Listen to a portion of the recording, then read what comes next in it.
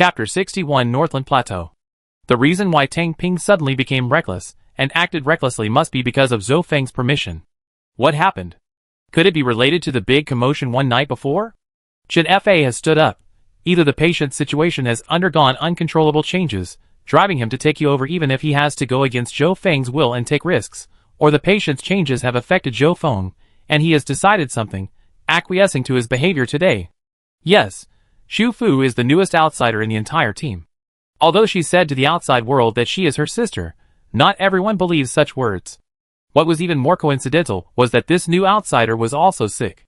If Tang Ping was really conducting some research on those patients in this small building, was there a better experimenter than Xu Fu? He deliberately chose to come when Chen Fa was not there, thinking of getting the people there first. Not only Xu Fu, but also Chen Yueshan. After that, when Chen Fa came back and found that both of them were missing, it would take some time to find them. Even if he found Tang Ping and confronted him for the person, he might ask her to choose between the two.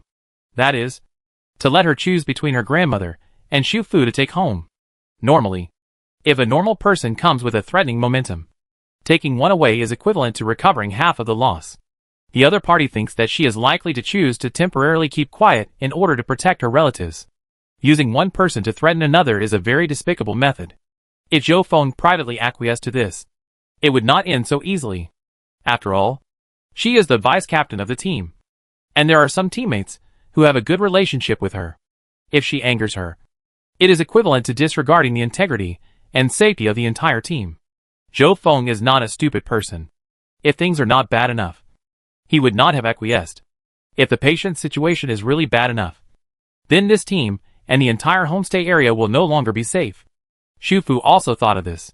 She stood up and went to the window to carefully check outside, and then walked back. No one is watching. Well, when I came back just now, there was nothing unusual outside. Chen Fa nodded. She and some of the team members, who have a good relationship, have an unwritten agreement. If one day when the other party is not there, and it may be unknown, and something happens in the team, they will mark on the windows of the small building where each other lives as a reminder. She would take a quick look every time she came back. And today was no different. And there was no problem. So, even if something happened, it was still in the initial stage. And Tang Ping came alone, wanting to act quietly. Xu Fu thought back to the whole thing. And the syringe that the other party used later was indeed hard to defend against.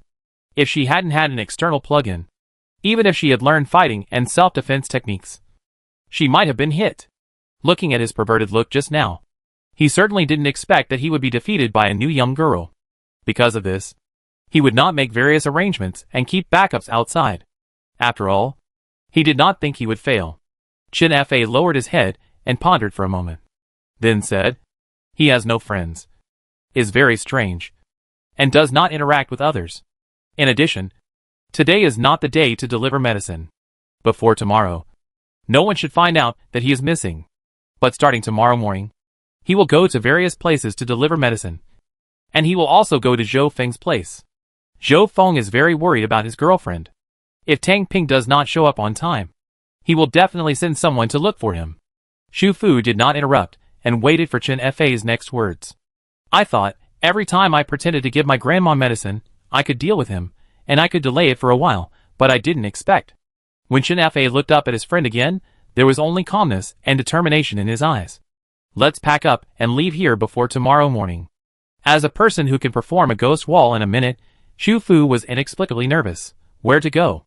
To the northeast, there is a call, close to the flood area in the north, but it is a distance from the water surface. There is a warehouse on the call. It is quite solid. Let's move there first and plan the direction of evacuation. It's close to the water, and it's easy to leave. Chen F was obviously prepared.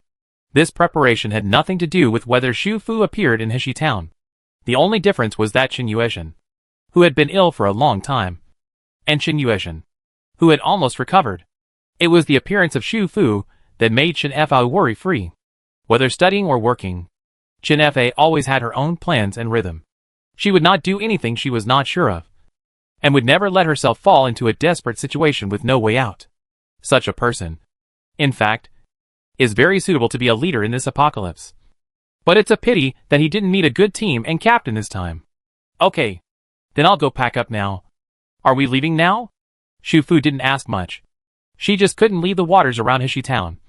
But as long as it was within the town, she could go anywhere. As for the future, if Chen Fa needed it, she could just give her the inflatable boat bag and the prepared waterproof travel bag, and let her take her grandmother away from here. Not now. She could come and go freely, but as long as she took Qin Yuezhen and the luggage with her, it would definitely attract the attention of other people in the BNB. She said to Shu Fu, "Get ready, we'll leave after dark." Shu Fu's eyebrows jumped slightly. She had been reminded by Chen Fa several times not to go out after dark, but now they had to take the risk of crossing the entire town to the northeast mountain at night. Chen Fa thought about it, and got up again to go to the bathroom, knelt down in front of Tang Ping, and began to search him. A notebook with scribbled words that they couldn't understand at all. A bunch of keys. And a bottle of red potion wrapped in white gauze. The bottle was small, made of transparent glass, like a medicine bottle. There should have been a label on it, but it was torn off. The bottle contained a red translucent liquid, and no one knew what it was. When Chen Fa picked up the bottle, she frowned slightly, and Shu Fu, who was standing behind her, also frowned because she smelled a fishy smell. No wonder this pervert always has this smell on him. It turns out it's coming from this bottle. The bottle can emit this smell even with the lid screwed tight. I really can't imagine what kind of terrible biochemical smell will be emitted once the lid is opened. But this glass bottle was carefully wrapped in a thick soft gauze by Tang Ping, and then placed in the pocket inside his clothes. No matter what this thing is, it seems to be very important. Chen Fa wrapped it with gauze again. Shu Fu knew that she was going to take it away. After going out for a while, she came back and handed her a plastic bag. It's better than nothing. It can isolate the smell. She put the bottle wrapped in gauze into the plastic bag, and then carefully put it into the zipper pocket of her clothes. Then she said to Shu Fu, "You and Grandma will wait for me for a while in the evening. I will go out after dark." Shu Fu looked at the key in her hand. "Are you going to Tang Ping's small building?" "Yes. I'll be back soon. It will be very fast. I'll go with you." Shu Fu's portable protective shield can wrap one more person through her arm, and it will not be noticed when used. At this critical moment, she has to take good care of Chen Fa. Chen Fa did not hesitate and nodded. For a while afterwards, the three of them quietly and quickly packed their things. Shu Fu originally only had one backpack, which did not contain much food. She had consumed some of it in the past few days, and it was lighter than before.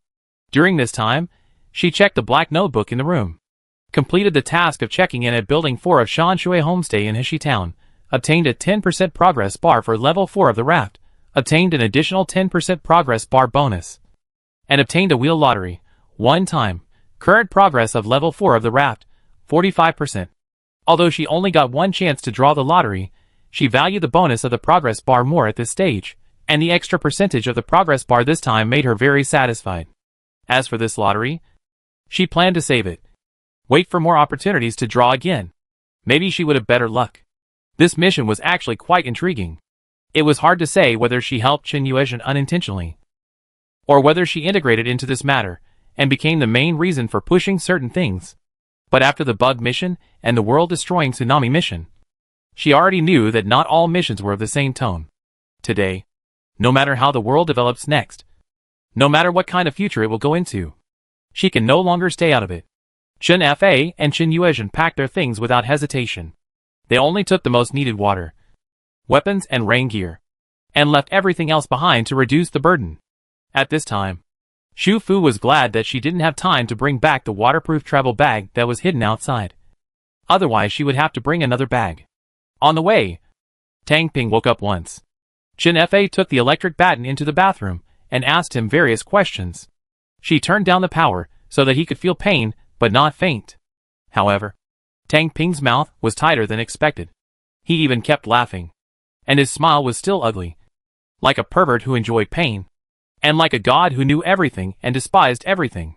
Until the end, Chen Fa said that he would burn down his small building, and his expression changed. He scowled, staring at Chen Fa gloomily. If his eyes could bite, he would have torn a piece of flesh off Chen Fa's face. "Idiot! You don't know what you are doing." Chen Fa was also annoyed by his pretentious appearance, and turned the power to the maximum again, and shocked him without saying a word. Tang Ping lay down again. Shu Fu checked the rope on his hand. tied up his legs, and finally blocked his mouth tightly, and then tied him to the sewer pipe to ensure that he could not escape no matter what. Let's go out and eat something first, eat what we can't take away, and also save our energy for the night. It was night. There was a subtle sound outside the most remote building of Shanshui B&B, which was completely negligible compared to the noisy rain around. Chen Fa skillfully cut off the power supply of the building, and together with Xu Fu, who was waiting at the door, used the key to open 3 locks respectively, and then entered the building. Both of them were wearing split raincoats, rain hats, and large black masks, and nothing was exposed except a pair of eyes. Even if there were cameras installed in the house, they would not be able to capture their faces. However, in such a small town with poor conditions and shortage of supplies, it would not be easy to find cameras to install even if one wanted to. Chen Fa cut off the power supply just in case. The house was humid and hot, and there was a strong smell of disinfectant in the air, as if to cover up the faint fishy smell that permeated the entire building. Xu Fu took out 2 small flashlights from her waist bag and handed one to Chen Fa. The internal structure of all the small buildings in the B&B is similar. It is not big inside, divided into 2 floors, and there is also a bedroom on the first floor. After checking the living room, the two went to the room on the first floor. This seemed to be Tang Ping's room. The smell of disinfectant inside was a little lighter. There were 2 white windbreakers of similar style hanging behind the door. There were few things inside. The two looked at them one by one and found nothing special. After coming out of the room, they heard subtle noises coming from upstairs. After Tang Ping moved in, although Chen Fa had never been here, he heard from other team members who said patients here that the rooms on the second floor of the small building were where Tang Ping placed patients. Zhou Feng also placed 2 beds in each room according to Tang Ping's requirements, and focused on reinforcing the doors and windows of the upstairs rooms, almost sealing the windows. When their team searched the small clinic in the town before, although they didn't find any useful medicine, some heavier medical equipment was not taken away by anyone, because Tang Ping needed it. They moved as much as possible here for him to use. According to the team members, the second floor of the small building was designed to look like a hospital ward, and it was a fully enclosed ward. The two walked lightly and walked up the stairs. There were 3 rooms lined up in the corridor. The subtle noises they heard came from these rooms. The two looked at each other, and after each of them tightened their weapons, they pushed open the first door. The door panels were soundproofed, and after the door was opened, the noise inside became noticeably louder, with a dull and suppressed roar, and the sound of metal colliding. Chen Fa shone his flashlight over, and was met with a pair of bloodshot eyes, which was particularly terrifying in such a dark place where one could not see one's hand in front of one's face. Xu Fu's flashlight quickly converged with hers, and soon the person on the bed was illuminated more clearly. It was a sick person, wearing a patient uniform similar to that of a mental hospital, which had extremely long sleeves and could be directly tied behind the back to fix the person. The man was not only gagged with a cloth, but also tied up all over his body, and was firmly fixed to the bed with a metal belt. No matter how he struggled, he could not leave the bed that imprisoned him. He was just like what Chen Fa said before. His eyes were dull and distracted, and his facial expression did not change when he saw them. It seemed that he was not aware of their existence, and he just struggled subconsciously, as if his body was twitching. But other than that, there was nothing else wrong with him.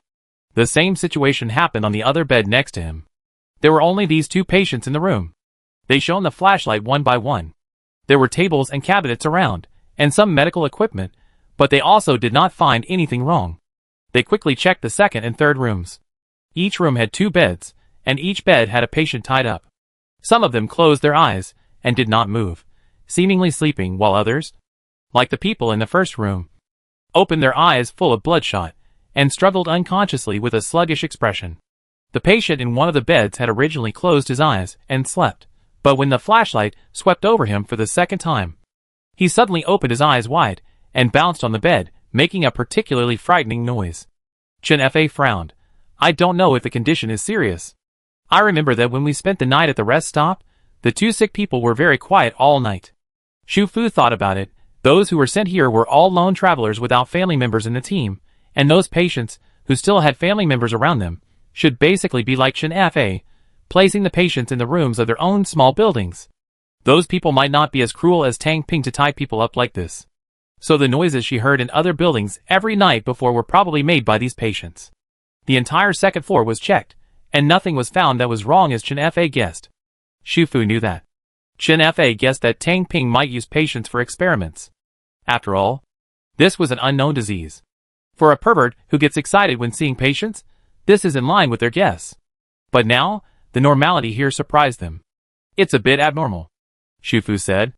Didn't you say that Tang Ping claimed to be a Chinese medicine practitioner? That he knew about herbs and acupuncture? But from the beginning till now, all the equipment and instruments we have seen are from Western medicine. And there is nothing called Chinese medicine at all.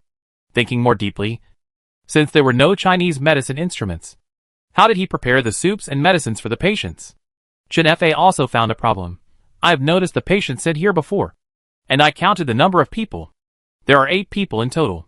She paused, and pointed the flashlight at the room. There are only 6 people here. The two looked at each other, and said at the same time, basement? Chen Fa's small building also has a basement. But it is very small. The corner of the stairs extends down half a floor. With a door. A small room similar to a small cellar. It was very low inside, and could only hold a few things. Not people at all. So at first, Chen Fa didn't even think about going there. But the structures of each building here are slightly different. If Zhou Feng knew what Tang Ping was going to do from the beginning to the end, then when he first arranged this place for Tang Ping to live in, it might not just be because of the remote location of this building. Sure enough, the basement of this building was completely different from the small building where Chen Fa lived. After moving the cabinet used to cover the corner of the stairs, they used one of the keys on the keychain to open the door at the back and found that there was another floor underneath. An L-shaped corridor with 2 rooms on the corridor. There seems to be an independent backup power supply inside. There are 2 night lights installed near the ground in the corridor, which seem to be used for guiding lighting. The 4 walls of the basement are all cement walls, very much like the rough-cut house that has not been renovated yet.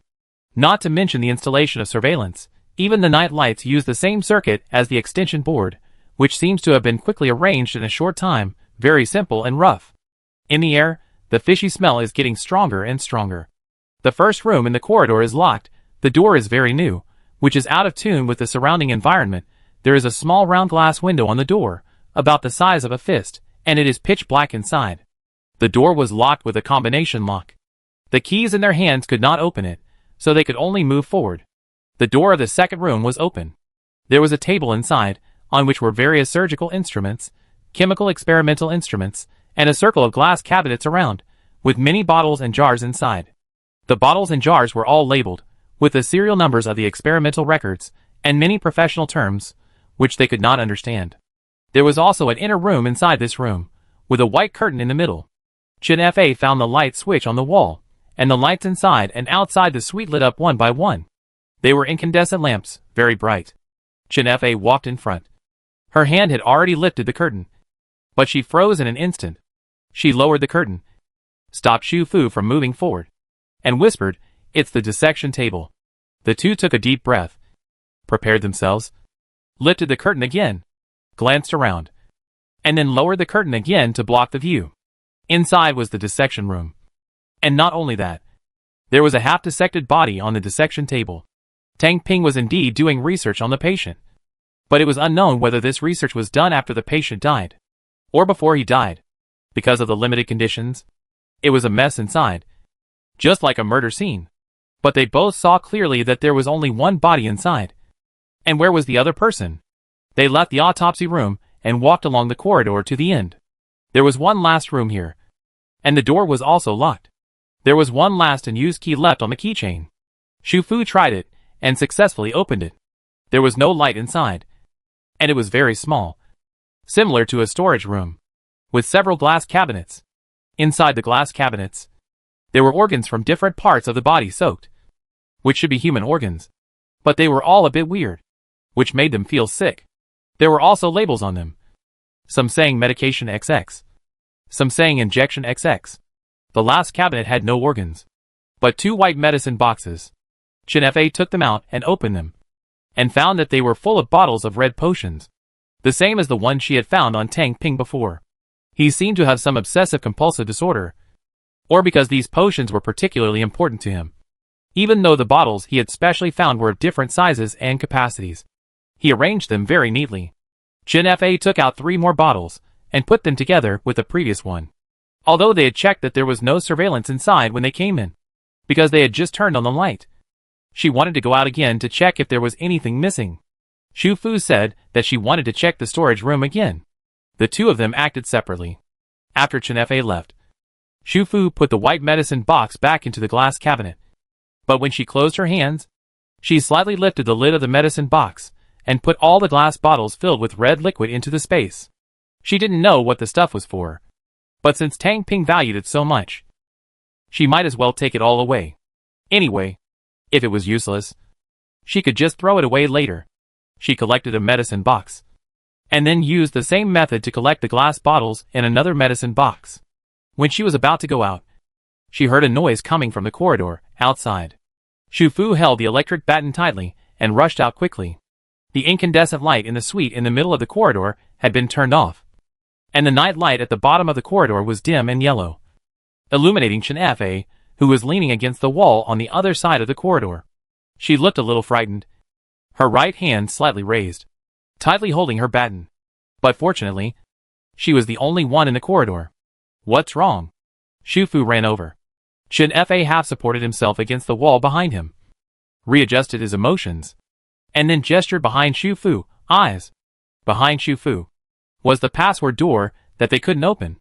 She remembered that there was a small round glass window on the door, about the size of a fist. She slowly turned her head, and Chen Fa raised the flashlight in his other hand, shining it on the small glass window. It was still pitch black inside.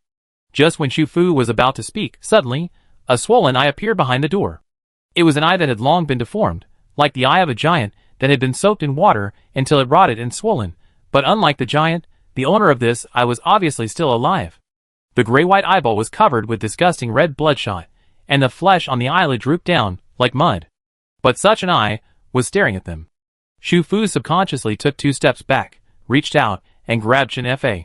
Chen Fa said in a deep voice, "Found it, the last patient." Chapter 62 Northland Plateau.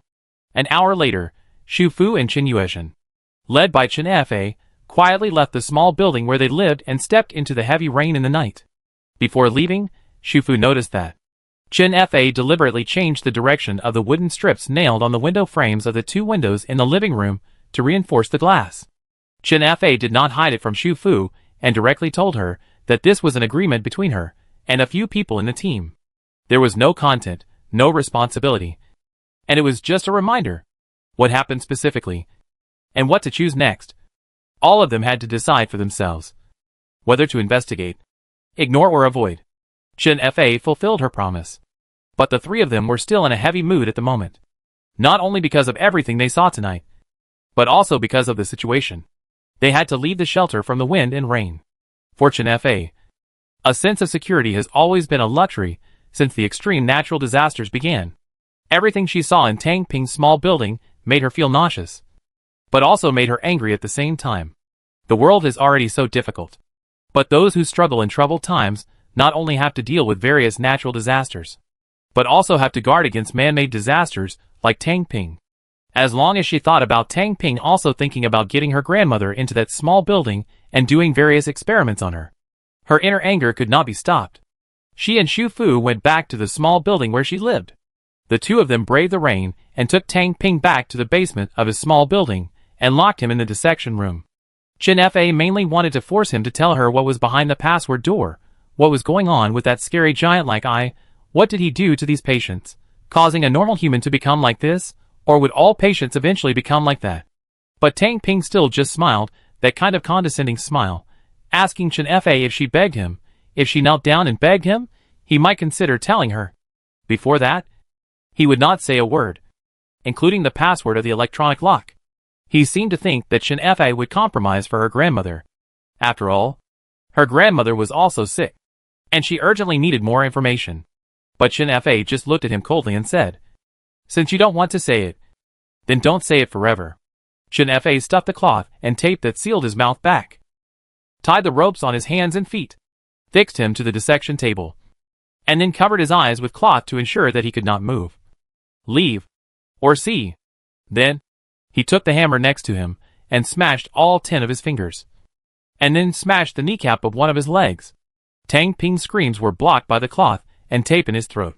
Chen Fa hit him very carefully. All 10 fingers from the fingertips to the bases were shattered, and so was his kneecap. The severe pain made him bounce on the ground like a fish. But his mouth was sealed tightly, and he could only make dull and suppressed sounds like the patients on the second floor. His hands and feet were also tied up like those patients, and no matter how hard he struggled, it was in vain.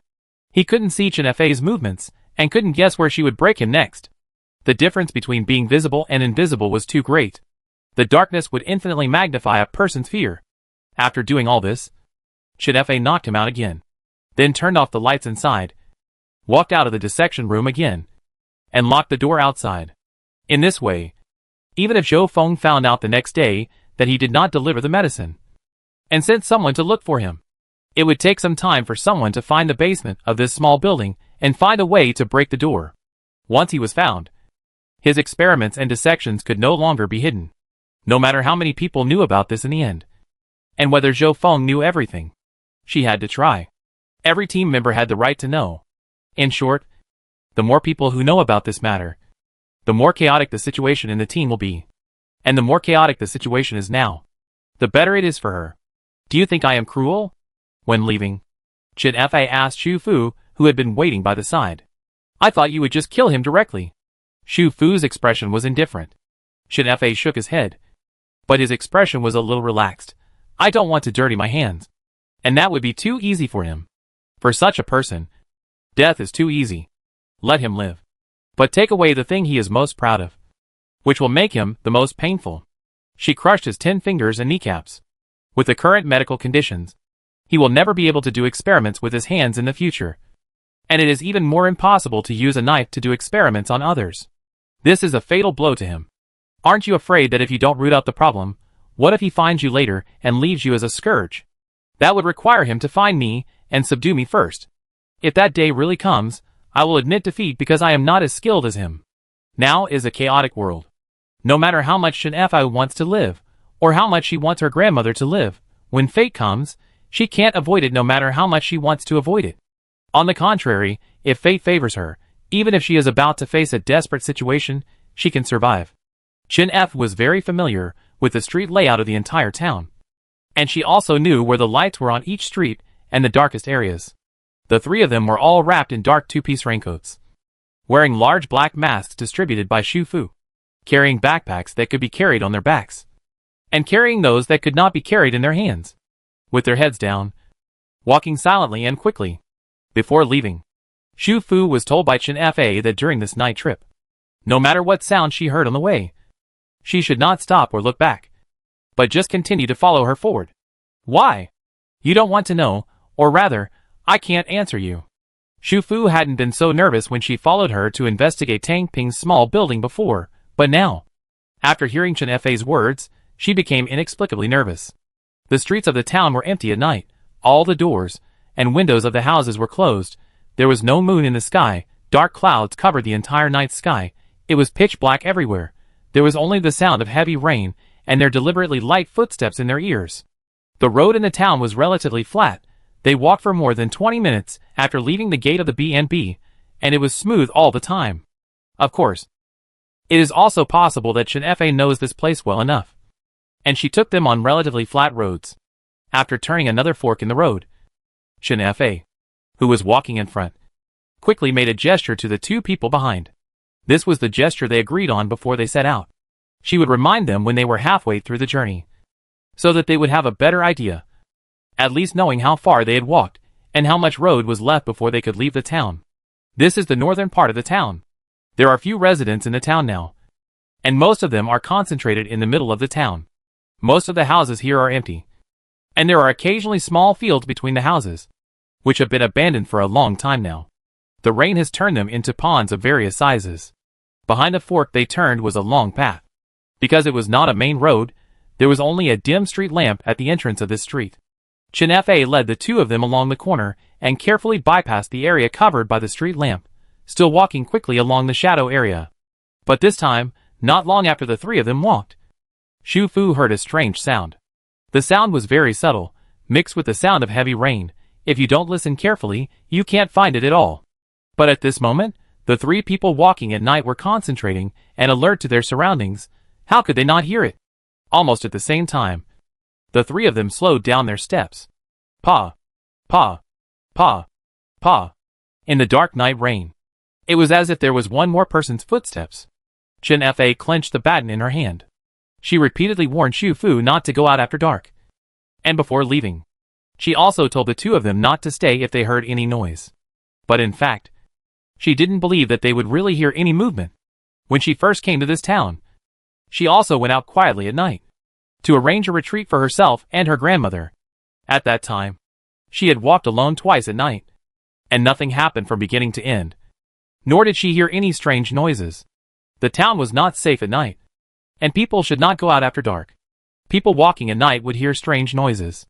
This series of sayings came later. At first, several local residents in the area where the Malaysian team was responsible had such sayings. But the residents of the block where Yang Kan's team belonged did not believe it at that time. Especially the people in Yang Kan's team, who even suspected that this was a trick deliberately created by the Malaysian team. But later, people from both sides of the street said they heard strange noises when they went out at night.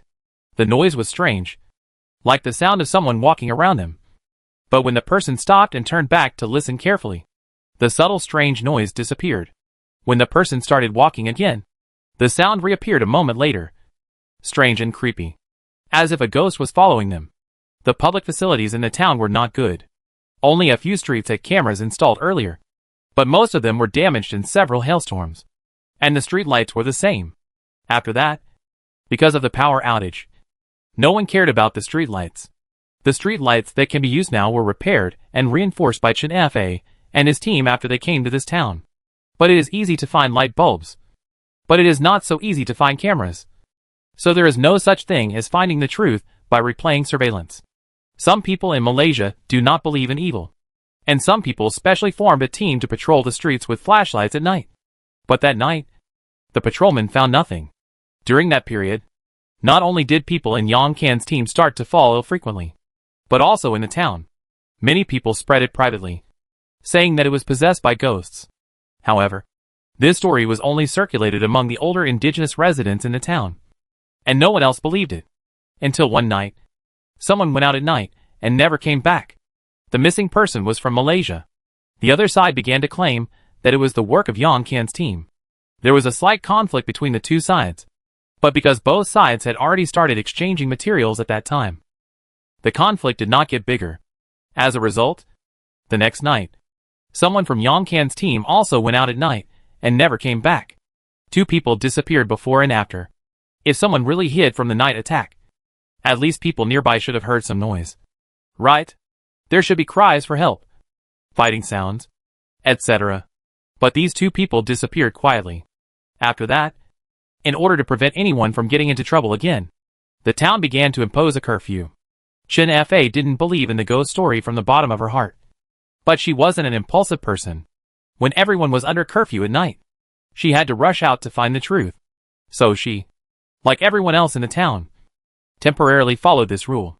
Because she didn't believe it, she dared to leave with her grandmother and Xu Fu at night tonight. Don't look back. Don't stop. Keep going. Chen Fa lowered his voice and gave a reminder. Chen Yuezhen hummed, holding the weapon in her hand and following closely behind her. Xu Fu had already opened the portable protective shield the moment she heard the click sound, and then took out the nail gun from the waterproof backpack on her back and held it tightly in her hand. Even if she couldn't protect the two people, she could keep an eye on the two people in front of her while ensuring her own safety. As they walked faster, the click sound that followed them also began to speed up. But it was still subtle. Xu Fu listened carefully and felt that the sound was a little familiar. At the moment when she was distracted, Chen Fa, who was walking in the front, suddenly stopped, staggered, and almost fell. Chen Yuezhen, who was following behind her, supported her in time. Xu Fu held the nail gun in her hand, stretched out her hand to block the two people, used her body as a shield, and looked vigilantly into the darkness on both sides of the alley. There was nothing, except a dim yellow street lamp at the entrance of the small street and heavy rain. She could not see anything. Shu Fu quickly turned on the flashlight tied to the nail gun and began to look around. But the small street was very narrow, and this section of the road happened to be surrounded by walls on both sides, so there was no place for people to hide. Fa. Behind Shu Fu, Qin Yuezhen's worried voice came. She turned around quickly and found that Qin Fa, who was supported by Qin Yuezhen, was half leaning against the wall, and his steps were a little unsteady. What's going on? Shu Fu didn't believe in the ghost story. All the weirdness was due to the lack of information. She believed that something must have attacked Qin Fa, but she didn't know what it was yet. Qin Fa's mouth under the mask opened and closed, and he bit his lower lip hard. After tasting the blood, he felt a little more awake, and uttered a few words. Go quickly. Only she knew the way to the warehouse in the mountain valley, and it was extremely hidden there. If she lost consciousness before reaching there, they would not be able to find the exact direction by themselves, and it would be more dangerous to stay in the wild at night. Qin Yuezhen understood immediately, held her hand, turned around, and carried her on her back. Shu Fu picked up the large travel bag that Qin Fa had dropped, and quickly followed the two of them. Qin Yuezhen had taken medicine and rested for so long, and her body had almost recovered. Qin Fa weighed about 100 pounds, so it was not difficult for her to carry her. Qin Fa leaned on her grandmother's shoulder and pointed the way for them. Shu Fu did not turn off the flashlight, and illuminated the road ahead for Qin Yuezhen. Anyway, this was already the north of the town, and there were few residents. Even if there were people living nearby, they were fully armed now, and others could not see their appearance and gender clearly. At most, they knew that someone was passing by. When they walked out of the dark street safely, Shu Fu turned off the protective shield in time. When the three of them walked out of the town, Qin Fa signaled Shu Fu to use the electric baton on her, so that she could stay awake. Shu Fu did not hesitate, directly took out the electric baton, turned down the power, and gave Qin Fa a blow on the back of her hand that was exposed. The thick raincoat had a certain insulating effect, and this amount of power could not affect Qin Yuezhen, who was carrying her, but it could make Qin Fa feel pain, so that she would wake up instantly, and would not lose consciousness for the time being. But Qin Fa was still anxious. She was very clear about her situation. She didn't know if it was because she was wearing rain boots instead of boots. Just now, she felt like something stabbed her calf near the ankle. She felt half of her body numb instantly, and it was difficult for her to even speak. At this moment, the numbness invaded her whole body, and it was still invading her brain. She was about to collapse, and the last section of the uphill road was the most difficult to walk. She was also afraid that her grandmother would not be able to hold on. Qin Fa bit her lips hard again, and said in a voice as soft as a mosquito, Xiao Fu, you have a boat. Put me down. Take the supplies. Take my grandmother. Go. In fact, they didn't need to go to the mountain at all. Now they were out of the town. It was not far from the water. Shu Fu could have left here safely. The light on the mountain was even darker, and no one knew if the thing that attacked her before would appear again. But this time, neither of them paid any attention to her. Soon, Qin Fa felt her feet touch the ground. Not long after, someone else carried her on his back and continued to move forward. Qin Fa opened her eyes. Her grandmother was walking on one side, carrying two large bags in one hand and holding a flashlight and a stun gun in the other, as if she was ready to hit her at any time. The person carrying her was obviously much thinner and weaker. It was Shu Fu. She remembered that Shu Fu was only 160 centimeters tall, weighed less than 90 kg, and was no match for her grandmother, who was 170 centimeters tall and weighed 130 kilograms. How could she hold on to this last muddy section of mountain road? She didn't know what had just stabbed her in the darkness. Her brain was becoming less and less under her control. At this moment, many fragmented images suddenly appeared in front of her. She thought of those boxes of extremely precious medicine, and also of the rainy day when the first thunderstorm occurred in Suicheng a long time ago. If Shu Fu had not sent them home because of Zhang Tian's ex-boyfriend that day, she and Wu Xiaoshan would have died on the Line 14 subway where the accident happened. Before she and Wu Xiaoshan separated, the apocalyptic video had already spread on the internet. At that time, both of them actually had a subtle feeling in their hearts. But no one spoke. Until Wu Xiaoshan was going to Xiangzhou province, and she was going to Lanka province. Before the two people who were traveling together separated, Wu Xiaoshan suddenly said to her, "What do you think is the probability that Xiao Fu is a reborn person?" She was stunned at the time, and was speechless. It's not that she hadn't thought about this possibility, but she didn't expect Wu Xiaoshan to ask this question suddenly. After the other party finished speaking, he left quickly, and it seemed that he didn't want an answer. Perhaps in Wu Xiaoshan's heart, she actually hoped that Xu Fu was also a reborn person, because only in this way, as a reborn person, she could guide them to move to Sand City in the beginning, and become a clear direction, a hope, and a beacon to illuminate their dark road ahead in these desperate dark disasters. Because of this, when Xu Fu insisted on showing her determination to stay in the villa, she didn't stop him or ask more questions. If it was really possible, she needed such an aura. But until this moment, she leaned on Xu Fu's thin shoulders, listened to her even breathing, and finally understood. She didn't need the aura of a reborn person. A friend who would not abandon her in a dangerous and desperate situation, and was willing to take the risk of carrying her on her way forward, was originally a light that could illuminate her way forward in this dark and catastrophic year. 1. Hope. Xu Fu often practiced rowing machines and had amazing arm strength. She was not weak. She relied on the little light from the flashlight and walked steadily and solidly step by step. She heard Chen Fei's weak breathing on her shoulder, and he seemed to cry a little when he spoke. Xiao Fu. Well? Stay awake. Show me the way.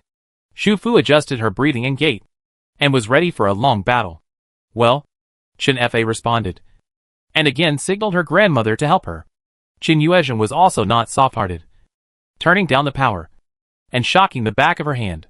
Xu Fu did not speak again. She wanted to focus all her attention on the mountain road under her feet, and at the same time maintain her breathing state at the moment, and regard this as an extreme physical training. There were few trees on this mountain road in Heshi town. Those trees had been destroyed by some rainstorm and hail long ago. The mountain road was narrow and not very obvious. It was all slippery mud. But fortunately, Xu Fu was wearing waterproof boots that were non-slip. When she bought them, they felt super expensive, and now she realized that they were expensive for a reason. After more than half an hour, she finally followed Chen Fei's instructions and saw a cave covered with vines. The cave was very hidden. Ordinary people would not notice it at all. The interior of the cave was very short, and it was semi-open. It felt more like a rock passage. But after passing through, it was a different world. A valley appeared in front of her. This valley was not big, semicircular, and open to the north. It was located on a steep cliff in the middle of the hillside. It was somewhat similar to the cave restaurant where Xu Fu had stayed before. However, that restaurant had a roof, while this was an open small valley. Near the inner wall, there were two gray houses built together. The house was square and seemed to have no windows. Xu Fu was already at the limit of her physical strength, and it was too dark to see clearly, so she did not study the house for the time being. She gritted her teeth and quickened her pace again, carrying Chen Fei on her back. Qin Yuezhen had already found the location of the gate, opened the door with the key Chen Fei gave her, and then turned back to support the shaky Xu Fu. Chen Fei had lost consciousness on Xu Fu's back. The two of them did not care about breathing, dragged Chen Fei, and supported each other, and finally plunged into the safe house. Chapter 63 Northland Plateau. The sound of rain falling on the roof, a noise. Qin Yuezhen turned on the camping light found in the house, and the dim yellow light poured out, dispelling the darkness around. Xu Fu, who was lying on the ground, pulled down her mask, panting like a cow, but still did not forget to look at the house she was in. The two rectangular houses were connected in an L shape. In addition to the door they came in, this room only had a small window with iron bars on the right side of the door. The walls here were dark and cold, and seemed to be made of stainless steel, like the kind of house that was transformed and reinforced from a container. Although it looked cold, it was particularly safe to stay indoors. There were many shelves against the wall in this room, and on some of the shelves were several old-looking boxes. Qin Yuezhen took the camping light from one of them. Qin Yuezhen turned on the light, took out a bottle of unopened coconut milk from her travel bag and placed it next to Xu Fu, who was still panting. Then she took off the backpack that she had been carrying in front of her and didn't have time to put down. She reached out and touched her head, as if silently praising her. Well done. In this small town with scarce supplies, such a bottle of original coconut milk that had not expired was a rare thing. She knew how precious such supplies were to Chen Fei and the others, although she didn't lack them. This was Qin Yuezhen's kindness. and she didn't want to refuse others' kindness. So Shu Fu climbed up half leaning against a shelf nearby, opened a bottle of coconut milk, and drank it all in one go, thinking that when Chen Fa was fine, and the rain was a little lighter after dawn, she would go down the mountain to get the hidden supplies bag. After drinking the coconut milk, Shu Fu felt a little more energetic, so she hurried to help Chen Fa. Chen Fa was still lying on the ground motionless. Qin Yuezhen had helped her take off her mask, raincoat and rain pants, took out a camping blanket from her travel bag and spread it aside, and then moved her over. Chen Yuezhen patted her wet cheeks, trying to wake her up, but she seemed to be unconscious and had no reaction at all. Qin Yuezhen felt her pulse and heartbeat, and found nothing abnormal. Shu Fu also took out a bottle of Finjiajing from her waist bag and applied it on Chen Fa's philtrum and temple, trying to stimulate her to wake up. But it was all in vain. Did Fafa tell you what happened? Qin Yuezhen was old and knew that her hearing was not as good as that of young people. When she carried her on her back and walked quickly, her ears were filled with the noisy sound of rain. Even if Chen Fa said something on her back, she didn't hear it, Shu Fu recalled. And it seemed that when she carried her up the mountain, Chen Fa had reminded her with a faint voice, "Be careful. Your feet." Feet. Shu Fu immediately moved, and turned to take off Chen Fa's rain boots.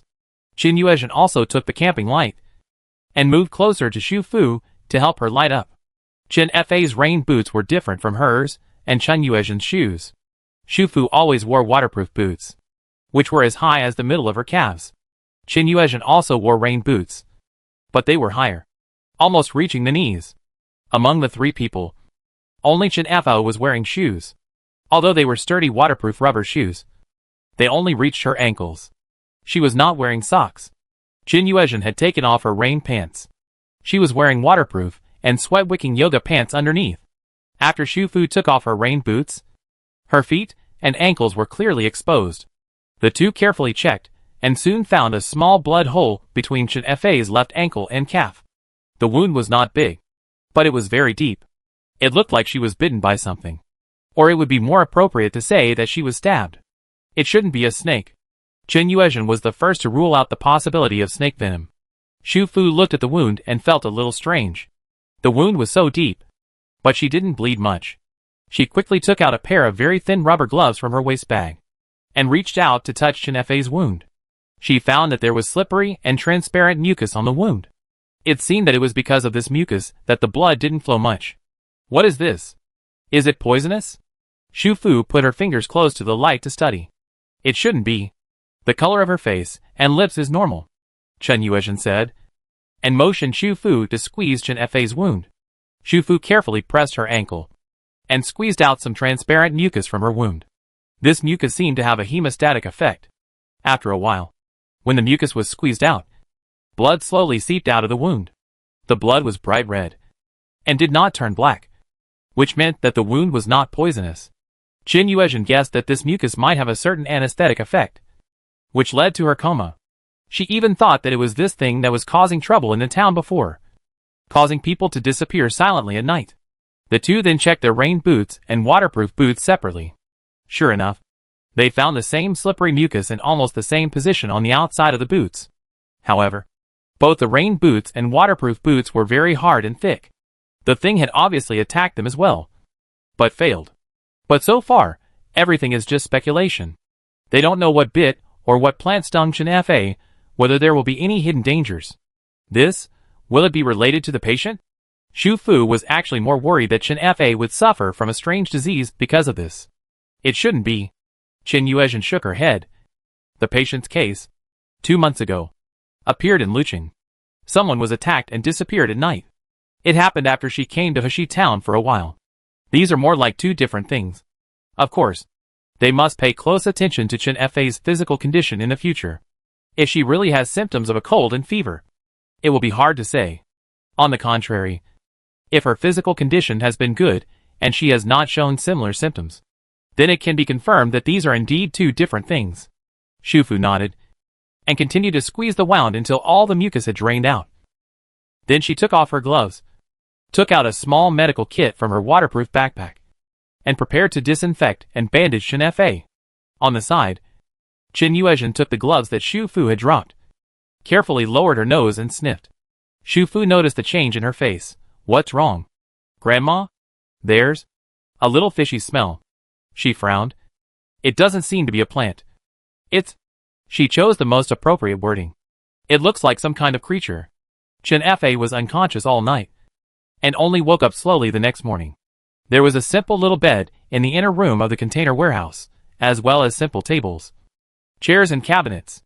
In the cabinets, there were a lot of supplies that were obviously placed for later, a small amount of canned meat and canned fruit, biscuits and bread with a long shelf life, a small amount of bottled drinking water, a gas stove and a replacement gas bottle, camping lights and camping pots, a small amount of clothes. There were not many things, all some emergency supplies, less food and more camping supplies. Obviously Chen Fa had prepared them early. I don't know how she found this place, and when she decided to turn it into a backup house, maybe it has something to do with her having stayed in the town for a while before. No matter what, under the current situation, this is a very suitable place for refuge and recuperation. The night before, Shu Fu and Qin Yuezhen used the camping moisture-proof mat and thermal blanket here to make 2 beds on the ground. Because there was no one nearby, the container house was well sealed, and the doors and windows were reinforced. Once it was closed and locked, there was no need to worry about anything breaking in at night. So both of them rested well. Qin Yuezhen fed Chen Fa some water, and told her about the speculation about the wound, asked her how she felt now, and told her if she felt uncomfortable anywhere, she must tell me, and she couldn't bear it, after all. She was stabbed by an unknown creature. It really looks like an anesthetic, and the effect is long-lasting. The stabbed side of my body is still numb, and I can't move. Chen Fa looked fine. So when she said, she didn't have any headaches, fever, or colds, and there were no other problems. Chen Yuezhen and Shu Fu were relieved. Did you see what it was? This was what Shu Fu couldn't figure out the most. The narrow street was clearly surrounded by walls on both sides, and there were 3 of them at the time. But after Chen Fa was attacked, none of them saw anything strange leave. And what is that click? Click. Click sound? Could it be a bug? Shu Fu guessed this way because she had seen all kinds of bugs in the cave restaurant. It was spring, and bugs were beginning to proliferate. It was very likely that some bugs they had never seen appeared because of the frequent disasters. They were not necessarily mutated bugs. Maybe they had never appeared in the city before, so they had never seen them. But the bloody hole on Chen Fa's foot was as thick as her little finger. If it weren't for the mucus similar to anesthetic left by the thing that stabbed her, she might have screamed out in pain on the spot. What kind of insect can cause such a big wound? Leech? Shu Fu guessed while subconsciously stroking the goosebumps on her arm. Chen Fa. She is not afraid of mice and snakes, nor other flying insects, but she is most afraid of this kind of insects that bite the human body silently. It's not a leech. The wound caused by a leech bite is usually a triangular opening, and once it bites, it will not fall off without human intervention. It will also release venom, causing the wound to be red, swollen, itchy and painful, which does not match her current wound. Qin Yuezhen analyzed one by one. Qin Yuezhen's description was too detailed. Even if she denied it, Chen Fa's face turned very bad. In fact, if you want to find out, the best way is to go to that street again, Shu Fu said, and walk towards the room outside the container, and look through the small window next to the door to check the weather outside. The rain was not heavy now, so she could go down the mountain. Chen Fa and Qin Yuezhen naturally disagreed. First, they were afraid that she would be attacked by unknown creatures. And second, they didn't know if Zhou Feng had discovered that Tang Ping was missing, and whether he would search for her in the town. It's okay. I won't go to the center of the town, just to the north of the town. There's no one there. I'll go to the small street yesterday to check it out. Don't worry. Previous disappearances all happened at night. This means that the thing won't appear during the day. It's relatively safe during the day. Also, the place where I hid the supply package is quite close to here. I want to bring the supply package here. We have to stay here for a few days, at least until Chen Fa recovers. Grandma's health is not fully recovered yet, so we can take care of her together. During this period, we can plan where to go next.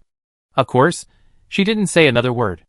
The most important thing is, she can't leave the water area of the town now. Chen Fa wanted her to bring Tang Ping's electric baton, but Shu Fu said no.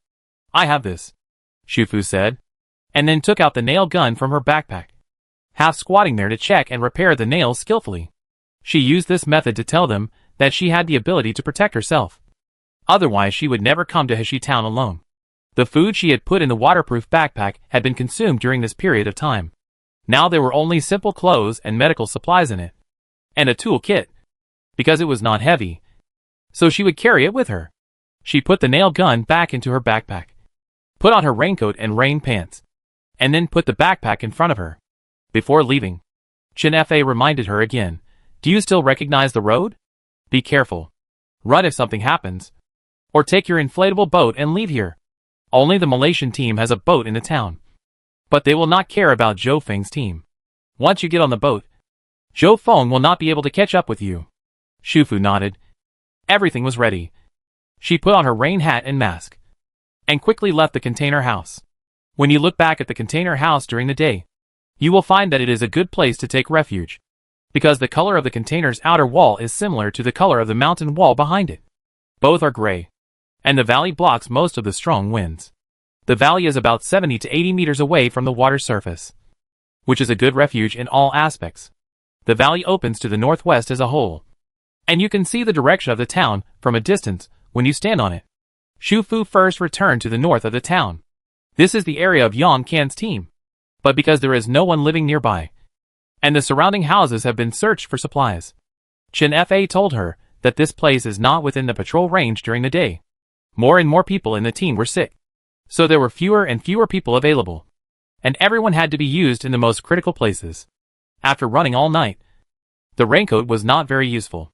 The waterproof sportswear under Shu Fu got wet and dried. Now, after going down the mountain, the rain seeped in through the gaps of the front buckle and the collar. And the inside was soaked again. The waterproof boots on her feet were of very good quality. And she had rain pants to block them from the outside. So no water got in. However, the entire bottom of the boots was covered with mud. When she walked, she felt that the boots were 2 kilograms heavier. Every step she took was like walking with a weight. Other than that, everything went smoothly on this trip down the mountain. She temporarily activated the portable protective shield when she approached the small street last night. This place looks completely different during the day than at night. There is no such dark and weird atmosphere. It is just an ordinary old town street. The walls on both sides are mottled. The ground is paved with bluestone bricks. There is a drainage ditch on the ground near the wall. If it rains every day, the ditch is always full, but it doesn't overflow, because the water in it will be drained to several nearby ponds with lower terrain. The ditch was dirty, and the water inside looked gray and black.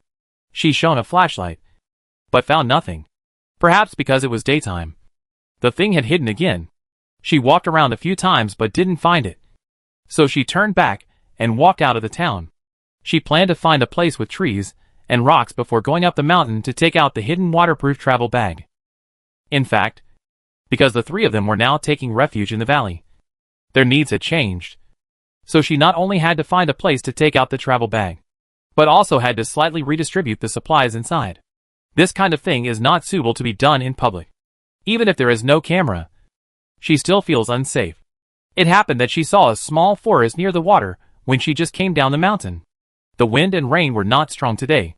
Shu Fu walked briskly after leaving the town and soon came to the forest at the foot of the mountain. This area is closer to the water, which is also the place where she hid the supplies after landing. Even if Chin-Fa himself was nearby, it would not be abrupt for her to go out with the travel bag and boat bag. She distributed the supplies quickly. When she was about to leave, she suddenly heard a noisy sound coming from the side of the forest near the water.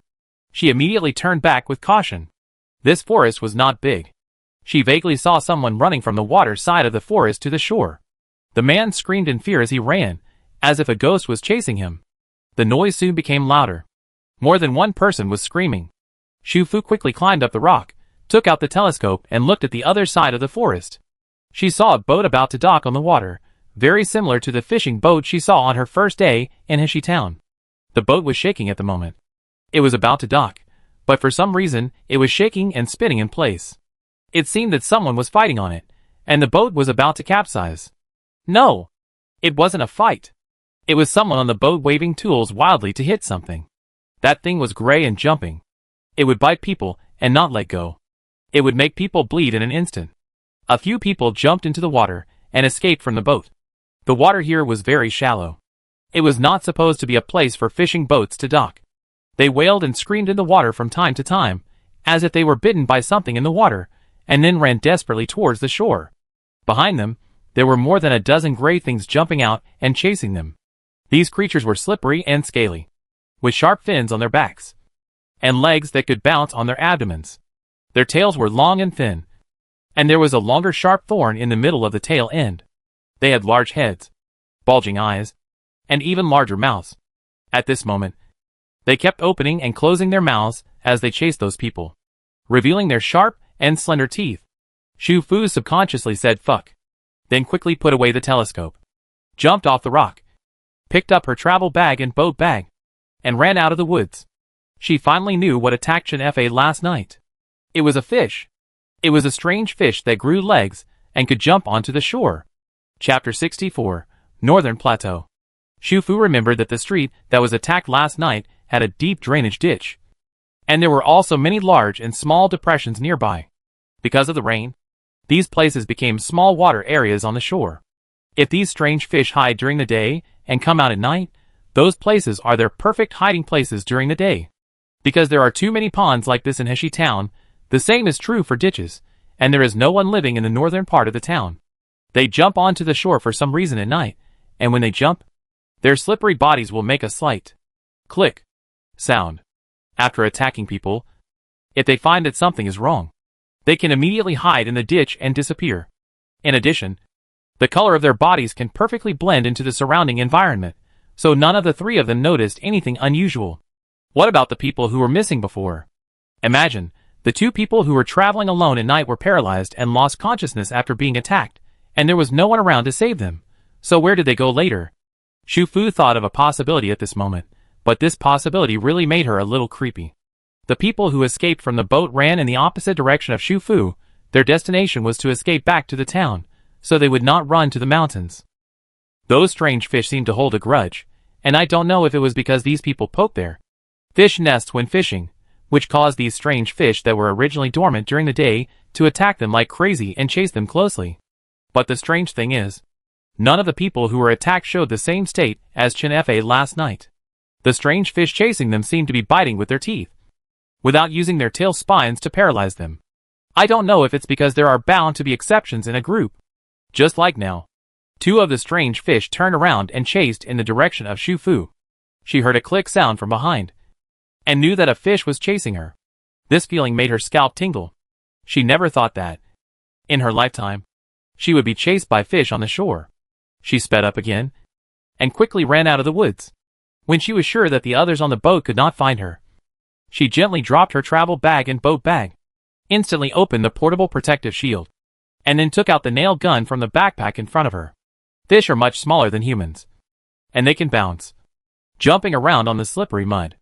After she fired a row of nails, she only hit one, and the other opened its huge mouth, accelerated and jumped high, and actually came towards her face.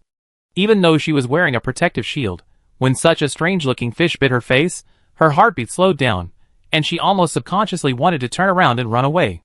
But she held back, and quickly took out an electric baton, and adjusted the power to the maximum, and at the moment when the strange fish hit her protective shield, she pushed it hard into its big face. After a series of crackling sounds, the strange fish's body froze, and fell to the ground with a thud, but it could still move, still struggling in the muddy water, opening and closing its big mouth, trying to jump up and attack again. This thing is quite ferocious. Shu Fu took out a nail gun full of nails, aimed at the strange fish on the ground at close range, and shot it directly, turning it into a hedgehog fish. She put away her weapon, took out her mobile phone, and began to shoot the two dead strange fish on the ground. She took photos and videos for later research. When she got close to shoot, the more she looked at the big head and eyes of the strange fish on the ground, the more familiar it looked. Shu Fu soon realized that she should have seen similar fish before.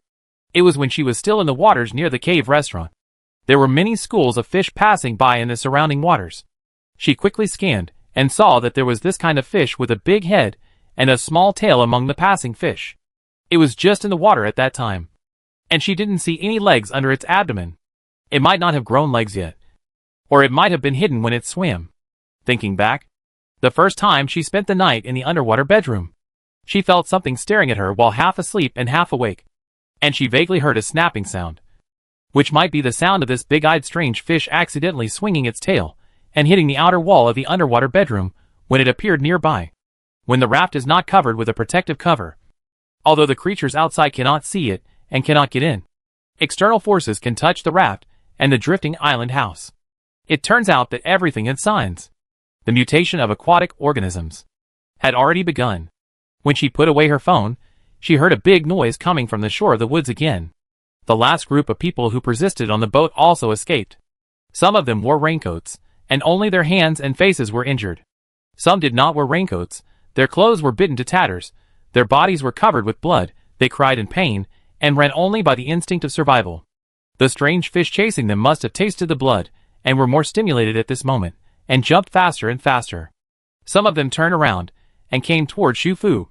She cursed again, picked up her travel bag and boat bag, and ran up the mountain quickly.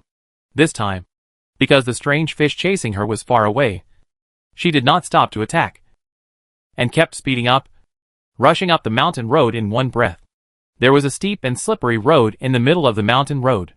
She wanted to use that road to get rid of the strange fish. But the fish only chased for a distance, and quickly turned around and jumped away. Although they can go ashore, they still seem to like places near water. When they are too far away from the water and can't see prey, they will automatically return. Xu Fu did not stop, and continued to rush up, and finally returned to the valley safely, and rushed into the container house again, panting heavily. Qin Yuezhen turned around and closed the door, and walked quickly to her side. "What's wrong? Someone is chasing you." In the inner room, Qin Fa, who heard the noise, also struggled to sit up, and tilted his head to look out. "It's not a human." Xu Fu lay on the ground, and at this time, she didn't care whether it was dirty or not, and just wanted to take a good breath. "It's a fish." The video was played. Xu Fu was shot from multiple angles and close up. Qin Fa and Qin Yuezhen both saw the appearance of the strange fish very clearly, especially the tail spine, because it is suspected to be the culprit who attacked Qin Fa last night, so Xu Fu took extra careful photos. The overall body shape of this strange fish is similar to that of a mud skipper, with a dorsal fin, and its color is gray and inconspicuous. From the head to the tip of the tail, it is more than 30 centimeters, and the size of the head accounts for nearly 1/3 of it. It looks like an enlarged version of a piranha, and its eyeballs are big and protruding. No matter from which angle you look at it, you feel like it is staring at you. Two leg-like things grow below the head and body of the fish, which feel like fish fins, but they look a bit like shorter frog legs, and the angle is just enough to support their bouncing and moving on the shore. The sharp spines in the middle of the tail end extend out another 7 or 8 centimeters. It seems to be able to adjust the balance and change the direction of the bounce when swinging. They can stay on the shore for so long. In addition to the gills, they should have lungs in their bodies that can breathe on the shore. Its mouth is also very large, and the 2 rows of teeth are particularly sharp. Especially the 4 teeth on the front end are long and sharp. With one bite, it can tear off a piece of skin and flesh. No wonder those people on the boat were screaming. These 2 should not be as big as the one that attacked Fafa last night. The size of its tail spine will not cause such a big wound. However, the overall shape of the tail spine and the wound on her foot should be caused by this strange fish. Qin Yuezhen returned the phone to Xu Fu and asked her about the details of the strange fish's tail spine. The 3 of them discussed for a while, and all confirmed that there was a 95% chance that this strange fish attacked Qin Fa, and was the culprit for the disappearance of people in the town at night. But why didn't these fish that came off the boat attack those people with their tail spines? Or conversely, why didn't the strange fish last night bite them directly? This was the only thing Xu Fu couldn't figure out, and it was also the reason why they couldn't confirm it 100%. But no matter what, being attacked by an unknown creature and being attacked by a strange fish whose appearance, you know, are 2 completely different states of mind. Qin F was finally relieved. As long as it wasn't a soft-bodied insect like a leech, it would be fine. Therefore, although the numbness in Qin Fa's feet gradually faded, and the severe pain doubled, she could still show a relaxed expression. Xu Fu changed the medicine for her wound, using another large medicine bag taken out from the waterproof travel bag. She placed more and more complete medicines and first aid supplies in it, as well as professional gauze and bandages, which could better treat Qin Fa's wound. In addition, Chen Fa had also taken antibiotics. With her physical condition, there should be no problem. The wound would heal after 2 days of rest. Although this container house is sturdy and hidden, it has no water or electricity, making life very inconvenient. Xu Fu redistributed the items in her travel bag according to the supplies prepared by Chen Fa. In addition to the large medicine bag, she added bottled clean drinking water and vacuum-packed meat. Compared with canned food, this type of packaged cooked food is both light and not easy to spoil. In addition, there are several self-heating hot pots and self-heating rice bags. After all, the gas tank that Chen Fa prepared only has one gas tank to replace the gas tank. She is afraid that it will not be enough for several times. With the self-heating pot and self-heating bag, she can eat hot food at any time. Finally, she also put a pair of high boots and some handy tools in the travel bag, a multifunctional folding shovel, a fire axe, and a lockpick. There were not many of them. After all, these were originally her own supplies. There was one of each type, which was enough for 3 people. Qin Yuezhen picked up the fire axe and shook it in her hand. She was particularly satisfied. This axe had a sharp end and a sharp end. It could be used for chopping and stabbing. It would be very pleasant to deal with strange fish. Xu Fu watched Qin Yuezhen practicing with a fire axe, swinging and chopping, and clapped from the bottom of her heart, and even said wow, praising, "Grandma is so handsome. Wow, you are so handsome." Chen Fa reached out to pinch her face, motioning her to take out the map and pen in his bag. Now there are more strange fish in the town. The sooner they leave, the better. They should decide where to go and what route to take as soon as possible. The night is long and dreams are many. I will be fine after one more night's rest. We will find a chance to leave tomorrow morning, regardless of whether the strange fish really hides during the day and comes out at night. It is safer to leave during the day. But it is not certain whether there are still such strange fish in the waters. If they appear and attack during the day, the inflatable boat may not be enough for them to bite. Qin Yuezhen raised a more troublesome point. Of course, it is also possible that this speculation is completely untrue. After all, it has been more than 1 or 2 days since someone in the town disappeared at night. Since then, people from the Malaysian team have gone out fishing every day, but nothing has ever happened. Not to mention the distant past, let's talk about Xu Fu. She has only been in the town for more than 10 days. Didn't she come from the water safely at that time? So, the Malaysian team's fishing boat was attacked today. It is very likely that they accidentally caught a nest of strange fish while fishing. Those fish may have been resting during the day, and woke up after being caught on the boat, and then launched the attack. Well, that should be the case. Xiaofu said that the fish attacked people on the boat first, and then jumped into the water from the boat. The water there is very shallow, which is not suitable for the boat to dock. They may have been attacked by the awakened fish on the way back, and they were panicking and wanted to get ashore immediately. So they appeared there. Chen Fa and Qin Yuezhen analyzed it one by one, and finally agreed that they could leave during the day. But they had to be quick. After all, there are many strange fish on the shore now. They don't know if they will go back to the water or find a pond in the town to live. In short, the later they leave, the less safe it is. As for the destination, both of them chose Pincheng. First, Pincheng is not like Luqing, which is not a city open to relocation. It is a small city with many mountains and a small city area, and a small population. When the super tsunami caused chaos on the entire planet, the situation there must be better than Luqing. Second, Xu Fu said that her original plan was to go to Pincheng, but she was just passing through Hishi town. She should still go in that direction in the future. It will definitely be safer for the 3 of them to go together. But Pincheng is northwest of the town.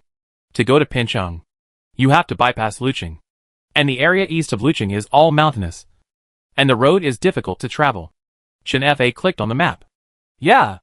Qin Yuezhen nodded, and then pointed to the west of Luqing.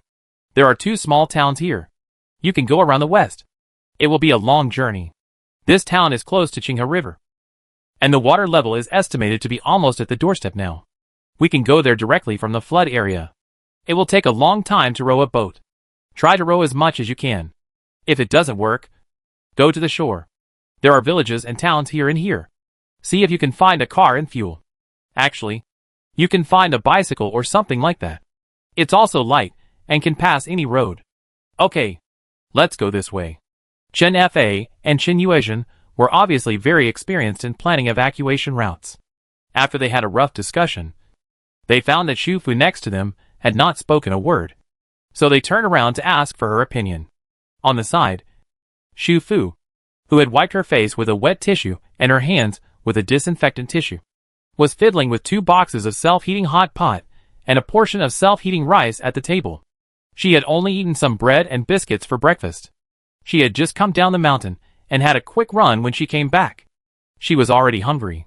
In addition, she had not figured out how to disappear from Chen Fa and Chen Yuezhen tomorrow, so she automatically reduced her presence. She was suddenly cute at this moment, and could only nod in agreement, indicating that their plan was very good, and she agreed with everything. The self-heating hot pot soon boiled, and the tempting aroma drifted throughout the container house. Chen Fa and Chen Yuezhen also felt their stomachs were empty. Let's eat first. Only when you are full can you have the strength to evacuate. Xu Fu opened one of the self-heating hot pots and told Chen Fa that she was injured and could not eat spicy food for the time being. So she cooked a non-spicy one. The self-heating rice was also non-spicy. She could eat both. In addition, she took out a bag of vacuum-cured beef and vacuum-cured duck from her travel bag, saying that since she was leaving tomorrow, she should eat more today to reduce the burden of tomorrow's luggage. After that, she took out a bag of dried vegetables and said it was for the meal, a can of chocolate and said it was a dessert after the meal, and a bottle of vitamin effervescent tablets, saying that they would each make some vitamin C water to drink later to relieve internal heat and relieve pain. Chen Fa. No wonder she was so anxious to get the travel bag back. Now Chen Fa can completely understand. That night, the Heshi town at the foot of the mountain was not peaceful. After the group of people ran back to the town in a panic at noon, they were still followed by the jumping fish. Some of the strange fish suddenly changed direction and jumped to other places and disappeared. But some strange fish followed them all the time, jumped up and bit them when they got the chance, and then followed them all the way back to the town amid the screams of those people. During the noon period of the day, even if it was raining outside, there were still many people in the town who opened their doors to go out. Some went to the shops in the town to exchange goods. Some patrolled the town, and some had already adapted to this kind of life and ran to the neighbors to visit to see if they could get some food.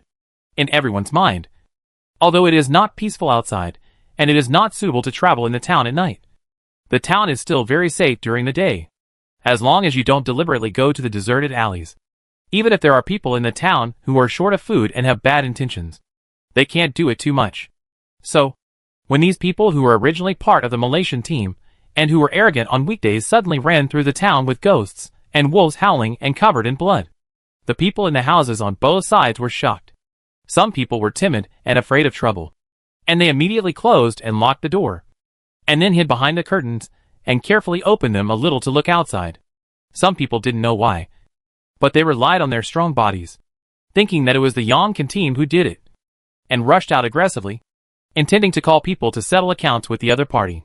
Most people didn't notice the gray and slippery strange fish following behind them at first, when they found that the things bouncing in the rain were coming towards them. It was too late.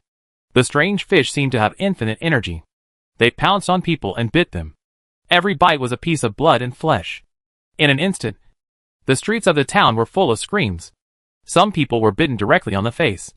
Before they could react, the thing fell to the ground with the blood and flesh torn off, and then jumped up and pounced on the next target.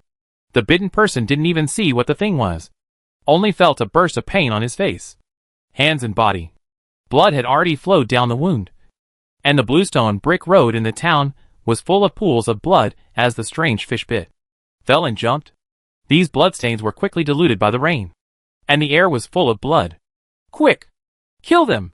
Because the newcomers distracted the attention of the strange fish. The people who came back from the boat were finally able to get away and call for help. In fact, the scales of the strange fish were not hard.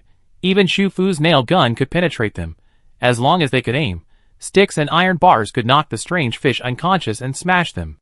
The problem that made these people run away was that they had never seen such things before, thinking that this time they would have a big harvest again, but they didn't expect that the fish they caught would suddenly jump out of the big barrel and attack people.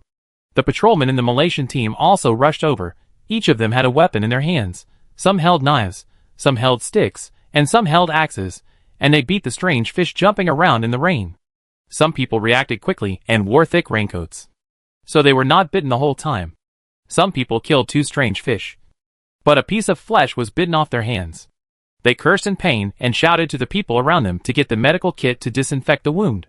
Those gray strange fish were killed on the bluestone bricks, staring with big eyes, with mouths full of sharp teeth, and their stomachs were broken open, revealing the smelly internal organs. In addition to the smell of blood in the air, there was an unspeakable smell of fishiness. Some people couldn't help but cover their mouths and noses. It stinks.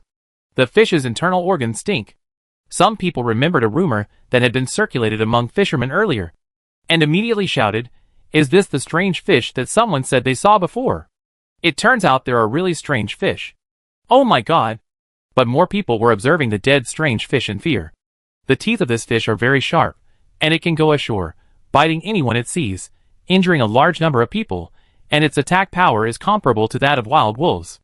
Some people suddenly remembered when bandaging their wounds that some of the strange fish jumped into a nearby pond on the way back, and now they don't know where they have gone, and when they will suddenly appear to attack people. It was too dangerous to let this strange thing go into town. So the Malaysian team held an emergency meeting and assigned a group of people to look for the people from Yang Kan's team. Zhou Feng, the captain of Yang Kan's team, could not take care of these things at the moment. His girlfriend had been ill for a long time and had not recovered. Her condition worsened last night. He was anxiously waiting for Tang Ping to deliver medicine today, but Tang Ping did not show up. He sent people to look for him everywhere, and then found that in addition to Tang Ping, there were some people missing from his team. Some of the people who were supposed to patrol today were also missing. He suppressed his anger and asked someone to ask. Soon someone came forward and said that he saw a team member with his wife going to the Malaysian team's area in the morning, carrying something in his hand. The other party greeted him politely when he saw him. He thought that the other party was bringing things to exchange, so he didn't ask much. This situation has happened before.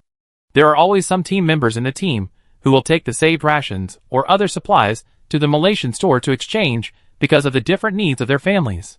This kind of private transaction cannot be made public. After all, the two teams have agreed on the transaction date and rules. But everyone is human, and there will always be special needs.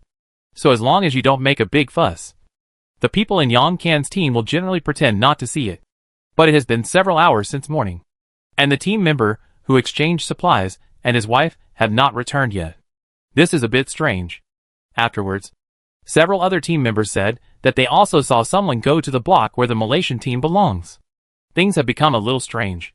Some people couldn't help but speculate in a low voice, saying that those people might have defected to the Malaysian team. After all, only the Malaysian team has 2 boats in Ishi town, and the big one can squeeze more than 100 people. They used to come here by car, but now they can only rely on boats. Many people don't want to leave now. If they really want to leave, they must go to Malaysia to have a chance to leave. After saying this, Zhou Feng's face became even worse. He ordered to ignore those people first. The most important thing now is to find Tang Ping.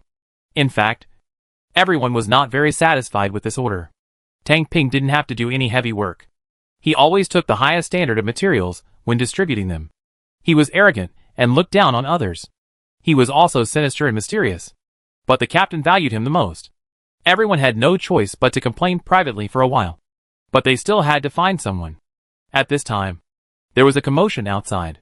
Not long after that, the Malaysian team came over and ran into the team looking for someone. One team said that they were busy looking for someone and would not settle accounts with them for the time being, and asked them not to push their luck. The other team said that the fish had already landed and the sky was about to fall. So why bother looking for someone? Hurry up and go with them to find the remaining strange fish and kill them all. The people in Yang Kan's team didn't understand what was going on. They thought the other team was looking for trouble. Looking for fish? Fishing? What a mess. I think you are looking for a fight. You idiots. Someone yelled. Some people had already taken action, carrying a dead fish along the way, and throwing the fish directly into the other team. The man dodged subconsciously, and the fish hit another person behind him, and the smelly internal organs splashed all over him. The man was about to curse, but he became quiet in an instant. He looked at the dead fish on the ground. His eyes widened like the eyes of the fish, and they were about to fall out. This This fish, how come it has legs? After that, the two teams in the town searched for the fish everywhere nearby. And they actually found a few in the ditches and small puddles on the corners of their town. Among them, there was a strange fish that was particularly large, especially its belly, which was 3 or 4 times larger than the other strange fish. It was about 40 centimeters long from head to tail, and its tail spine was also very long. In addition to biting people, it would also swing its tail spine to sting people. However, because there were many people nearby, everyone was frightened by the strange fish and rushed over. Before the big strange fish could sting anyone, they quickly killed the fish. The town was full of corpses of strange fish, and there was a strong stench everywhere. However, they had no time to clean up the dead fish. After killing them, they immediately went to other places to look for them, or to support teammates who were screaming nearby. Therefore, the people who killed the strange fish did not see that the belly of this particularly large strange fish was broken open, revealing the fish eggs inside. Each of these fish eggs was the size of a ping-pong ball, densely stacked together, and seemed to be wriggling. At 3 or 4 in the afternoon, the rain became heavier, mixed with small hailstones, and the people who went out to look for strange fish returned to the buildings to hide. Fortunately, at this time, they had found and killed a lot of strange fish. After counting, the fish that jumped off the boat before should have been killed. There may be a few omissions, but because of the small number, it will not cause the same group of harmful attacks as before. They reminded the townspeople who were watching the excitement outside to be careful. If they saw a similar strange fish, they should kill it immediately without hesitation. The townspeople were very scared and very careful. At night, they closed the doors and windows and hid indoors without going out. Some of them went to bed early, but they heard click, click, click sounds coming from the doors and windows while they were half asleep and half awake. These sounds were very subtle, but they were dense, as if there were many things piled together at the same time, and they kept hitting their doors and windows. Some people thought it was hailing outside again, so they turned over and fell asleep again. Some people were so disturbed by the dense and detailed noise that they couldn't fall asleep at all. One person got up angrily, walked to the window, and opened the curtains, wanting to check the situation outside. As soon as the curtains were opened, he was shocked by the dense black shadows outside the window that kept hitting the glass and lost his voice. They were all the strange fish that I had seen during the day. Most of the fish had heads as big as fists, and their bodies were much smaller than those seen during the day. But it did not hinder their visual impact. When the fish saw the man inside, they all opened their mouths, revealing their sharp teeth, like a starving young bird begging for food, with only its big open mouth left on its head. The man looked outside, and with the help of the dim street lights nearby, he found that the streets outside, the windows of the houses opposite, and the doors were full of identical miniature fish jumping everywhere. There were so many of them that it made his scalp tingle, and he felt physically uncomfortable. Oh my God! The man's hair stood on end, and he subconsciously took a step back. At this moment, there was a crack, and the glass window in front of him, which was reinforced with wooden strips, was cracked from the outside. A huge fish that was 3 or 4 times larger than a normal fish bounced up again, and its hard head hit the crack hard. 1, 2, 3 times. The man wanted to move, wanted to do something to stop it, but his feet would not obey him. Although the window was reinforced, the glass was just ordinary glass. After nailing wooden strips, it was enough to withstand the hail and occasional storms that were not serious in the vicinity.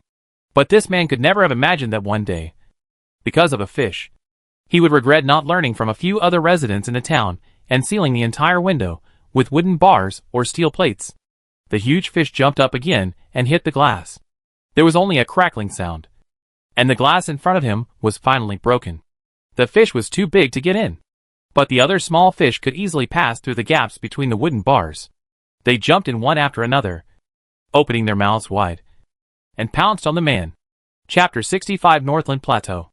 At the other end of the town, a man who had just changed teams today was awakened by a shrill scream that penetrated the rain. He had just joined the Malaysian team. Although he was accepted, these 2 days were the time when he was most vigilant. He did not dare to sleep too deeply at night. Therefore, he pushed his wife awake when he heard the scream. His wife slept in her clothes like him. When she woke up, she immediately got up and took the backpack and travel bag beside her without saying a word, Is there really an accident? Not very clear. It seems to be coming from the block of Yang Kan's team. But this cry is different from the previous ones. It seems not to be those of the sick people. It seems to be the pain cry of a normal person. The man put on his shoes while speaking, carried on his luggage and took his weapon, then turned around and grabbed his wife. Let's go, we'll go to Dama's residence to find him. I gave him half of the gold in advance, and we agreed to let us get on the boat if anything goes wrong. Now? She looked at the dark rainy night outside. Didn't they say that the town can't go out at night? There are monsters outside. Never mind, let's go first. Dama is too cunning. I see he has been collecting gold. I guess he will run away sooner or later. After all, gold is useless in the town, but he has been telling the residents that there is really nothing to exchange gold for food. Although he is not a bad guy, he is not a good guy either. How can such a person do good deeds for no reason? It must be because he had planned to evacuate and go west, to other places where gold can be exchanged for supplies. Okay, let's go now. The wife made a decision quickly and reminded her husband to call the other teammates who fled to Malaysia with them today. In a strange team. The more old teammates, the better. As soon as the two opened the door, the screams outside suddenly became clear, closer than the previous screams. They no longer hesitated, and quickly woke up their teammates in other rooms. Several people opened the door of the small building, ran out of the yard, and rushed to the street. They saw several people on the east side of the street stumbling towards them. They were afraid of hitting themselves from time to time while running, as if they wanted to throw something down. What is that? Some people still stopped and watched. They were afraid of being troubled by Zhou Feng. So they hid in the house on the Malaysian side all day. The house was far from the street, so they didn't know what happened in the town during the day, and no one came to tell them. But some people felt uneasy and shouted, "Don't watch. Haven't you seen horror movies? You'll be dead when you see it clearly. Run! Go find Dama. Go to the boat." Several people started running, but some people were still left behind because of curiosity. He looked back frequently, and finally saw that among the people who ran behind, one of them fell to the ground. In the dim night rain, it seemed that countless bouncing gray things pounced on the person who fell to the ground. None of the other people looked back, and while the fallen companion attracted the small strange fish, they ran again with all their strength, and soon ran to the side of the person who looked back curiously. What is that? He reached out and grabbed one of them. The man was dragged away, his eyes were bloodshot. He pushed the man who was holding him away and kicked him again. Get out of here. The curious man fell to the ground, and before he could finish scolding the man and get up, he saw countless gray fish jumping towards him in the rainy night. What is this? Ah! Don't bite! Ah! The curious man found the answer he wanted to know, but also left his life where he was. Late at night, in a valley far away from the town, in a dark and quiet room, Xu Fu slept on the floor covered with a camping blanket, tossing and turning. She had never expected that. As a screenwriter, it would be so difficult to write a simple story about missing persons. Ideal storyline 1. On the way to escape from Hushi Town, she accidentally fell into the water due to the shaking of the inflatable boat due to strong winds and waves, and then disappeared under the water and never appeared again. In fact, if she really fell into the water, Chen Fa and Chen Yuezhen would never sit on the inflatable boat and watch. One of them would definitely go into the water. Moreover, the waters on the north side of Hushi Town were flooded later, and they were not that deep. In the short time she fell into the water, where could she hide? Ideal scenario 2. When going down the mountain, she said that she would split up with them, because she had things to do in the town, and asked them to go to the water to release the inflatable boat first. If she didn't show up in half an hour, they would leave first. In fact, Chen Fa would most likely let Chen Yuezhen wait on the water and accompany her into the town. Ideal scenario 3. Encountering a small group of jumping strange fish in the flooded woods at the foot of the mountain, she used a nail gun to deal with the strange fish while running in another direction, and at the same time, shouting that you go first and I will lead them away, and then never return. First, the extra strange fish don't just appear. Secondly, even if we don't mention Chen Fa, Chen Yuezhen waved the fire axe this afternoon. She felt that before she ran far, those strange fish might be killed by her. Xu Fu covered her head. This was simply the biggest bottleneck she had encountered since she started working as a screenwriter. On the bed beside her, Chen Fa turned outward and said to Xu Fu, who was lying on the floor not far away. Why aren't you sleeping yet? Are you worried about tomorrow? No, Shu Fu said with difficulty. I ate too much at night, and I feel a little full. Chen Fa. However, soon, Shu Fu felt something and froze. She turned around, pulled up the thin blanket covering her body, hid under the blanket, and slowly activated the bracelet to take out the notebook. Sure enough, a new task appeared on the notebook. Within 5 days, complete the check-in task at Luching No. 3 trading station, and you will get a 15% progress bar for the raft level 4. Current progress of the raft level 4, 45%. Note, failure to complete this task will deduct 20% of the progress bar. Shu Fu! Exclamation. Luching is outside the waters of the flood zone around Hishi town. This mission appears, yes, it means that she can leave the town now. She has never felt that her little cutie has been so considerate as now. This is because she knows that she has encountered a bottleneck and is opening a map for her. After a while, Chen Fa heard Shu Fu speak softly again after a moment of silence. Fa, that, where did you and Grandma plan to go later at noon? Chen Fa. Fa is Chen Fa's nickname, but because it makes her look too childish, so Chen Fa doesn't like her friends to call her by her nickname. Whether it was during the 4 years of college, or after graduation, Shu Fu and her friends were used to calling her by her full name. But sometimes there were special circumstances, such as when they accidentally did something bad or needed something from her. They would deliberately use this intimate name. Chen Fa, speak human language, and talk nicely. Shu Fu. A few minutes later, Chen Fa rejected Shu Fu's proposal to go their separate ways after landing. Even though Shu Fu did not explain clearly why she suddenly wanted to go to Luching Trading Station, he firmly stated that he would go to Luching with her. My grandmother and I have both been to Luching. At that time, the prototype of the trading station had already been established, but it was just established and not open to the public. Afterwards, the team borrowed boats from Dama twice to cross the flooded area to exchange for supplies. Although we did not go deep into the city, we also dealt with the team there. I am more familiar with the place than you are. Besides, you will eventually go to Pincheng. In fact, the shortest route is to go directly through the middle of Luching. But Luching is in chaos now. The 3 of them are all women. Just from the appearance, one is old, one is limping and disabled, and the other has a face and body shape that makes him look easy to bully, and he is carrying several travel bags of supplies, so it is hard not to be targeted. What's more troublesome is that she doesn't know how much of her map has been opened. The current mission is in Luching. She can definitely go to the direction of Luching, but what about other places, such as other villages and towns around, and the farther Pincheng? What if she encounters trouble in the middle of the mission and has to flee? What if she runs into a bug while running? Perform a ghost wall in public? The picture is beautiful just thinking about it. Luching is chaotic, but are other places not chaotic? Chen Fa realized that the other party wanted to say something, and spoke again. Shu Fu, when I told you to leave me alone and run away last night, did you listen?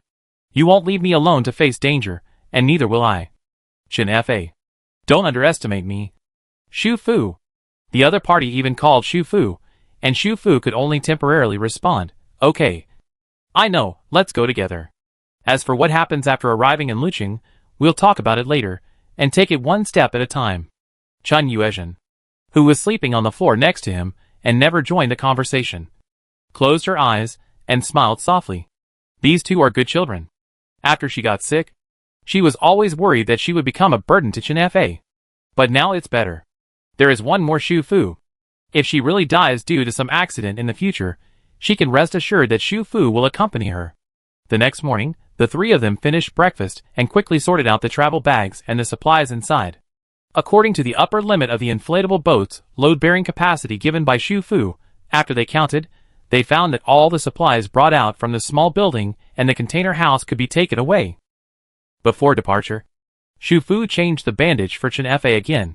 Although the wound was hideous, it had almost recovered after 1 day and 2 nights. Chen Fa got out of bed and walked around to get used to it after waking up in the morning, confirming that the pain would not affect her walking speed. After Shu Fu helped her change the bandage, she wrapped a layer of plastic bag around her ankle to waterproof it. The effect might not be that good, but it was better than nothing. Finally, she asked her to wear the rain boots she had specially put in her travel bag, because Shu Fu was wearing waterproof boots. It made sense for her to bring an extra pair of rain boots in her travel bag. In this way, all three of them wore thick high boots. And when walking in the mud or shallow water, they could prevent being attacked by strange fish that might jump out. The three put on their raincoats and rain pants again, and carried the bags that could be carried in front of or behind them, and carried the bags that could not be carried, just in case. All three of them took weapons. Qin Yuezhen took the fire axe, and Shen Fa put the baton, which was not so lethal, into his sleeves. He also took a multifunctional folding shovel, which had saw teeth and a pointed pick, which was very powerful for dealing with strange fish. Xu Fu still held her nailed gun. Two close combat weapons must be matched with a long-range one. Even if her nailed gun has a maximum range of only 10 meters, it is better than close-range weapons. The three people were ready, opened the door of the container house, and plunged into the rain. It was a bit stuffy outside, and the temperature was a little higher. Today's rain was heavier than yesterday, but fortunately there was no wind. There was no one near the valley. They all pulled their masks on their chins, and walked down carefully along the way they had gone up the mountain. The air was full of humid water vapor from the heavy rain, and there seemed to be a faint fishy smell in it. They all heard Xu Fu say that when the belly of the strange fish was broken, the internal organs would emit a very foul fishy smell, so they guessed whether the strange fish from yesterday had come to the foot of the mountain again. As they walked, they looked around more and more carefully. But the further they walked down, the heavier the fishy smell in the air became. When they were almost at the bottom of the mountain, the three people had to pull up their masks again. Sure enough, not long after they walked out this time, they saw the bodies of strange fish. There was not just one, but several scattered around. Some were about the same size as the one Xu Fu saw yesterday, and some were several times larger. The broken bellies of those particularly large strange fish revealed a pile of orange fish eggs, like a string of ping-pong balls stuck together. The further they walked down, the more bodies of strange fish there were around. The three people vaguely sensed that something was wrong. But at this time, they had already walked down the mountain. If they turned a corner, they would reach the grove that Xu Fu had visited yesterday.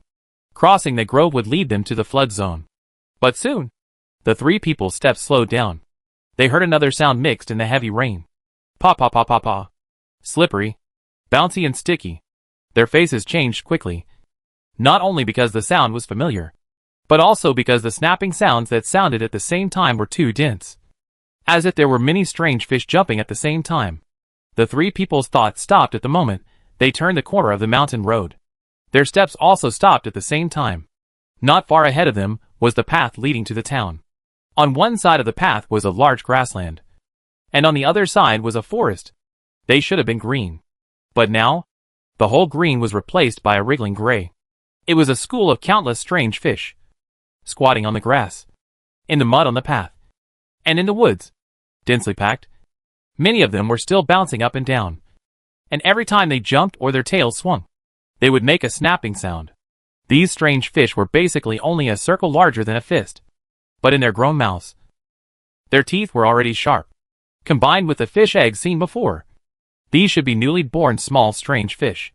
There were several places with particularly dense schools of fish nearby. There seemed to be something on the ground, attracting them to keep swinging their tails and biting. Qin Fa saw a mess of blood and black hair between the gaps in the fish. It was people. They were eating people. Xu Fu immediately understood. Those big strange fish are female fish. They came ashore to lay eggs. The fish that attacked Qin Fa before were female fish. They were bigger and had thicker tails, because they had to lay eggs. They had been lurking in the ponds around the town after coming ashore. Although it is not clear why the fish came ashore to lay eggs. They were born with the instinct to protect their young, so they did not run around in a big way after coming ashore. They usually do not appear during the day, but occasionally appear at night, perhaps to find food, or to find a nutrient hotbed for spawning. The fish that was accidentally caught by the people on the fishing boat yesterday should be a male fish. They do not lay eggs, so they do not come ashore. After being disturbed, they began to launch a self-defense counterattack. And now there are so many small fish here. It should be that the eggs on the shore were hatched last night. The small fish need nutrients after they are born. And what they regard as nutrients is... The three people thought of this later, and looked towards the direction of the town at the same time. If this is the case, then the town was attacked by a group of fish last night. At this moment, The small fish not far away were obsessed with the food at their mouths. And they had not yet noticed the three people standing on the mountainside. Hold steady. Don't panic. Let's retreat first. They won't stay here forever. They will probably go back into the water later. Let's go back first. This was Qin Yuezhen's voice. She was originally walking at the end. She lowered her voice and gently reminded the two people in front. Then slowly walked backwards. Xu Fu and Chen Fa followed suit. The three of them carefully stepped back, turned around slowly when they retreated to the corner, planning to speed up and walk up the mountain. But at this moment, a large female fish suddenly jumped out from the bushes on their side. The sharp front teeth in its full-grown mouth were 2 centimeters long. It was estimated that it could even bite through their raincoats and masks. The female fish was closest to Qin Yuezhen. Xu Fu shouted, "Be careful." Chen Fa had already dropped his travel bag and swung his multi-purpose shovel to hit it hard. With a loud bang, Chen Fa only felt his palm go numb. The fish fell to the ground. Qin Yuezhen had already turned around and chopped the fish with the axe in his hand, with the pointed end facing down. The next second, it pierced the fish's belly. It bounced on the ground and tried to get up. Xu Fu's nails followed, hitting the target with a series of shots, nailing it to death. The three of them worked together to kill the strange fish that attacked them. But all three of them looked unhappy. They made too much noise just now, and the strange fish at the bottom of the mountain could not have failed to hear it. As expected, the surroundings became quiet at some point. All the snapping sounds disappeared, and even the air seemed to be stagnant. Chen Fa looked back in the heavy rain and found that the small strange fish that were fighting for food had stopped moving. Each of them used their feet to support their big heads, with their dorsal fins erected and their upper bodies raised. Their ugly heads all turned in the same direction, their protruding cold fish eyes staring at the foot of the mountain. A second or two passed, and when Chen Fa picked up the travel bag and said run, the group of small fish all jumped up and jumped towards the three people. The three people were not far from the direction of the fish school. A small number of small fish that jumped particularly fast were getting closer and closer to them. When the first fish jumped on them, the three people had to stop and start fighting back. The small fish were not big, and they could be killed directly with a shovel. The axe was also very lethal. Moreover, unlike the big fish, the small fish knew how to hide. They opened their mouths and only rushed forward. But there were too many of them. No matter how many they killed, there would always be more to come. The teeth of the small fish were not strong enough to penetrate their raincoats and boots, but their hands and cheeks with masks were weak points. The three of them fought and retreated, and they were alert and defensive against each other. But the mountain road was slippery, and it was raining heavily. It was not easy to walk, not to mention dealing with a large group of strange fish. Chen Fa was bitten by the small fish on her hand.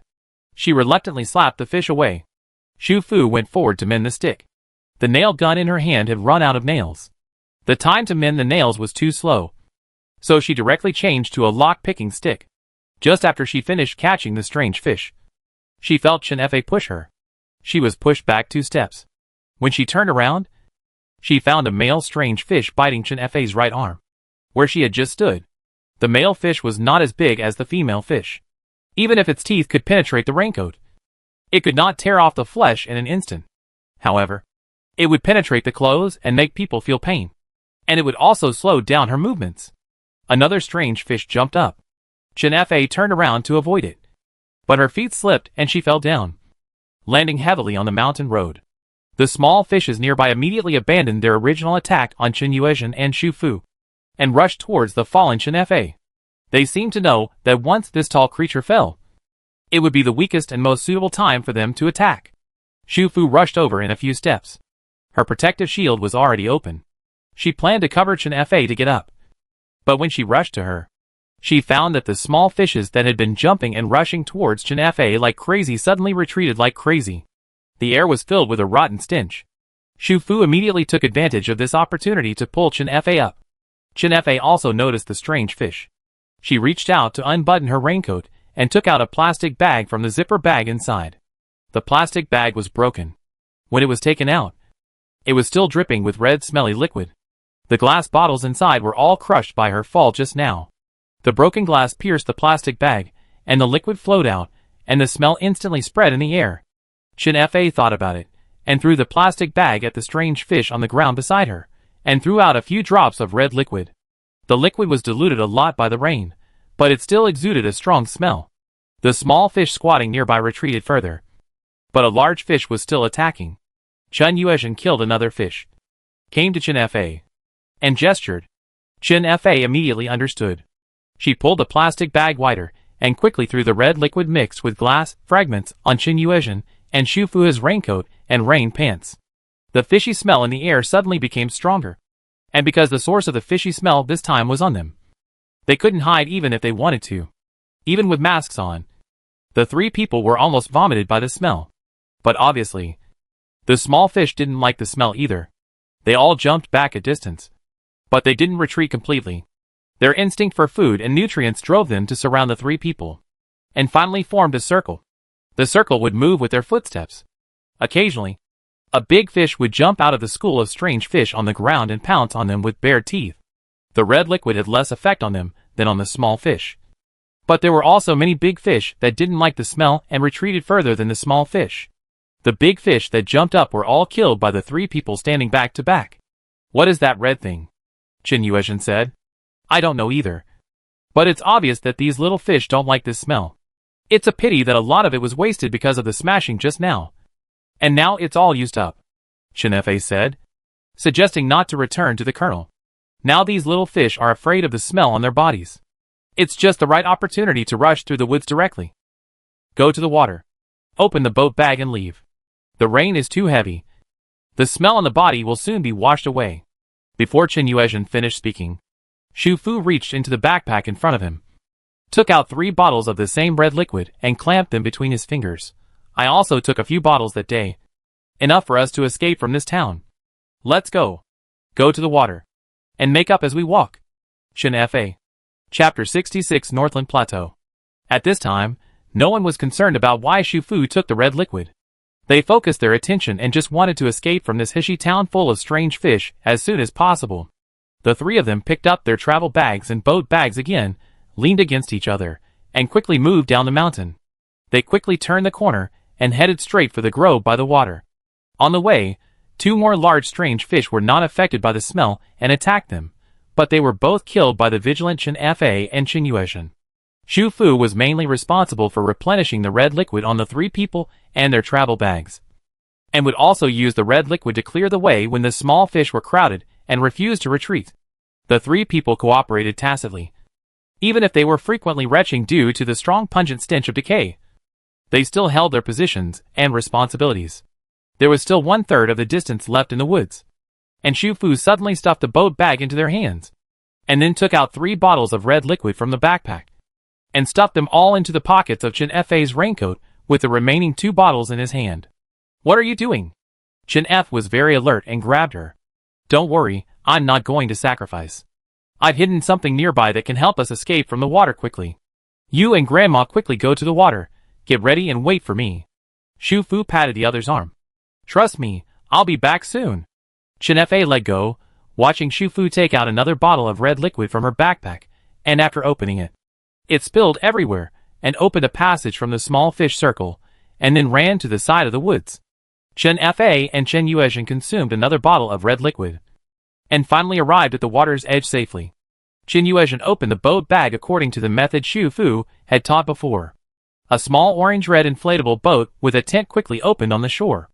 Chen Fa kept sprinkling red liquid upwards while opening the boat bag, to prevent strange fish from lurking in the water nearby and destroying the inflatable boat. This was their only escape tool now. They could not go in or out, so the inflatable boat must not be damaged. After the inflatable boat was opened, Chen Yuezhen immediately threw the 3 people's travel bags into the tent, and at the same time found the oars in the tent and began to assemble them. Although this inflatable boat is easy to carry, it needs to be rowed by hand, so it can't go fast. The waters near the town are dangerous areas, so she has to save time as much as possible. Chen Fa sprayed red liquid on the inflatable boat and the mud around it while waiting anxiously. Xu Fu was alone, and her weapon was not very lethal.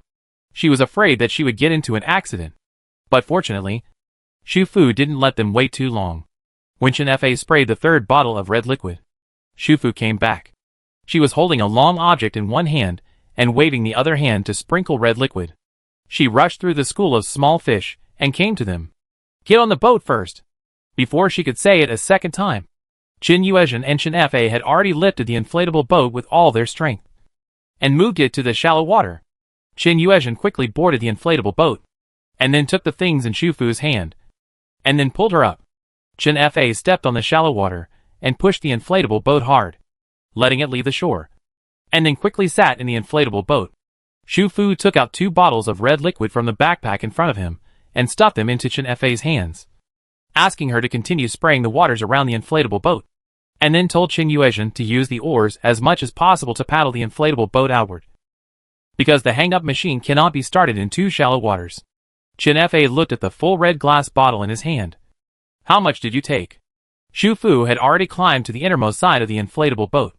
There was a zipper opening here, which was designed to be rainproof. After opening it, the propeller of the boat motor could be extended and then fixed in the corner of the inflatable boat. After that, as long as fuel was added to the boat motor could be started, and the inflatable boat could be pushed forward quickly. She had studied the manual of the boat motor when she was free in the cave restaurant before, and tried to start it, and added oil to the motor, and the motor tank was already full of fuel, which saved her a lot of effort and time now. She fixed the engine, and turned the throttle handle skillfully, and started the engine. Luckily, she succeeded in starting it the second time she repeated it. She pressed the handle, adjusted the angle of the propeller in the water, and checked the situation outside through the transparent opening on the tint. Thanks to Qin Yuezhan's efforts, the inflatable boat had already left the shore for a distance. Now with the thrust of the propeller, it accelerated instantly and headed for the water ahead. On the shore, those small strange fish should have been out of the effective range of the red liquid, but for some reason, they didn't go into the water. They gathered on the shore, supporting the ferocious big fish head with their legs and their upper bodies erect, staring in their direction in unison. This scene was really scary. In the shallow waters near the shore, large strange fish jumped up and down from time to time. At first, they were afraid of the inflatable boat and the smell on their bodies, and did not come over. Now, they seemed to be protecting their cubs, so they did not continue to swim after them. They finally escaped from the town safely. In the inflatable boat, the 3 exhausted people each chose a place to lean on, panted for a long time, and did not speak for a long time. 2 days later, Luqing. Due to the terrain of the entire northern plateau, the urban area of Luqing is not large, only about half of Liyun City, and can barely be considered a third-tier small city in the entire Hua country. Qin Fa had traveled back and forth between Heshi town and Luqing before the flood submerged the suburbs, and had taken a boat to exchange supplies twice afterwards. So she was very familiar with the route to Luqing. According to her original plan, the 3 of them would row an inflatable boat, and taking into account the resistance of the water flow, it would take about a day to rest in the middle. But what she didn't expect was that Shu Fu actually had a boat motor. Come to think of it, she was alone, and if she didn't have complete equipment, it would be impossible for her to take the water route under such circumstances. The size of the boat engine tank was limited, and the fuel inside was not enough for them to reach the land. The last section of the waterway took the 3 of them 2 hours to reach the shore. But even so, it reduced the time they spent crossing the flooded area by half. Just after noon that day, the 3 people on the inflatable boat saw a long stretch of land in the northwest. There is also a river in the southeast suburbs of Luqing, which is a tributary of Qinghe River. When the water level of the river rises, it is equivalent to flooding the entire area. So the coastline here is very long, because it is actually along the tributary. Along this long waterfront, you can still see several bridges that have not been submerged. This is the bridge that originally spanned the Qinghe tributary. One end of the bridge is connected to Luqing, but the other end has been submerged in the water due to the terrain. At the end of the bridge near the suburbs of Luqing, some bridge decks are still exposed above the water, and some have been cracked and broken due to long-term flooding. The bridge body and bridge deck have collapsed, and cement fragments occasionally fall. When the 3 people rode through these areas, they all avoided them from a distance, fearing that they would accidentally hit the falling rocks on the bridge body, hit the inflatable boat, or be hit by the splashing waves. Shu Fu was originally worried that some patrols would be deployed near the waterland boundary here, just like the 2 patrol teams in Heshi town. But Qin Fa told her that this was impossible. Luqing is much larger than Heshi town. After the tsunami, most of the troops in Luqing were transferred to the tsunami disaster area for rescue. The remaining garrison was short of manpower, and the authorities gradually lost control of the people. After that, this place experienced the most chaotic period. Those who should have escaped had already escaped. And those who could not escape and were unlucky all died. Now there are only two kinds of people left in this city: those who are waiting to die and those who don't care about life or death. The former kind of people have completely given up struggling and are mostly old, weak, sick and disabled, who have no courage to escape and live one day at a time in this increasingly dilapidated city. They may fall asleep one day and never wake up again because of illness, hunger, or long-term drinking of unclean water. The latter kind of people have the ability to leave and have vehicles that can travel long distances, equipment and weapons, and some even have loot in their hands, but they don't want to leave. Because some of them have lives on their hands, maybe it was a helpless move at the beginning, but for them, it is no longer possible to live a regular life in a city with order and security. Some people purely enjoy this unbridled life, don't need to work from 9 to 5, kowtow to their boss for a little salary, nor do they need to live frugally every day for mortgage and car loans. Here, there are a large number of ownerless houses, shops, supermarkets, markets. Although most of the supplies have been taken away after several lootings, the remaining ones can still allow them to live a comfortable life. The old, weak, sick and disabled dare not come to rob, but they will beg in the posture of the weak. In front of these people, they are the gods who dominate their bodies. Freedom, dignity, life and death. But at the same time, such a life also requires a corresponding price. Looting is a mixed bag of good and bad people. Many teams occupy large shopping malls, supermarkets, shopping streets, hospitals, water stations, power plants, etc. Most of these places have solid buildings, large internal spaces, and supplies, in addition to the 3 large teams. The rest of the teams fight for these territories every few days. And these people may be hacked to death at any time while walking on the street, or they may be beaten to death in bed by intruders when they sleep at night. This is the price they have to pay. So, even though there are still many people in Luching City now, they are all people hovering on the line of life and death. They fight overtly and covertly for territory and materials every day, and it is impossible for them to take the trouble to guard and manage the city like the authorities do. However, the teams that fight every day are basically small and medium-sized teams. The 3 largest teams have now passed the fighting period and have temporarily stopped fighting and checked each other. The reason, in the final analysis, is similar to the reason why the Yongkan team and the Malaysian team maintained relative peace in the Heshi town. There are currently 3 trading stations in Luching, which were established by 3 large teams. The original intention of the establishment was to integrate and allocate resources. Some teams needed medicine, some teams needed electricity, some teams needed water, and some teams needed fuel. So, these 3 teams found a sheltered place for the allocation and exchange of resources. Later, the trading station gradually appeared in the form of private barter, and then it would be open to the public at a fixed time every week. In addition to the refugees in Luching, people from the surrounding towns would gradually come here to exchange what they needed more after collecting supplies for a period of time. Because it is the territory of the 3 major forces, each of the 3 brigades has a certain number of looted weapons. So there are not many people who dare to deliberately loot and cause trouble here. But don't expect too much order here. And fair and reasonable exchange is even more impossible. The main thing is that one is willing to fight, and the other is willing to be beaten. And it all depends on one's own needs and strength. The number 3 trading station that appeared in Shufu's mission is one of them. It is open twice a week. The recent 2 times were on the 3rd and 5th days, when she received a new mission. Shufu didn't know which time to check in to complete the task, so he had to go both times. The predecessor of trading station number 3 was a museum. Most of the important things on display had been taken away during the official evacuation. The interior was not very big, with 3 floors, because it was an empty museum.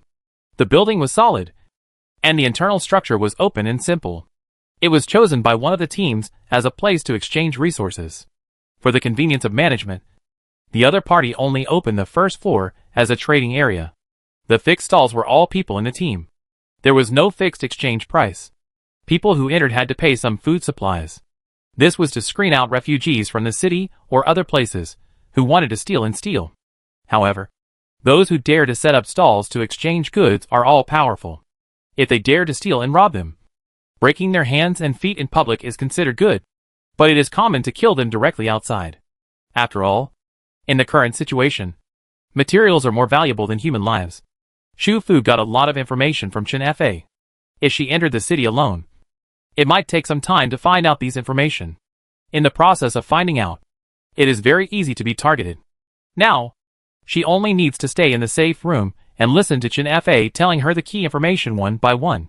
In fact, after the flood blocked the suburbs of Luqing and the town of Heshi, Chen Fa never entered the city twice when he came with a team to exchange goods. Zhou Feng was very cautious. His boat docked, but he would not go deeper. The other team brought the supplies to the waterfront and traded with him directly. These supplies should also be exchanged by the other team. They would be more expensive than if they went into the city in person. However, the city was not peaceful. There were too many people in their team and too many supplies. They might be swallowed up by someone. So they just traded on the shore. In this way, the other team can earn some difference in price. And Zhou Feng's Yang canteen can ensure safe arrival and departure, and can board the ship and leave in time if there is any disturbance. The establishment of the trading station by the three forces had already begun when Chen Fa evacuated Luqing. So she knew a lot of things. After landing that day, the three of them did not rush into the city, but adopted Chen Yuezhen's suggestion and found a small residential area that had not been fully built on the edge of the city, commonly known as an unfinished building, to rest for a while.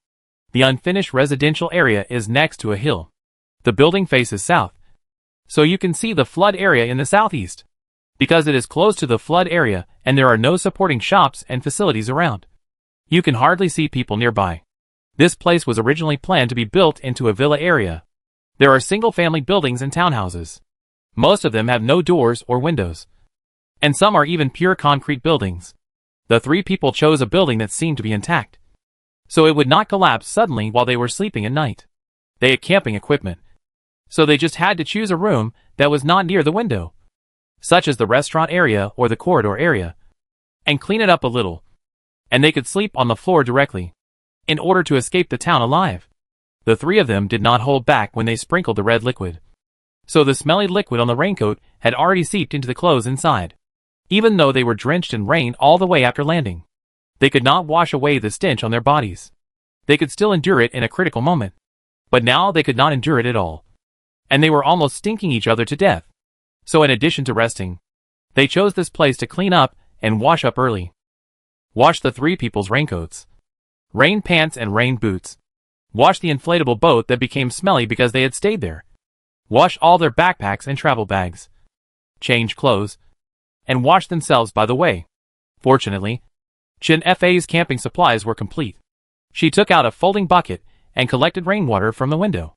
She thought that everyone could wash themselves with cold rainwater and change into clean clothes. Even if there were no shampoo or bathing supplies, it would be good to wash several times with clean water. But at the critical moment, Xu Fu started to take out her backpack again, and then took out two magic tools, sulfur soap and drinking water effervescent disinfectant tablets. That is, water purification tablets. The sulfur soap was new and unopened, packed in plastic packaging, and the water purification tablets were in a bottle of 120 tablets. The concentration should not be too strong when purifying drinking water. One tablet can purify 50 L of water. If it is only used for cleaning and disinfection, the amount of water should be reduced appropriately. Chen Fa's folding bucket is about 20 L. Put 1 to 2 tablets in it, and it can purify rainwater. It is just right for cleaning and disinfecting the smelly body. There is also sulfur soap. Although the smell is not very pleasant, it can make foam to wash the hair and body, which can make them completely clean. The flood lasted for more than half a year, and water purification tablets, which are cheap, good quality, and easy to carry, have become popular items. When we were still in Heshi town, the team had this kind of water purification tablets. Their daily water was collected from rainwater, filtered first, and then purified with water purification tablets. Some people who are not so particular can drink this purified water directly after boiling it.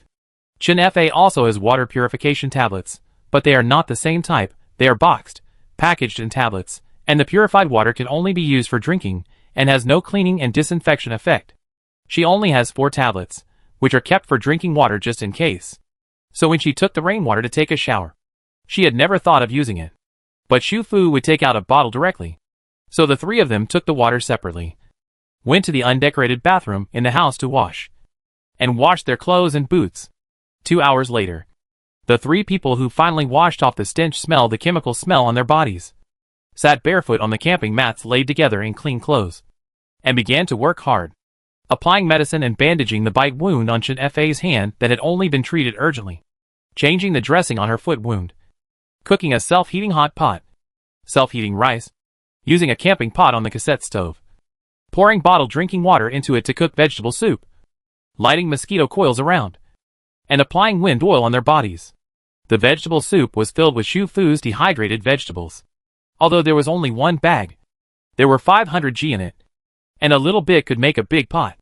Instant noodle seasoning was also added for seasoning. On such an evening with heavy rain, it was a great fortune for the three people to be able to sit in a safe room and drink a bowl of hot vegetable soup quietly after escaping death, with fragrant rice and hot pot beside them. Chen Fei also took out bread, and the three people dipped the bread in the hot pot soup and ate it together, which was both filling and delicious. At the other end of the house, looking out from the unsealed window of the living room, you can see the tall treetops being beaten to pieces by the heavy rain. This place should have been abandoned for more than 2 months. It is very likely that the construction was suspended since the heavy rain last year. Therefore, the grass and trees are growing wildly inside. There are broken and fallen branches and rotten leaves everywhere, and there are many mosquitoes hiding in them. Shu Fu has noticed that since they landed in the suburbs of Luqing, flying mosquitoes can be seen everywhere in the surrounding bushes and grass, and various reptiles can be seen everywhere on the ground covered with building debris, broken branches and garbage. Although not as exaggerated as the cave restaurant, by comparison, Heshi Town seems particularly abnormal. Chapter 67 Northland Plateau. Now thinking back, Heshi Town is closer to the water than the suburbs of Luqing. Now it rains every day. It is spring, when everything is revived. The temperature is rising again. It is impossible that there are so few insects. Even before the disaster, in normal cities, mosquitoes and reptiles can be seen everywhere. Living things are born with the ability to seek good fortune and avoid disaster. There are few mosquitoes there. It should be related to the fact that the strange fish nearby can come ashore. Qin Yuezhan analyzed. The fishing boats will not go too far, so the male strange fish that was accidentally caught should be in the waters near the town. Thinking from another angle, their wives all wait to the shore to lay eggs. If their cubs don't come out for a day, they can't swim to other waters. Fish are creatures that eat a wide variety of things, including insect eggs and insects. They can also go ashore, so it only takes a few minutes to kill the insects. So the insects predicted that the town's environment was not conducive to ecological development, and they moved to another place to grow and develop. Right?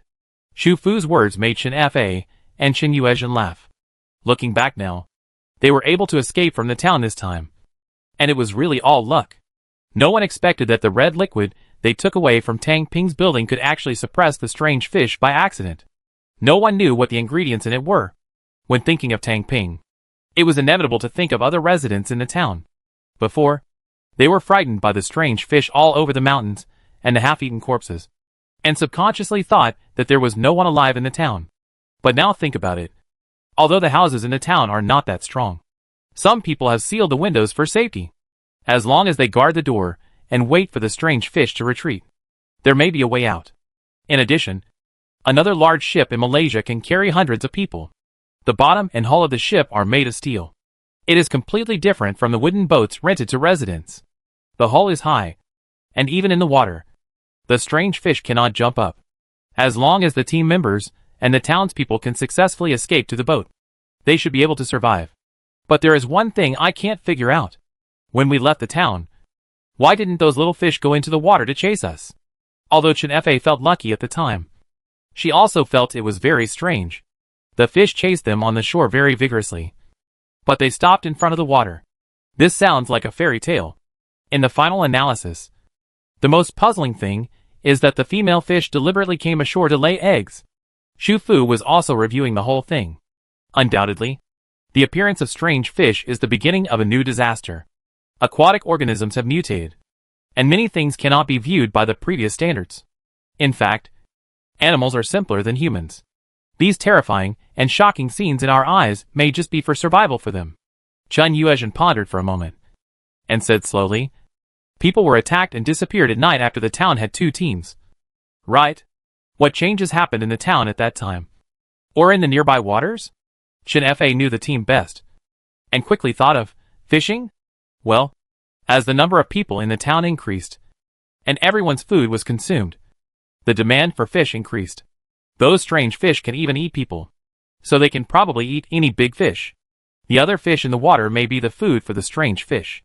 The fish in the nearby waters have been caught in large quantities, which has affected the food source of the strange fish.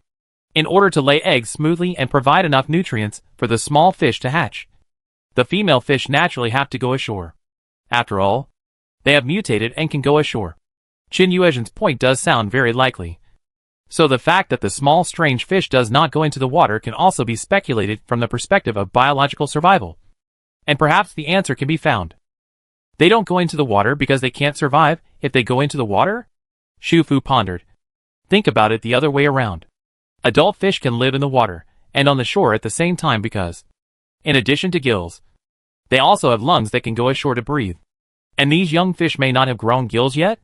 It may also be the function of the gills, or the tail fins, and the like have not yet fully developed.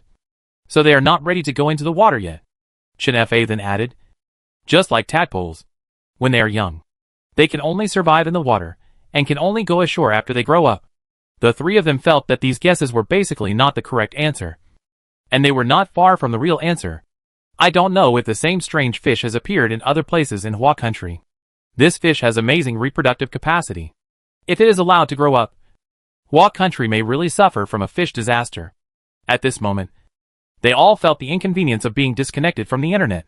If there is internet in Hishi town, they can check the internet if they encounter strange fish. Maybe they can get more information. Not every place in Luqing City has internet. There must be internet in the areas where the three major forces are located, because there is electricity there. It is hard to say about other places. Chen Fa heard from the team that they exchanged with before that there was a network in the trading station, such as Wi-Fi, which could be used for free. Although the speed was very slow and there were various card problems, it should be no problem to check some information. On the third day, Xu Fu and Chen Fa packed 2 backpacks and prepared to go into the city. Xu Fu originally planned to go alone, mainly because she didn't know what to do there. If she was alone, she could just walk around and find a place to surf the internet. But she asked Chen Fa not to go. Chen Fa did not respond, but just crossed his arms and looked at her sideways. After she cut her hair short, she looked particularly domineering when she was silent. Xu Fu was defeated and nodded. Go.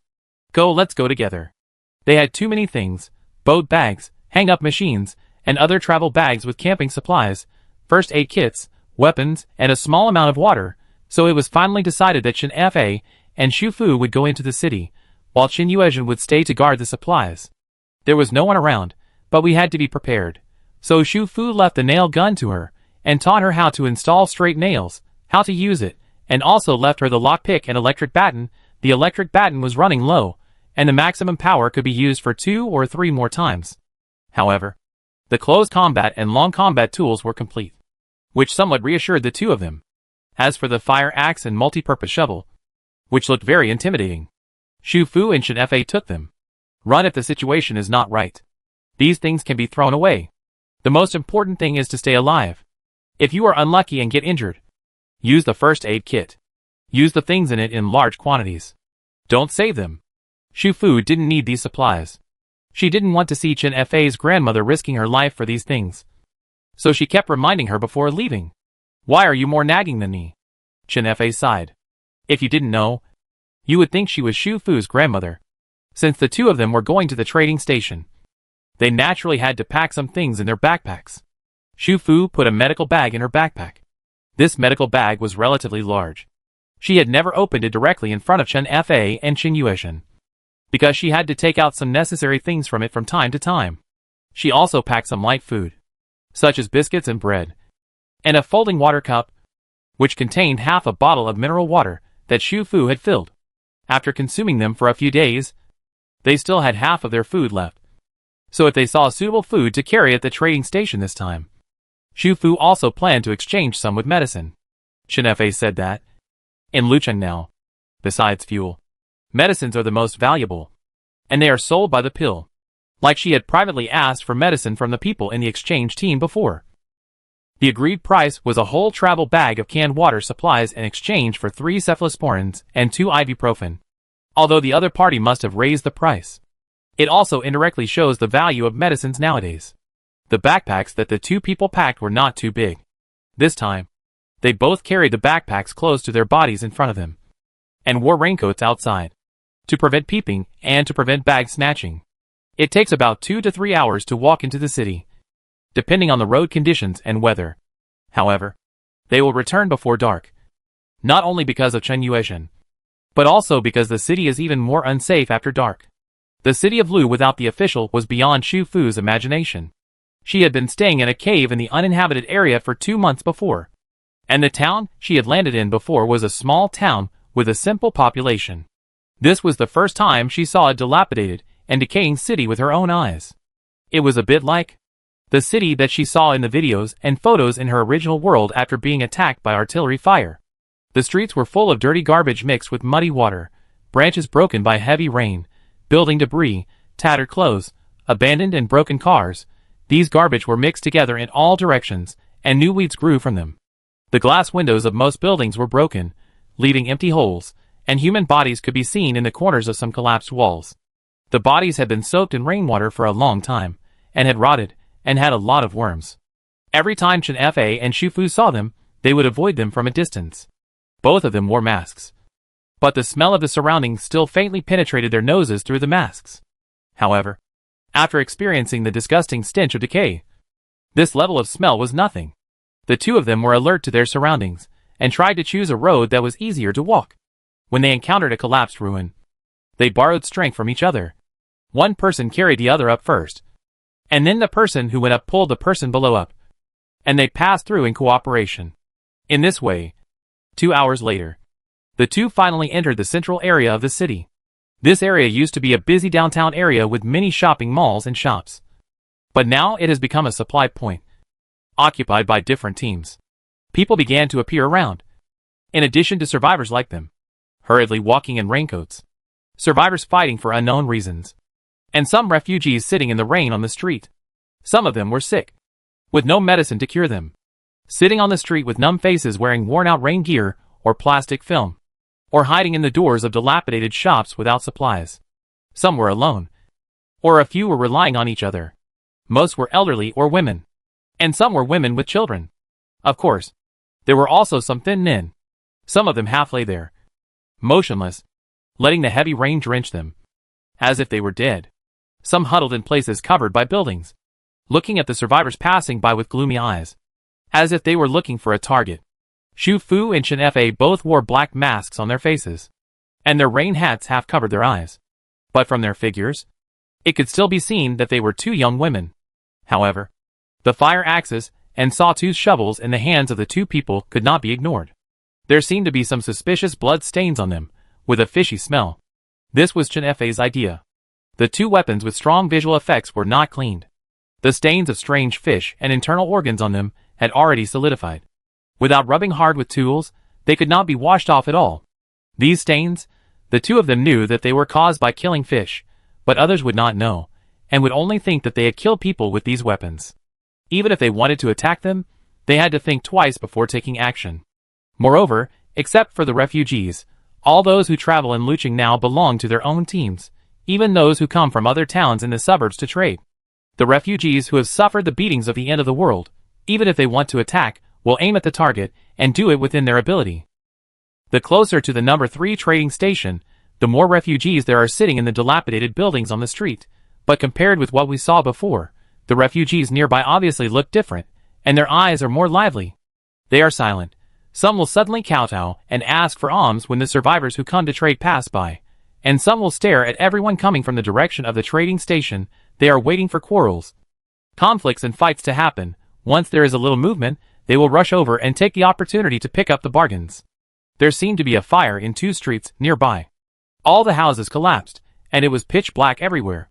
Chen Fa had never been to trading station number 3. He only passed by once. When he came back this time, he didn't recognize the roads nearby. However, Xu Fu had a downloaded national map on her phone. In her story, she and others traveled north for such a long distance, so it was not surprising to have a map. although it was a pre-disaster map. Now that they knew the destination was the museum, the route was still easy to identify. They changed direction, bypassed the fire area, and soon saw a bus station. This is a rest stop in the city. There is a large open space inside, as a parking lot. There seem to be 2 buses parked in the parking lot. From a distance, many of the windows are broken, and the body is also rusty. It is estimated that they are broken and cannot be driven, so they are left here.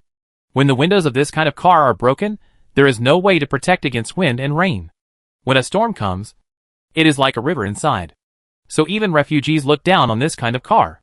They would rather choose a building with broken doors and windows. At least there is a place inside the building with twists and turns to protect against wind and rain. Shufu couldn't help but take a few more glances as she passed by. They had left the flood area now.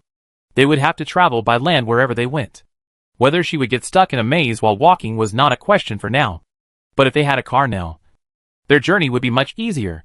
With a car, they could carry more supplies, and they wouldn't have to be exposed to the rain all the time. It would be convenient to go anywhere. Chen Fa seemed to have seen her intention and said, "It's good to have a car.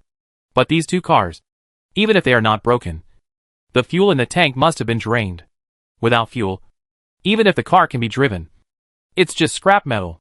During the most chaotic period in Lucheng, many people died. So many cars were left behind. Those who escaped later were unable to drive these cars away. Not because they didn't want to, but because the fuel in most of the cars had been drained. Collect cars with intact windows and good performance, and empty the fuel tanks of damaged cars or cars with too small loads. Some forward-looking teams have already done all this. After turning at the bus station and walking for more than 10 minutes, they finally saw the museum where Trading Post Number 3 was located. Chapter 68 Northland Plateau. There were more people near the museum. You could see cars driving slowly on the road nearby. In some places, 7 or 8 people gathered together, like a team, and were discussing something fiercely. Shu Fu and Chen Fa came to the entrance, handed over 2 small packages of biscuits, and were allowed in. When they entered the door, they noticed the unspeakable expressions of several gatekeepers, and remembered the weapons in their hands, so they took out 2 large plastic bags from their pockets, and wrapped the weapons stained with fish entrails, which made the fishy smell around them less severe. The space inside was large, but it was completely unlike any museum in Shufu's memory. The originally smooth tiles were now dirty, and there was mud and water everywhere.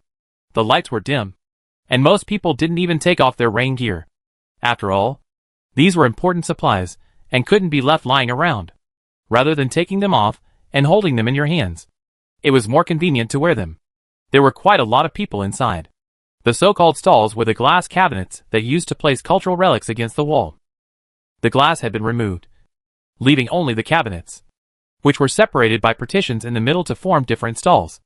There were 1 or 2 people in front of each stall. Some were standing there leaning against the wall, while others moved a chair and sat on it. They were considered to be setting up stalls. The stall owners were all from the large team that set up the number 3 trading hall. They were not short of food and water. People who came to set up stalls all had their own things they wanted. For example, some stalls clearly stated that they only accepted cigarettes and alcohol, and the price was negotiable. Some said that they could only be exchanged with gold. Some accepted medicines, especially antibiotics.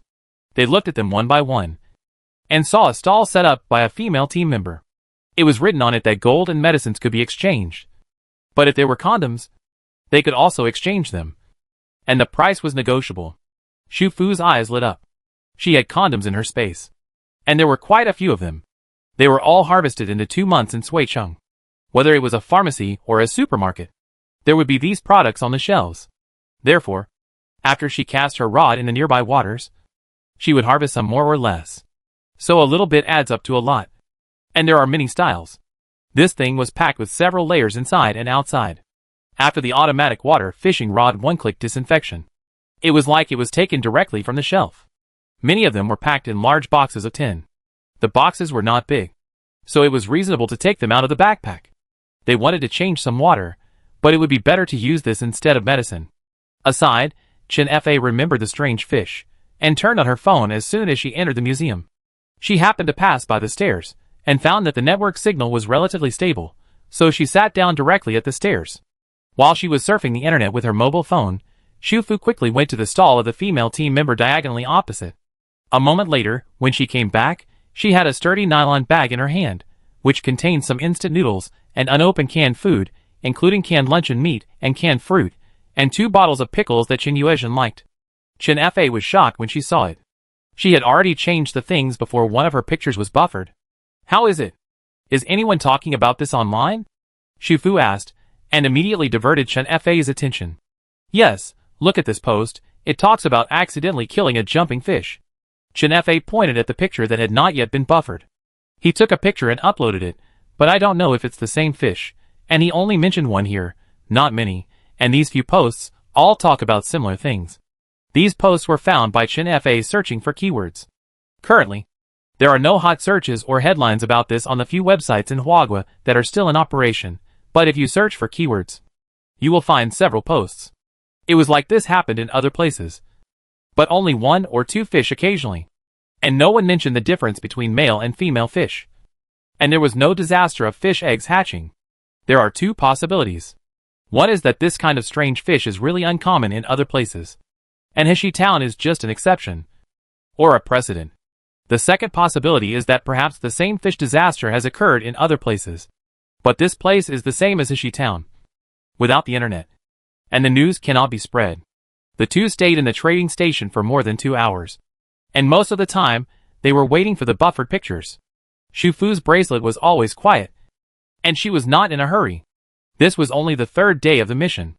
On the 5th day, she would need to come to trading station number 3 again. After the picture appeared, it was indeed possible to tell that it was a strange fish. But the picture was not taken well, and the proportions were distorted, so they could not tell whether it was a male or female fish, or even its size. They also tried to post the information they knew about the strange fish online, but the internet speed was too slow, so the video could not be uploaded at all, and the pictures failed to upload after a long time. It was just a text message, and no one paid attention to it after it was published, and it was unknown how much of a warning it could have. In addition to the strange fish, they also looked for news about strange patients. But there was even less news in this regard.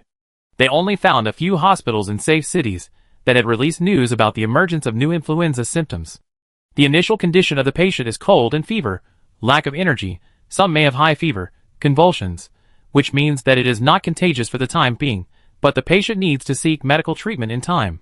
From the symptoms, this is probably the same disease.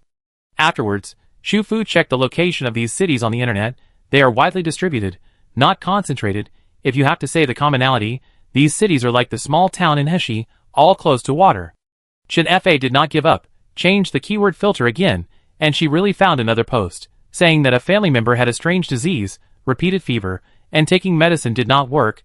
I don't know if the fever is too high, I always feel that the person has become stupid, can't speak, the eyes are full of red bloodshot, and has a serious skin disease.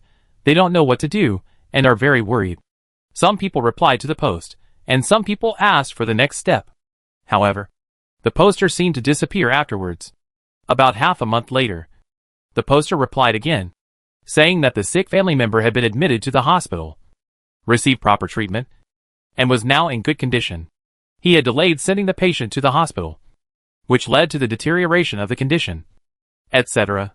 Do you think the improvement this person said is true? Shu Fu asked. Chen Fa replied with 2 words. It's hard to say. Looking back now, Zhou Feng must have known more about the patient than them. But unfortunately, the strange fish incident was superimposed at that time, and the opportunity was missed. Now Heshi Town is occupied by strange fish, and I don't know if Zhou Feng is still alive. At almost 2 o'clock in the afternoon, the 2 were ready to leave. Before leaving, Shu Fu exchanged the medicine for some tissues and pure drinking water, because the bottled pure water was completely unopened. The price was a bit higher. The other party received a box of ibuprofen from Shu Fu, which had 8 pills on it. She actually wanted to use this transaction to find out some information, because the patient's initial symptoms were cold and fever, and ibuprofen was for these symptoms. However, as soon as she opened her mouth, the other party looked at her with a gloomy look, as if it was some kind of warning. Shu Fu immediately understood and stopped talking in time. She handed the big bag of canned food to Chen Fa, and then put the purified water she got in exchange into her backpack one by one, and then left quickly. although the other party didn't say anything. Just the two patients made him show a warning expression. And his reaction itself was the answer. After leaving the museum, the two took off the plastic bags on the weapons again and stuffed them into the pockets of their raincoats casually. Shinfei pulled down her rain hat, leaned close to Xu Fu, and said one word, "Yes." Xu Fu nodded. Not only that, but the people around her were just like the families of the patients in Yang Kan's team, keeping it a secret. After Xu Fu and Shinfei came out of the museum, they clearly felt that more people were looking at them. Their waterproof backpacks were filled with canned food, purified water and other supplies, and were wrapped in raincoats. So they became a little bulging, and it could be seen that there was something inside. However, because the backpacks were inside the raincoats, if the nearby refugees wanted to rob them, they would have to face them first. For the refugees, it doesn't matter whether they can beat them or not. In today's world, any girl who dares to walk alone should not be underestimated. There may be a team behind them. If they accidentally offend a girl with a large team behind them, it will be very troublesome. Once caught, they will either lose their hands and legs or be beaten to death. The refugees are not stupid. They want to steal things and want to live. So they usually wait and see more, and will not use such direct methods. Shinfei held the multifunctional shovel in one hand, held Xu Fu in the other hand, and was alert to the surroundings. He warned from time to time, there are often women and children who are abused at the corners of the streets nearby, or people who have quarrels. And there will also be good-looking girls who will stop the road pitifully, saying that they are willing as long as they are given a little food. Ignore them all. They are all traps and routines.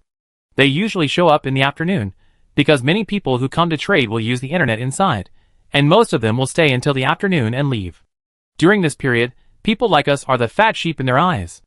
The city has been in chaos for so long, people who come to trade will be more or less on guard and vigilant. Will anyone really be fooled? Even she will feel sympathy when seeing the hungry refugees, but she also knows that, no matter how much sympathy she has for these people, she cannot give away her sympathy in such an environment. Because of this charity, it may not only be a little food or clean water that is being given away, but one's own life. There is no need for Shinfei to respond. The facts tell her it is true. On the rainy street, the young man in a waterproof jacket was a little flustered and pushed the woman who fell into his arms. "What are you doing? Didn't I give you food? Go back quickly." "Aw, don't touch me, you are so dirty. I don't need you to repay me, my clothes are new, okay?" "Okay, don't come closer, at most I will give you some more food." He turned his head, and happened to see Xu Fu and Shinfei passing by. Immediately, as if he saw a savior, he shouted loudly. Two sisters, asking them to help. Xu Fu.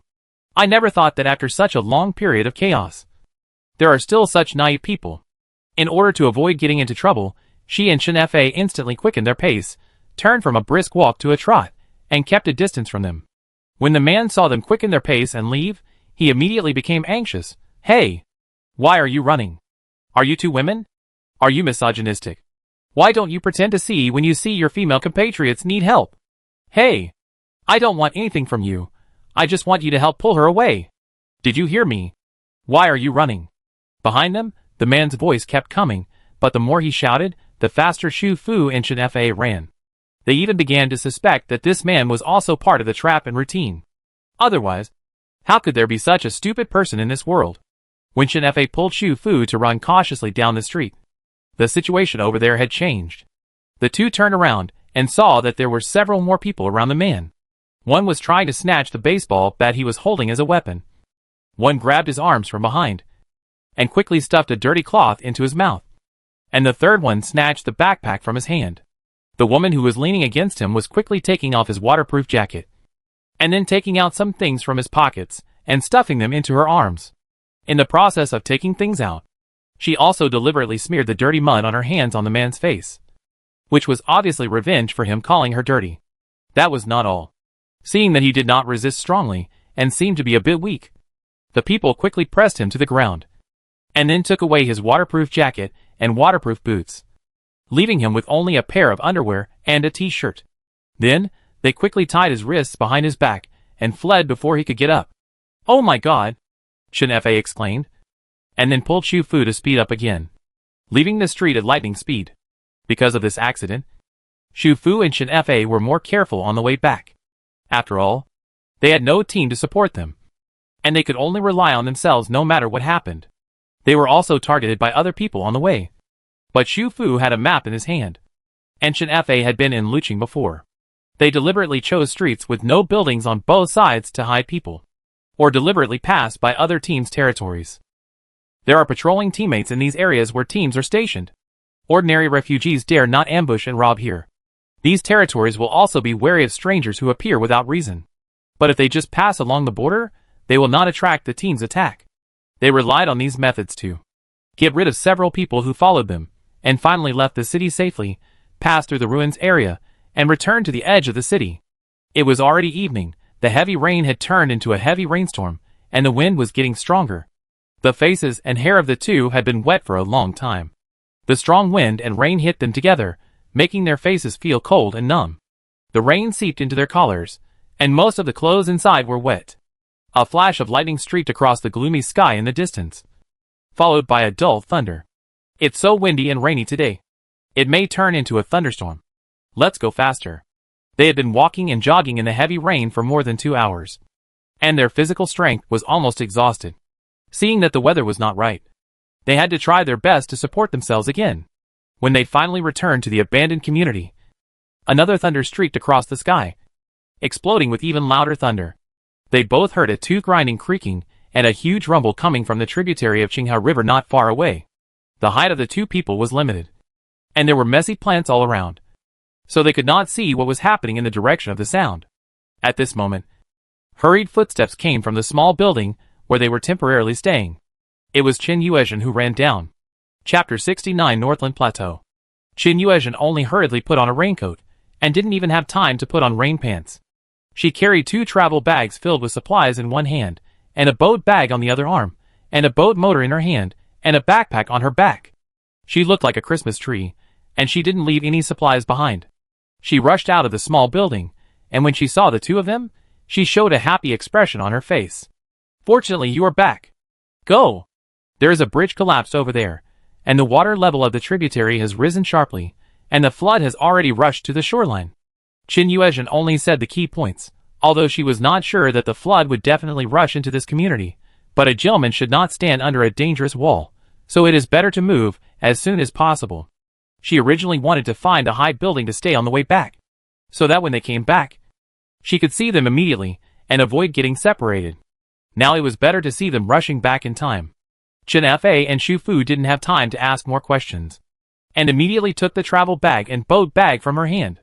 The three of them left the community and returned to the main road. The closer to the center of the city, the higher the terrain of Luqing. Even if the flood rushed to the shoreline and flooded the surrounding area, it would not flood into the city, so they would be safe as long as they left this area. The three people found a small building again, according to Chen Fa and Xu Fu's memory when they just returned. This small building is located on the second floor of a row of simple commercial buildings along the street.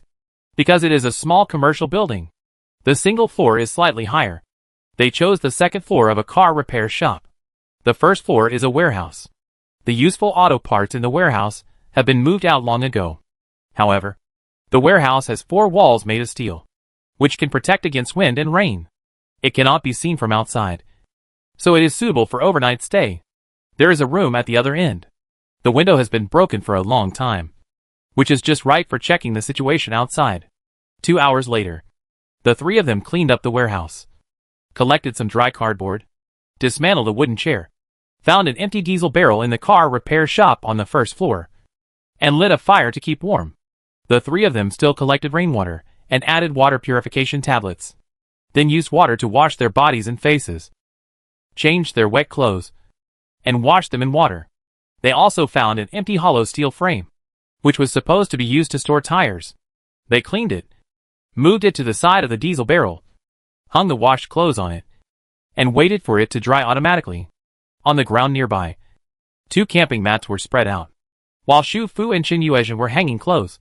Chen Fa sat on the camping mat and used a gas stove and a small camping pot to heat up the canned food he had just bought today. Xu Fu was quite good at changing things.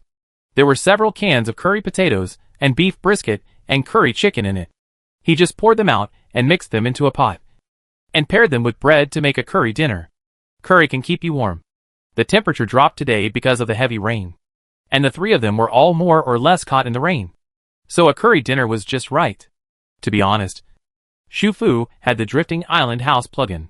Since the natural disaster began, she was able to eat and sleep well most of the time, and never worried about food, clothing, housing and transportation. This period of time was the most wandering and unstable time for her. There were no delicious food, snacks and fruits, milk tea, coffee and drinks. No clean bathroom for aromatherapy bubble baths. No comfortable and soft beds and soft blankets for rolling around. But, maybe because there were companions around, everyone worked together, in a limited environment, and tried to create a comfortable place for each other with limited supplies. This feeling unexpectedly makes people feel happy and safe. But this sense of security is different from the absolute sense of security with loneliness before. It has some novelty and danger. But because there are people to accompany, everyone works together. So every day is more fulfilling. Although she knows that such days will end sooner or later, she will still have to return to the state of being alone after completing the raft level 4 progress bar. But at this moment, these wandering lives with adventure, warmth and protection will become part of her memory, and become more precious and beautiful as time goes by. So, no matter how tough the environment was, she didn't feel uncomfortable at all. She didn't even miss the drifting island house as much as she thought. After all, no matter how good things were, if no one shared them, there would always be some regrets. Late at night, Shu Fu turned over on the camping mat and looked at Chen Fa in the room at the other end of the warehouse. Tonight, she was on duty for the first round of night shifts. At this moment, she was sitting in the room with a raincoat on, so that she could check the situation outside at any time. She seemed to be aware of Shu Fu's sight, and turned to look at her. In the dim light of the diesel barrel next to her, the eyes of the two men in midair. Chen Fa looked at the dark eyes that were staring at him without blinking, and smiled helplessly, and then made a gesture to Shu Fu to hurry up and go to sleep. Shu Fu also curled the corners of her lips, and was about to close her eyes to rest, when there was another thunder outside, and at the moment of lightning flashing, she subconsciously realized that something was wrong, and suddenly opened her eyes, and looked at the position above Chen Fa's head again. Because the room was not big, the windows were broken, and it was easy for rain to enter the room when the storm was too strong, so she put on a raincoat and a rain hat when she was on guard. The raincoat was a dark army green. She was in the dark. Originally Shu Fu should not have noticed her rain hat, but at a certain moment just now, she seemed to see a white light strip on the rain hat above her head flickering rapidly. It looked like some old electronic screen. Is she dazzled? How is this possible? Outside the window, another thunder flashed, the lightning exploded outside the window, and at the same time, it was printed on Chen Fa's body and face, flickering slightly. Sure enough, the white light strip just now, she must have just seen it wrong. Shu Fu and her two friends stayed on the upper floor of the repair shop for the 3rd and 4th nights, and got up early on the 5th day to pack their things and prepare to go into the city. Shu Fu had said early in the morning that she would go to the 3rd and 5th days of the opening of Trading Station number 3. The difference was that after going to Trading Station number 3 today, they would not stay in Lucheng any longer, but would continue to head north, through the entire Lucheng, and go to Pincheng further north. Shu Fu was not sure whether the Lu Zheng brothers and Yao Ruoyun were still in Pincheng. So when she went to Trading Station number 3 today, she would log into her old WeChat and take the initiative to contact them. If they are still in Pincheng, it would be the best. If they have left, we can also ask them about the current situation of Pincheng. The heavy rain has been falling for several days. Today, it has subsided a little. Lucheng, which has been attacked by wind and rain for several days, looks more and more dilapidated and depressed. The three people were still very careful when entering the city, because they carried all the supplies with them this time. An empty travel bag was put on the outside of the boat bag, and the boat hanging machine was also put into another empty travel bag to prevent these two things from attracting more covetous eyes. They still walked along the border of the team's territory, taking advantage of the situation along the way, and arrived at the museum safely again. There were not as many people today as last time, probably because of the heavy rain and thunder and lightning for several days, which made it more difficult to travel. So there were fewer people coming to trade and exchange. Shu Fu and her friends still handed in 3 packs of biscuits to enter, not only to complete the check-in and free internet access, but also to exchange for some portable food, such as canned food and instant noodles, and original drinking water. so that they would have enough supplies to go north. In fact, Xu Fu had another plan. She wanted to solve the problem of the three people's land transportation. Gold was still useful here. If she just wanted to change a car that could be driven and didn't need fuel, the price shouldn't be that expensive. After all, the most expensive thing was not the car, but the fuel that was comparable to gold nowadays. In her space, she only used more than 200 liters of the more than 3,000 liters of fuel she stockpiled in Suicheng last year. With the subsequent draws of the monthly electricity card, she now had ample electricity and rarely used the generator. After her phone connected to the internet, she turned off the sound first, and then logged into the old WeChat. As expected, she was bombarded with a lot of information as soon as she connected. In addition to Zhang Tian, Wu Xiaoshan and others, there were also Lu Shuang and Cheng Yu. Zhang Tian and Wu Xiaoshan had already learned from Chen Fa the day before that she was still alive, and they also scolded her, scolding back all the worry she had caused because of the giant tsunami. Compared with others, Lu Shuang and Cheng Yu did not have much news, and she could not take care of them for the time being. She first found Lu Zheng's name in a large area of red prompts, and then sent a message to him. He didn't reply immediately, probably because of the poor signal and delay. This phone has been turned off since leaving Heshi town. It still has a lot of power, so she didn't turn it off again. She put away her phone and prepared to exchange the needed supplies first. Today she didn't plan to trade drugs anymore, but wanted to use gold. After all, she had only shown Chen Fa a few boxes of drugs before, and there were at most some other types in the bag. Too many would be unreasonable. Moreover, medicines are precious. The last transaction was partly for information gathering, but it was not necessary today. Gold is different. It is small and easy to hide. She could put a lot of it in her waist bag. The three of them had a lot of things today, so they did not separate and looked around together. Chen Fa was not surprised when she took out the portable self-heating rice bag for gold trading. When they left the stall, Chen Fa took out a bag of gold jewelry from the inner pocket of his backpack and put it in Xu Fu's hand, signaling her to keep it. If there was not enough for the transaction later, she could use it. The gold ornaments were quite heavy. Xu Fu did not ask much. In troubled times, how could she not have some gold around her? However, she only kept it temporarily, and did not plan to use it. Just kidding. How could she not have enough gold? She had several gold shops in her space. The three of them walked around for a while. They were all straightforward people. They quickly exchanged food and water supplies.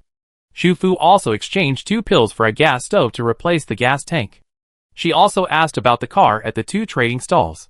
The other party obviously did not take her seriously, and directly said that if she wanted the car, she would not exchange gold at the moment. Only fuel could be traded. 30 L of fuel can be exchanged for a small car. 50 L of fuel can be exchanged for an off-road vehicle. This made Xu Fu a little confused.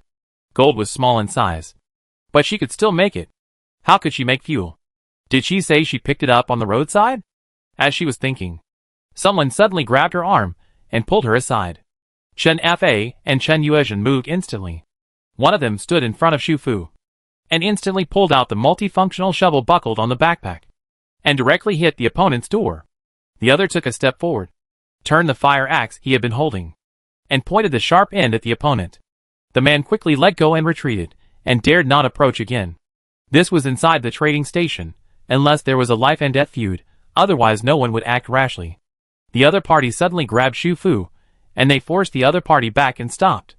The man obviously didn't expect the people next to Xu Fu to react so quickly. He also saw Chen Fa at this time, and recognized her at the same time. He pointed at the 2 of them angrily and scolded them for not helping the dying that day, and said that he suspected that they were the companions of that group of people, so he deliberately turned a blind eye. Chen F rolled his eyes at the other person, Psycho. Xu Fu also recognized the other person at this time. The day before yesterday, she was trapped on a street outside the trading station, and was stripped down to her underwear. She swept her eyes around him, and smiled meaningfully. "It's you. You are dressed neatly today." Su Jiechu instantly understood what the other person meant. He looked at the smile on Xu Fu's lips. He didn't know if he was angry or something, but his face instantly turned red. That day, both of them wore rain hats and masks, and walked in a hurry. He didn't see their faces clearly. Just now, he recognized them with his weapon. Now he stood still and met their eyes, only to find that they were not big sisters at all. Both girls were very young, probably a few years younger than him. And they were pretty, especially the one smiling at him now. At this time, Su Jiechu thought of the scene that day when they saw him in a mess, and he became more and more embarrassed. But inside the trading station, he did not dare to do anything reckless. He had been robbed and trapped before, and he had lost the gold his brother had brought him. He was already in a headache. Therefore, he said nothing more and turned to leave. Be careful, Chen Fa reminded him, fearing that the other party had a team behind him, and he would bear a grudge and continue to wait for an opportunity to retaliate. 2 hours later, the three of them exchanged all the supplies and prepared to leave. Xu Fu did not wait for Lu Zheng to reply. Before leaving the trading station and disconnecting from the internet, she opened the chat boxes of Lu Shuang and Cheng Yu respectively. The latest message between the two was 2 months ago, and the other was more than a month ago. Lu Shuang sent all text messages. She started sending them not long after the tsunami. She was anxious and worried, and finally turned into messages of prayer. Cheng Yu's initial message was a few days later than Lu Shuang's. He was on a mission at that time. Later, he must have learned about her loss of contact from Lu Shuang. He sent voice messages. Each message was short. He asked her why she didn't leave Liyun City earlier, asked her where she was, asked her if she was still alive. In the last few messages, he said he was going on another mission, this time to the border, which was very dangerous, and he didn't know if he could survive. In the message at the bottom, he wrote a text for the first time. If I can survive this time, it means you will definitely survive too. Xu Fu, I want to see you alive again. Xu Fu looked at the message in silence for a long time, and finally replied to the two of them. Be safe, I hope you are safe too. I am still alive, you will definitely survive too. The message was sent successfully, but she knew their situations, and it was impossible for her to reply immediately, especially when they were on a mission. She currently has no more time and conditions to keep in touch with the other party. Who knows when? For what reason? She will have to disappear again. And she reported to the other party that she was safe this time. Because at this stage, she has integrated into the crowd and has an explanation. As for the explanation, there is no need for it now. And she will save it for the next opportunity to meet again. She turned off her phone again, thinking about what kind of reason she should find to leave the team alone. Get the fuel out, and at least solve the problem of the car. As a result, not long after the three of them walked out of the trading station, they were stopped again. This time, in addition to the man, there were 2 more helpers behind him. 3 against 3. Now it's fair. Su Jiechu had obviously been waiting for them here for a long time. He couldn't find the group of people the day before yesterday. Now that he met them, he was sure that they were in the same group and had to save face.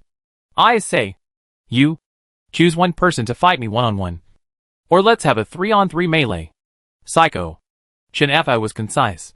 Xu Fu didn't even open his mouth. He took out the nail gun from his backpack and pointed it at the other party. The melee was about to break out. At this moment, a cat jumped out from nowhere, climbed up by holding Su Jiechu's pants, and scratched his face. Oh! Oh! Oh! It hurts! You dead cat! Oh! It's bleeding. It hurts so much. With the help of the 2 people beside him, Su Jiechu finally grabbed the cat and looked around angrily. Lu Su, you damn boy. Come out! Lu Zheng, can you ask your brother to keep an eye on this cat? Otherwise, don't blame me for catching it and eating it. As he said this, the blue-eyed tabby cat he was holding waved its limbs again, and struggled to turn its head to bite his hand. On the side, a familiar voice soon came. Why are you catching my Lon Lon? Su Jiechu, you are a grown-up. How shameless of you to bully a cat. Brother, hurry up. Here, I found Lon Lon. As the familiar voice came, Xu Fu quickly looked back, and saw an old friend who had not seen for a long time walking quickly in the gloomy rain curtain. Chapter 17 Northland Plateau. The boy walking in front had grown a lot taller, and his voice was in the process of voice change. Shouting at the top of his voice, asking Su Jiechu to release the cat quickly, and turning back from time to time to shout, Brother, hurry up. The handsome young man following behind responded, and quickened his pace again, but when he passed by Xu Fu, he glanced at her inadvertently, and his expression froze instantly, and the next second, he suddenly changed direction and walked toward Xu Fu. Xu Fu and her group had just come out of the trading station. She only pulled up her rain hat, and had not had time to put on a mask, and her face which was a little pale due to the rain, was clearly reflected in the eyes of the visitors. Lu Zheng looked a little stunned. Until he got closer to the other person, he was sure that he was not seeing things. It was really her. Xu Fu. The young man's voice trembled slightly, and his eyes, which were always clear and calm, burst into surprise and joy. On the other side, Lu Su, who had already rushed to Su Jiechu, also looked back in surprise. He didn't understand why his brother suddenly called Xu Fu's name, but soon he saw the person in front of Lu Zheng clearly, and suddenly he twisted his body like a twist and ran toward Xu Fu. He was not as reserved as his brother. He rushed over and hugged her. "Sister Fu Fu. It's really you. You're not dead. I thought my brother was dreaming in broad daylight." "Yeah. Not dead." The reunion came unexpectedly. She felt the vibration on her wrist, patted Lu Su's head gently, smiled at Lu Zheng. "How are you, Lu Zheng?"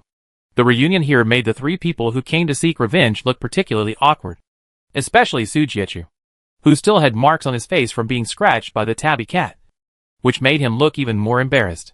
He picked up the tabby cat and shook it up and down. "Hee. It seems that your master doesn't want you anymore. How about coming back with me? Marrying my Zhao and giving it a litter of kittens?" The answer to him was dancing cat fist. Su Jiechu was caught again by accident, and he let go of the cat in pain. The tabby cat landed and immediately ran towards Lu Su, grabbing his trouser legs and meowing. Lu Su bent down and picked it up, stuffing the wet kitten into the waterproof backpack in front of him. He looked back at Su Jiechu as if he was looking at an idiot. "It's been so long. And you still don't understand? My Lon Lon is a male cat. Su Jiechu. There is no place to chat near the museum. It's not like before, when we met again in the city and could find a cafe to sit down. Now, at most, they could just stand somewhere out of the rain." Besides Lu Zheng and Lu Su, there were other companions. They had something to discuss with the people at Trading Station number 3 today. When they saw Lu Zheng meet an old friend and wanted to chat, they didn't force him. They greeted him and went to the trading station first. The two people who had come with Su Jiechu before also went with him. He didn't go in with his elder brother.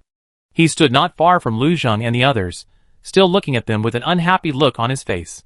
An hour ago, Xu Fu was still a little worried because she couldn't contact Lu Zheng, wondering if he had also lost contact. But more than an hour later, he appeared in front of her. She always felt that everything was under the control of the mission. "My brother's phone was broken a long time ago, when we were fleeing about a month and a half ago. Pincheng was more chaotic than Luqing. Somehow, the prisoners in a prison on the outskirts of the city all ran out not long after the tsunami. They formed a team, and then their power grew stronger and stronger. While many members of Pincheng were in the disaster area, they made all kinds of trouble in the city, robbing, setting fires, and killing people. Finally, they occupied the city hall, and then robbed granaries everywhere. Lu Su was still the same as before, a chatterbox, and he would talk non-stop when he was happy. Pincheng originally had a small population, and the urban area was half the size of Luqing. He and Lu Zheng's home was in a suburban town, so they avoided the most chaotic time in the city. Yao Ruiyun and her family left before the tsunami. They applied for a small town on the Fengsheng Plateau and were quickly approved. She wanted Lu Zheng and his brother to go with her, but Pincheng was their home. The climate on the Beatty Plateau was not that bad, and there were no huge waves, so they did not leave. But they did not expect that they escaped the natural disaster, but not the man-made disaster. After that, those people began to spread and sweep, and soon reached the eastern suburbs where they were. There was still internet in the town at that time, and everyone had always known the situation outside. They knew that Pincheng was in complete chaos, and they had already organized a team to patrol and guard. Later, before the gang of villains came to sweep over, the team began to move with their families. Many families in the town had cars and fuel, so they managed to bring everyone with them. They did not dare to drive on the main road, fearing that they would run into the gang of people in the prison. So they took the mountain road to the east. In this kind of weather, walking on the wild mountain road would encounter mudslides, landslides, lightning strikes and other dangers. It was undoubtedly risky, but they had no choice at the time. Compared with these disasters, many of them were more afraid of the prisoners and villains. After all, falling into their hands might be more terrible than death. It took them 3 days. 3 cars crashed, and 5 or 6 people died before they moved from the mountainous area in the eastern suburbs of Pinchung to the southern suburbs. After leaving Pinchung, they continued to walk more than 100 kilometers to the west. There is a small salt lake there, also in the mountains, which belongs to an unknown scenic spot. Because the salt lake is not very beautiful, the transportation is inconvenient, and it has not been developed. There were not many tourists before, but for those who are taking refuge, it is just right. There is a salt factory near the scenic spot, and there are places to stay. There is a salt pond that generates electricity, and there is an underground water source. So there is water and electricity. They are temporarily safe, except for food and the internet. The network was not completely unavailable, but it was unavailable for 9.5 days out of 10. And the remaining half day was also stuck. They had no way to get real-time information about the outside situation. When the food was about to run out for the first time, they had to take action, reorganize the team, drove 2 cars, and went out to try their luck. After the car drove onto the provincial road, they found that after this migration, they were actually closer to Lucheng, which was to their southeast, because everyone knew that Lucheng was previously listed as a relocation city. There were more supplies in the city, so they went into the city with the idea of giving it a try. Lu Su did not go that time. All the experiences of the group were told by Lu Zheng and Su Jiechu's elder brother, Su Tingfeng, who came back later. The journey was full of difficulties and dangers. Some people were injured, but fortunately no one died. In the end, they brought back life-saving food. At this point, Lu Su lowered his voice, looked around, and then continued to say to Xu Fu, "We don't have much else there, but a lot of salt. There is a salt factory there. There are many capable people in our town. After everyone got together to study, we soon figured out how to make salt. And we have groundwater there, which is much cleaner than rainwater anyway. Even if you don't use water purification tablets, you can drink it after boiling it." So later, my brother and that guy's brother would come to Lucheng, and they would bring these 2 things, trade here, and bring food back. But this trip was a bit troublesome. We encountered a landslide on the way and blocked a mountain road. We took a detour and used up all the fuel for the return trip. In order to save fuel every time they go out, they only drive 2 vans with the largest capacity. These vans have been modified, equipped with iron fences to prevent hail and strong winds. The engine has been reconfigured, and the tires have been changed, so it is no problem to drive on mountain roads in extreme weather. But in addition to the people on the car, we need to bring as much clean water and salt as possible when we go out, and as much food and other daily necessities as possible when we go back, so there is not much space left, and the fuel we carry is just enough for the car to go back and forth. The team went out and came back safely twice before. Lu Su was really bored in the salt lake, so he came out with them this time. Su Jiechu's situation is similar. With his big brother protecting him, he actually didn't suffer much. That day was the second day in Lucheng. He had visited another trading station before, and thought he had some ability. That day, he said he would go shopping by himself, but somehow he went out by himself, and was tricked. He was robbed of all his things and stripped of his clothes.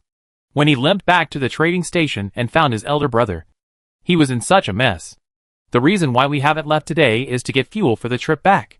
However, fuel is the most expensive thing here. The supplies we brought were exchanged for food, which is not enough to exchange for fuel. The other party was interested in our car and proposed to trade it for fuel.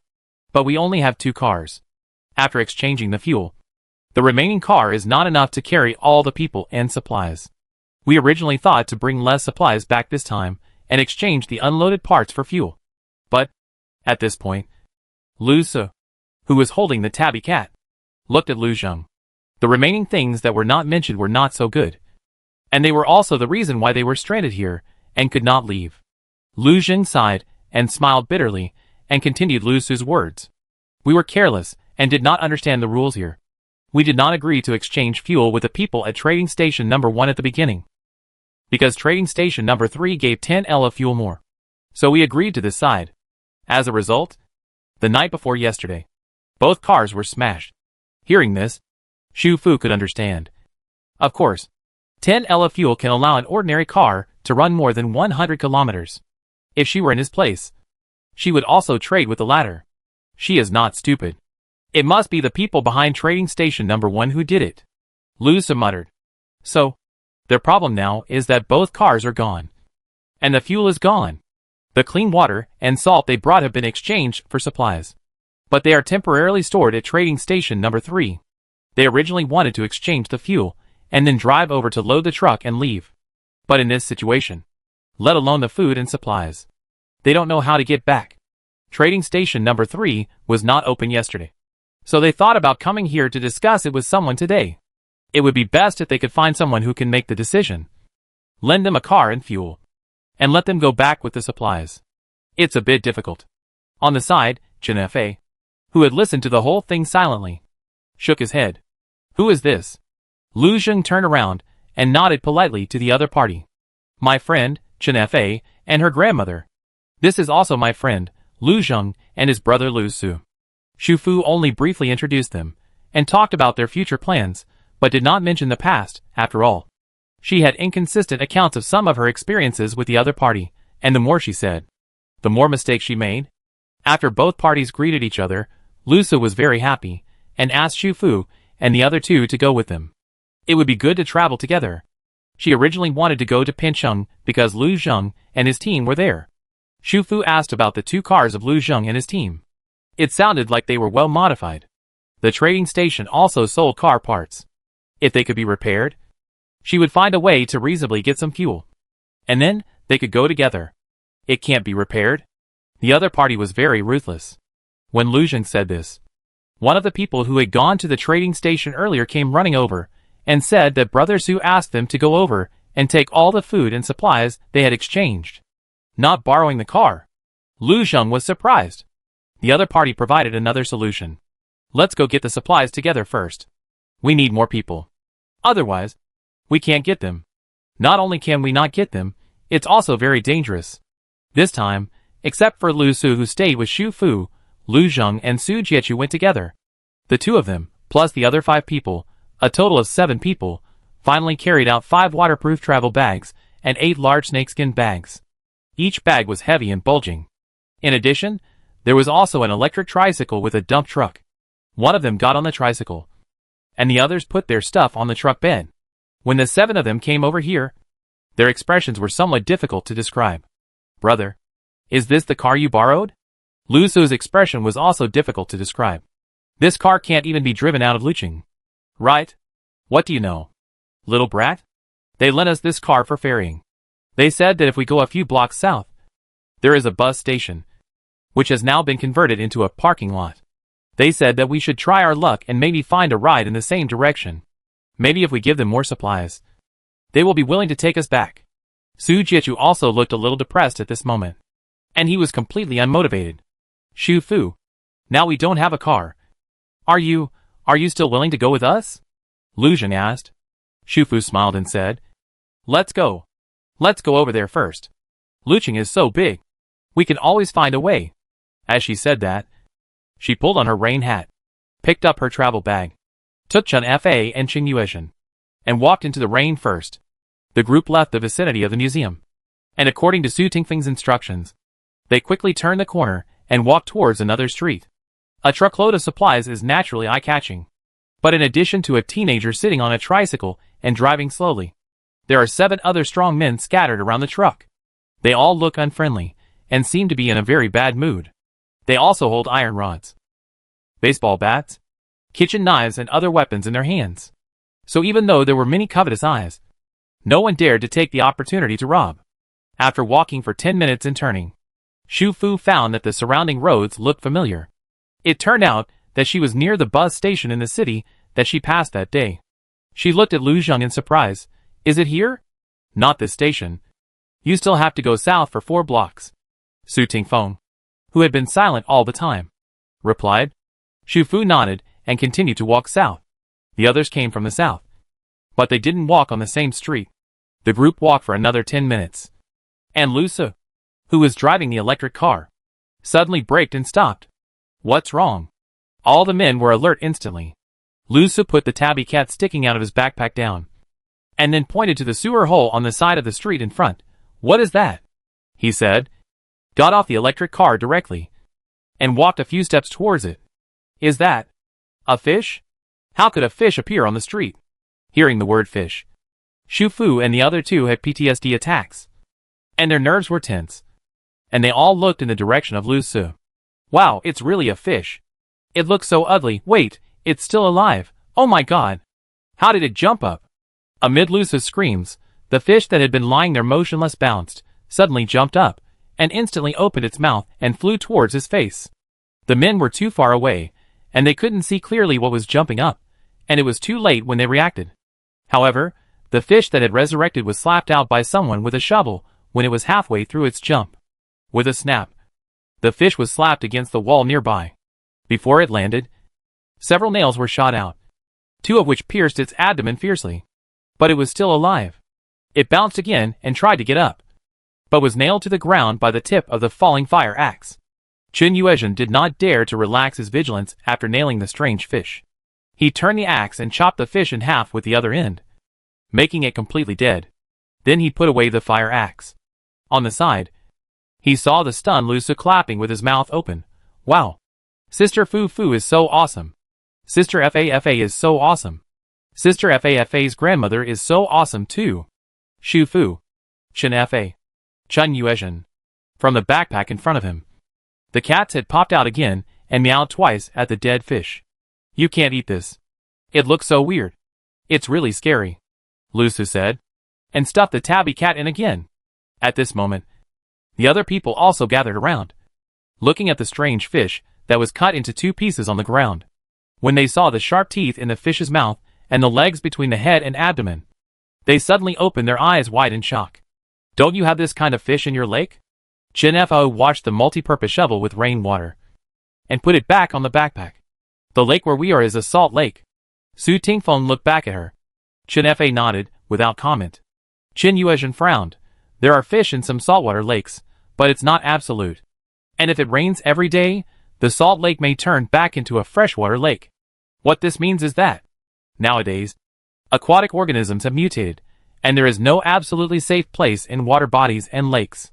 Shu Fu frowned, looking at the fish on the ground. This fish doesn't look very big. It's definitely not a female fish, but it's not as big as a male fish. How can a strange fish appear here? After all, this is the center of Luqing City, and those little strange fish can't go into the water.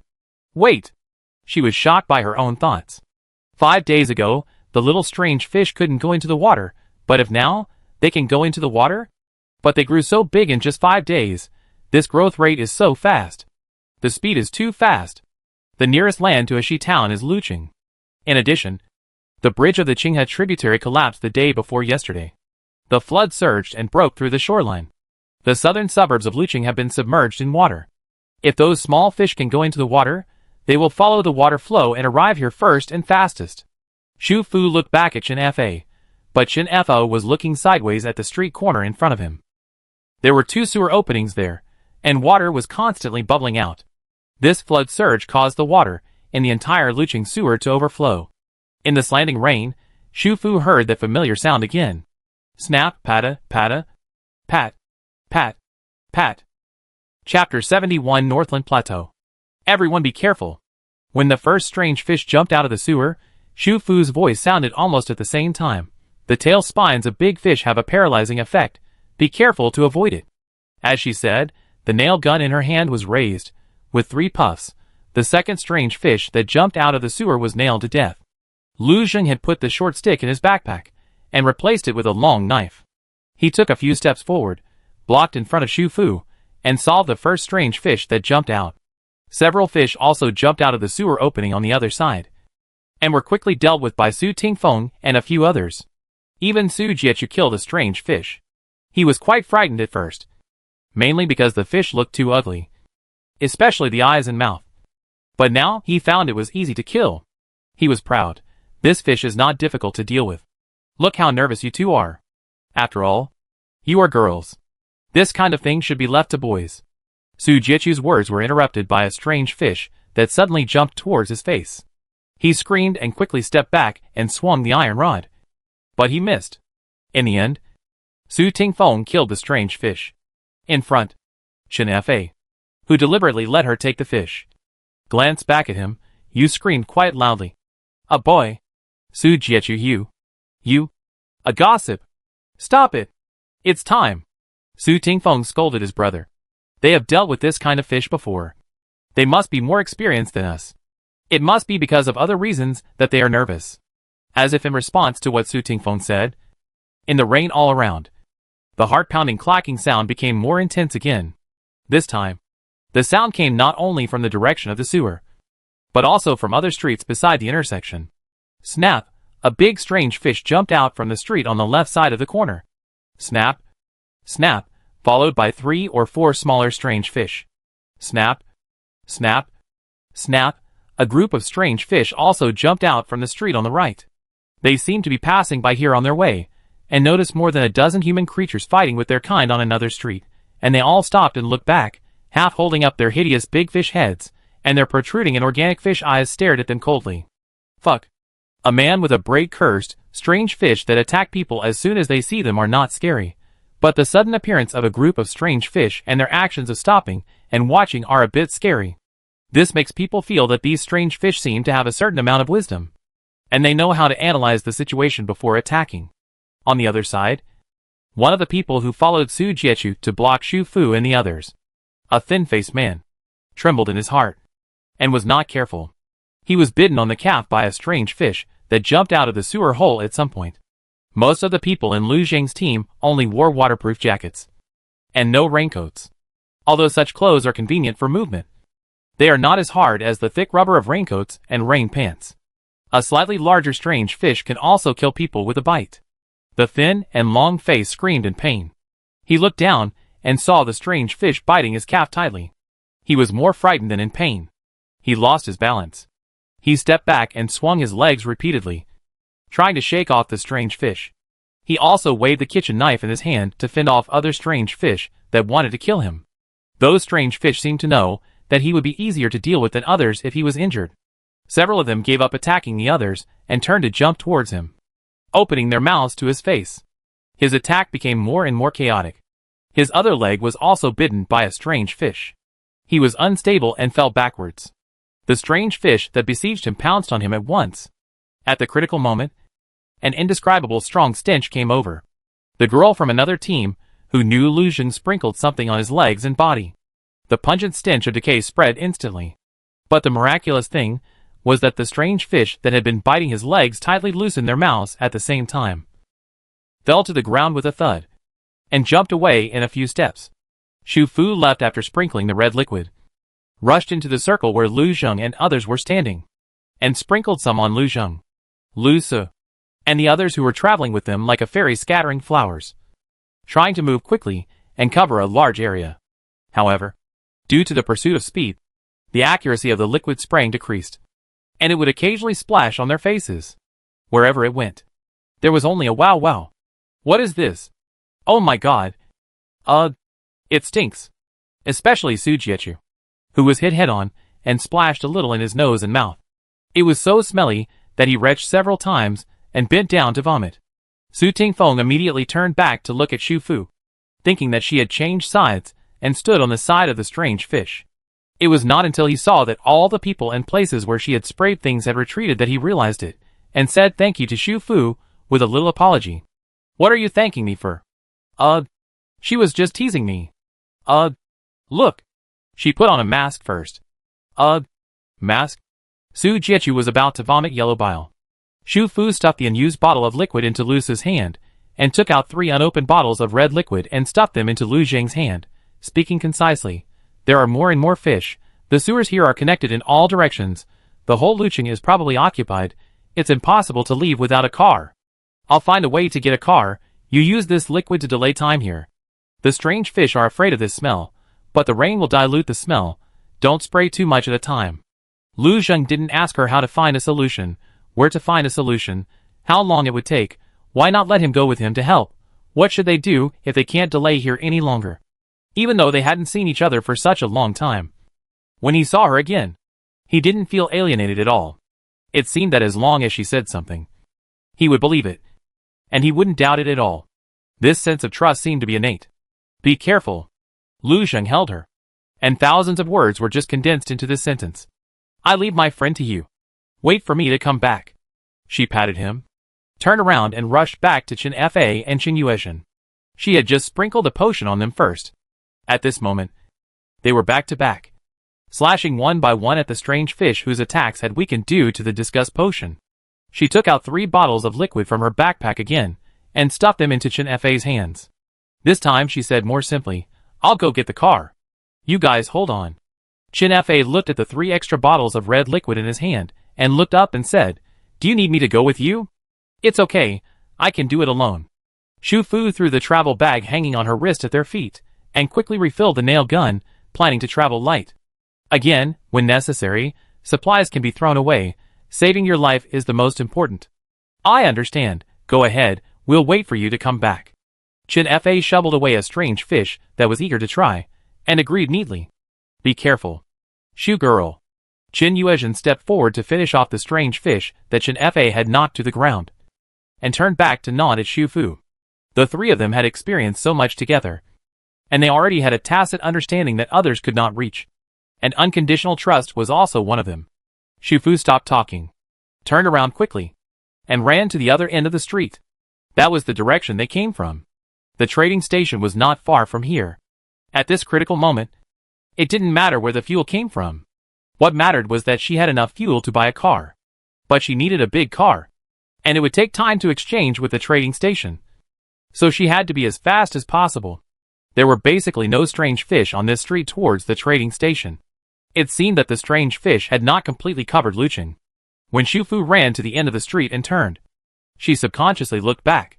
She just wanted to take a look at the situation over there, and confirm that the number of strange fish had not increased to an uncontrollable level for the time being. So she retracted her sight.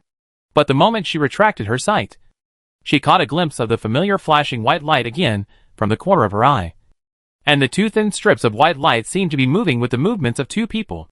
2? She turned back quickly, but saw nothing. What happened? Dizzy again? Time was running out.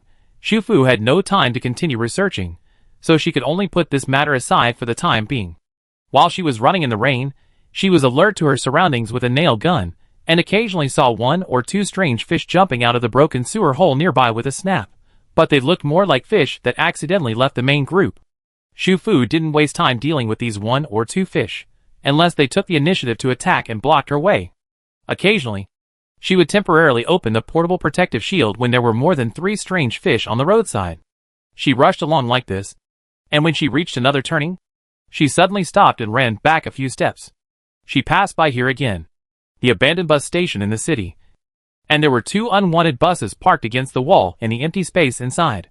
From her perspective, the side windows of the bus on the outside were more broken, probably because there were trees nearby, and the branches broke and hit in strong winds. Xu Fu didn't know why she stopped suddenly, but at that moment, she was thinking that if these 2 buses could still drive, they could accommodate all of them and their luggage. Her mind was still calculating how likely this was, but her footsteps had already rushed in. The parking lot was full of mud and branches and leaves. Every step she took caused mud and rotten leaves to splash, and her boots and rain pants were immediately messed up. But Xu Fu didn't care. She focused all her attention on the bus in front of her. The first bus not only had 4 or 5 broken windows on the side, but also the front windshield was broken. The second bus was much smaller than the previous one. It was a 25-seat bus. I don't know if it was because of the obstruction of the car outside, but the front and rear windshields of this bus were intact. The door was closed, and there was a broken window on each side, but the body and tires were generally intact. She tried to pull the driver's door, but failed. She went around to the right side of the car.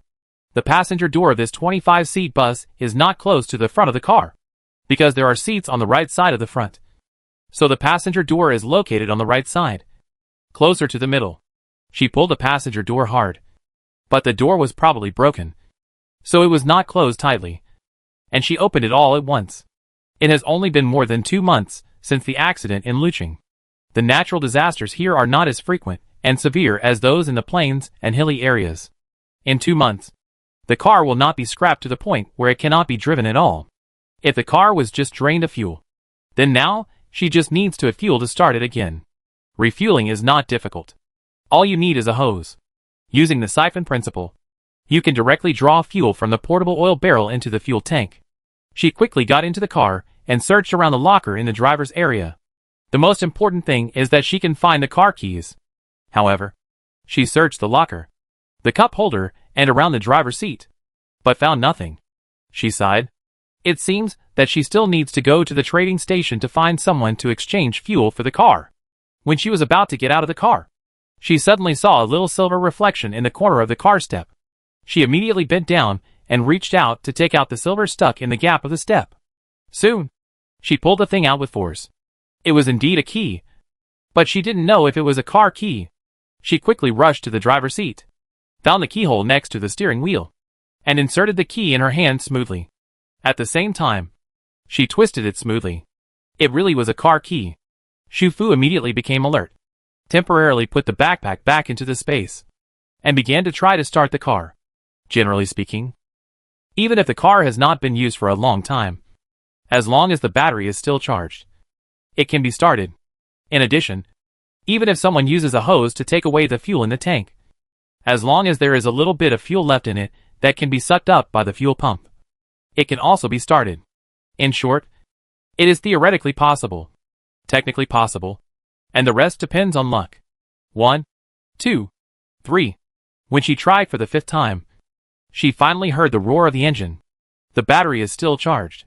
The dashboard in front of her lit up, and the fuel tank indicator light lit up, which meant that the tank was empty and needed to be refueled. But as long as the car can start, fuel is not a problem at all. She turned off the engine, covered by the car body, took out 2 portable oil drums from the space, carried them out of the car, and came to the fuel tank. Put one end of a hose into the portable oil drum, put the other into her mouth, and began to inhale hard. And when she saw the fuel flowing out of the tube, she quickly pinched the end of the inhalation, and then quickly inserted it into the tank opening, and the fuel automatically flowed from the portable oil drum into the tank. She repeated the same action twice, adding 60 L of fuel. The fuel tanks of these buses are large, and the fuel tank capacity of a 25-seater bus like this may be between 100 and 200 L. But she didn't have time to fill it up, and 60 L of fuel was enough for them to leave Lucheng and go to the Salt Lake. Xu Fu closed the fuel tank cap, carried the portable oil drum back into the car, threw the oil drum back into the space, and took out some unwanted cardboard and transparent waterproof plastic sheets from the space, made them messy, stained them with dirt and rain from the bus, and then stuffed them under the back seats, pretending that they had been there for a long time. This was intended to be used to repair the broken windows later. She wanted to close the door with the control key, but found that the door was completely broken, and could only be closed manually, and it couldn't be closed tightly. But it didn't have much impact. She closed the door manually, sat back in the driver's seat, and started the car. Perhaps because it had started successfully once before, the car started immediately this time. She let out a long breath, took out her backpack from the space, put it at her feet next to the seat, and then calmed herself down as much as possible, reaching out to shift the gear. She had never driven a bus before, but she learned manual driving at the beginning. They were all cars, and they were almost the same. As long as she didn't panic, she could drive the car smoothly.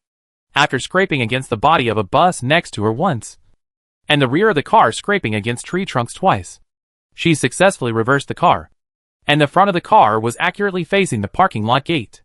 Xu Fu's mood had completely calmed down at this time. She changed gears again, stepped on the accelerator, and drove the bus out. On the street, there were more and more strange fish. Chen Fa and Lu Zheng took the supplies and retreated while fighting. They had retreated from one end of the street to the other, but they soon found that strange fish also appeared at the turn in the direction of their retreat. Not only were their numbers increasing, but they were also slowly spreading throughout Lucheng through the sewers. Everyone endured the nausea and sprinkled red liquid on their bodies again and again. But the rain kept falling.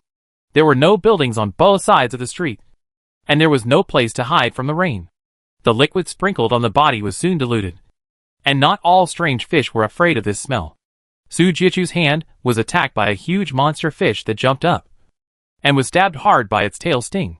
Surprisingly, he didn't feel much pain, but his hand was numb instantly. In just a few seconds, his whole arm lost strength, and he couldn't even stand steadily. He was immediately supported by the thin and long face next to him. The thin and long face's legs were bitten. He was not walking smoothly to begin with, and now he was pressed down by Su Jiachu's weight, and he couldn't defend himself. 2 of his fighting power were lost at once. The others were still carrying bags of supplies. Su Tingfeng was distracted and was attacked by another monster fish. He bit his calf. He quickly killed the monster fish. But the monster fish bit him hard through his pants before dying, tearing off a piece of meat from his calf. Blood gushed out in a flash, diluting the stench of the red liquid around him.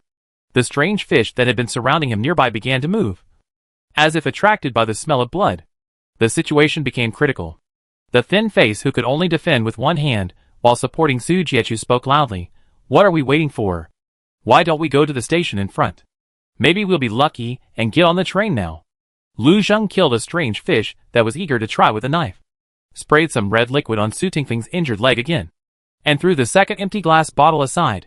"There are still 3 blocks to go there. You can't get through. Even if you can't get through, you should try it. What's going on now? Where's your friend? She asked us to wait. Are we going to wait here to die? As more and more strange fish come, we won't be able to leave at all. You can leave." Chen Fa turned around and interrupted. "What do you mean?" The man was furious, looking at Su Tingfeng. "Brother Su, say something. Are we going to sacrifice everyone's lives for that little girl now? Without her, you would have been bitten to death long ago. It was the medicine she brought out that temporarily saved everyone's lives." Lu Zheng opened the 3rd bottle of red liquid and quickly sprinkled it on everyone around him, temporarily pausing the attack of the strange fish, but stopped in front of the man who was talking. "What do you think? Is it not necessary?" "That's right. Since you have accepted someone's favor, you should stick to it to the end. Even if you don't want to insist, you should have asked to leave earlier, instead of saying bad things about a little girl behind her back," the pigtailed man said as he opened his jacket, pulled off a piece of cloth from the hem of his t-shirt, came to Su Ting's front, and helped him tie up his injured calf to stop the bleeding. "Then guy, I didn't see it before, but you're so timid?" The thin and long face was gritting his teeth at the moment, wanting Lu Zheng to sprinkle that liquid on him, but he felt that asking for help would make what he said before seem like farts. He hesitated for a moment. Su Jiechu, who was supported by him, tried to open and close his mouth, and squeezed out the sound from his throat.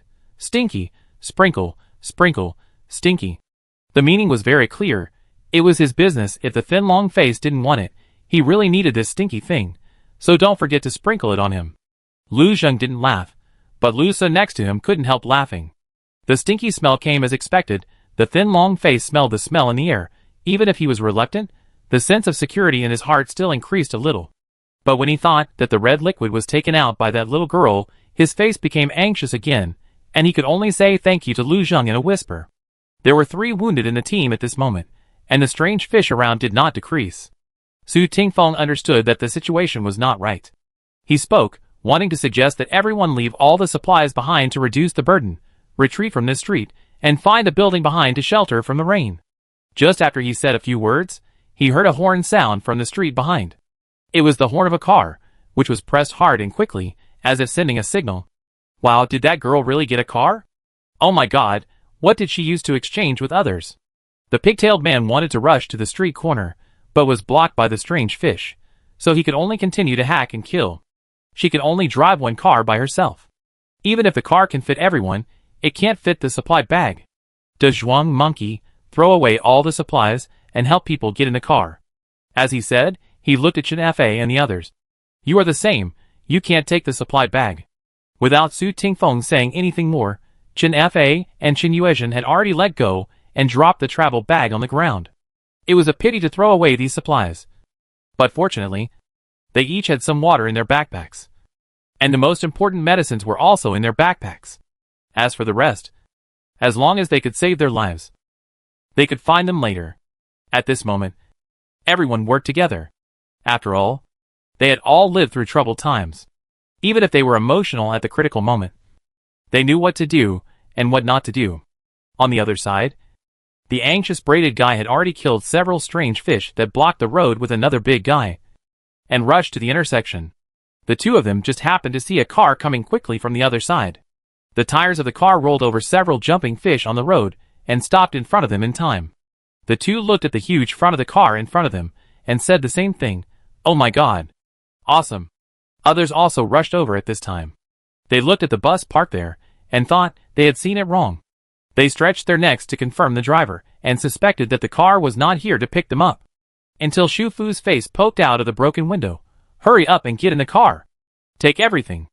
As she said, she pulled the door hard again and opened the passenger door manually. The right side of the car where the door was located just faced the intersection where they were. She didn't need to repeat it a second time. Everyone turned around immediately, and while slashing at the strange fish, they went to get their supply bags. You must be kidding. Such a big car can accommodate 10 more people. Of course, none of these supply bags can be left out. More and more strange fish came out of the sewer. Lu Zheng and Chen Fei had used up all the red liquid in their hands. The rain diluted the smell on their bodies and supply bags. The strange fish started to attack again. Everyone was very ruthless. They cooperated with each other. For the time being, they didn't care whose supply bags were on the ground. Anyway, they picked up all the travel bags they saw and threw them into the car. Xu Fu was not idle either. She was spraying the damaged areas of the 2 windows with red liquid to prevent the strange fish from jumping into the car at this moment. This liquid is much more effective when used inside the car than outside, because it will not be directly washed by rain. The space is small, and the smell will remain longer. After everyone put all the material bags on the car, they began to get on. The last person to get on the car was Lu Zheng. After he got on the car, he kicked a strange fish that jumped on the car and pulled the car door with his backhand. But the car door was originally broken, and it could not be closed in a hurry. Outside the car door, several more strange fish jumped over, and 3 or 4 of them successfully jumped into the car. Hold on. Xu Fu didn't hesitate any longer, shouted, and quickly stepped on the accelerator. Lu Zheng held the handrail tightly to steady himself. Outside the bus, more and more strange fish jumped to chase the bus, and the fish heads collided with the body of the bus, making a snapping sound. Occasionally, 1 or 2 fish jumped particularly high, and just jumped to the broken window. When the ugly fish head saw the person in the window, it immediately opened its mouth and showed its sharp teeth, which scared the person next to the window. He hurriedly used his weapon to slap the fish that almost jumped in. Inside the bus, the strange fish that had jumped into the bus from the door before were jumping around randomly because they sensed the disgusting smell inside. They all jumped towards the place with a faint smell at the back of the bus. How could the people in the bus let them succeed? They all attacked. A strange fish turned around halfway without any hesitation and actually pounced on Xu Fu, who was in the driver's seat. Chapter 72 Northland Plateau. Meow. Lu Su, who was sitting in the front right seat, hadn't reacted yet. He only felt a flash in front of his eyes. The tabby cat in his arms had already jumped out. It collided with the strange fish in midair, stopping the strange fish from attacking Xu Fu. Chen Fei's shovel hit the fish in time, directly hitting the fish into a bloody mess. She fought for a long time, and this shovel took up her last bit of strength. She had to hold on to the seat beside her to catch her breath. Qin Yuezhen helped Lu Zheng close the car door, walked over a few steps, patted Chen Fei's shoulder. Your physical strength is still not enough, you need to practice more. Chen Fei. After Qin Yuezhen finished speaking, he nailed the fish with the tip of the axe, and then threw the fish out of the broken glass window with the axe. Other strange fish that jumped into the car were also dealt with. As the car speeded up, the strange fish outside could no longer jump in, and the car was finally temporarily safe. Everyone didn't care about the dirt and stench, and collapsed on the chairs. Breathing heavily, Xu Fu drove, looking at the rearview mirror, and saw Chen Fei giving her a thumbs up. She turned her head to the right seat, and found that Lu Su was also looking at her. When he saw her looking at him, he immediately smiled at her. Sister Fu Fu is awesome. Long live Sister Fu Fu. Meow meow meow. The tabby cat, feeling that it had done a great job, lay on Lu Su's knees, and called in a variety of ways in the direction of Xu Fu. Xu Fu didn't say anything, but reached into the backpack beside her feet, took out 2 sausages under cover, and threw them to Lu Su with a wave of her hand. The meaning was very clear. Feeding the cat, and also feeding the people. The people in the car didn't have much time to rest. Just as Xu Fu expected, the strange fish spread through the sewers. It was impossible to predict their movements and numbers. When the people on the ground were still unaware, the entire Luching had already fallen. At first, there were only 1 or 2 fish, as if they had separated from the main group. After coming out of the sewer, they squatted in the street corners, or lay motionless in the rain. Their gray fish bodies blended into the dilapidated environment full of garbage. Even if someone passed by, if they didn't look carefully, they wouldn't be able to find a fish squatting in the corner. when a refugee passing by noticed something was wrong and went forward to check. They found a fish on the ground. Their first reaction was that someone who had gone to the trading station had left food on the street. About a month ago, the trading station in Luching occasionally had dried fish and fresh fish. It was said that a nearby team had found the source of the goods and would regularly bring a batch to the trading station for exchange. The flood area in the southern suburbs of Luching was previously land, and after mixing with the Qinghe tributary, various building debris and garbage also polluted the tributary waters. The waters were turbid, and the water flow nearby was fast, so fish were rarely seen. Chen Fa didn't know that fish, which was not considered a big deal in Heshi town, was quite popular in Luching. So when someone found a fish on the ground, they would subconsciously bend down to pick it up. At this moment, the fish that was supposed to be food suddenly opened its mouth and jumped up. Some of them bit the human's finger and bit it off directly, and some jumped directly to the upper door and bit off the cheek meat. In just a moment, the food chain was completely reversed. The bloody human screamed and slapped around. Some of them had companions nearby, and their companions rushed over and saved the person from the fish's mouth. But some people screamed loudly, which only attracted more strange fish. After the person was knocked down by the swarm of fish, he could never get up again. The screams gradually stopped, and the blood quickly spread in the heavy rain, and the smell of blood attracted more strange fish. A few streets away, there was another trading station. Today was a non-trading day for trading station number 1. The door of the library where the trading station was located was closed, but there were many people inside, all of whom were from the big team behind trading station number 1. Because they had nothing to do on the day off, they moved tables and chairs together to play cards, and the gambling money was various food and water supplies. Since these people joined the big team, they always feel that their life is more free now than in the past peaceful times. Just like 2 days ago, a small team that would regularly bring salt and clean water to Luching for exchange was looking for fuel everywhere this time. They had clearly already offered a price, but the other party dared to drag their feet and not trade, and secretly compared prices everywhere, and finally wanted to sell it to the people at the number 3 trading station. That night, they found a few brothers to smash their 2 cars. What a broken van. If it hadn't been modified, they wouldn't even look at it, and dared to play tricks on them. Now, that group of people has no car and no fuel, and they either choose to walk back, or can only go to the city station to find a way to hitchhike. The people behind trading station number 3 can only show them the way, but they will never arrange it for them. Here, they have already arranged people and cars at the station, and when the time comes, let them follow them back to their hiding place, and take the purified water, salt, and people there. When they do, they will leave a few women behind, and report the other supplies, which will be another merit, and their status in the team will be higher in the future. A few people were playing cards while listening to the compliments of others around them, and suddenly, they heard knocks on the door outside the library. The door is closed today. Get out! Someone shouted impatiently. Everyone in the city knew the rules of trading station number 1. It would never be open on weekends. Without exception, the person knocking on the door seemed to be out of his mind. They had scolded him, but he continued to knock. Papa. I don't know what the person outside was using to knock on the door. The sound was sticky and uncomfortable, as if he was slamming the door with something wet. You're so brave. Finally, someone couldn't stand it anymore, took a machete from the table, and rushed to the door. The small door for the library was opened, but there was no one outside in the rain. The man cursed, and subconsciously felt that something was wrong, but he didn't know what was wrong. He stuck his head out in the rain and looked outside, but still didn't see anyone. At this moment, the familiar clapping sound just now sounded again at his feet. He lowered his head and saw a row of gray fish lying at his feet. They all raised their ugly heads, and the long thing on their tails swung left and right, and made the same sound when they hit the door and the ground. Snap, snap, snap. Fuck. What the hell is this thing? Ah, it bites me. Ah, I'll kill you, ah. The sound coming from the door gradually became shrill, and the air was filled with a bloody smell. The people at the table realized that something was wrong, and they picked up their weapons and rushed to the door, and then they saw a horrifying scene.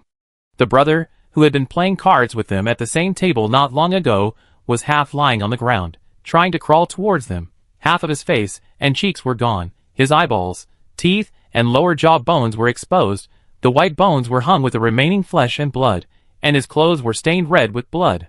But he was still alive. He heard footsteps and stretched out a hand, as if asking for help. The sleeve of the arm was torn, and the forearm was bloody. There was a piece of meat hanging there, and 2 fish were jumping to bite the piece of meat. His back and legs were crawling with these great big-eyed strange fish. Every fish was biting him like crazy. Some people couldn't help it. The bloody and horrible scene in front of them scared them so much that they vomited. Some people rushed forward with weapons, and quickly attracted the attention of the strange fish, and began to fight hard. Outside the open door of the library, there were constant clacking sounds. Soon, a new batch of strange fish appeared. For them, it was a happy eating time. More than 10 minutes later, only 2 people in the library rushed out alive. They finally got rid of the strange fish, and ran desperately in the rain, trying to get back to their team for help. But before they got close to the building over there, they saw someone shouting and running from the opposite side. They realized that the road around them was full of these jumping strange fish. They were tireless and bit anyone they saw. There were so many of them that they trembled all over. In the building where the team opposite lived, there was the sound of gunfire. A wall somewhere on the 3rd floor exploded, and a bloody figure fell from the building. He was covered with strange fish. But even in the process of falling, the fish were still biting the man. Greedy and scary. Someone rushed out of the building with a gun, shouting, "I will fight you," and then hit the strange fish on the ground. Many fish were killed, but many companions were injured by mistake. These injured companions could still hold on, but now they became the targets of crazy biting by the strange fish after falling. At the same time, more fish jumped out of the sewer. The man had run out of bullets, so he had to drop his gun and take out a dagger to fight the fish. The surroundings were in chaos, with wailing and screaming everywhere. The 2 people who ran out of the library could not care about anything else. They found a direction with fewer strange fish, kicked away the team members who were crawling on the ground and asking for help, and ran forward quickly. They ran across the open space, ran across 2 streets, and saw a bronze bus speeding from the other end at the intersection. The 2 men seemed to have seen a savior, and waved their knives vigorously at the bus, signaling the bus to stop. In the driver's seat, the man with pigtails had sharp eyes, and recognized the man waving the knife at their car from a distance in the center of the road ahead. At the intersection where they rushed out, strange fish kept jumping out, and they were furious as they chopped and killed them. The bus in front of them became their only savior at this moment, and they had to make the bus stop. Not only that, when the bus stopped, they planned to rush up and control the driver, and rob the car and the supplies on it. The 2 men began to untie their backpacks, and pretended to signal the people on the bus that they were willing to pay gold and medicine as fare. However, their plan failed, because the driver and the people in the car not only knew them, but also had an old grudge against them. The man with the braid gripped the steering wheel tightly, and shouted to the others in the car, "Hold on tight, everyone," and then stepped on the accelerator hard, and rushed straight towards the 2 people standing in the middle of the road. Bang! Bang! The people blocking the road were directly knocked away, and the backpacks they held in their hands, and the gold medicine inside were scattered all over the ground. At the last moment before one of them died, he suddenly remembered that he seemed to have seen the man with the braid before. Oh, it was from the team whose 2 modified vans were smashed by them before. 10 minutes ago, Shu Fu had not driven far, and stopped the car at the intersection where the strange fish could not catch up for the time being, and asked the prepared person in Lu Zheng's team to quickly replace the driver. The apparent reason was that she was not familiar with the roads in Luqing, and did not know the location of the Salt Lake. Since Lu Zheng and his team had driven here several times, it would be no problem for them to drive back now. But the real reason was that she herself could not judge whether she would suddenly get stuck in the car while staying in the car. According to experience, if a barrier appears, while others can pass through normally, she will be excluded from the vehicle she was in before, and may fall where she is, or may randomly appear on a nearby street. But this time, she does not intend to get off the car alone to avoid it, and separate from the large group. First of all, the mission this time is related to Lu Zheng. Since she can leave Heshi town because of the mission, she should be able to leave Luqing by the same token, unless Lu Zheng's mission here has been completed. But she subconsciously feels that it should not be. Second, it is a chaotic world now. Except for Fengshan Plateau and a few other provinces, most of Huaguo, including the current Luqing area, have long lost order and are out of official control. In this situation, Even if she really performs a missing person in front of other people in the car, it will not cause any fatal trouble to her. She has a portable protective shield, and with the remote control function of the Raft protective shield, she can completely hide herself and make herself lose her sense of existence. To put it bluntly, if the bracelet not only required her to complete the task, but also had a screen that hindered her actions during the task, then she would just find a body of water and lie down in the drifting island house for a while and play disappearing. Anyway, she hadn't been home for many days and missed her little home very much. The driver was changed just to be on the safe side. If she really got stuck and suddenly disappeared from the bus, at least the bus would not have an accident and the others could leave Luching safely.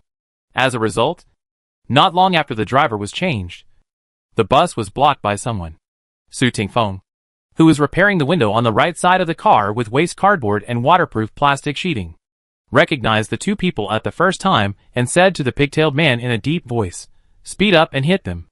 After that, there were two bangs, and there were some bloodstains on the front windshield of the bus, which quickly disappeared under the rain. Xu Fu looked at the other people in Lu Jing's team, including Lu Su. No one showed any expression of pity or sigh. It was not the first time for them to face life and death.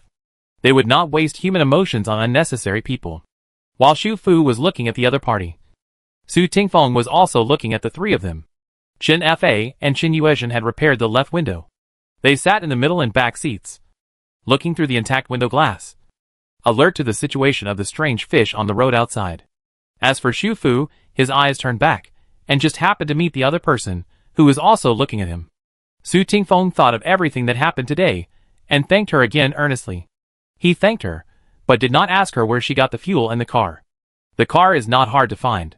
A car like this that has not been modified and is damaged, as long as you look carefully in Luching, you can still find it. The real key is the fuel. He just checked it, and the dashboard shows that the tank is half full. According to the style of these teams in Luching, it is absolutely impossible to miss such a large tank and leave so much fuel in the car. And the red liquid, which exudes a strange fishy smell, but can suppress the attack of the strange fish. There are many mysteries about this young girl. He is indeed very curious, but he will not pry too much. As long as she has no ill will towards them, he knows when to stop.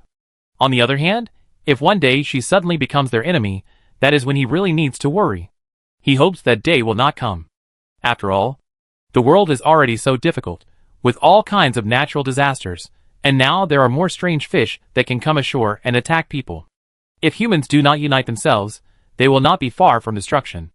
All the broken windows on the bus were temporarily repaired. The pigtail head drove the car, and the big guy sat in the front seat on the right, checking the traffic jams on the surrounding roads and assisting the pigtail head at any time. Not all areas of Luching had strange fish. Some places had none.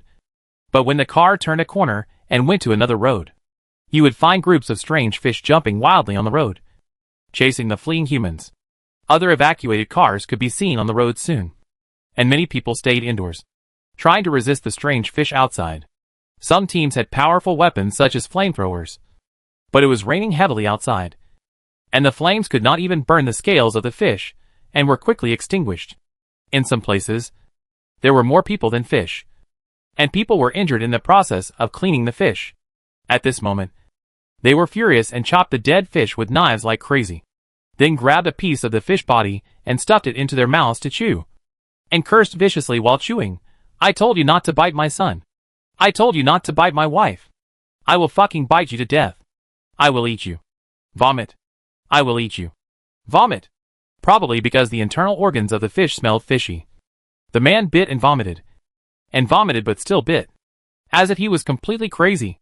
The whole Luching was in chaos, and the bus was moving forward with difficulty in this chaos.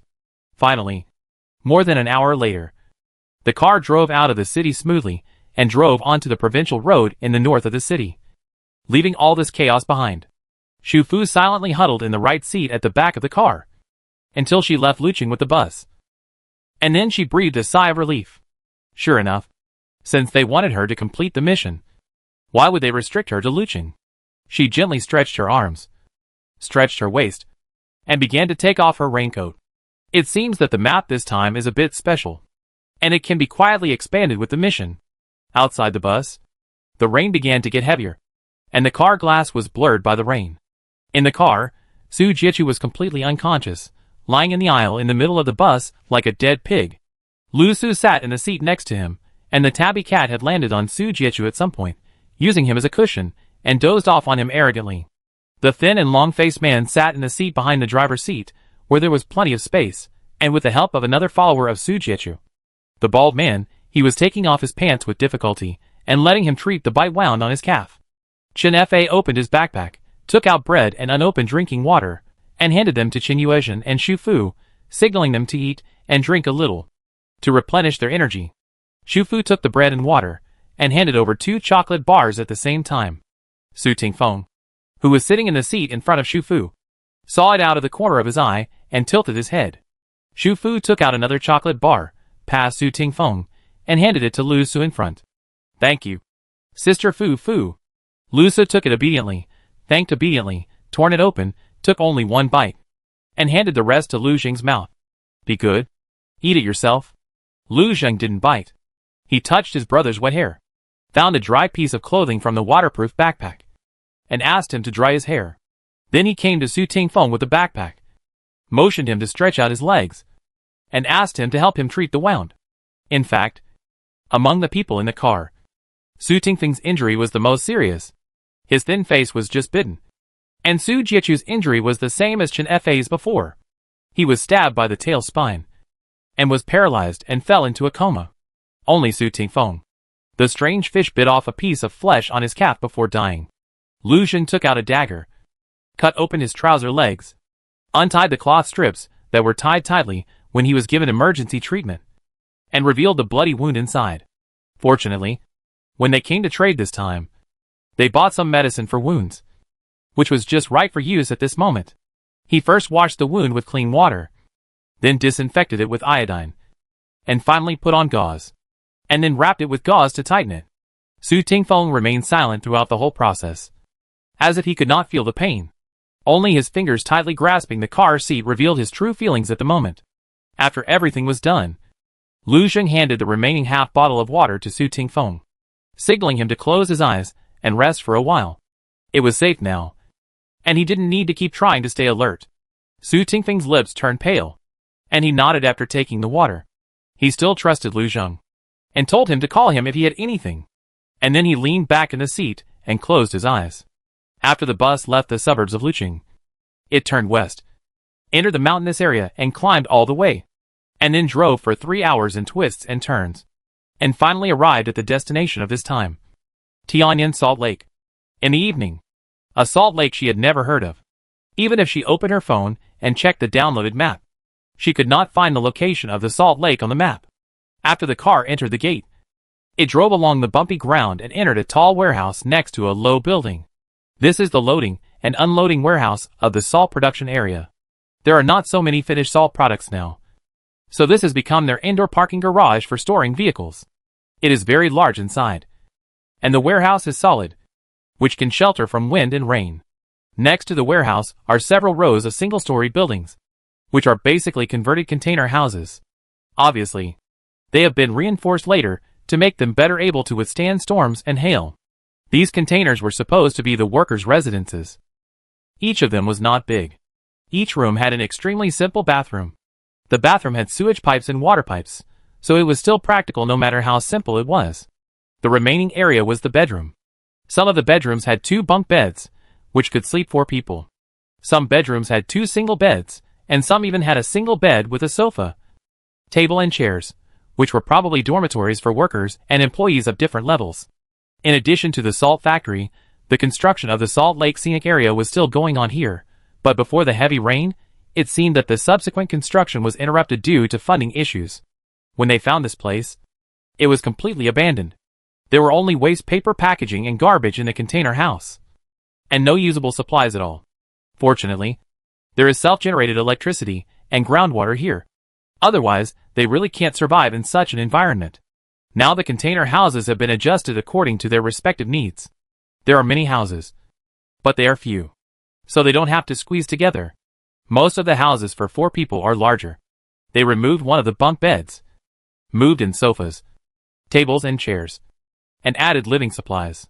Some families with many people occupied two houses connected to each other, one for the living room and the other for the bedroom. The extra bunk beds and other unwanted items were all moved to the warehouse next to them. It was very large. And even if the car was parked, there was still a lot of space to store various miscellaneous items and furniture. After the vivid narration of the pigtailed head and Lu Su, the townspeople who followed Lu Zheng and Su Tingfeng to evacuate from Pincheng town expressed their gratitude to Xu Fu and the other two. They not only saved their people, but also saved their supplies. These supplies might be discarded in a life-or-death situation. But when they got back to the salt lake after the strange fish, they still had to face the dilemma of running out of supplies. They also cleaned up 3 container houses for the 3 of them. Everyone worked together to pack up single beds, tables, chairs and sofas for them, probably thinking that they could live more comfortably. These 3 container houses were in a row behind the house where Lu Zheng lived. No one lived here for the time being, and they were all empty. They were closer to the salt lake and very quiet. Xu Fu looked at the internal structure and door position of the container house, and asked for the one at the edge. The bathroom of this house is at the outermost part, probably for the convenience of others. There is an outer door in the bathroom, which opens towards the salt lake. It may have been a public bathroom in the past. Xu Fu didn't mind whether it was dirty or not, because she thought of a wonderful way to use this bathroom. That night, the townspeople prepared a small welcome banquet for the 3 of them in the warehouse. There were not many seats arranged, because food was scarce. In addition to the people who evacuated from Luqing with them today, there was also the mayor of the original town. The food on the table was simple: a few canned vegetables, some grain-steamed buns, steamed bacon, and some steamed salted fish. There was a lot of salt here. Every time the team traded and bought fresh food from Luqing, they would use salt to make pickled food on the same day, so that it could be preserved for a longer time, and pickled meat and fish were especially good with rice. A piece of bread with a small piece of meat could be a meal. There were also a few cans of beer on the table, which were the mayor's personal collection, which he had been carrying with him during the escape, and he was reluctant to throw them away. Su Jiechu was still in a coma. The thin and long-faced man had scolded Xu Fu before, but he was too embarrassed to come now, using the excuse of injury, and rested early. Su Tingfeng did come, but he didn't eat much the whole time, probably because he didn't have painkillers. His wound was still hurting, but he was very patient, and accompanied her the whole time. He didn't leave early. Xu Fu didn't eat much either. She was used to not eating food from strangers. She had seen too many bloody humans and fish today. She didn't want to eat salted fish and meat at all. Chen Fa and Chen Yuezhen were the same. They had their own supplies that they had just exchanged. They didn't have to worry about water problems in the short term. And now they had a car, so they wouldn't be too passive if they wanted to go out to find supplies. However, the main purpose of this dinner was not to eat, but to show an attitude, as if the mayor welcomed them on behalf of everyone. And their sitting here was a response. The braided-headed man and the big guy thanked Xu Fu from the bottom of their hearts, and each of them toasted Xu Fu with a glass of wine. The wine glass was not big. After all, beer was rare nowadays, and it was just a craving. She could drink a little. So she looked at Chen Fa, and Chen Fa said that her wound had not healed yet, and she could not drink. And her grandmother was old, and she could not drink either. Although she said so, it was just a superficial statement. Chen Fa's real meaning was, it didn't matter. They didn't touch alcohol, and they would give her a bottom line, and let her feel at ease. So Xu Fu drank a glass with the 2 of them. Afterwards, they wanted to pour her a glass, but Lu Zheng stopped them, so the 2 of them could only give up reluctantly. They wanted to pour 2 more glasses for themselves, but the can of beer was taken away by Lu Zheng, and he poured himself a glass, and did not persuade Xu Fu to drink, saying that he was thanking her, and he drank it himself. She knew that he should have a lot of things to ask, but since they met again in Luqing, she had not found a suitable opportunity, so she took the initiative to pour a glass of wine for herself and the other party, and then suggested whether they should find a place to sit on the other side. The warehouse was very large, and the 2 of them left the dining table and went to the other side of the warehouse, and found a table in the area where furniture was stacked and sat down. Regarding Sui Cheng, she had mentioned it on WeChat before, but because it was inconsistent with what Chen Fa said, she did not intend to deepen his impression again. So this time, she mainly talked to Lu Zheng about Lu Yinqing's experience, which was similar to what she told Chen Fa. She also briefly mentioned the strange fish. Lu Zheng was in the salt lake, and had no internet access. So he knew less than she did. She also mentioned the strange disease. But Lu Xun was even more confused about it. Colds and fevers are common diseases. Now people lack medicine. So it is reasonable that ordinary diseases are delayed and cannot be cured. Mainly, except for the unknown person in Tang Ping's basement. Xu Fu has not really come into contact with patients with this disease. Even Chen Fa only saw him once during the transfer. The families of those patients hid the people too well. They didn't know much about the situation, which made the whole thing more like their imagination when they told it. Could it be that these two things are actually the same thing? And they were all caused by strange fish? Lu Xun trusted Xu Fu very much. But they just escaped from Luching today. It was a rare rest time. And he didn't want her to fall into fruitless worry. It's a pity that there is almost no network signal here. Otherwise we can find some information. In fact, I checked it when I was at the trading station. But there was no useful information on the internet, including today's strange fish. I guess, this kind of fish that can come ashore and attack humans in groups has not spread throughout the country of Hua. We thought about warning at the time, but the network was too poor, and neither the video nor the picture could be transmitted, and no one paid attention to the text alone. After all, the whole planet is in turmoil now. Tsunamis, hurricanes, and heavy rains occur almost every day near the waters. Any storm can take away hundreds of lives. Everyone's attention is focused on the land near the waters, relatively safe places like the Northland Plateau, and the information is blocked. The changes and fish disasters in a small town are not worth mentioning at all. After today, the situation may be different. Lu Xun was talking about Luching. Even though it was just a third-tier town, there were still many survivors and refugees in Luching. More importantly, some areas of Luching had internet access. Those who survived the fish disaster today should have gone online to spread the news. When talking about Luching, Xu Fu and Lu Xun both believed that Luching had suffered a fish disaster this time, and it would be more chaotic in the future. But it should not collapse completely. After all, there were many solid buildings there, and many teams had sufficient weapons and equipment. The reason why there were so many casualties today was mainly because the strange fish appeared suddenly, and everyone was panicked and caught off guard, which led to chaos. But in the final analysis, the strange fish is not an infectious disease. Even if people are bitten, as long as they are not dead, they can pick up weapons to resist again. There may be a period of chaos, and there may be no normal material transactions for a long time. There may be people dying one after another during this period. But those teams have materials and weapons. As long as they are willing to unite and cooperate, there is still a chance of winning. Of course, at the same time, Lu Xun also had to consider another possibility. Luching may really not be able to hold on. This means that the people who live in the Salt Lake now, when the food is about to run out next time, will need to find a place where they can get supplies stably. But now, near Luching, or in the entire Lanka province or even the Beatty Plateau, where can they guarantee a stable supply of supplies? The atmosphere became dull as the two chatted. Lu Xing took back the topic in time and smiled at Xu Fu. Forget it, there is no way to think too far ahead now.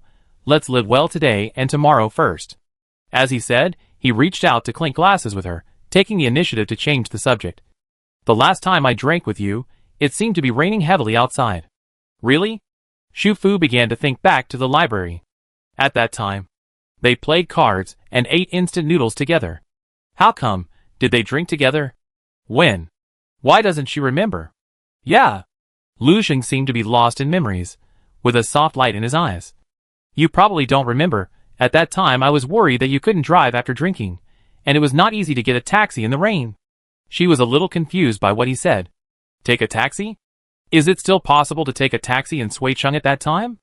I still remember that you wore a black skirt that day, very beautiful, more beautiful than the heroine sitting next to the director. The wine glass that Xu Fu brought to her mouth suddenly stopped. A strange chill climbed up her spine, and went straight into her mind. The smile on her lips faded a little bit. She felt as if her neck was rusted, turned her head with great difficulty, and looked at him again, as if she saw something incredible. What were you talking about just now? Chapter 73 Northland Plateau. When Xu Fu asked that question, the protective shield was activated silently, and she was surrounded by an extreme sense of security. She felt her emotions were more stable, and she could observe the person sitting next to her more calmly. It seemed that only a moment had passed, and the soft light of memories in Lu Zheng's eyes suddenly disappeared. He looked back at Xu Fu, a little stunned. What are you asking? His expression was gentle, his eyes were clear, and there was nothing wrong with it. He didn't seem to be deliberately playing a prank, nor did he show an unsettling weird expression. He was just a little stunned and confused in the face of her question, as if he didn't even realize what he had just said. Shu Fu stared at him intently, as if she wanted to poke a hole in his face. You said you drank with me before. And it was raining that day? Following Shu Fu's voice, Lu Xing seemed to fall into memories again. He thought for a moment, and nodded slowly at her. Yes. I remember. The last time I drank with you. The glass windows of the box were noisy due to the heavy rain. You also said that you especially liked the sound of raindrops hitting the glass windows on rainy days, which would give you special creative inspiration. Shu Fu looked at him. And this time, she was stunned. She did say this, but it was definitely not in this world. In this world, she was just an ordinary college graduate. What creative inspiration did she need? She reached out and held Lu Xing's arm. Lu Xing in front of her at this moment was like a huge bug. After Lu Yunqing didn't recognize her Shu Fu relative at all, the second bug appeared. Shu Fu's thoughts raced. Even if she had said this, it was impossible that she had said it in this world. It was not a memory of this world. It was a memory of her native world. She was a screenwriter in her native world. Only she in that world would say such a thing. But why would Lu Xing know this? He was from this world. How could he know what she said in that world? Unless he was like her, not a native of this world at all. He and she were from the same world. Not only that, he knew her in that world, had seen her. Yes, she had suspected it since she awakened, because her appearance was no different from her original self in that world, and the details were exactly the same, as if she had traveled directly to this world. So did he get it mixed up? But why didn't she have any impression of him at all? In just a few seconds, countless guesses and thoughts flashed through her mind like meteors. Shu Fu held his arm tightly, pulled him close to her, and asked slowly in a soft voice, trying not to disturb his recollection at the moment, Are you sure you heard it with your own ears? Yes. He nodded, with a calm expression, as if he didn't even realize that he had messed up his memory. Are you still Lu Xing? This time, he showed a puzzled look. Why do you ask that? Of course I am. Then at that time, when you and I were drinking, where was Lu Su? Where was he? Was he there too? Lu Su? Lu Xing frowned slightly, seemingly recalling seriously. But if things are really as Shu Fu guessed, then this thinking itself is invalid. He just mentioned the director and the heroine, and she has roughly guessed what kind of occasion it was. It should be a dinner party for the main staff of a certain movie. She is not the main screenwriter, and she is not required to go to many dinner parties. However, she has a good face. Occasionally, when the leading actor is upset and does not go to the dinner party because of something and needs someone to support him, the producer will temporarily call her to support him. They are all work occasions, and it is impossible for the participants to bring underage family members. What's more, Lu Su is from this world.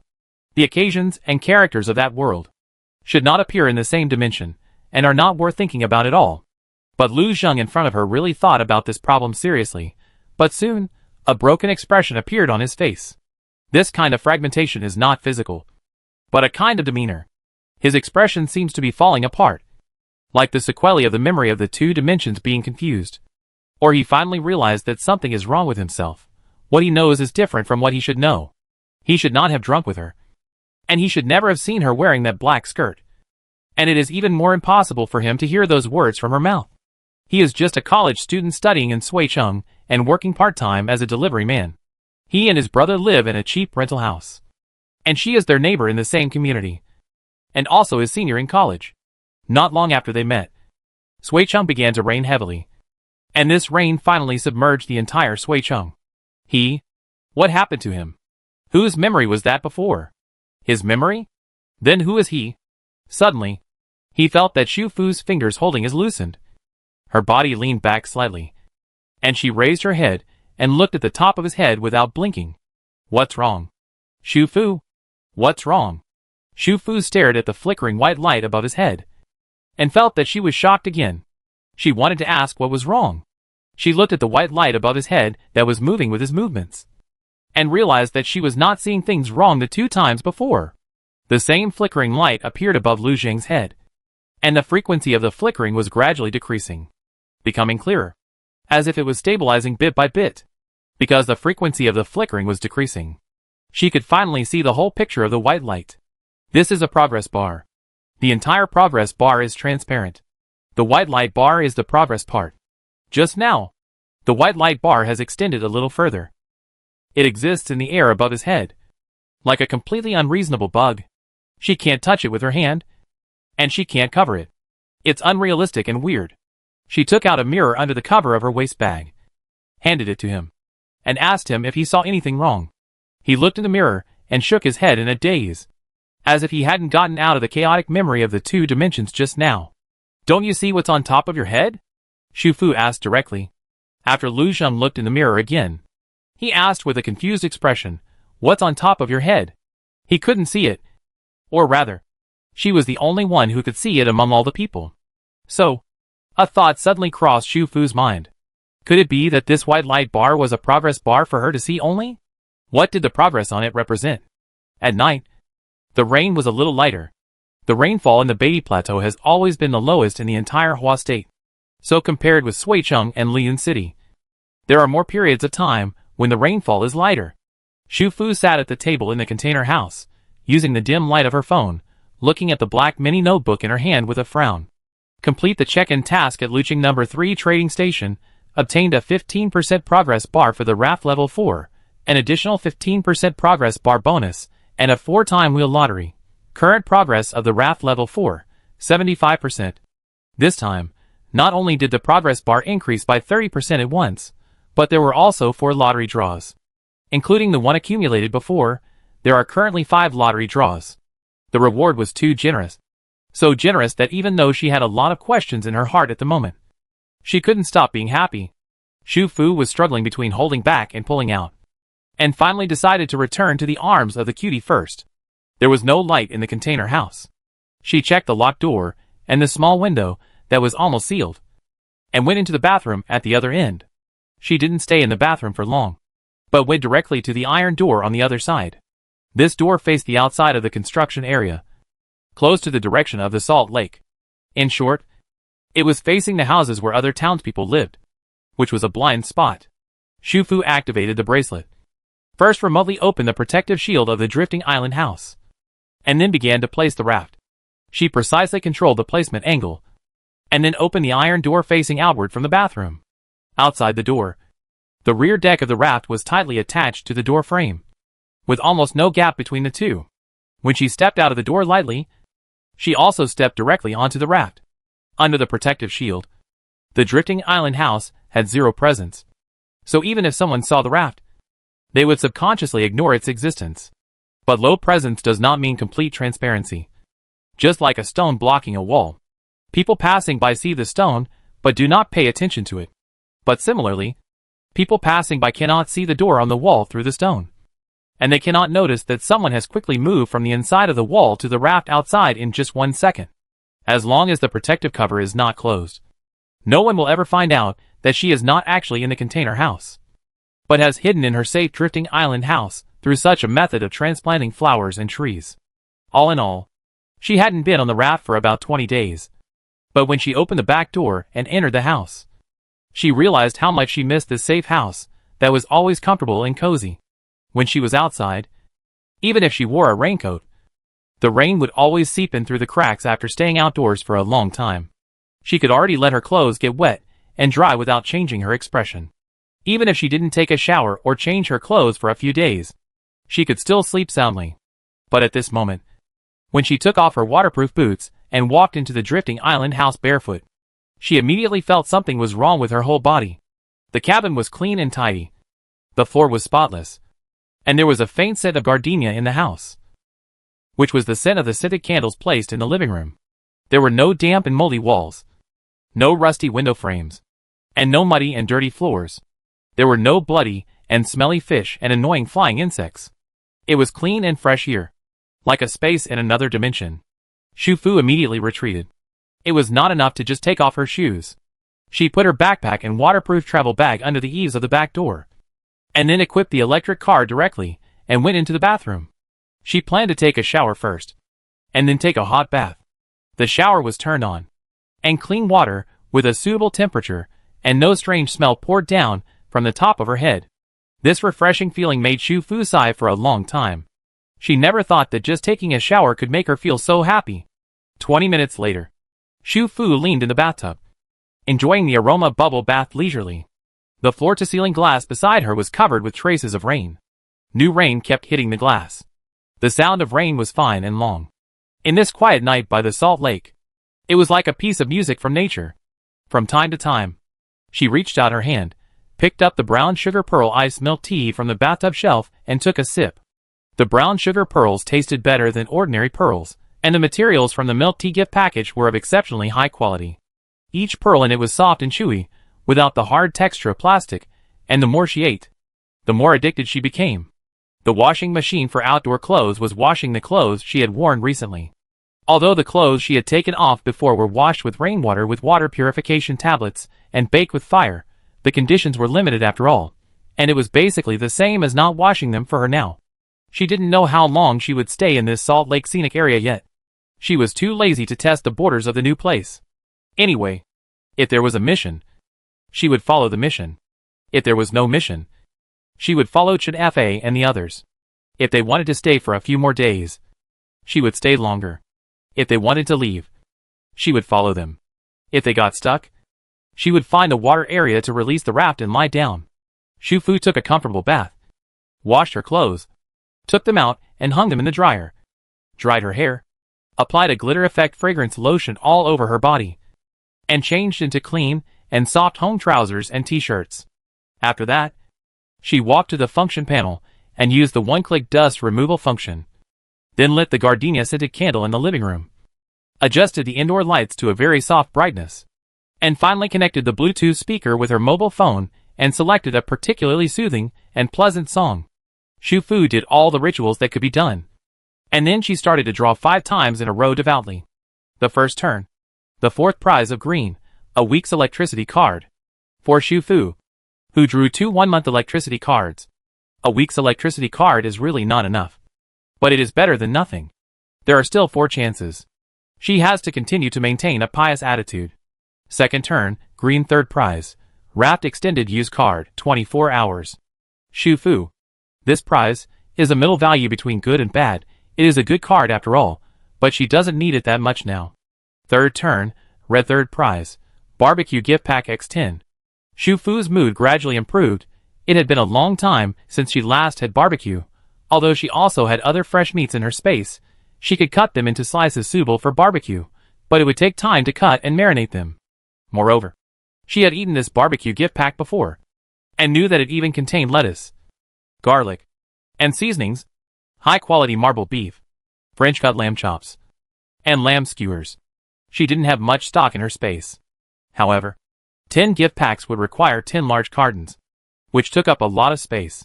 She couldn't take them out for the time being, and she had to leave some space for use when needed. She was thinking that after the lottery, she should organize the space again. She took out some furniture and temporarily piled them in the underwater bedroom. Anyway, she was on the shore for a while, and she would not live down there. But overall, the prize trend is going up. Shu Fu pressed the draw button again, and this time the pointer stopped at the dazzling gold. The 4th turn, the 2nd prize of gold, a portable protective shield for drifting bottles, 1-hour trial card. Shu Fu was so excited that tears welled up in her eyes. This was exactly the portable protective shield she wanted to draw at this stage. Recently, there have been various unrests on the shore. She uses this protective shield almost every day, even if she is stingy, opening and closing it. The time is also decreasing bit by bit, especially after today. The remaining time is about to fall below 30 minutes, which makes her feel insecure. Now, the shield time is 90 minutes, and she feels like she is carrying 90 lives with her. As expected, the sense of ritual is very important. Shu Fu made the last turn with a happy mood. The last turn, the 2nd prize of blue, compressed display cabinet, can be carried with you. 10 grids. Shu Fu exclaimed. Chapter 74 Northland Plateau. Even though she didn't fully understand the meaning of the compressed display cabinet at the first time, but just seeing that it was a blue 2nd prize, she knew it must be a good thing. She chose to receive it immediately, and then she felt a flash of light and shadow in the house of Drifting Island, which was a unique step when the hardware in the house changed. She stood up and began to look around, and soon saw an extra cabinet on the left side of the front door against the wall.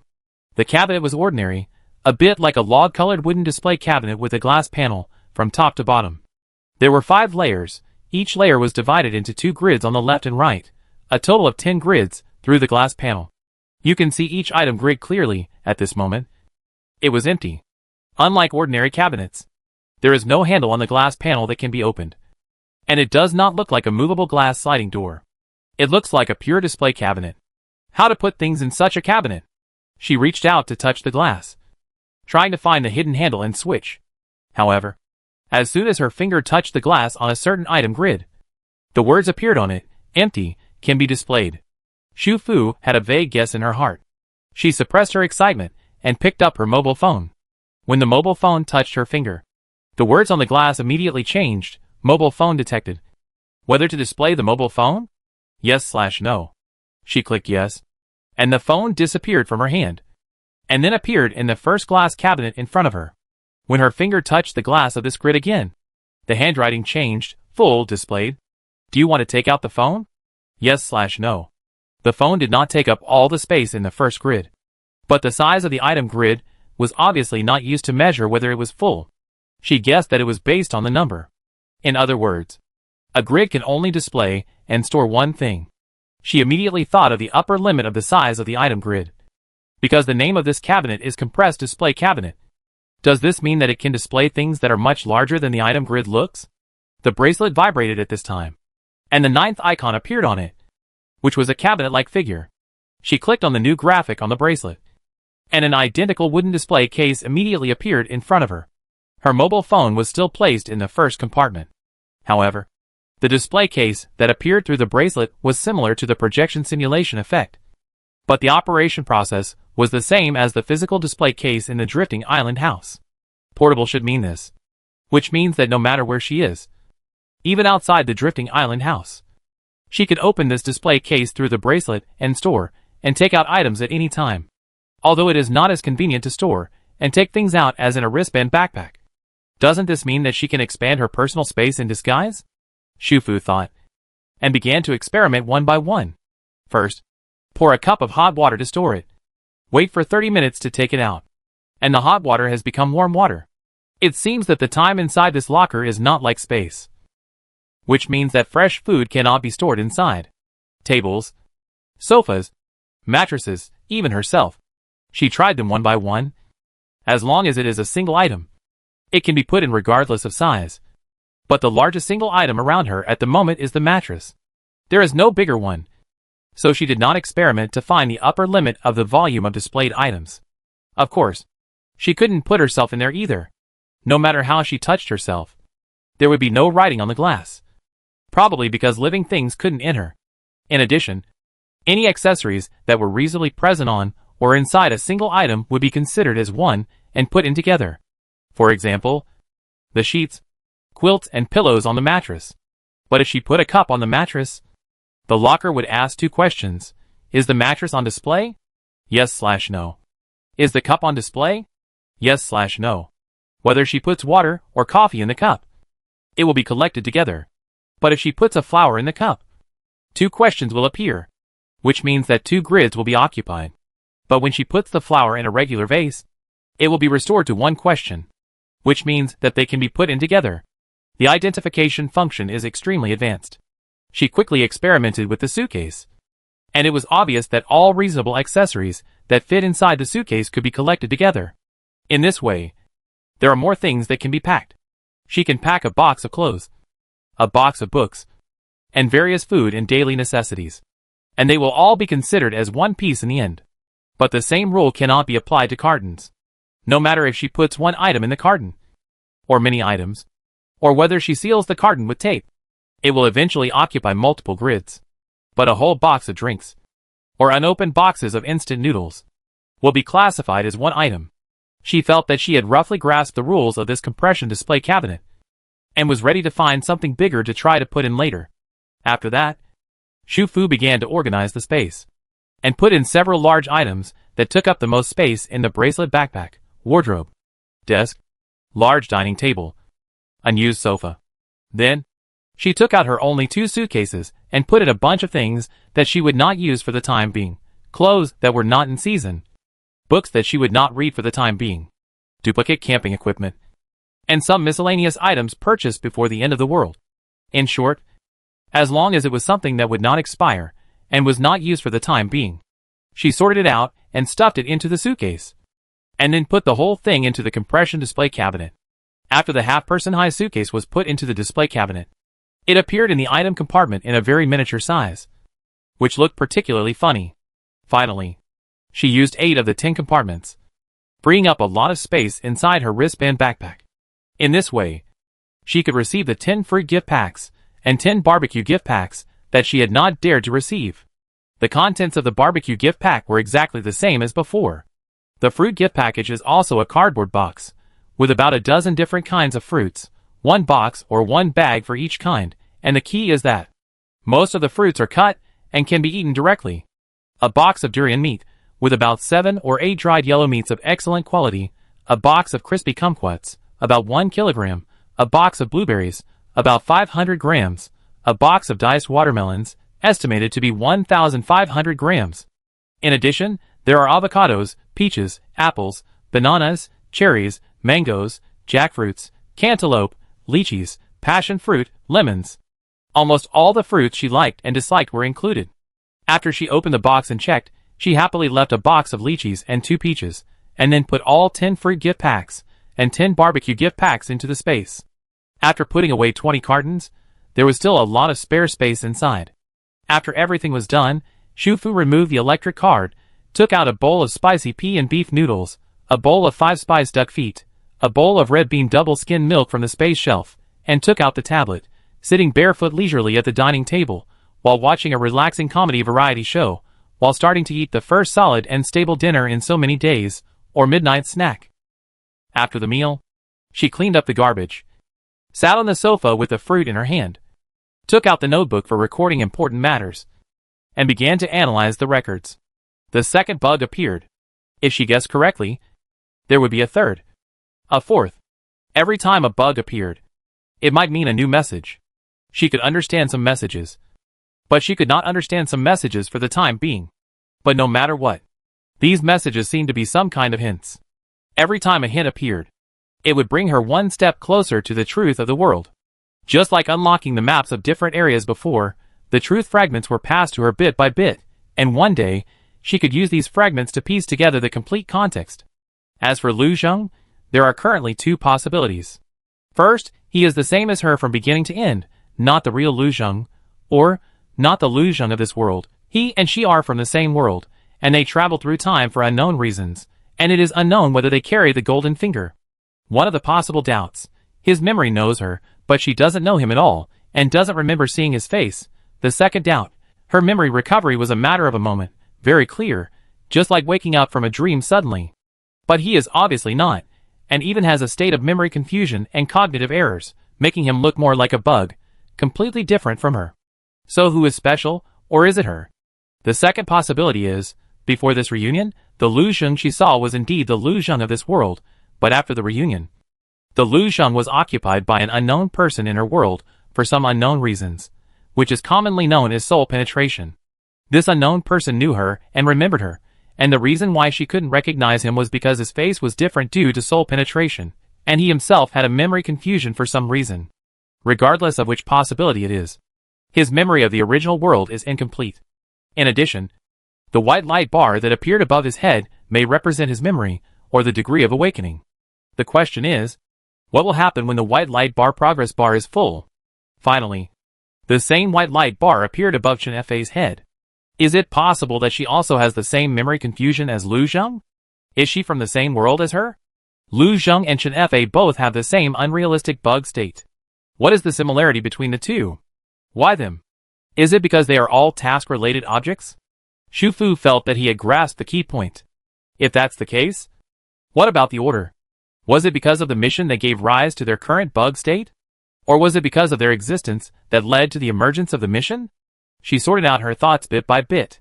If all the previous speculations appeared out of thin air like castles in the air, messy and abrupt, then now, Shu Fu began to feel that she had touched the door to the truth.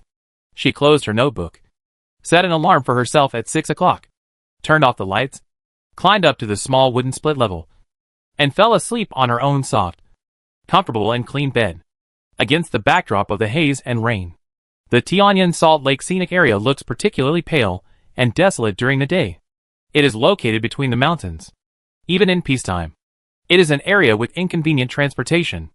Now it is even more desolate and dilapidated. But before, the main reason why Lu Zheng's escape team chose this place was because of its inconvenient transportation and desolation.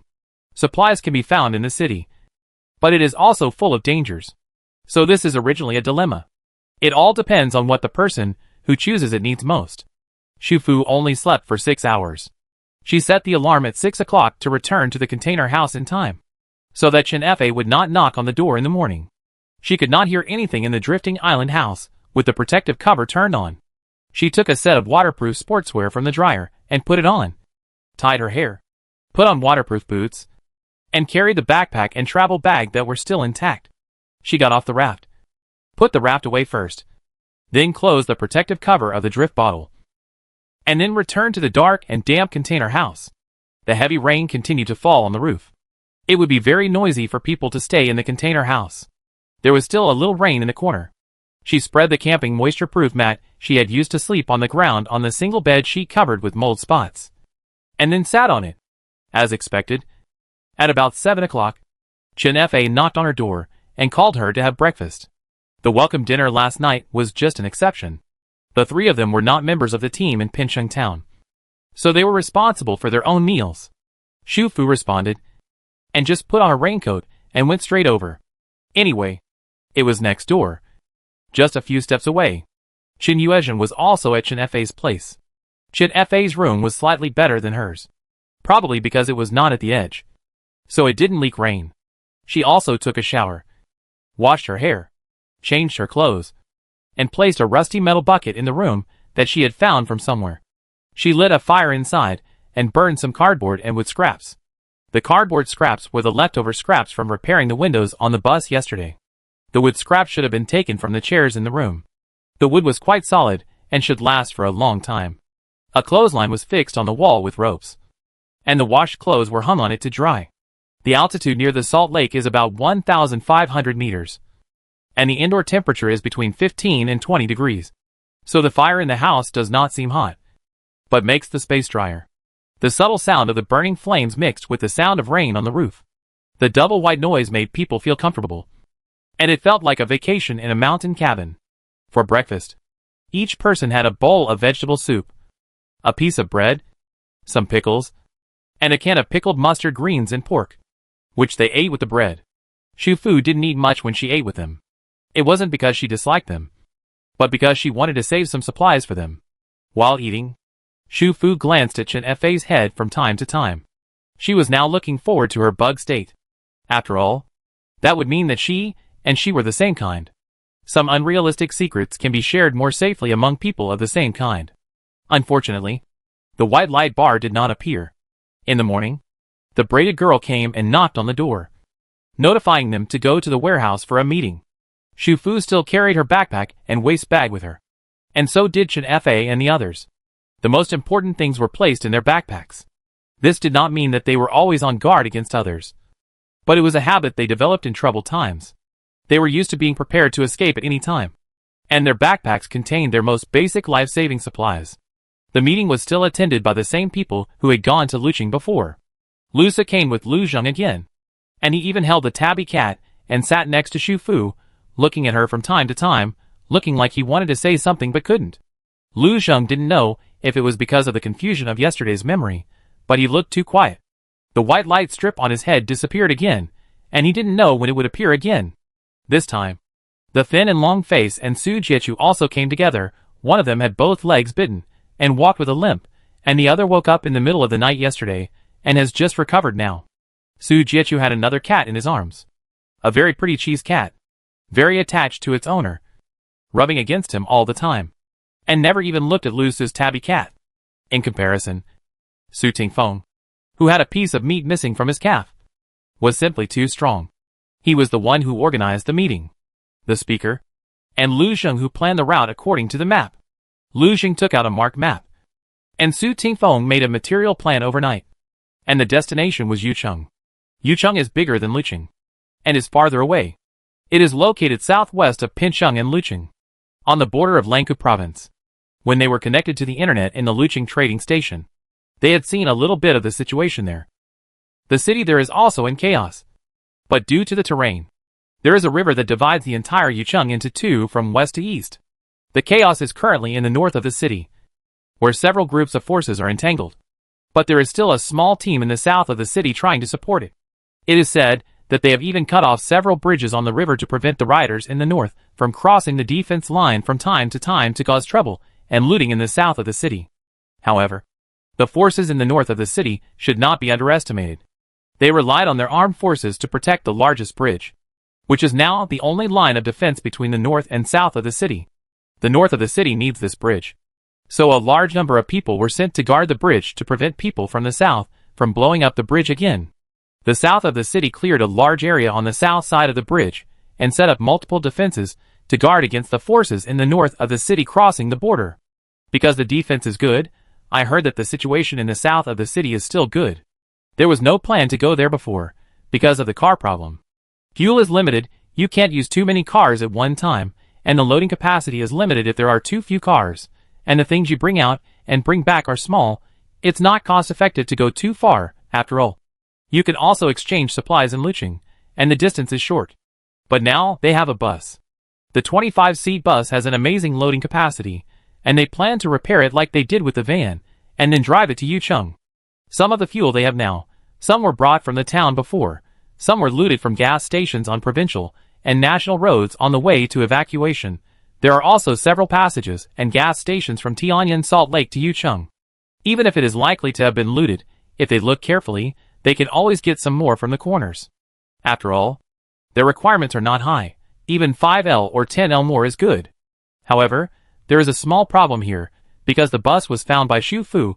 It is her car. Now, if they want to use it, they have to discuss it with her, such as giving them a larger share of the supplies found or exchanged, or using other methods.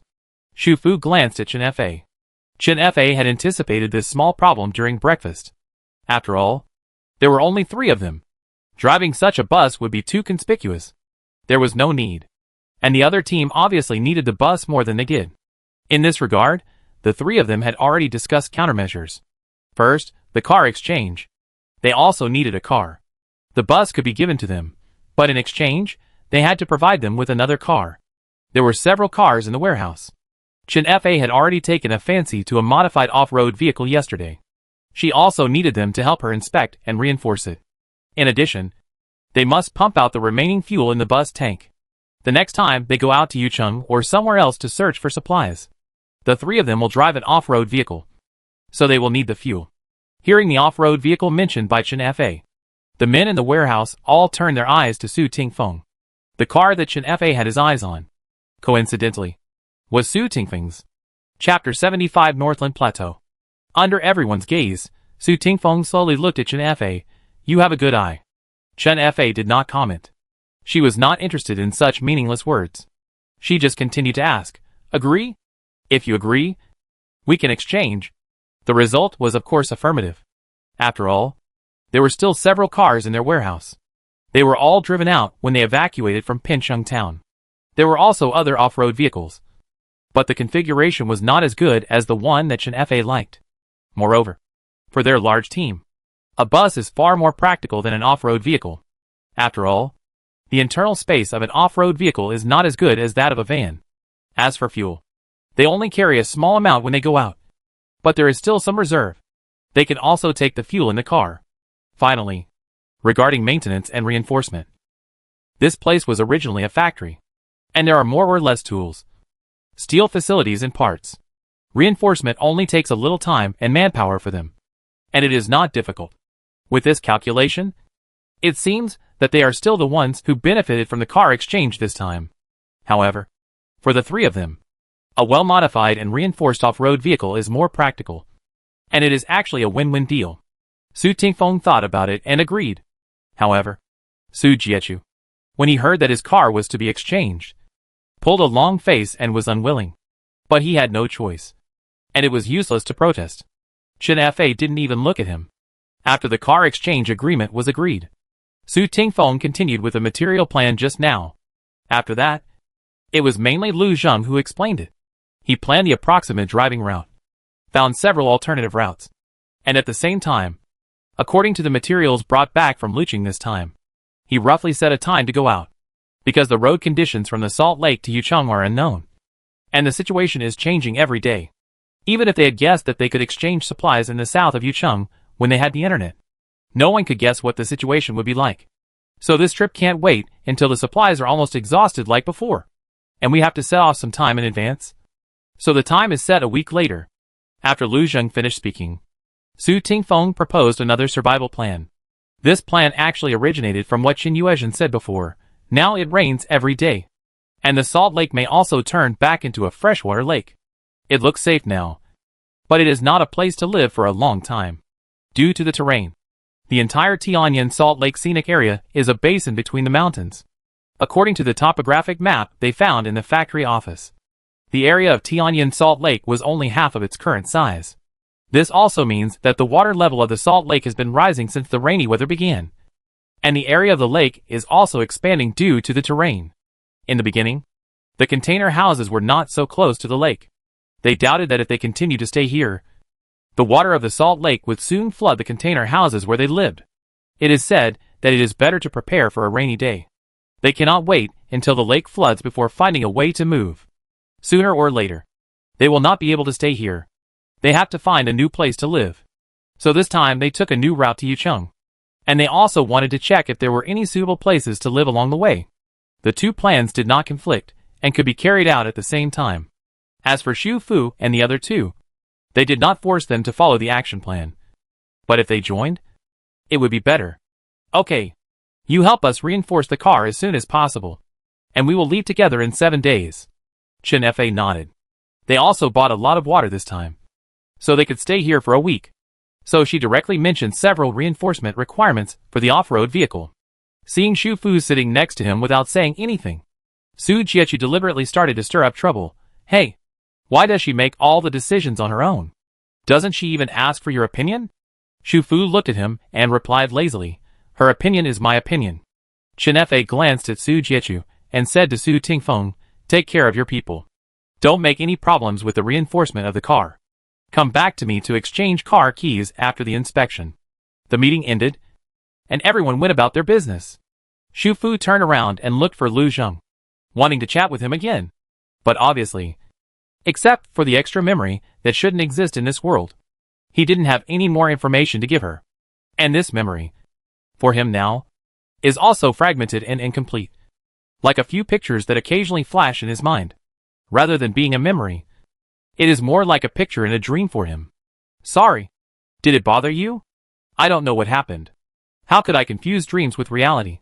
Lu Zheng's expression today is very clear, without the chaotic and fragmented emotions of yesterday. Obviously, after a night, some of the chaotic memories have become logically consistent. Xu Fu felt that it was like a small wound on his body. The wound last night had healed after a night. If there was no external intervention, the wound would disappear soon. The question now was, should she intervene? And how should she intervene? Not far away, Lu Su had been walking around with a tabby cat in his arms, and he obviously had something to say to her. Xu Fu remembered that a long time ago, when she was still in Liyunqing, Lu Su had told her privately that he had a secret related to Lan Lan that even his brother didn't know. So she stretched out her hand to call him over. Lu Su is usually impatient, but at this moment he was hesitant, taking 3 steps at a time. Xu Fu glanced at Lu Zheng. Could it be that after so long, Lu Zheng still didn't know the secret Lu Su mentioned?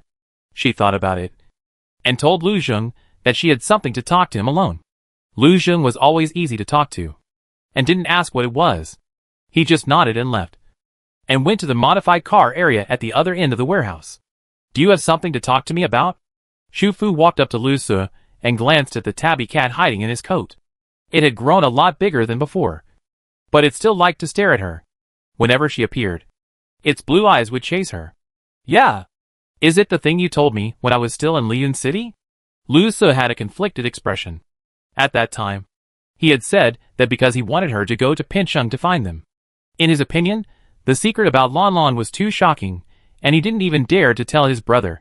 Although he liked Shu Fu very much, she was an adult after all, and he didn't know whether he should say it when the words came to his lips. Shu Fu waited patiently, but before Lu Su could speak, someone got into trouble on the other side of the warehouse. The thin long-faced man fainted, when several people were preparing to reinforce the off-road vehicle according to Chen Fa's request. Although the thin long-faced man was timid and his emotions were not stable, he was very good at modifying cars, and he was familiar with all the technical work related to cars. So even though he had bite wounds on both legs, and it was inconvenient for him to walk, he was left behind to provide advice to the people who took action. He was inconvenient to move, so he sat aside, but he suddenly fell down silently. His whole face was facing down when he fell, his head was broken. And when he was turned over, blood was all over his face. Several people were startled. But then, they found that they couldn't wake him up no matter how they called him. Shu Fu walked over and watched several people wiping him to stop the bleeding, trying to wake him up, until someone noticed his body temperature and said that he was very hot, as if he had a fever. When Shu Fu heard the word fever, his heart skipped a beat. His thin face had a fever for 2 consecutive days, and he woke up several times in the middle. But each time he coughed bitterly, with tears and snot running down his face. And he looked like he had a bad cold. He was single, had no friends or relatives. So it was the big guy and the others who were taking care of him. And they also gave him antipyretic and cold medicine. But the effect was not good, especially the fever, which occasionally dropped a little, and then rose again after a few hours. And it was tormenting people over and over again. All the symptoms were matched one by one. Chen Fa and Chen Yuezhen told Shu Fu that the thin and long face was probably caused by that strange disease. But now, they still didn't know the cause of the disease. Is it because of the bite and infection? Chen Fa speculated and answered herself. But besides him, I was bitten too. And Su Tingfeng was also bitten. And his wound was even more serious. Why is he fine now? As she said, she raised her hand to check. Probably because of the good maintenance of the dressing. The wound on her hand had completely healed, leaving only the scar. While you and Su Jiechu were both stung by the female fish's tail spines, but you are both fine. Shu Fu nodded. If the strange fish is really the cause of this strange disease, why is only the thin and long face in trouble? There must be other reasons. Chen Yuezhen stood in front of the door of the container house. She opened a gap in the door. She was looking through the gap at the container houses in front of the house in the rain. If he got sick not because of the bite of the strange fish, that means, before that day, he was already sick, but the symptoms had not yet appeared. This means that he may have fallen ill in Lucheng. Or he may have fallen ill here. Here? Salt Lake Scenic Area? Other townspeople in Salt Lake Scenic Area soon learned about Slenderface's illness. Everyone was worried at first. After all, he was a member of the team that went out to look for supplies. Although he was thin and not as strong as the braided man and the big guy, it was not easy to find a few people who were able and willing to work among the remaining people. Although the conditions in the container house were simple, it was still a safe place to escape from the world compared to the outside world. Moreover, there was water and electricity here. Many people got used to living there and did not want to go out. When most people retreat, those who are willing to take the initiative to stand up and risk going out to find food and supplies will always have a little halo around them. So in the first 1 or 2 days, everyone was very concerned about the thin man's condition. Some townspeople would bring some food to visit him in the container house, where the thin-faced man lived. Seeing that he was sick, they wondered why he didn't get better after taking medicine. Later, because his condition didn't improve. And the big guy and his friends said that medicine was in short supply. They were afraid that everyone would catch a cold. So the others didn't go anymore. During this period, after Su Tingfeng talked with Lu Zheng, he went to see Chen Fa alone, asked him some questions, and left with a very solemn expression. On the evening of the 5th day, someone went to visit the thin man alone. It was a young girl in the town, named Xioi. Xioi's family was single, and her only father encountered a mudslide during the transfer, and he and his car rolled down the cliff and disappeared. Xioi jumped out of the car at that time, but she also rolled down the cliff and almost fell down together. At the critical moment, other people rushed forward to save her, and finally Su Tingfeng grabbed her hand and pulled her up. But her father and all the supplies he brought with him, along with the car, were gone. Shozi liked her before, and he had been taking good care of her since that incident. He found all her food, clothing and daily expenses. Shoji was not good looking, and he had no proper job before the turbulent times. He had pursued her several times before, but she had rejected him. Now he went out frequently for her, and he would bring her more things she needed every time he came back. Although she accepted his kindness, she still had no feelings for him. She liked men like Su Tingfeng who were calm and steady, and Su Tingfeng had a good-looking face. Later, somehow, Shoji found out that she liked Su Tingfeng. At that time, Shoji already regarded her as his girlfriend. He did not dare to ask Shui, but went to find Su Tingfeng, and had a conflict with him. Su Tingfeng was only thinking about how to live with everyone, and he did not pay attention to the relationship at all. It was impossible for him to go to Shui to explain it clearly, and he directly alienated her unilaterally. When Xiaoyi noticed Su Tingfeng's indifference and found out the reason, she realized that she had become a fickle woman in Su Tingfeng's heart. From then on, she began to keep her distance from Skinny, and no longer took the extra things he brought for her. Like everyone else, she only took one supply. So after Skinny came back from his injury, she never saw him, until she heard that he had a fever for several days, and had not recovered. After thinking about it, she cooked some rice porridge, and came to visit him. In addition, she also planned to return the key that he had given her with the supplies. At that time, Skinny showed his goodwill unilaterally, and learned to be romantic. He wrote a note to wrap the key, which mainly expressed that my home is your home. If he was not around and she needed something, she could go directly to his room to get it. Shioi only found this key later. She had never used it before, so she wanted to bring it back to him. The door of the thin man's house was locked, and she didn't think much about it. She took out the key and opened the door. However, she ran out in fear not long after she went in. She was so panicked that she even forgot to wear a raincoat. She screamed all the way through the entire container house complex and ran towards her house. Her voice alarmed others. Someone heard the sound and stopped her and asked her what happened. Xiaoyi's face turned pale, and she stammered that the thin man seemed to have turned into a zombie. It was so scary. Zombie. For most young and middle-aged people in the town, zombies are not a strange word.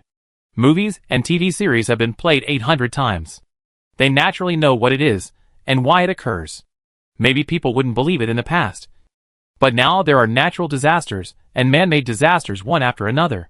I heard from the people who went out this time that strange fish that jump onto the shore and attack people have appeared in Lucheng. So the appearance of zombies at this time doesn't seem to be incredible. If it really is a zombie, it will be terrible. If it spreads from 1 person to 10 people, it will spread to 100 people. It can wipe out all the survivors in the Salt Lake Scenic Area overnight. They must go to check it out. Therefore, when Su Tingfeng and others got the news, the townspeople had already set out together and surrounded the container house where the thin man lived. The mayor took a young man with a stick to check the situation. The thin man lying on the bed did not respond to their calls. His head shook left and right. When he turned around, he showed a pair of scary eyes full of red bloodshot. But his eyes were scattered. The whole person looked dull, as if he was completely unrecognizable. As he shook his head, the thin blanket that had covered him slipped down, revealing his chin, neck and chest. Gray spots appeared on the normal human skin, which looked like scabs. Each scab was very small and densely stacked together. It looked like gray scales, which made people physically uncomfortable. The mayor and the young men fled, and the young man reacted quickly and even closed the door with his backhand. He immediately shouted for someone to block the door with that thing. The others waiting outside were all shocked. Did he really turn into a zombie? The young man also had a lot of experience watching zombie movies. At this moment, he kept nodding. He should be in the process of transformation. Once the transformation is complete, he will start biting and attacking people. Lock the door first, then find a way to deal with him. Who dares to deal with him? Su Tingfeng appeared at this time. They were originally modifying the car in the warehouse. In addition to the off-road vehicle, the bus also needed to repair the window, reinforce and modify it. Because there were only a few days left before the agreed time to go out, so everyone went to help. The big guy locked the door when he left, but he didn't expect that an accident would happen. Chapter 76 Northland Plateau. The gray scabs on the thin man's body began to appear on the second night. At first, they were small clumps, small pieces, like moss on the skin, and you wouldn't notice them if you didn't look carefully. Later, The gray scabs gradually spread, and the surface hardened and dried, and cracked when touched, and he twitched and screamed in pain. Starting from the night before yesterday, he became dazed and aphasic, and didn't respond to anything others said or asked. At the same time, fine bloodshot appeared in the whites of his eyes, and his spirit began to deteriorate. The only thing that made people feel fortunate was that his dullness and aphasia seemed to have reduced his pain. He no longer cried out in pain because of the gray scabs on his body. The bald man had the best relationship with the thin man. Seeing him lying on the bed in a mess, he fetched a basin of clean water and wanted to help him wipe the gray scabs off his body. He mainly wanted to moisten the dry scabs and hope that he would feel more comfortable. Unexpectedly, after one night, the gray scabs spread faster. Half of his skin became like this. At first glance, it was shocking.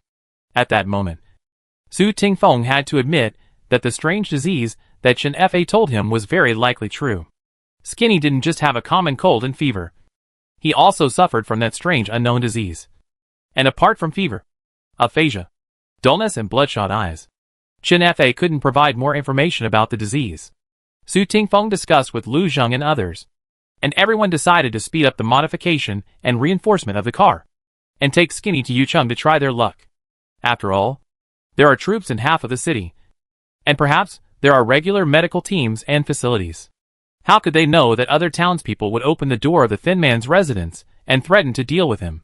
Su Tingfeng was furious, but compared to his anger, others were more afraid of the thin man who was transforming.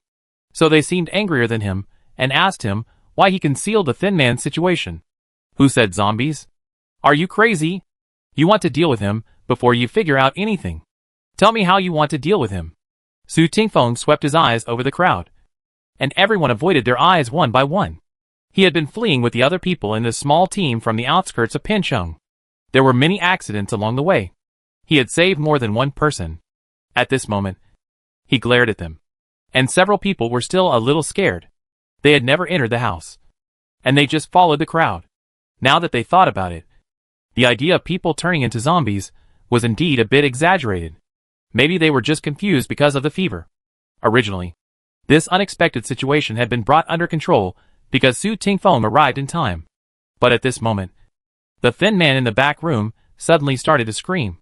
A long-drawn wailing sound, which was weak at first, then gradually became louder. Even though it was raining outside, everyone outside could hear it. Those who thought the thin man might become a zombie were horrified. Is this a change? Is the transformation over? Oh my god! This sound is terrible. What are you still doing? Get rid of him quickly. I don't want to be bitten by a zombie. Brother Su, the thin man's voice is not right. On the other side, the big guy, the braided man, and the bald man were also anxious.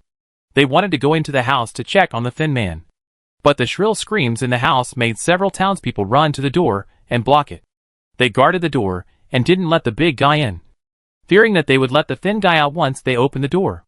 On the side, Lu Zheng saw Xu Fu and Chen Fa on the edge of the crowd. Xu Fu pointed to the sky. Lu Zheng looked up at the sky. After all the commotion, the gloomy sky had gradually darkened. Night had come. He remembered the changes in the conditions of these patients at night that Xu Fu had described before, and walked to Su Tingfeng's side to remind him, it's night. Su Tingfeng immediately understood. He looked back at Chen Fa in the crowd. He remembered what she said. In fact, they didn't know why these patients always made such a shrill cry at night. But if they could figure it out, they might be able to find a way to save the thin guy. Su Tingfeng held the metal wrench in his hand, which he had not put down yet, and walked directly to the door, asking all the people blocking the door to move aside. The two sides were in a stalemate. One side refused to give in to save his own life, worried that Su Tingfeng would protect his teammates for personal reasons, and the other side was really worried about his teammates' lives. The atmosphere became tense.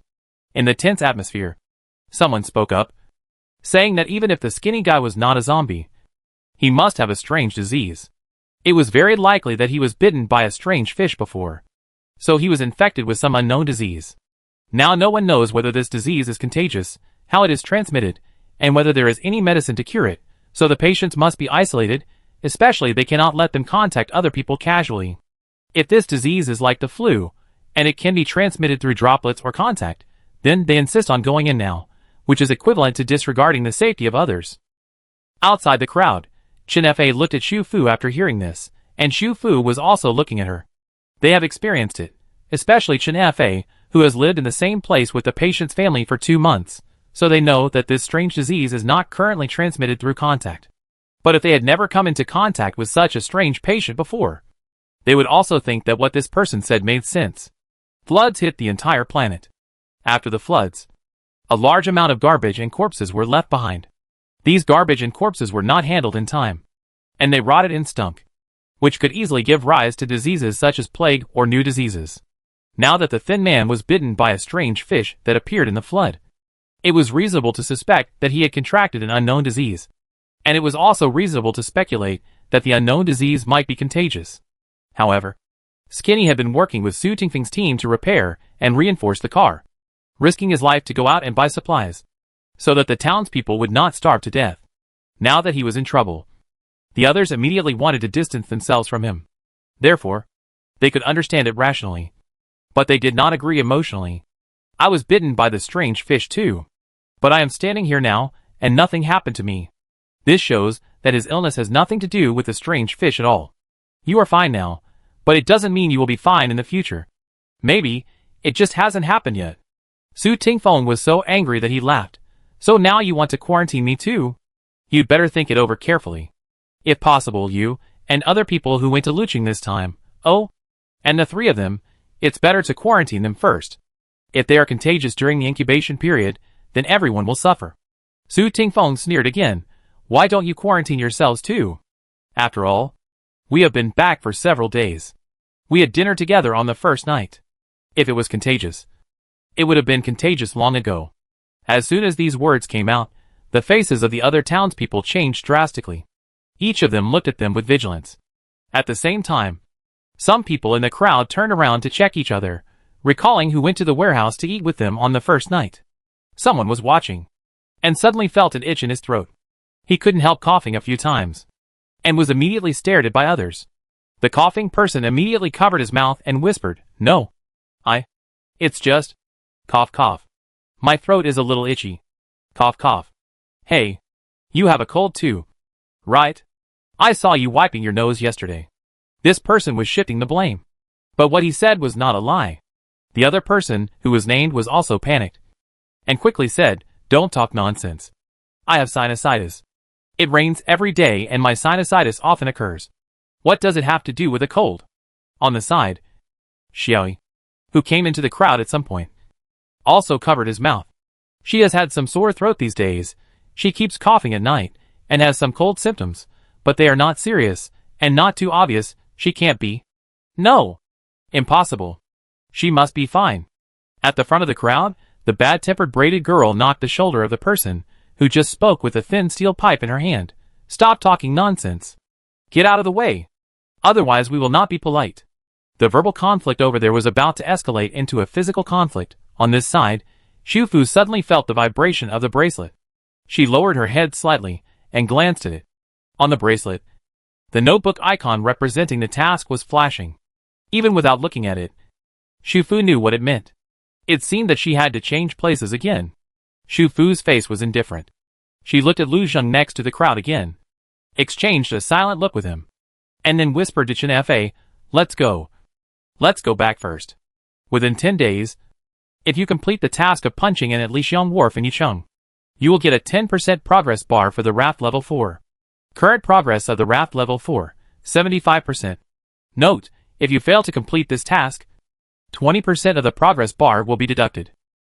Xu Fu felt that after completing this task, it was expected that she would be able to directly reach the 100% progress of the level 4 raft. Therefore, although leaving the salt lake meant that she could no longer secretly release the raft for use at night, she still began to pack up with full energy. The howling of the thin man stopped after half an hour. That meant that Lu Zheng and Su Tingfeng had still subdued the mayor and other townspeople and successfully entered the house. It was unknown what method they used to stop the thin man shouting. Perhaps they blocked his mouth directly like the people in Yang Qian's team. At around 8 o'clock in the evening, Lu Zheng came over and knocked on Xu Fu's door. After Xu Fu heard it, she poked her head out of Chen Fei's container house next door and said, "Here. The three of them had packed their luggage. They had just gathered at Chen Fei's place to have a simple dinner. Their backpacks, weapons and rain gear were also ready, and they could set off at any time. Seeing the three people sitting in the house in an orderly and quiet manner, Lu Zheng was stunned for a moment, then smiled helplessly. "I'm so sorry. I brought you here. I thought I could provide you with a temporary safe shelter. But now I have to travel again in just a few days." "When are we leaving?" Chen Fei asked directly. "Tonight or tomorrow morning?" "Tonight. The rain is not heavy today. We will leave first. There is an abandoned gas station 10 kilometers away. We can go there to rest for a while, and then set off after dawn tomorrow morning." Lu Zheng restrained his expression. "Meet at the warehouse in 2 hours. Is the car modified?" Xu Fu asked. "After working hard in the afternoon, it's almost done. We'll leave in 2 hours. Because there's still some finishing work to do. You don't have to pump the fuel out of the bus. We'll just fill up the tank of the off-road vehicle." Xu Fu was a little surprised. She had added 60 L of fuel to the bus that day. According to the amount used, at least half of it was gone, which means only 30 L was left. The off-road vehicle's tank must be at least 60 L. If it is filled up, they will have to give them another 30 L of fuel. Seeing Xu Fu looking at him with wide eyes, Lu Zheng couldn't help but smile again. "Since we are going to Yucheng together, we can't just watch you run out of gas halfway." Xu Fu nodded, and asked again, "Did Su Tingfeng take the initiative to leave?" "Yes." Lu Zheng nodded. This incident, in fact, was a big blow to everyone in their supply team. Before today, everyone was wholeheartedly reinforcing and modifying the bus, in order to load everyone and take everyone to find a safer shelter. From the beginning to now, no one forced them to take this responsibility. They all came from the same town. It was not easy to live together in the turbulent times. They stood up to take responsibility because they felt they were capable and willing to do so. But they did not expect that the townspeople who had come together all the way would ask all of them to be isolated because of an unknown disease. Of course, from the perspective of others, they were right. They could not take risks with the lives of the whole town, young and old. They just wanted them to be isolated for a while. They did not want to do anything to them. As long as they were still healthy in a few days, the isolation would naturally end. The Salt Lake Scenic Area is not the private shelter of the supply team. This place was found by all the townspeople together. They have the right to ask them to be isolated, but they also have the right to refuse and leave. The Salt Lake Scenic Area is not private to them, and their supply team is not private to all the townspeople either. Since you feel unhappy, don't want to stay, and don't want to bear this responsibility anymore, then leave early. Anyway, the few people in the team, except Su Tingfeng and Lu Zheng, each have a younger brother. The others are all alone. After listening to Lu Zheng's story, Chen Fei asked another key question. "Do the townspeople know that you are leaving tonight?" Lu Zheng shook his head. Su Tingfeng told them that there is still some reinforcement work to be done on the bus, and we will work overnight, and promise to consider isolation after tomorrow morning. I'm afraid they won't believe it. Xu Fu held her chin. It's okay to stare at us. They can't stop us anyway. In fact, the mayor and several people who quarreled the most were currently forced to stay in the warehouse with them. Su Tingfeng planned to tie them up until they left. Afterwards, Xu Fu asked about the thin man's condition. As she had guessed, they had no way to stop him from screaming, because from his physical condition, he was in great pain. So they knocked him out. Afterwards, the bald man gave him a shot of sleeping pills to ensure that he would not make a fuss when he left tonight. What happened to him? To be honest, whether it was Xu Fu, Chen Fei, or Chen Yuezhen, they were really curious about this, because they always heard faint screams from other small buildings at night. The sound was creepy, and they couldn't imagine what happened to these patients. He split open. Xu Fu, what? Chapter 77, Northland Plateau. More than 3 hours later, Xu Fu, who had left with Lu Zheng and his team, saw the thin man who was cracked in Lu Zheng's words in the abandoned gas station. The abandoned gas station was very small, with only 2 gas pumps, and a high flat roof connected to a low building behind. The building was supposed to be a small supermarket, but now it was clean and tidy, without even a metal rack left. According to Lu Su, the last remaining supplies and metal racks here were looted when they passed by here earlier on their way to the Salt Lake. The metal frame was later cut with tools to reinforce the car. On the off-road vehicle that Lu Zheng drove to take the 3 of them away tonight, there was a piece of metal plate from the metal frame. The two cars stopped on the left and right under the flat roof. After Lu Zheng turned off the engine and got out of the car, he handed the car keys of the off-road vehicle to Xu Fu, which officially handed over the car to them. Xu Fu, Chen Fa and Chen Yuezhen got out of the car one by one, locked the car door, put on the N95 mask handed over by Xu Fu, and got on the bus on the other side. In just 3 or 4 days, in addition to repairing the broken windows and reinforcing all the windows and the roof, they also converted the back half of the bus into a place similar to an RV, removed the seats, installed the upper and lower single metal beds in the container house, fixed a bed on each side, and could sleep up to 4 people. The luggage rack on the top layer was not removed, and a guardrail was installed to ensure that the materials on it would not fall due to the bumps of the car while the car was driving. At this moment, the thin man was lying on the lower bunk of one of the bunk beds. He was still drowsy due to the effects of the sleeping pills, but probably because of the pain. His body was still twitching even in a coma. It was the thin man's idea to turn the back half of the seat into a bed. It was too hard to migrate and take refuge over a long distance. He wanted Shui to live as comfortably as possible. Maybe she would be happy and willing to pay attention to him again. The bald man leaned on the bed frame opposite and said in a sarcastic tone, he would never have thought that the first person who said he turned into a zombie today was Xiaoyi. Behind him, Lu Su was lying on the upper bunk with the tabby cat. Because of the solemn atmosphere in the car, he was also very quiet. When he saw Xu Fu coming, he did not say anything. Beside the thin man's bed, Su Jiechu stood outside the end of the bed, holding his cheese cat in his arms, with a serious expression on his face. Seeing that Chen Fa did not show a cockfighting expression for the first time, Su Tingfeng reached out and uncovered the thin cloth covering him. I don't know if he was afraid that the blanket would be too heavy and would press on his wound. So he used the thin cloth. Under the thin cloth, the thin man's body covered with gray scabs was exposed. It was indeed like Lu Zheng said. He cracked all the hardened and dry gray scabs, as if they were pried open from the inside by something or some force, broke apart, and the gray scabs and the original skin separated a little, but not completely. Through the cracks in the gray scabs, you can vaguely see the flesh underneath as if it has come alive, wriggling from time to time, and blood and pus are constantly flowing out through the cracks in the gray scabs because of this wriggling. The whole person looks horrible. In the air, there is an unpleasant odor. Xu Fu and the others are wearing masks, so they can only smell it vaguely. For some reason, this smell reminds Xu Fu of the red liquid in the glass bottles. Although the two things look completely different now, Xu Fu still has some guesses about the red liquid. After all, Tang Ping has been studying this type of patient for a long time. If the liquid really comes from the patient, it seems reasonable. That night, the 3 of them did not stay on the bus, and quickly returned to the SUV to rest. When Xu Fu left, she gave Lu Zheng and the others some painkillers, saying that she did not have much medicine, and did not know if it would be useful. But it was better than nothing, and she could try to feed it to him, because they were outdoors. Xu Fu and Chen Fa took turns to rest and keep watch. One of them sat in the driver's seat to keep watch, and the other 2 slept on the flat back seats. The travel bags and backpacks that were originally placed in the trunk were temporarily moved to the co-pilot area.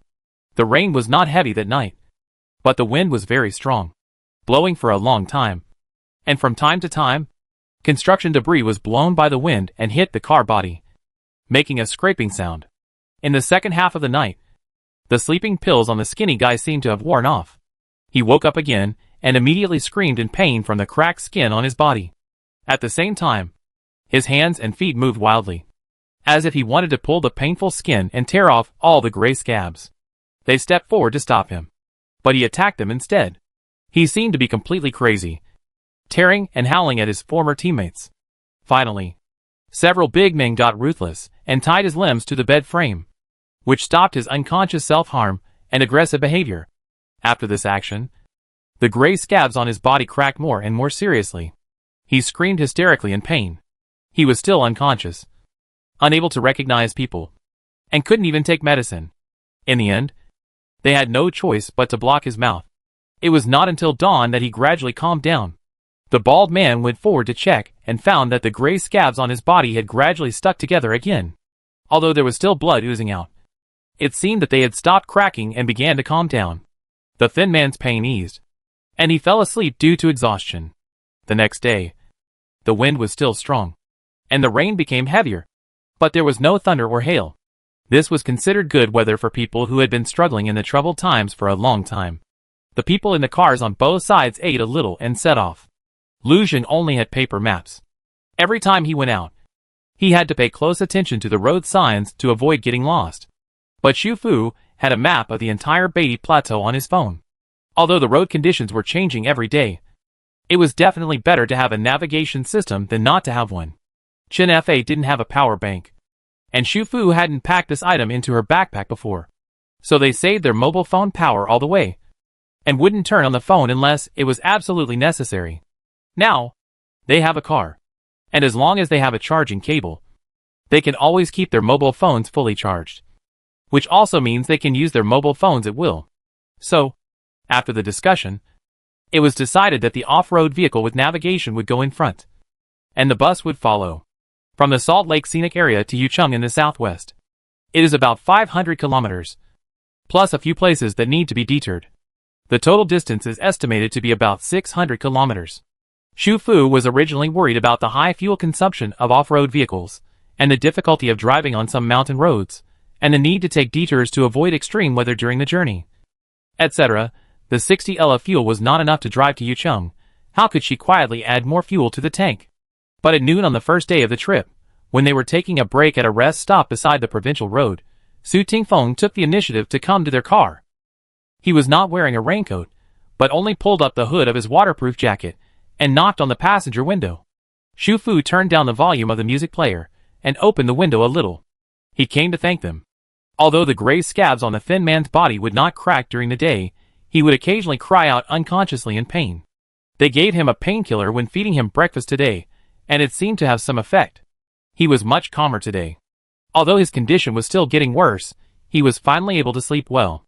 Only if he rested well during the day, he would have the energy to deal with the pain at night. He also told them that there was no need to worry about fuel on the way to Yucheng, because there was no extra space to carry too much fuel on the road because of the problem of vehicle load. But now the car is so big, they have brought enough fuel, and they will help them fill it up if it is not enough. The other party thanked him with practical actions, so Xu Fu also thanked him politely.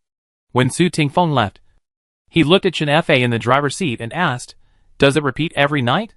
Chen Fa knew what she was asking, although I haven't seen it with my own eyes, but every night, I can hear the patient screaming in pain. Su Tingfeng's face was solemn, nodded and returned to the bus.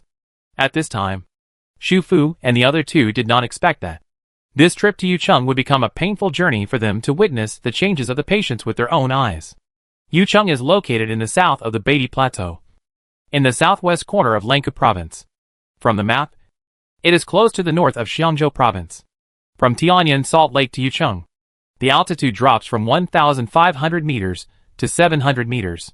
Most of the roads around the provincial road are wilderness, and occasionally pass through villages. But those villages are far away from the provincial road. There are many mountain roads in the middle. Even if you bypass several too steep sections, it is still difficult to drive in the current weather conditions. For safety, you can only slow down the speed, and occasionally find a place to hide and rest. There was also a time when they drove for 3 hours on a mountain road, and found that the road ahead had collapsed. They had to go down the mountain, and return to the previous road section to check the map and navigation, and replan a new route. Since they set out, they spent 2 nights outside. Every night, the thin man who had been quiet during the day with painkillers was like an alarm clock that would ring on time. And he would make miserable cries because of the cracking of the gray scabs. These gray scabs began to crack as soon as it got dark. And they could not touch water. If they touched water, they would spread faster, covering his body and limbs in pieces, leaving him without a single piece of good meat on his body. Some of the gray scabs began to fall off after cracking twice. The things that fell off were in pieces, some of which looked like dried stratum corneum. They thought it was getting better soon, but the flesh under the gray scabs grew like gray scabs again, not as hard as before, feeling smoother, still stacked in small pieces, dense light gray, and squirming at night. People with claustrophobia would faint at a glance. And the others on the same bus with the thin man have been fine all the time, with no signs of illness. Su Tingfeng, Su Jiechu and Chen Fa, the 3 people who were bitten and stabbed by the strange fish, did not show any similar symptoms. On the third night, after several detours and a huge storm, the group finally arrived at the suburbs near Yucheng. Having just arrived at a new place, they did not dare to enter the city at night without knowing the situation. In addition, the thin man would make trouble at night. So they found an isolated abandoned factory, drove the car into a large warehouse, and rested overnight. The rain began to subside at night, and when the group was ready to rest, the rain stopped. Lusa called Xu Fu out from outside, saying that the clouds had dispersed and the stars could be seen. Finally, Xu Fu followed him to climb up a small platform next to the warehouse, sat on the damp iron frame, and watched the rare starry sky together. There are few cities on the northern plateau, and there are many wildernesses. The ecology is more primitive and closer to nature. It has always been a paradise for self-driving enthusiasts. Camping and stargazing are also indispensable projects. When I called you to come to Pincheng, I thought, when you come, when it doesn't rain, I will take you to the roof to watch the stars. The starry sky here is beautiful. The stars are super bright. And today's is not bright enough. Luso has been in a low mood since Skinny started to get sick. He has spent every night in Skinny's screams these days. He can't sleep well at all. He has no energy and spirit. And he looks unhappy. Xu Fu took out a can of chocolate beans from her backpack and gently put it into his hand. Eat something sweet. You will feel better. As a result, Luso looked at the chocolate beans in his hand with a sadder expression. Are you going to separate from us again? It took Xu Fu a while to think of last year in Suicheng, when she also gave him a can of chocolate beans before leaving. This guy must have remembered it until now. No. I just gave you a can of chocolate beans. So Luso was happy again. Thanked her first, and said he would show off in front of Su Jiachu, and quickly climbed down the platform and ran to the bus parked in the warehouse. Xu Fu didn't sit alone for long. Soon, Chen Fa, Lu Zheng, and Su Tingfeng all climbed up one by one. Everyone had been running around outside for a few days. They couldn't sleep well, and were very nervous every day. Now they were about to arrive in Yucheng. It was a rare period of time when the rain stopped. No one wanted to talk. They just wanted to look at the starry sky quietly. Several people sat on the shelf. Xu Fu took out a small can of hard candy from his backpack, put one in his mouth first, and then passed it to the side. During the days of traveling together, even though they didn't chat much, they had already reached a tacit understanding. When they got the candy jar, they poured out a candy and ate it themselves, and then passed it to the next person. Everyone ate the candy, and then passed the candy jar back to Xu Fu, who would keep it for the next time. A little bit of the sweetness of the fruit spread silently on their tongues, and it seemed to spread a little sweetness in their hearts at the same time. In an era of continuous disasters, life is too bitter. Sometimes, people have suffered too much and have even forgotten what their original life was like. On a rainy night like this, which was neither too hot nor too cold, they should have had dinner with friends in a restaurant. The crayfish and June were still plump, sitting in a shop along the street at night, ordering some barbecue and beer. They could wash away the fatigue of working during the day. Sweet ice jelly, chilled beer drinks, the aroma of barbecue, the fresh, salty and spicy lobster. They all missed it. I want to eat barbecue. Chen Fa suddenly spoke. A bowl of spicy hot pot is also fine. Su Tingfeng actually spoke as well. A cup of iced coffee would be nice. Americano would be fine too. Lu Zheng sighed. He always drank latte, but latte has to be added with milk, and milk is hard to find now. Why drink Americano at night? It would be nice to have a cup of hot milk tea. Chen Fa sighed while looking at the starry sky. Even Xiangpiopio would be fine. Xu Fu didn't say anything. She had everything. She could even immediately conjure up a set of barbecue utensils and barbecue on this high platform. Everyone drank iced coffee and hot milk tea together while chatting and looking at the stars. But what happens next? She trusts Chen Fa and Lu Zheng, but she doesn't trust Su Tingfeng that much, and even less the other people on the bus. People's minds are unpredictable. At least for now, she doesn't dare to gamble. The few people sat quietly for a while, enjoying the quiet starry sky for a moment, and then returned to reality with the sudden shouting in the bus. Several people climbed down the platform one by one in order. Xu Fu was at the end. Lu Su was in front of her. He watched Chen Fa and Su Tingfeng go down, and was about to bend down to climb, then his movements suddenly stopped. This pause was very abrupt, because he had been bending for more than 10 seconds. What's wrong? Xu Fu asked. Lu Zheng stood up again. He shook his head left and right, then stretched out his hand and waved it in front of his eyes, as if he was waving something away. After a while, he turned around, and when he looked at Xu Fu, his face was blank and shocked. I seem to be a little bit wrong. What? Did you remember something about me again? No. He shook his head, then pointed to the air in front of him. Can you see it? Ah? Xu Fu didn't understand. Lu Jing still pointed to the air in front of him. Here, there is an extra panel. Xu Fu exclaimed. Chapter 78 Northland Plateau. Xu Fu once again felt the chill in her spine, and the rusty feeling in her neck that she had that night before. What did you say? Say it again? She was still afraid of disturbing him. So she slowed down her tone, lowered her volume, and asked carefully. But this time, Lu Zhang's face did not show that kind of broken and contradictory expression. He looked very sober, but his expression was overly shocked, as if at this moment, the values that had accompanied him for decades in his life encountered an unprecedented impact and collapse. For him at this moment, the whole world has become wrong. Some deep-rooted and natural concepts have been replaced by other things. His appearance is a bit like her appearance when she woke up in the morning and suddenly awakened the memory of the original world. Lu Zheng looked at Xu Fu hesitantly. There was no fear, disbelief, or fear of him in her eyes. There was only worry and concern, and a little curiosity. It was this curiosity that made him speak slowly again. This seems to be a backpack grid panel. A total of 20 grids. A bit like game interface? Xu Fu continued. Similar, but without the complicated data and settings. It's just a backpack slot. Are there any tasks? Lu Zheng checked the air for a moment, and stretched out his hand to click twice, and said to her, originally there were. There are world mainline tasks and sideline tasks in the lower right corner of the panel. But the task content is garbled. After clicking, a line of red words will appear, which says, System TKC21S is missing, and there is an error. There is no task for the time being. System TKC21S? Xu Fu was surprised. He actually had a system there?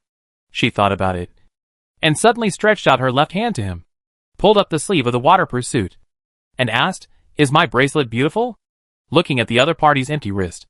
Lu Zheng. Xu Fu understood. He still couldn't see her bracelet. She asked again, Did you find anything that wasn't there before? Yes. This time he nodded, and in an instant, an exquisitely crafted axe appeared in his palm. There are things in 4 of the compartments of the backpack, and this is one of them. Although Xu Fu had long been accustomed to taking things from space, she was still shocked when she suddenly saw another person take out an axe out of thin air. She immediately pulled him, and walked a little inside, for fear that the people below would see his action of taking things out of thin air. Fortunately, everyone else went back to the warehouse, and there was no one under the platform. What else is inside? Xu Fu motioned him to put the axe away first. A fishing rod, something like a filter, and a raft. Lu Jing put away the axe and said one by one. He collected the things very quickly, as if he didn't need any medium, or maybe he used a medium, but just like his panel, she couldn't see it.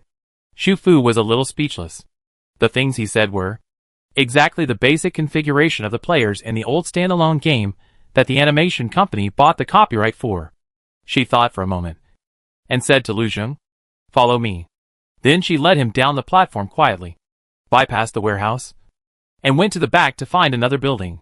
This place was like a small workshop, with a small warehouse inside, and some moldy cardboard piled up.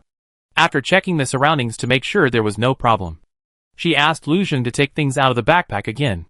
The raft, fishing rod, axe, and filter appeared one by one.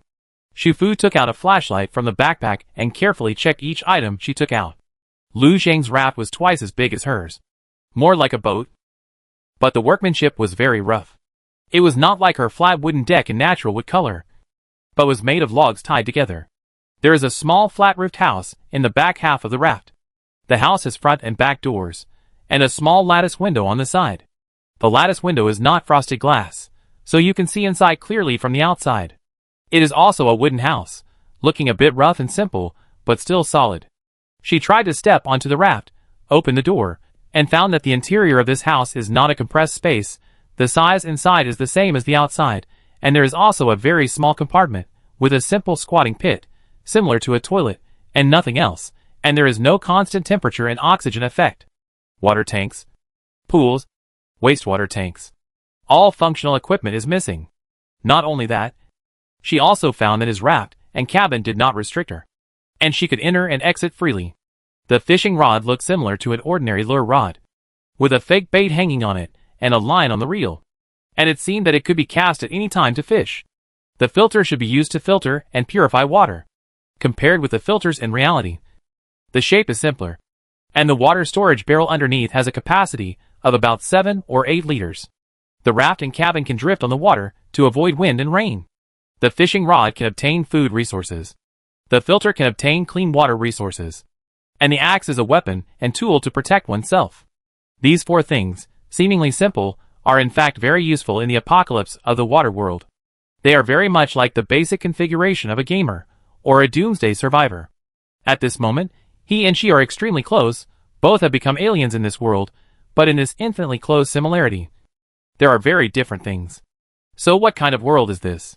Why are they so different with the same golden finger, or, what is the difference between her and him? Lu Zheng looked at Xu Fu, who was carefully checking everything, and spoke again. The scenes of me drinking with you last time were not dreams, they really happened, right? You and I, we have met in another world? If it weren't for these memories, and the inexplicable sense of trust he had when facing her, he would never reveal these abnormalities of his at this moment to a second person. He always felt that. As time went by, as they met more and more recently, his trust in her was rising again. Xu Fu looked back, and Lu Zheng was standing in the darkness outside the flashlight. The white light bar that reappeared above his head was particularly eye-catching. The light bar was no longer flickering, as if it had completely stabilized.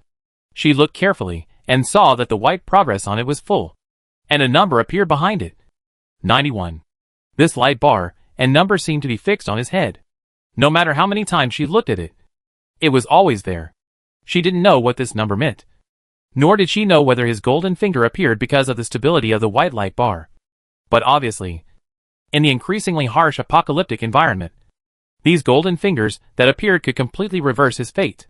Xu Fu looked at him, nodded first, and then shook her head. In fact, I can't be 100% sure that we have met in another world. I have some impression of what you said. But for you, or your current face, I have never seen it in my world. Lu Zheng's eyes lit up. That was the light of hope that was regained after the worldview suddenly collapsed. So, you are indeed the same as me. Such a strange thing happened to you. I don't want to call these abilities strange things. I prefer to call them golden fingers. But you are right, I am the same as you. Xu Fu said, smiled slowly, and then raised her other hand. Instantly, a cup of coffee appeared between her fingers.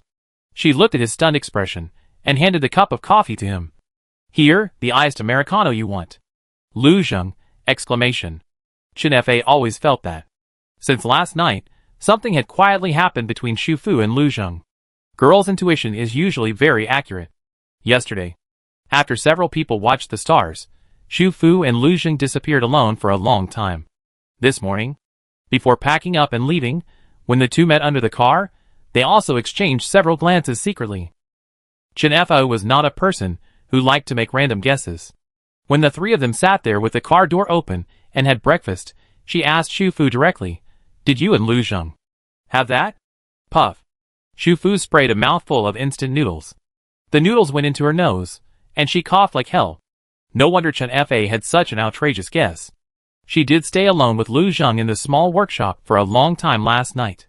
He just showed his golden finger, and knew that she was the same kind, so he had all kinds of questions to ask her.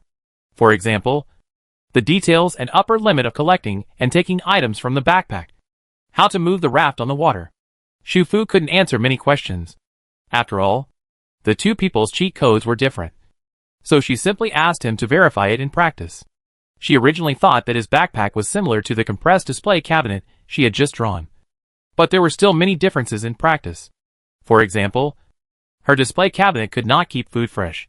But time stopped in his backpack, which meant that food could be kept fresh after being collected. The size of the backpack grid has an upper limit. Except for the raft, one of the starting equipment, other objects larger than 1 cubic meter cannot be stored. The same items smaller than 1 cubic meter can be stacked, with an upper limit of 10. Once all boxed items have something inside, whether they are opened or in their original boxes, they cannot be stacked again after being stored in the backpack grid. Also, his raft seems to be bound to him. Even if he does not actively store it in the backpack grid, if the distance between the person and the raft exceeds a certain level, the raft will be automatically stored in the backpack grid. Xu Fu also took this opportunity to experiment with the upper limit of the compressed display cabinet that she had wanted to try before. There happened to be some large abandoned machines in the workshop. She chose a machine that was about the size of a car, and she successfully stored it in. This also meant that the two empty positions in the compressed display cabinet could store 2 vehicles. She continued to use the machine to experiment with the upper limit of size, and found that machines larger than ordinary C-type RVs could no longer be stored. In other words, the upper limit of the type of vehicle she could store in the display cabinet was C-type RVs. This upper limit of size already made her very satisfied. Later, Lu Zheng mentioned that he had memories that were not from this world. When he thought back to that day, he could hear the flaws in what he said, such as taking a taxi, director, actress, etc. But at that time, even when he said these unconventional words, he was still confused, as if he had lost his judgment, and he didn't react at all to what was wrong. And now, these memory scenes have become clearer and clearer, and he can clearly distinguish that they are not memories from this world. That state, I don't know how to describe it. It's like looking in the mirror and finding that the mirror is covered with thick dust, and you can't see yourself clearly. Xu Fu continued, but he was talking about his feelings on the day of awakening. And now, it's like a sudden stream of water rushing over, washing the mirror clean, and everything in the mirror is clearly visible. Yes, that's it. Not only that, this time, he found that there were more memory fragments in his mind that did not belong to this world. In that world, others don't call him Lu Zheng, he doesn't live in Suicheng, but in a big coastal city, he often takes a plane, is very busy every day, there are many people chasing him and calling his name. But all the pictures are messy and broken. Whenever he insists on a memory picture and wants to recall it again and again, he finds it futile, he can't even remember what the name that others call him is. Don't worry, since the golden finger has appeared, it means something has begun.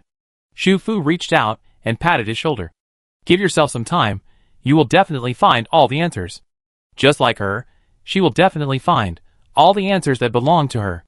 At 9 o'clock in the morning, the off-road vehicles and buses that had reached a dead end had to turn around and return to the abandoned factory building. The road they originally thought could lead directly to the south of Yucheng was destroyed. The terrain of that road was not thin and narrow, and there should be no problem even in the current weather conditions. Looking at the damaged appearance of that section of the road, it seemed to be destroyed by humans. The problem now is that that road is the only road that can lead directly to the south of the city.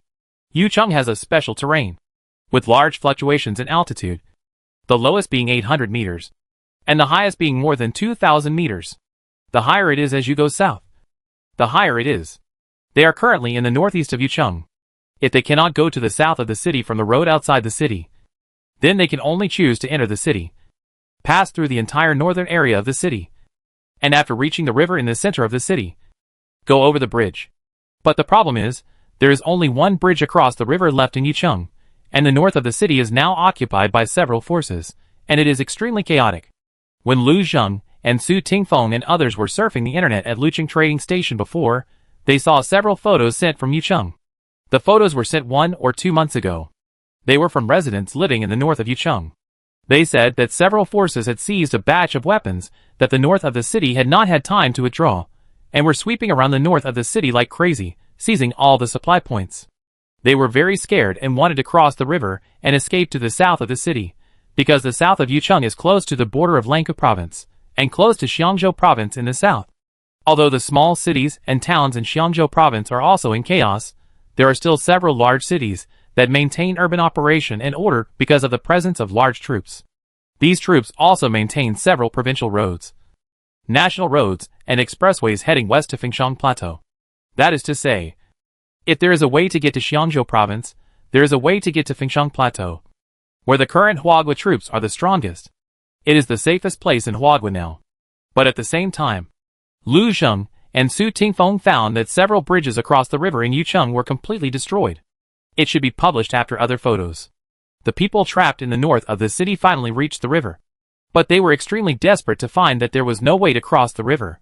They didn't understand why the people in the south of the city wanted to blow up the bridge. Was it to protect the people in the south of the city?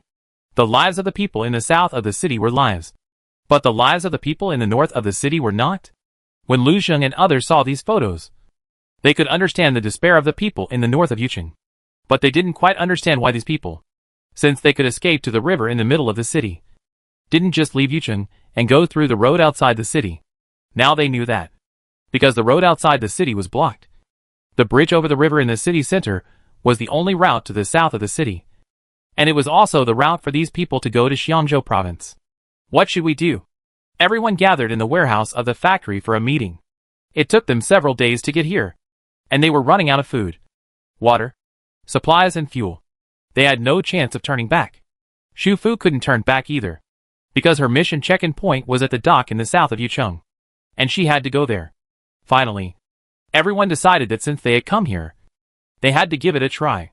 They decided to go to the north of the city first, find a high ground, check the current situation in the north of the city, and then plan how to cross the north of the city. After all, the photos that Lu Zheng and Su Tingfeng saw were all from a month or two ago. No one knew what the situation was like there now. After everyone finished their plans, they drove off again. The situation had changed, and everyone felt a little heavy. Chen Fa was the same. He did not ask about Xu Fu and Lu Zheng anymore. He drove quietly with a frown on his face. Xu Fu had already decided to reveal something to Chen Fa last night. She had also seen a white light bar above her head. If her guess was correct, when the light bar above Chen Fa's head appeared steadily, she would most likely also have a golden finger. But things have their priorities, and this matter would have to wait until they successfully passed the north of Yucheng. The high ground they chose for observation was on a small hill on the northeast side of Yucheng. This used to be an ecological park on the edge of the city, and there were no buildings around. There is an observation deck and a homestay on the hill, so the car can drive directly up, and then find a commanding height there, and use a telescope to check the situation in the city. However, when the two cars drove to the homestay area one after the other, they keenly noticed the abnormality nearby. Compared with the abandoned building areas they passed before, the doors and some intact windows of the houses here were too clean. Although the ground around the building was full of garbage left over from the storm, the doors and windows of the abandoned houses that had been uninhabited for a long time should not be so clean. Could there be any survivors here? Are they people who escaped from the north of Yucheng? But this place is not big. Even if there are supplies, they would have been looted after such a long time. What's more, this is the edge of the north of Yucheng. If someone really escaped from the city, why would they stay so close and not leave? There are only two possibilities. Either the other party is one of the forces occupying the north of the city, or they are people with the same purpose as them. Regardless of which possibility it was, in troubled times, non-travelers represent danger. As expected, almost at the moment the bus stopped, a crossbow arrow whizzed out from the second floor of a guest house. The crossbow arrow was powerful, and hit the reinforced windshield of the bus with a bang, and got stuck in the middle of the metal railing. At the same time, a voice came from the window where the crossbow arrow was fired. Leave now. There are already people here, inside the bus, except for the big guy driving the car and the thin guy sleeping on the bed. Everyone else had already picked up their weapons. The other party's warning revealed their identity. They were not from the forces in the north of this city. They looked like another team of survivors. The other party shot arrows and warned them, which showed that they did not want to conflict with them. They did not look like vicious people. Perhaps they could try to talk. After all, they just wanted to use the high ground to check the situation in the north of the city, and had no intention of staying. However, before Lu Zheng's people got off the bus, the off-road vehicle on the side drove towards the front of the bus. Chen Fa even lowered the window a little, as if he could take a clearer look at the crossbow arrow nailed to the front of their car. After a while, Chen Fa, wearing only a waterproof suit, got out of the car in the rain. She hid behind the body of the SUV, while ensuring that she would not be shot by the crossbow. She shouted towards the BNB, "Yudong, is it you?" The rain was noisy around, but Chen Fa's shout was full of force and had great penetration. Soon, there was movement at the window on the second floor of the BNB. Someone seemed to be moving the heavy objects that were blocking the broken glass. After a while, the previous voice came again. This time with surprise and surprise. "Yes. Is it Deputy Captain Chen?" In the heavy rain, Chen Fa appeared from behind the body of the SUV. Several cheers came from the BNB. "It's Deputy Captain Chen. It's really her. She's not dead yet." On the co-pilot seat of the SUV, Xu Fu looked at Chen Fa in the heavy rain through the windshield, as if sensing some kind of fateful reunion. A small white light flickered slightly above her head. This time, it appeared for about 7 or 8 seconds before disappearing again. Chapter 79 Northland Plateau. In the B&B, there were 4 men and 2 women, all of whom received Chen Fei's signal before the strange fish outbreak, and then secretly fled to Dama. They hid in Dama's house during the day, and didn't know what was happening outside. Then, at the night of the strange fish outbreak, they ran to Dama's ship in time, and left Hishi town. Dama's other ship had a deep draft, and could not pass through the shallow water area north of the town, and headed towards Lucheng. In the end, they could only continue upstream along the Qing River, and docked when the fuel ran out. Fortunately, the current in that section of Qinghe River was gentle, and it was not difficult to go upstream. The place where they docked was west of Lucheng, which was the place where Chen Fei and Chen Yuezhen originally planned to land. After the boat docked, Dama no longer cared about them. He didn't even care about the other townspeople in Hishi town, who fled to the boat in panic. He felt that he was kind enough to take them away from Hishi town for free. After all, several team members gave gold, and those towns didn't. After that, he took his trusted men with him, and traded with the people in the town on the shore with the boat, exchanging 2 cars and some fuel, and unloading many heavy travel bags from the boat. He planned to go to Lucheng first, exchange some water supplies and fuel, and then go by land through the Beatty Plateau to Xianzhou Province, and then go to Fengshan Plateau from Xianzhou Province. After the Malaysian group left, Yu Dong and his friends never saw each other again. They had no car, so they could only walk westward. There were several other towns nearby, and they planned to try their luck and see if they could get a car and fuel. Someone in the town they arrived at later also had gray scab. The family of the patient did not hide it, and when other people in the town found out, they believed it was a strange disease that could be contagious, and they were rejected and expelled. The child in that family was sick, and the parents couldn't let the child go. Yu Dong happened to provide some information about the patient. And finally the family decided to try their luck in Yucheng, because Yu Dong and his group had provided information, and did not show any aversion to the patient. The family gave them a ride. It was a small pickup truck. The back of the truck was made into a simple compartment, with a sturdy waterproof cloth cover. The family's supplies were loaded. The 6 of them squeezed together, and barely fit in. However, along the way, the sick child's condition worsened, and he experienced the same pain as the thin man. The difference was that Lu Zheng and the thin man were just teammates. Even if they were worried and concerned, they could handle it calmly when night came. But the parents couldn't bear their children screaming in pain every night, enduring the pain of skin cracking. Seeing their loved ones like this, they were about to collapse. Those gray scabs would spread more and grow faster when they came into contact with water. But the strange thing was that when the gray scabs began to crack at night, as long as the patient soaked in water, the pain would be relieved. The parents couldn't bear it, and they didn't have any painkillers, so they could only let their child soak in the rain outside. But this was only a temporary solution, not a permanent cure. After the gray scabs were soaked in rainwater, they quickly spread all over the body, and finally even the face was covered with these gray scabs. Finally, the child began to lose a lot of hair, and even the scalp was covered with gray scabs. Is there a condition where gray scabs keep growing and falling off? Did you have swelling similar to the giant view after soaking in water? Chen Fei suddenly asked. No. Yu Dong answered quickly, as if he was very sure. Chen Fei turned back and exchanged glances with Xu Fu. It seemed that the swollen patient in the basement of Tang Ping's small building was the result of an experiment. It was unknown what Tang Ping had done to him. His condition was obviously completely different from the thin man they had observed along the way, and the description of Yu Dong. Yu Dong continued to speak. His expression became somewhat indescribable, as if he was recalling something very scary. After the gray scabs covered his whole body, his consciousness was no longer as dull as before. But he was not awake either. It was more like he had lost his human appearance. Approached some kind of creature, was easily frightened, and became very aggressive. He told him that one night after that, the child began to wail again, and his parents could not stop him, so they could only let him go out to soak in the water. As a result, the rain stopped after a while that night, and none of them noticed that there was a pond near where the car was parked at night. The child began to wail wildly because the rain stopped, and finally jumped directly into the pond and disappeared. The pond had become larger and deeper due to months of rainfall. The parents searched all night, going into the water constantly. They also went into the water to help, But they didn't find their child in the end. Perhaps because the whole process was too difficult. The parents completely collapsed after their children disappeared. When they found them, they had already died in the pond, and their bodies had floated up. They buried their bodies, set out again, and finally arrived near Yucheng. How many days have you been here? 5 days. After all, Yu Dong had been a teammate with Chen Fa for a long time, and knew what she wanted to ask. So he continued, at that time, the road outside the city leading to the south of the city had been destroyed. I guess it was done by people from the north of the city.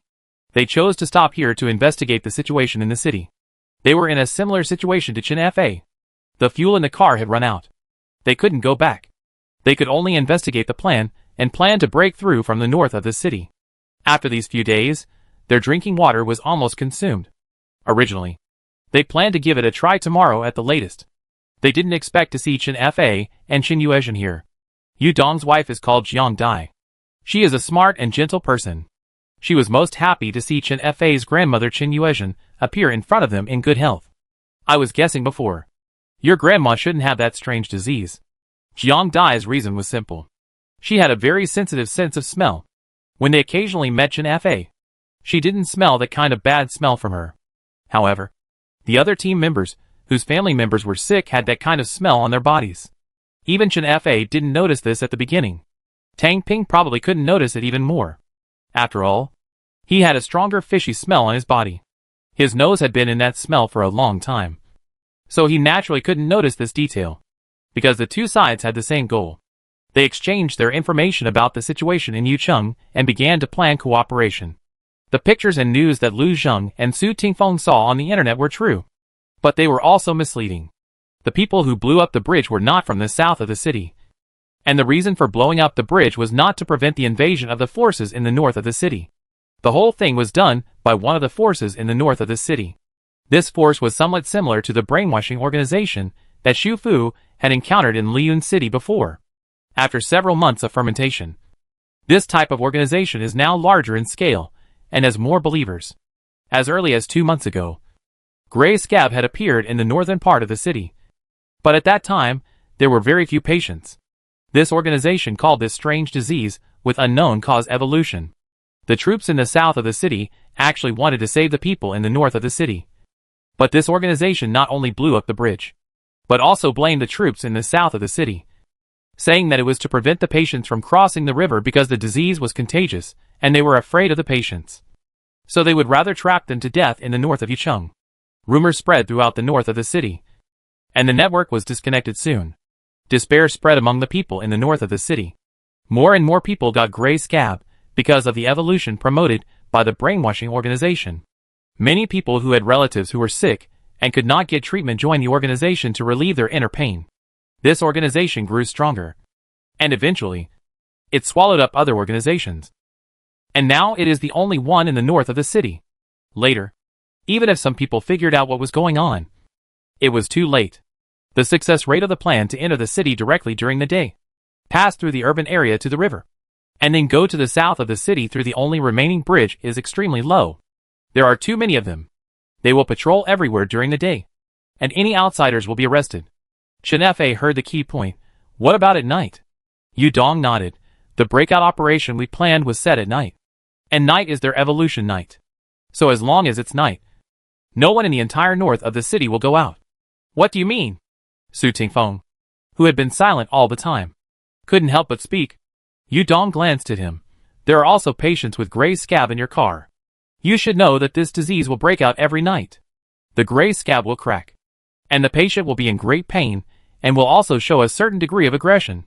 Water can relieve this pain, but it will also intensify the spread of gray scab. So every night, they will open the doors of the houses where gray scab patients are placed during the day, and then hide in the room, letting these patients wander around the city at will. When the day comes, these patients regain their composure and become dazed, then they are taken back. Usually, after a night, the gray scabs will spread over a large area on the patients who have been caught in the rain. They use this method to speed up the patient's illness, calling it accelerated evolution, and at the same time preaching that these patients can only get rid of their pain completely if they pass the evolution period as soon as possible. The relatives of those patients have been brainwashed thoroughly, And this organization originally wanted to create an atmosphere where nothing and no one would disturb the evolution. So every night, as long as it rains, all those who are not sick will not go out, and the rainy nights belong only to the gray scab patients. This statement is too outrageous. How could anyone believe it? If you are sick, you should go to a doctor for treatment. What about accelerated evolution? Is there no one who objects? Does everyone believe this inexplicable nonsense? Su Jiechu simply couldn't imagine such an outrageous statement and behavior. And what is the purpose of this organization doing this? Not letting people leave, and catalyzing the progress of this disease. What do they want to do? Raising poison? Yudong sighed. When people are about to drown, they will grab anything at hand, even if it is just a straw. As for the purpose, who knows? After all, we are all normal people. Some of this information was obtained from a person who escaped from Yucheng. His family members were all infected with gray scab. He did not want to join the organization, nor did he want to be locked up and brainwashed. So he pretended to join and escaped at night. But he was injured, and he did not have the courage to cross half of Yucheng to the city center at night. There was no boat to cross the river, and he did not have a car or any supplies. He finally escaped to this BNB. Unfortunately, he also contracted gray scab. On the second day after Yudong and his friends came to the BNB, he started to have a fever, and tiny gray mosses appeared on his body. He knew what he would look like after contracting this disease. This fact was equivalent to sentencing him to death. Later, he took advantage of Yudong and his friends not noticing and committed suicide. You mean? No one will come out in the entire northern part of the city at night. Even if an outsider wants to cross the city to the river, no one will come out to stop him. Chen Fa sharply brought the topic back. Yes. Yudong nodded. How can you be sure? Su Jiechu asked again. We can't be sure. This is just the result of observation. But we have observed for a long time, and we know which sections of the road where this organization set up roadblocks, ground spikes and mines at the entrance to the city, to replace them as guards at night. As long as we bypass these areas, we can enter the city smoothly. This is too risky. The big guy and the bald man couldn't help but speak out. If you want to go to the south of the city, there is no other way. Yudong seemed much calmer. After all, he had been investigating here for several days, and had thought of various plans. It is absolutely impossible to get through during the day. Their armed forces are very strong. Even bulletproof vehicles probably can't get through. Unless you have tanks. Of course, you can also give up this road. Bypass Yucheng and take the northwest line. Take a detour through the no man's land, and go directly to Fengshang Plateau from there. However, that road is thousands of kilometers long. Even in peacetime, if you are not careful, you will be trapped in the no man's land and die on the spot. Not to mention the bad weather conditions today. The most basic need, fuel, is a big problem. In the final analysis, they are reunited here now, because of the fuel problem. They have already arrived here, but they find that they can't get through, but they can't go back. If they continue to wait, they will die. In this case, it's better to give it a try. Everyone began to think, and at the same time looked at their teammates, wanting to get advice from people they trust. The people on Luzheng and Su Tingfeng's side didn't know Yudong at all, but Luzheng absolutely trusted Xu Fu. As for Chen Fa, she was once the deputy captain of Yudong and his team. In addition, they left the team early because of her warning, and finally saved their lives. Therefore, Yudong and his team trusted Chen Fa very much. Chen Fa, like Luzheng, absolutely trusted Xu Fu. In the end, everyone's eyes were focused on Xu Fu. Xu Fu. She took a step back, let Chen Fa stand in front of her, and said, I will listen to her. Her personality was not suitable for being a team leader. And after completing this mission, she would most likely be forced to go it alone again. But Chen Fa was different. She had lamented before that she had not met a good captain, and had not met a team that worked together. And now, it seems that there is one. The people on Lu Zheng's side, who had escaped from Luching with them. Except for the thin man and Su Jiechu, who were slightly unreliable. The others were brave and resourceful. As for the people on Yudong's side, since they had agreed with Chen Fa to warn each other with signs before, they must be people she trusted. After receiving her warning, they were able to escape smoothly and walked all the way to Yucheng. They should not be stupid. In such a chaotic world, the importance of teammates, who are essentially reliable, is self-evident. Chen Fa thought for a moment, and asked Yudong again, when we get to the river, How do we get across? There is a rubber boat on the pickup truck we drove over, which can seat 15 people and safely carry 1,700 kilograms. If everyone squeezes together, they should be able to get on together. This rubber boat is the reason why Yudong and his team have stayed here to explore Yucheng and plan to go through the city to the south bank. No need to squeeze. Chenefei smiled. We also have an inflatable boat and a hanging machine on the car, which can seat the three of us. Take as much supplies as possible from the empty space on the rubber boat. As she said this, she walked to the window to check the weather outside. At this moment, the rain outside was getting heavier, and the whole sky was gloomy and depressing. It seemed that this heavy rain would continue until the evening. Chin Faxia always made decisions quickly. It will rain a lot tonight. If you want to go to the south of the city, today is indeed a good opportunity. If you have different opinions, you can raise them now. If you agree, there are still 6 hours from now until the evening, and we will organize the supplies and plan the specific route. Yu Dong had wanted to leave a long time ago, and no one had different opinions. Xu Fu and Chen Yuezhen are even less likely to have one. As for Lu Zheng and Su Tingfeng, Su Jiechu, who had talked the most before, was stared at by everyone. Why are you all looking at me? He was a little embarrassed, always feeling that he was the most cowardly one at this moment. I didn't say I wouldn't go, just go anyway. Everyone is going. Okay, then let's decide. Let's do it tonight. The rain was pouring down like a waterfall. On the streets in the north of Yucheng, the street lights were dim tonight. For Yucheng, it belonged to evolvers, and non-evolvers were forbidden to go out, no matter who they were. They were treated equally, without exceptions. On a street in the north of the city, 3 cars were lined up, and were moving slowly from north to south. The pickup truck was in the lead, the bus was in the middle, and the off-road vehicle was at the end. The 3 cars had successfully passed the obstacle and trap areas on the edge of the city, and officially entered the central area of the city. There were obviously more buildings around here, and they didn't know if there were eyes watching them in these buildings at this moment. None of the 3 cars turned on their lights. In the rainy night, with the help of dim street lights, they quietly headed towards the river in the center of Yucheng. The person driving the pickup truck tonight is Jiang Dai. She was a city architect before the chaos came. She has extraordinary abilities in recognizing roads and remembering directions. There are few seats inside the pickup truck. Yudong took another person to the bus in the middle. That person was inside the bus, while Yudong and Su Tingfeng sat on the roof of the bus wearing raincoats. They were using binoculars to check the surrounding road conditions. After that, Yudong informed Jiang Dai of the road conditions through the only pair of walkie-talkies to ensure that their team would not drive into the streets and roads where the forces in the north of the city had set up roadblocks and warning fences.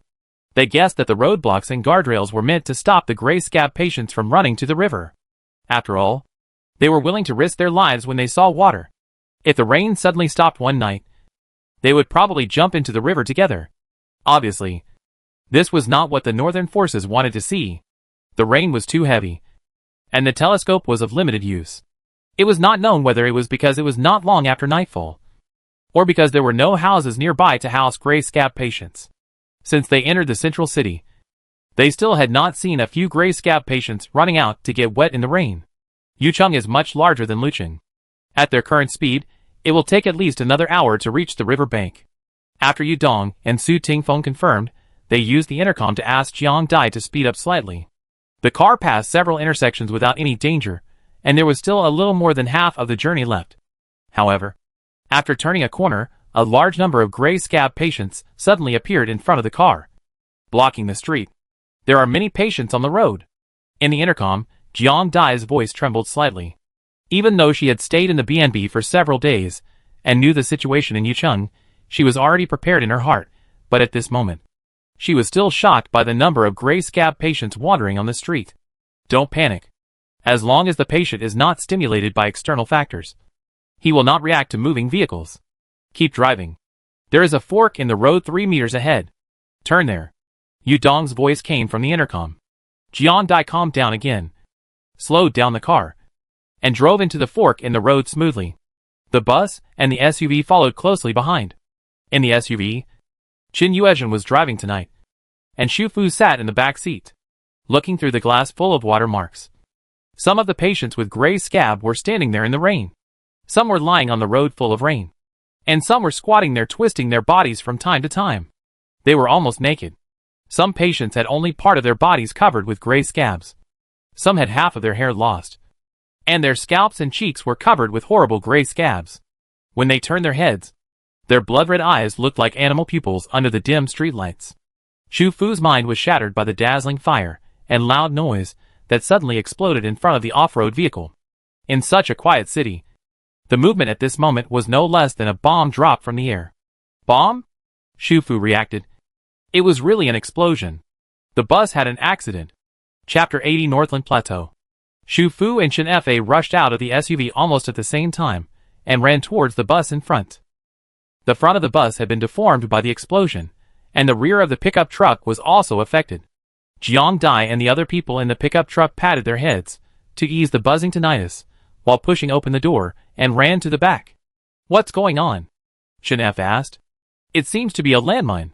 Jiang Dai drove in the front and saw the whole process of the bus explosion from the rearview mirror. The pickup truck probably didn't run over the landmine because its wheels did not run over it, or because the trigger condition of the explosive design was to be crushed by an object over a certain weight. Judging from the number of patients with gray scabs in the vicinity, the latter is more likely. After all, there are patients everywhere in the city at night. No one can control the direction of these patients. If anything pressing on them will trigger it, then these patients will be kept in vain. Anyway, the pickup truck was lucky enough to escape. Otherwise, judging from the extent of the explosion just now, if it was the wheels of the pickup truck that ran over the mine, she would have died by now. Are those people crazy? They even placed mines in the city center. The front and door of the bus were on fire. They wanted to move forward, but they could not get close to the door. Jiang Dai anxiously called her husband's name to the bus. When the incident happened, Yu Dong and Su Tingfeng were both on the roof of the bus, but now both of them were nowhere to be seen. At the same time, the sound of the window breaking came from the rear of the bus. It was Lu Zheng. He and Lu Su were originally at the rear of the bus and, luckily, avoided the explosion. He smashed the car window with a safety hammer and was the first to push the injured Su Jiechu out, followed by Lu Su, who was holding two cats in his arms. Xu Fu responded to Lu Su and signaled him to help Su Jiechu to the SUV behind. The street behind the fork was full of patients with scabs. They were disturbed at the moment and were all coming here.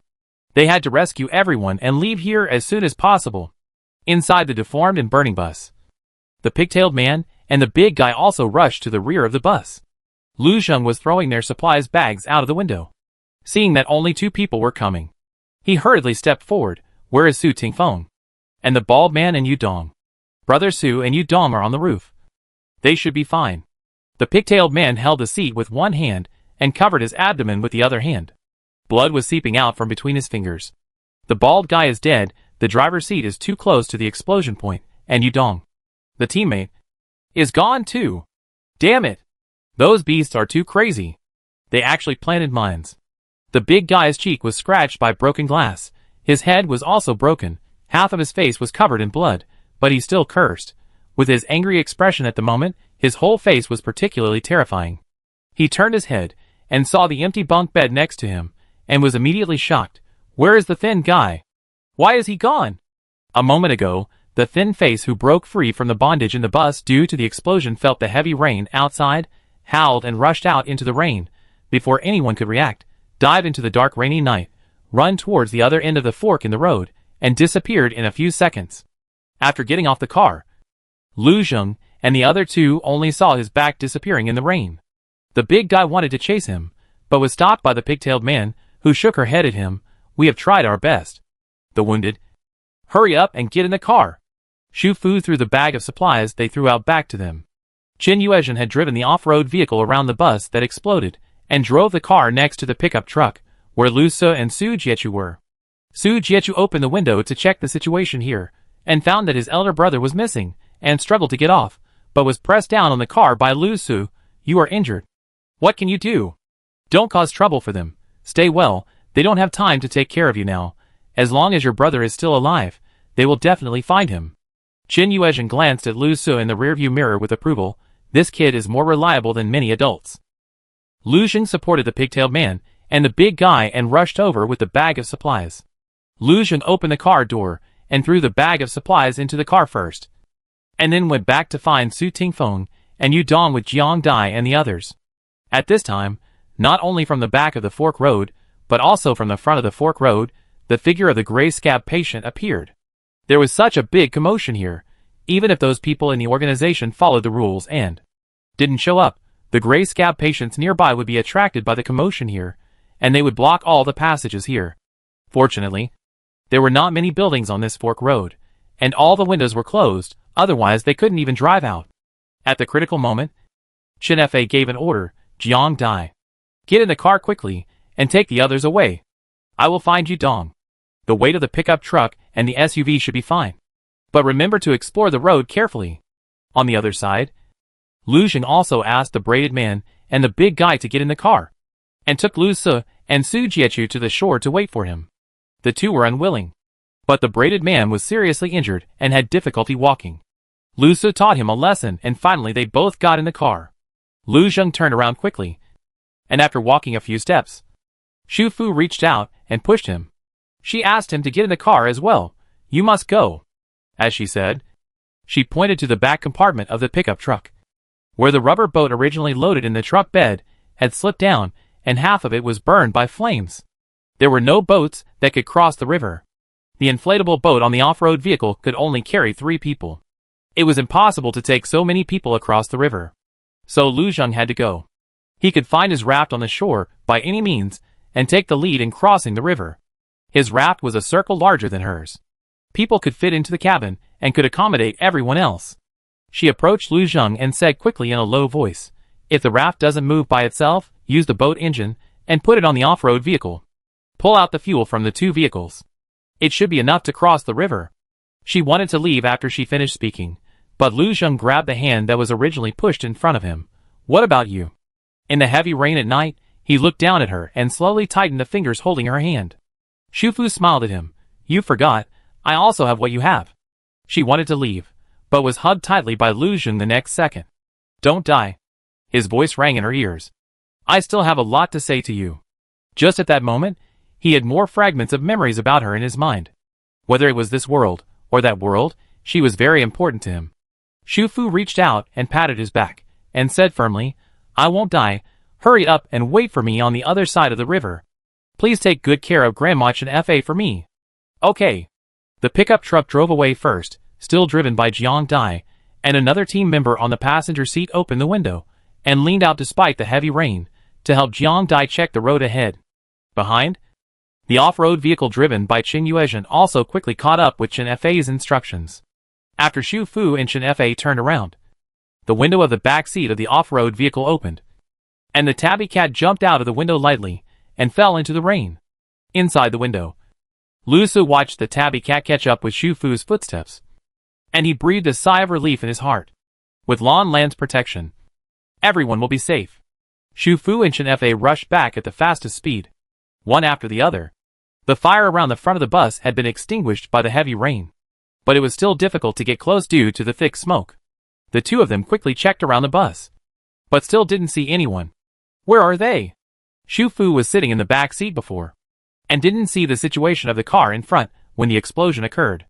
Chen Fa recalled carefully that Yu Dong and Su Tingfeng had been staying in the middle of the roof. At that time, the front wheel of the bus ran over the landmine, and the power of the explosion lifted the front of the car.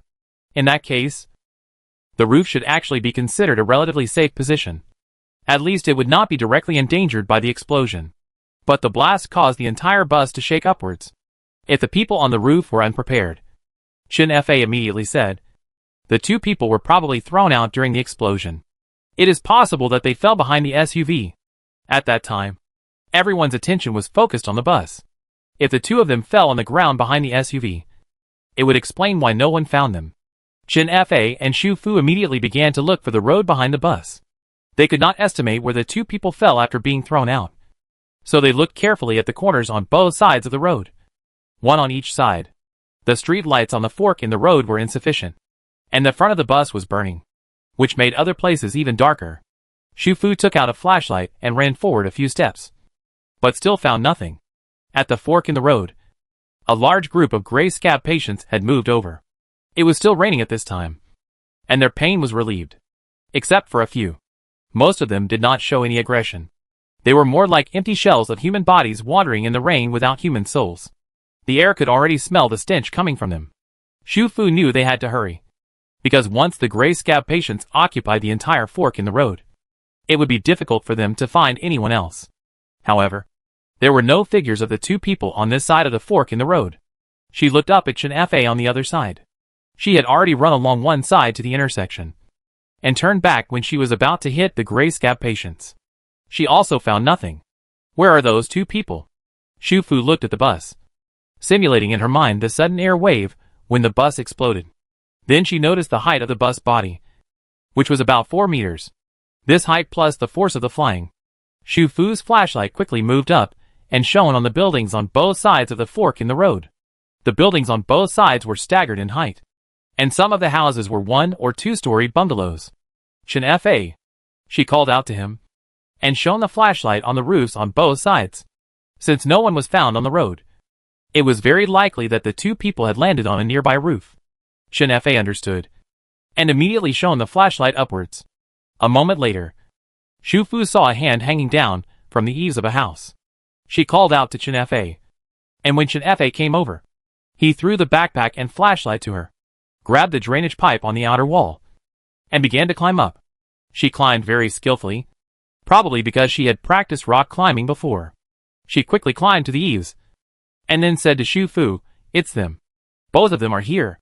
She climbed onto the roof, checked the two unconscious people, and after confirming that they had no serious injuries, she stretched out her left and right hands at the same time and began to slap their cheeks. In an emergency, she could only wake them up with emergency methods. Xu Fu, who was standing below, only heard a crisp paw paw paw paw from above, which almost made her think that the strange fish appeared again. Fortunately, she immediately thought that it must be Chen Fa who was slapping the two people. Chen Fa hit them hard. The two unconscious people woke up quickly. In addition to the pain from the impact on their bodies, they felt the most painful on their cheeks. They felt a burning pain and their faces seemed to be swollen. "Are you broken anywhere? Can you walk?" Chen Fa asked immediately. The two checked their bodies. At present, their heads were a little dizzy. Their stomachs were heavy, and they wanted to vomit. They couldn't tell where they were injured, but they were sure they could walk. "Where are the others? Where are Xiao Dai and Gang Zi? Guangtou and Lao Gu are gone. Jiang Dai and the others are not injured, and the others on the bus are slightly injured. I asked them to go to the river first." Chen Fa explained the situation in a few words, and then said, "Are you awake? If you are awake, leave quickly. If you don't leave, you will be killed by those patients." After she finished speaking, she climbed down the eaves again and quickly climbed down the drainpipe. Yu Dong and Su Tingfeng also climbed down one after the other.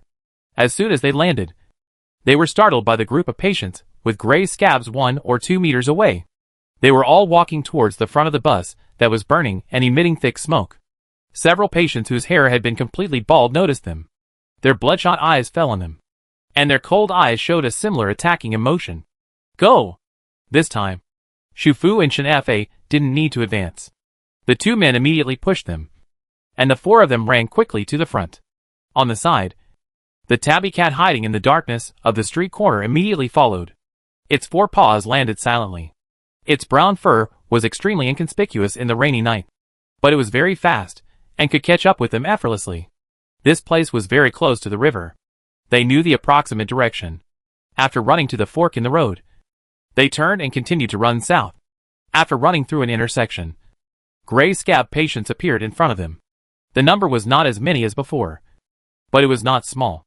What was even more frightening was that there were buildings with open doors on both sides of the road. It looked like a pedestrian street with shops along the street. At this moment, new gray scab patients kept rushing out of these buildings. The patients with scabs who were not exposed to the rain were extremely aggressive. They screamed, howled, and kept grabbing the cracked scabs on their bodies. When they saw them passing by, they immediately stretched out their hands full of blood and pus and rushed towards them. Yu Dong kicked away a patient who was almost grabbing Xu Fu's clothes. After being kicked to the ground, the patient did not crawl in the rain to relieve the pain. Instead, he got up again and rushed towards Yu Dong, who kicked him. This time, Yu Dong had to hit him hard on the head with the baton in his hand, and only got rid of him after knocking him unconscious. These sick people can't even speak, and they still hold grudges. Run quickly, don't get entangled with them. Otherwise it will never end, he said, and caught up with the three again. The four people began to run and dodge on the long street full of gray scab patients, however. The heavy rain reduced their vision range, and the noisy rain also weakened their sensitivity, and from time to time new patients would suddenly rush out of the building. Although they repeatedly avoided, it was still inevitable that they would collide with gray scab patients while running. Once a collision occurs, they will be completely entangled by the other party. If another patient comes at this time, and is entangled by two people at the same time, there is no way to get away in a short time. Fortunately, there are four of them. Once someone is entangled, the other three will stop immediately, swing their weapons, knock the person down as soon as possible, and then run away quickly. But running and fighting all the way like this is very exhausting. When the four people ran the entire long street and arrived at the next intersection, they were already out of breath. They had to slow down. Su Tingfeng and Yu Dong both had concussions of varying degrees. At this moment, they were tired and out of breath. The worst thing was that they wanted to vomit. If you want to vomit, do it now. Run after you vomit. Chen Fa glanced at them, jumped onto the roof of a damaged car on the side of the road, wiped the rain off her face, took the telescope that Xu Fu handed her, and looked ahead. Su Tingfeng and Yu Dong's telescopes and walkie-talkies were all dropped when they were overturned by the air wave just now. At this moment, they had no way to contact other people, and could only go to the river by themselves. After listening to Chen Fa's words, Yu Dong walked away and vomited. After vomiting, he rinsed his mouth with rainwater, and his face looked better. Su Tingfeng held back. I don't know if he didn't want to vomit in front of the two girls, but he just held back. It was the same when he was injured before. A piece of flesh was torn off his calf, but he was able to keep silent the whole time. I saw the remains of the cable bridge. It should be one of the ones that were blown up. The river bank is just ahead. There are two more intersections. Going straight is the shortest, but the road is a bit congested. You can also take a detour, but if you take a detour, you have to run to the right through the entire commercial area. In addition, there is no more fire and smoke on the road ahead, according to the remaining distance, as long as the car doesn't have another accident. The others should have successfully reached the shore by now. Chen Fa jumped out of the car, and replaced the baton in her hand with the fire axe that Qin Yuezhen gave her before driving away. Xu Fu understood, and immediately took out a nail gun from her backpack. It was late at night. What else could be blocking the road? Su Tingfeng and Yu Dong also understood. If they had a car, they might choose to take a detour. The car's speed would not affect the distance, and they would definitely drive to the place with fewer patients. But they didn't have a car, and because of the previous sprinting and fighting, they had already consumed most of their physical strength. They didn't have the physical strength to take a detour. Moreover, they couldn't guarantee that after taking a detour, the road to the river would be unobstructed. When the two saw Xu Fu and Chen Fa exchange weapons and equipment, they also opened their backpacks and replaced the blunt weapons in their hands with sharp weapons. Su Tingfeng took a bone-chopping knife, and Yu Dong took a dagger. They were determined not to hold back. If there were any patients who rushed over again, they would kill them with a knife. Xu Fu's protective shield had been turned on since she entered Yucheng. She knew that tonight was dangerous, and she only temporarily closed it for a few seconds when necessary, such as when she needed to wet her raincoat again, or when she persuaded Lu Zheng to leave first. Relying on the protective shield, she checked the nails and ran directly to the front. Chen Fa followed her closely. Su Tingfeng and Yu Dong ran 2 steps behind them, one on the left and one on the right. If Xu Fu looked back at this time, she would find that the white light bar on Chen Fa's head briefly appeared for a few seconds again. And this time, the white progress bar was about to be full. More than half of the patients with gray scabs on the last 2 sections of the road had lost their hair, and gray scabs covered their bodies densely, which looked like fish scales from a distance. And they looked like mermaids standing, squatting or lying.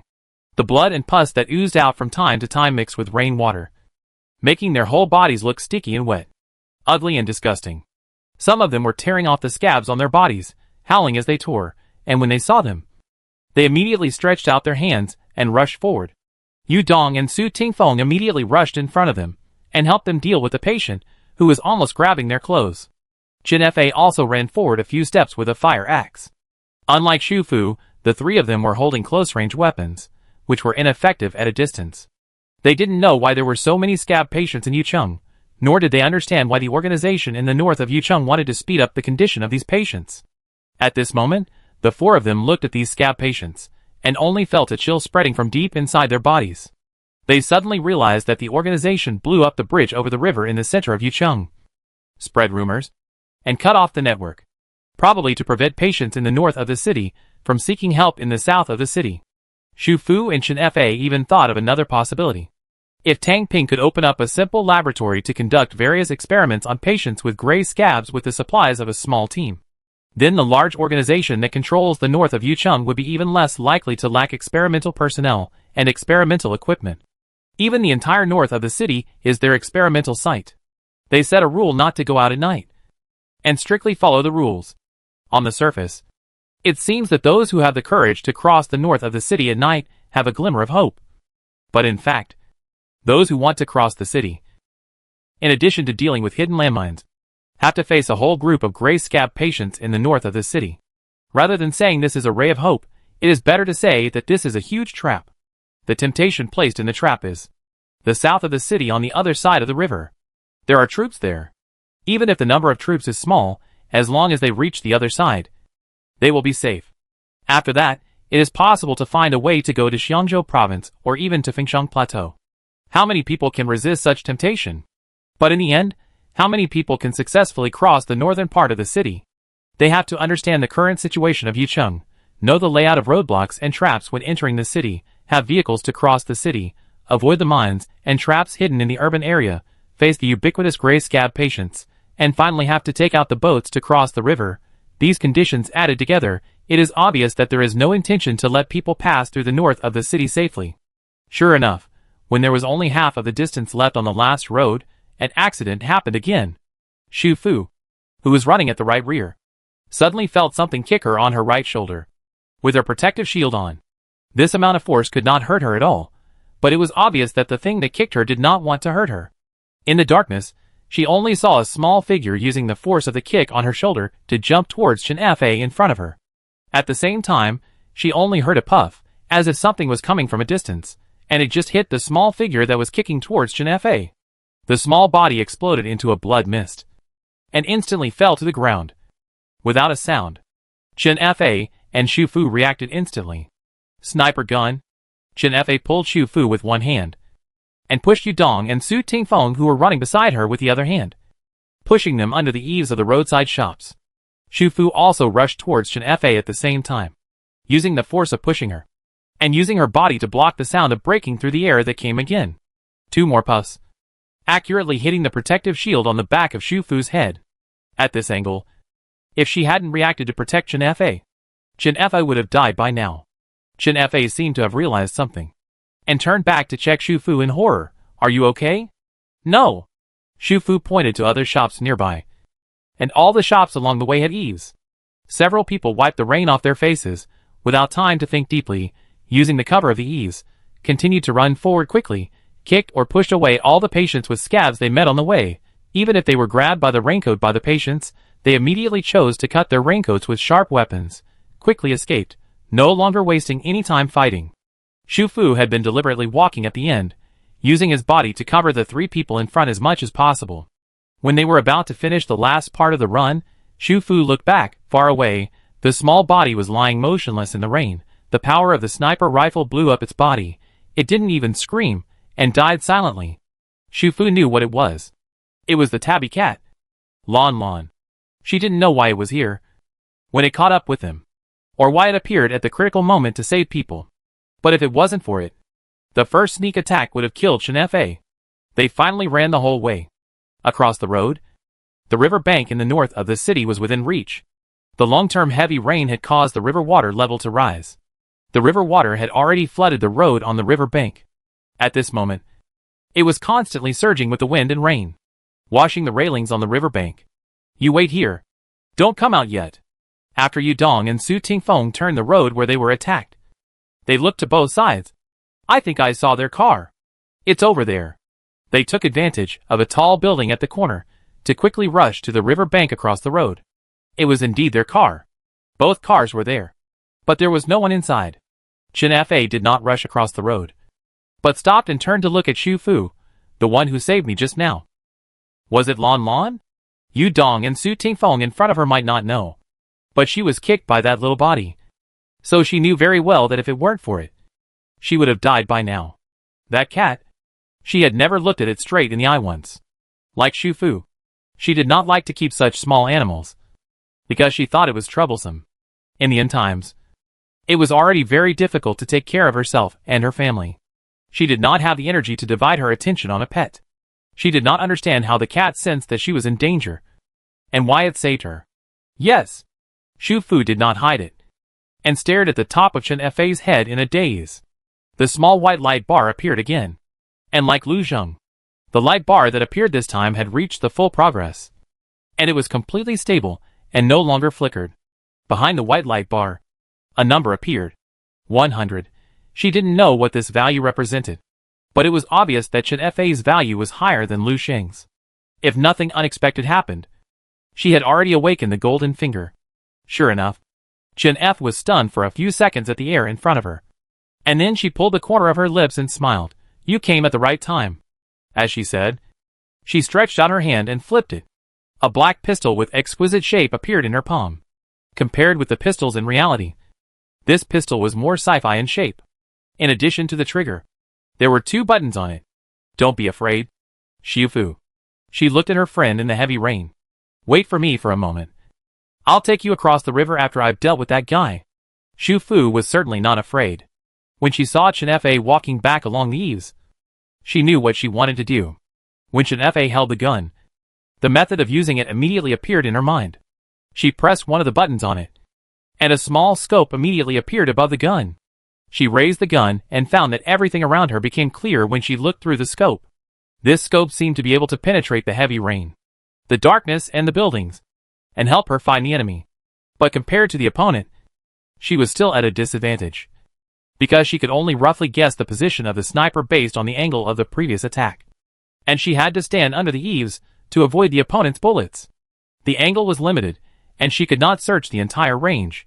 Chen Fei frowned, gritted her teeth, and was about to take a step out, when someone suddenly hugged her from behind. It was Shu Fu. She stretched out her arms and hugged her whole body, as if she wanted to protect her under her wings as much as possible. Don't be afraid. Fa. She said the same thing as she just said. My protective shield has wrapped you together. Don't stay too far away from me. And then she said, and took her out of the eaves together. Do you feel it? Shu Fu clasped her hands, and Chen Fei was completely protected in her protective shield. In an instant, Chen Fei only felt that the sound of wind and rain outside disappeared, as if she was shielded from the world. Perhaps because the 2 of them were completely exposed on the street, exposed to the sniper's field of vision. In the distance, the sound of breaking through the air came again, and at the same time as the sound of puffing, Chen Fei could feel the impact of the bullet. But like Shu Fu, she felt no pain. On the contrary, because of this attack, she finally found the snipers ambushing on the roof in the dark rainy night. And there were actually 2 of them. She quickly raised the gun, pressed another button, and pulled the trigger. Chapter 81 Northland Plateau. The raft floats on the river, rising with the waves, and through the boat engine fixed at the back, it is slowly resisting the current, and heading to the other side of the river. This river is at the uppermost reaches of Qinghe River, and is actually the source of Qinghe River. Because of continuous rain, the river water has surged, the water flow is very fast, and the river surface is much wider. It is not easy for ordinary boats to cross the river. If you are not careful, you will be carried downstream by the extremely fast current. After the river flows out of Yucheng, it will pass through an area with a large height difference, forming a large waterfall, and then merge with another river, and finally form Qinghe River flowing through the Northland Plateau. The terrain around the waterfall is dangerous. The dam built earlier has not been repaired since it was damaged in the natural disaster last year, which has completely cut off the waterway of Yucheng from the outside world. This area has now become a death gap. Once the boat fails to cross the river smoothly, and is carried all the way here by the current, it will fall through the gap of the damaged dam and die. After all, the raft is a golden finger. Even if it is not as disaster-resistant as Shu Fu's drifting island house, it is more stable than ordinary boats when drifting on the water. However, because the water flow was too fast, the raft could not cross the river bank in a straight line, so it was moving diagonally now. The rain got heavier. On the unsheltered deck, Yu Dong and Su Tingfeng were sitting in the wind and rain, sometimes looking at each other, sometimes staring blankly at the cabin behind. Forget Yu Dong. Su Tingfeng rarely showed such an expression. A little stupid, a little wooden, and didn't know how to react. When the two were staring at the door of the cabin in a daze, the door opened and Chen Fa came out. She handed them a piece of waterproof plastic tape, 2 bottles of water and 2 chocolates, and said, "Sorry, just make do with it," and then turned back to the cabin. Chen Fa's raft and Lu Zhang's raft were almost like copy and paste. The cabin was at the rear end of the raft, and the front end of the raft was a larger deck. The cabin only had front and rear doors, and a small lattice window on the side. Chen Fa and Xu Fu could both enter, but Yu Dong and Su Tingfeng could not. Chen Fa didn't want to waste time and effort to explain where they found the raft and where they found the boat engine. But she still followed Xu Fu's advice, and accompanied her to the side of the 2 cars. She watched her put away the off-road vehicle, and then took out the raft in the dark and placed it on the river, and fixed the boat engine at the tail of the raft. Then she drove the raft slowly towards Yu Dong and Su Tingfeng. But neither of them expected that Yu Dong and Su Tingfeng could not enter the hut. It was like they had encountered an invisible barrier. The two could clearly see them in the hut, but they could not step into the door no matter what. Xu Fu then realized that it was not that the other people's rafts had no protective function at all, but that this protective function was ineffective against her. At this point, some special situations seemed to be unable to be concealed, but Chen Fa did not explain much about it. The 4 people had just walked through the line between life and death. Without saying too much, she still trusted and understood them. Neither Yu Dong nor Su Tingfeng would abandon their companions in an emergency, nor would they turn against each other when something unexpected happened. Chen Fa thought it was okay for them to discover this special situation, but she would not explain it, and it was even more impossible for her to directly tell the other party her trump card. In the end, she simply closed the front door, so that the 2 people outside could not see it. In the cabin, Xu Fu had already taken out a small camping table and 2 chairs, and asked Chen Fa to sit over. She had enough furniture in her space to help Chen Fa decorate the cabin a little, but the distance across the river was too short, so it was not suitable to do these things for the time being. So she only took out 2 cups of hot milk tea, one for her and Chen Fa, to replenish their energy. But just a cup of milk tea like this also made Chen Fa surprised and delighted. "The things in your backpack, are they things you saved before?"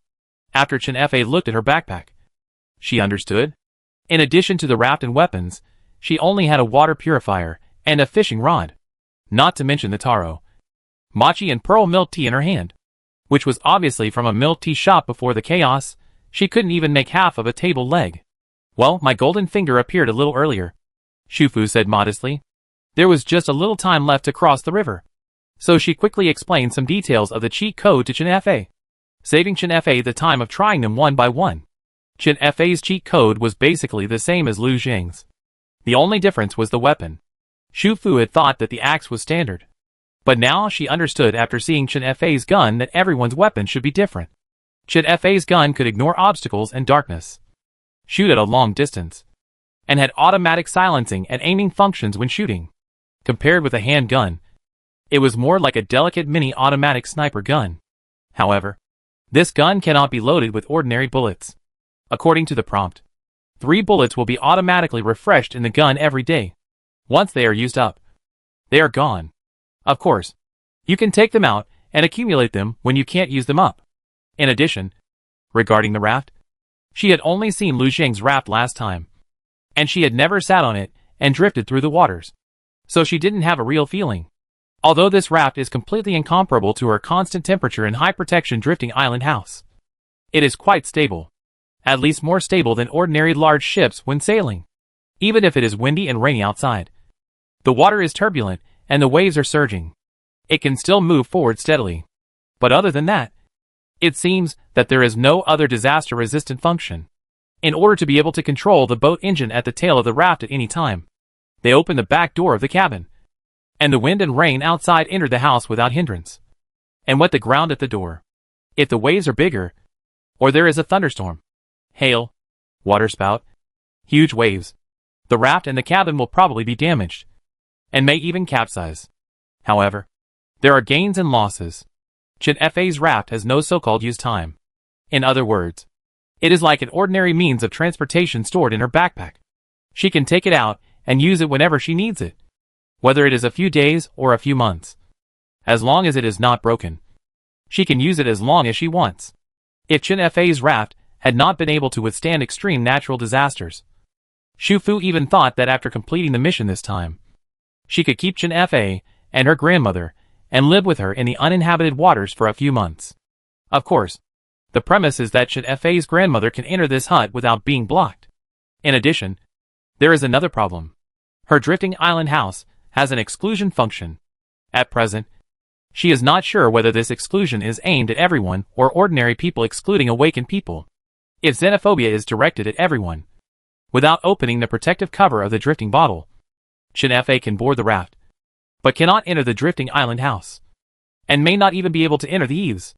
If they encounter extremely bad weather, they will not be able to come to her drifting island house to take shelter. Not to mention that when she opens the protective cover of the raft, they who are on the deck will even be ejected from the raft in an instant. While Xu Fu was thinking quietly, Chin Fa studied her panel, and also found the main and side quests of the world with garbled content. After she clicked it, the word system TKC21S is missing, and there is no task yet would also appear. Chin Fa guessed that if the system had no errors, and the mission could proceed normally, the raft might be upgraded little by little. After all, the hut was now bare, and looked a bit desolate. Xu Fu didn't have time to decorate and arrange the furniture, tables and chairs for Chin Fa. But she could do other things. She found a storage box of less than 1 cubic meter in the bracelet space, and began to put things in it. A large bag of dehydrated vegetables, 10 gas cylinders for gas stoves, several boxes of unopened braised duck, fukafipian and kashwiji, several boxes of fried pork, several boxes of chicken and mushroom fried rice she made herself, several boxes of dumplings, steamed buns, fried noodles and porridge, several portions of spicy beef rice noodles and braised beef noodles, 2 boxes of unopened disposable underwear, a bag of paper towels, a bottle of mosquito repellent and insecticide, a bottle of sulfur soap, shower gel and shampoo, 2 sets of replacement clothes, several packs of sanitary napkins for day and night use, apples, cherry tomatoes, cucumbers, several bags of oranges and other fruits, several cups of packaged coffee and milk tea, basic seasonings such as salt, sugar, oil and soy sauce, a bottle of Coca-Cola, boxed milk and coconut water. Under Chin Fa's stunned gaze, the storage box was soon full. Xu Fu finally found a way in, and threw the bag of gold she had given her into the box, and added a few more gold bars and gold rings, and finally stuffed a few cup noodles and a few bags of self-heating rice into the box. At the end, she sighed, except for instant noodles. The rest are ready-to-eat foods. Your hut is now bare, and there is no place to cook, so just make do with it. As for this set of camping tables and chairs, leave them here for now. They should be able to be put into the backpack compartment with the raft, so that you don't have to sit on the floor next time you come in. And this box, there are too many cooked foods, I have to put them in the backpack to keep them fresh, and it is convenient to take things out at ordinary times. If you still feel it is inconvenient and want to separate them, you can sort them out yourself later. Chin Fa opened her mouth, but couldn't speak for a while. She urged Chin Fa to put the box away, then took out a box of bottled mineral water, and asked her to put it in the backpack. A box of water has 24 bottles, all 550 ml. She also has a lot of 5L purified water in her space. But that barrel is too big, not suitable for drinking when traveling. Bottled water is more low-key. Enough? Enough. Seeing that she still wanted to take things, Chin Fa hurriedly stopped her. We will soon reach the south of Yicheng. I can go there to replenish supplies. It is not easy for you to save these things. Don't give them all to us. As she said, she suddenly realized something. Will you still stay with us when we get to the south of the city? If it was before, Chin Fa would not have such a guess. But after tonight, everything is obviously different. With the appearance of the panel and the gold finger, she suddenly realized that there were some memory fragments in her mind that she had never paid attention to before. And those memories did not belong to this world. Before the appearance of the golden finger today, before the awakening in Xu Fu's words, she never felt that there was anything unreasonable about these memory fragments. Until the panel appeared. As if she had suddenly realized something. She couldn't see her appearance clearly in the memory picture. Only some very ordinary life fragments, she sat on the sofa in the apartment, enjoying a quiet reading time alone. She had a dinner with friends, eating barbecue. Everyone toasted to congratulate her, and seemed very happy. She drove the car to the intersection and waited for the red light, watching the drama trailer played on the large advertising screen across the road. It was a popular TV series recently. It seemed to be a disaster animation, because the special effects were particularly realistic and grand. It caused a heated discussion as soon as it was released. But she hadn't watched the show, and now she couldn't remember what kind of disaster the show was about. Awakening. It seemed to make her more sensitive in some way. She could clearly distinguish which ones were memories of another world. She didn't know what happened exactly, which world she was from, but she could feel that, as time went by, she would definitely get back all her memories bit by bit. This was an intuition, just like what she had sensed from Shufu at this moment. Shufu didn't want to lie to Chen Fa, but at this moment she hadn't completed the check-in, and it was unclear whether the progress bar would be full this time. If it was full, it was hard to say how far she could follow them in the future, and she might be left behind at any time. Finally, she told the truth. We can only be sure after we get to Changmian. When she was hanging up the fixed boat before, she checked the downloaded map on her phone, and Lixiang Wharf was on the opposite bank of the river in the diagonal direction, so she slightly adjusted the direction of the hang-up, so she could go ashore directly from there after crossing the river, which was equivalent to indirectly completing the check-in. So is this a game world? Chen Fa asked this question because, during college, the 4 girls in her dormitory had played a similar survival game, starting with a backpack, some tools, and surviving in a disaster world, which was too similar to the cheat code she had now. I'm not sure, but there's a high chance of this answer, but you should also have memories of another world. Right? Yeah. Chen Fa nodded. Some very ordinary memory fragments, without any useful information, which existed before today, but I only realized today that they were memories of another world. I also have memories of that world, and judging from these memories, the game technology in that world is far from reaching this level. As she spoke, she stretched out her hand and pinched Chen Fa's face hard. It hurts? Right? That world doesn't even have holographic games. How could it possibly have this kind of technology? Chen Fa. 15 minutes later, the 4 people quietly landed on the land south of the city. The water level in the south of the city is higher than that in the north. The river bank has disappeared. The original positioning showed that part of the Lixiang Wharf has been submerged. Shufu adjusted the boat engine for a long time to get the raft as close to the land as possible. She did not put away the boat engine, and was ready to give it directly to Chen Fa. The other party's raft had no power, and could not move by itself. When it floated on the water, it was really drifting with the flow, which was much more miserable than her. After Shufu and Chen Fa went ashore, no one cared about the raft anchored on the water. Yu Dong and Su Tingfeng looked back at the raft for a few times. But the 2 people who could enter the cabin did not react. The 2 people who could not even enter the house naturally had to give up. Too many things happened tonight. They seemed to have concussion symptoms. They were so dizzy that they even began to suspect that it was their illusion that they couldn't get into the hut on the raft. Looking around, it was very dark near the river bank, similar to the north of the city, and there was no defense. All the way, they all thought that as long as they reached the south of the city, it meant they had entered a safe area, because there were troops here, even if it was just a small team. But not long ago, as the raft got closer and closer to the other side, this hope was also gradually weakened. It was too dark on the other side of the river. If there were troops and survivors here, who could still maintain normal operations, why was there no light at all? The 4 people felt heavy-hearted, but the most important thing at the moment was to find their companions. They walked in the shallow water on the river bank for a while.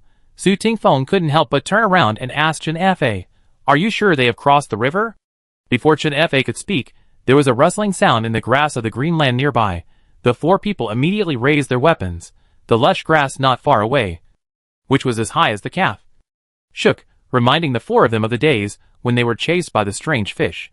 Shufu quickly took out the flashlight and shone it over. In the rain, in the shaking grass, a wet cat poked its head out. Seeing them, it meowed twice at them. The 4 people breathed a sigh of relief at the same time. It was not a strange fish, but Su Jiechu's black and white American short-haired cheese cat. Sure enough, a moment later, a low voice came from the grass. "Xiao Kai. Where are you going again? Brother. Is it you? It's them. It's really them. They made it alive." In the green bushes, someone ran quickly. passed through the others, and accurately hugged Shu Fu, who was walking at the end. You made it safely. Lu Zheng's voice came from above her head, trembling with joy and fear. I was worried about you. He was very worried. But because of her request, he had to take others across the river first. Every second of waiting for her here became particularly long. In the newly emerged memory fragments, he seemed to have waited for her like this, with trepidation, and more than once. The images of the memory fragments were still incoherent, but some emotions overlapped, and were amplified because of the overlap, making every second of waiting more tormenting. Fortunately, she is safe and sound. I'm fine. Where's Grandmotch and F.A.? Shu Fu patted Lu Zheng's back. She's fine, not injured, along with Xiao Su and others, taking a break on the second floor of a nearby restaurant. The three of us are waiting for you. The other party let her go at the right time, turned around to check on Su Tingfeng and Yu Dong. Su Jiechu and Jiang Dai were also waiting anxiously, and at this moment, they were dragging their family members up and down to check, and then hurriedly thanked Shu Fu and Chen Fa. Especially Su Jiechu. Since they met, this was the first time Shu Fu saw him standing respectfully in front of Chen Fa, saying thank you while bowing to her. You have changed. Chen Fa laughed. Su Jiechu seemed to have really changed. In the past, he would have been furious at Chen Fa's smile, but now, he was still respectful. You saved my brother's life. You will be my sister from now on. Chen Fa. That's not necessary. She is not that old. Jiang Dai on the side could understand him. The bus exploded, his teammates died in front of him, others on the team were injured, and the most important family was gone again. At that moment, she definitely didn't want to experience that anxious but helpless feeling again. It's okay. I'm fine. I was just blown away by the gust of wind. Yu Dong hugged his wife to comfort her. In fact, he had many scratches and bruises on his body. At this moment, in addition to the concussion, dizziness and nausea, his hands, feet, joints and waist and back were all in great pain. But he would definitely not show these to make her worry.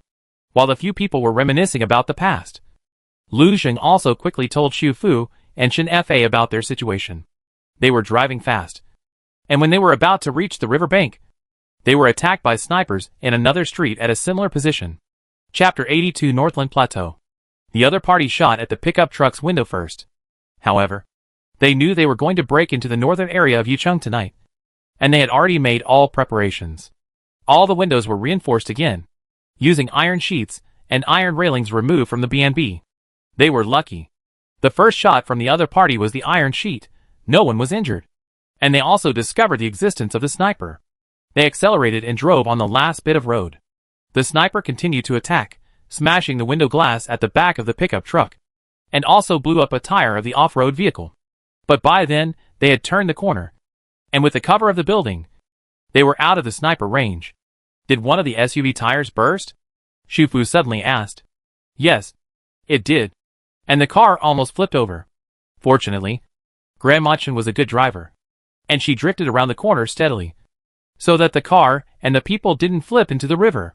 Su Jiechu was sitting in the car at the time, and he was still scared when he mentioned it. Shu Fu. So next time she wants to use the car, she has to change the tire first.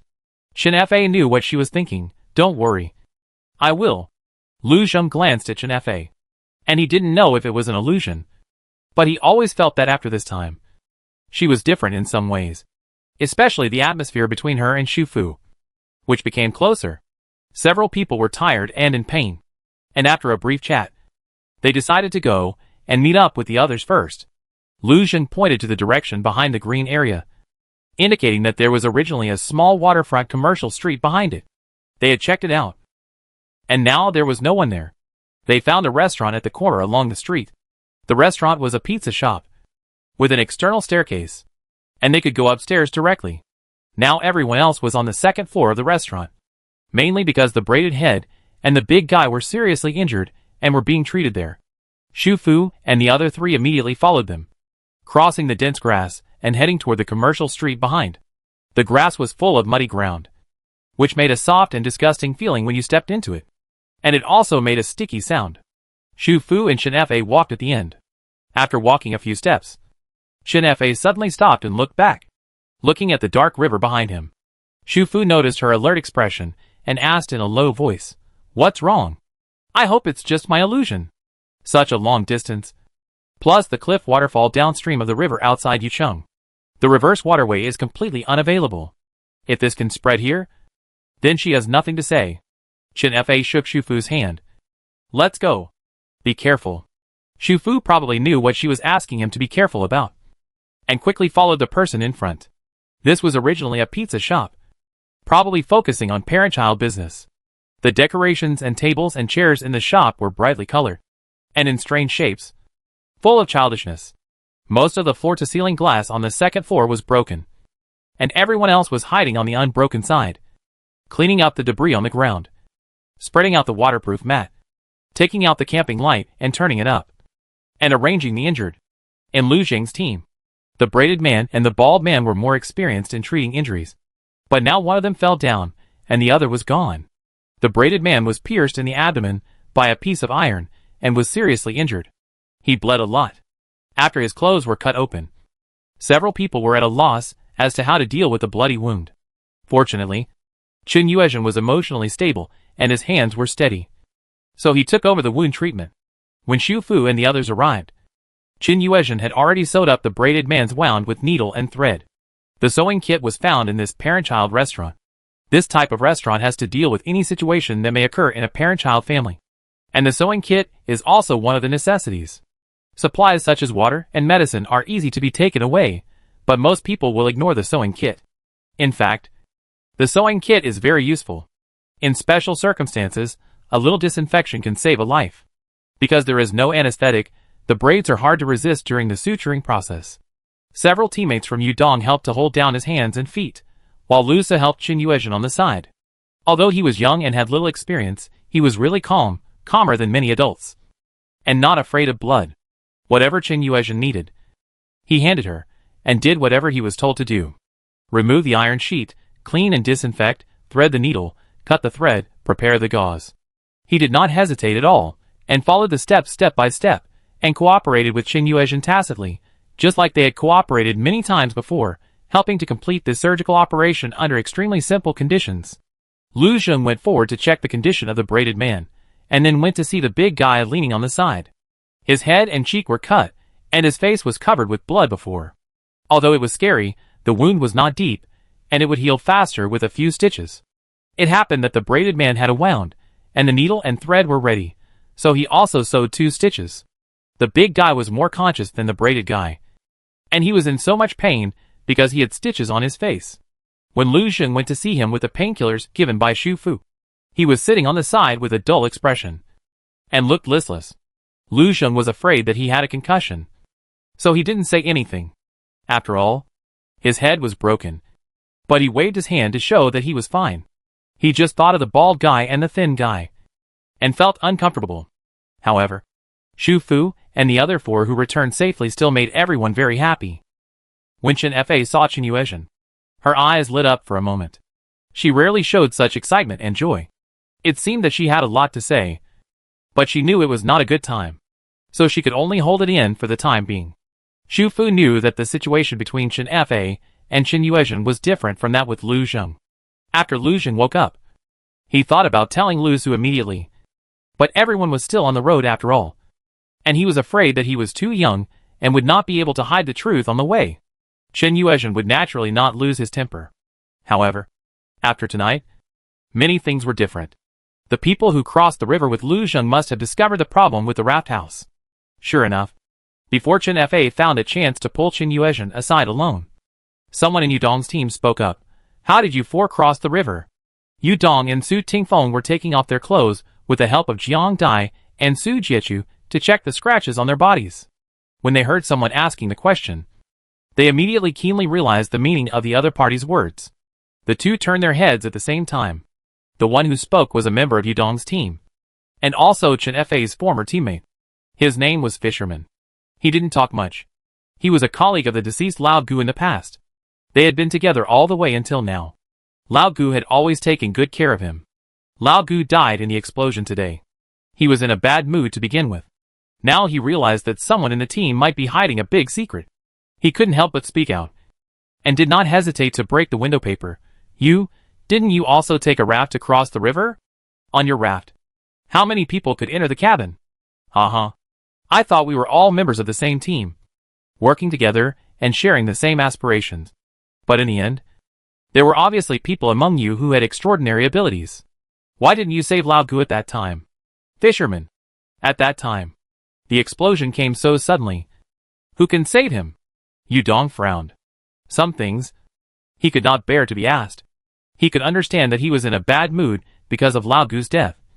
But what good would it do for him to say it so bluntly and try to dig out other people's secrets? In Yudong's view, it was already very difficult for others to take the risk of exposing their secrets to lead them across the river. If it were him, if he had such ability, he might leave the team, take only his wife, be a lone wolf, and never let others know his secrets.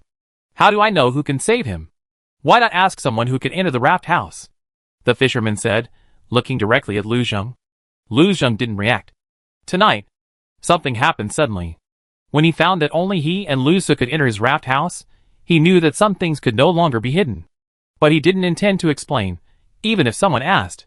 Perhaps because more memory fragments appeared in his mind. When encountering the same thing, emotions will be amplified, and the personality presented in those memory fragments will also affect him. No. Or it should not be called influence, but awakening. For him, it is not the moment when the panel appears that is called awakening, but the process of recovering memories bit by bit, which is the real awakening. So what you mean is that capable people must take care of everyone and save everyone. Lu Zheng smiled lightly. It was a mockery, according to his low-key personality in the past, an expression he rarely showed. But why? Someone saved you, but you didn't say thank you, but blamed him for not saving his friend. Is it only your friend who died tonight? One of my friends died, and one is missing. Even if I have the ability to save them, I will save them first. Are you admitting it? I don't need to explain or admit anything to you. I just want to tell you that it is my right to save whoever I want, and who I don't want to save. There is no reason. You selfish guy. You still have the nerve to do that. Fisherman. This time, in addition to Yudong, Chen Fei also spoke. Both of them frowned, and stopped him from continuing. Yudong even asked him to apologize to Lu Zheng immediately with a cold face. Why should I apologize? I just asked what everyone wanted to ask. He stood up with his neck stiff, trying to find resonance from others. But when he looked around, he only saw eyes that disagreed. Okay. You all like to pretend, right? Then you can pretend. Since you are not on the same path, you don't need to continue to be in the same team. As he said this, he stood up and sorted out his backpack, and said that Lao Gu was his friend, and since he was dead, he should take his backpack with him. Backpacks represent supplies. Although Yudong and his team had never thought of swallowing up Lao Gu's supplies, the fisherman's behavior still made the rest of the people feel uncomfortable. No one stopped the fisherman. He just carried 2 backpacks, left the pizza restaurant, went downstairs, walked into the rainy night, and headed south. Finally, Shufu spoke up. He just left like that. Her main intention was to remind Chen Fei and Lu Zheng that letting people go like this might cause trouble. But Jiang Dai obviously misunderstood and thought she was worried about the fisherman.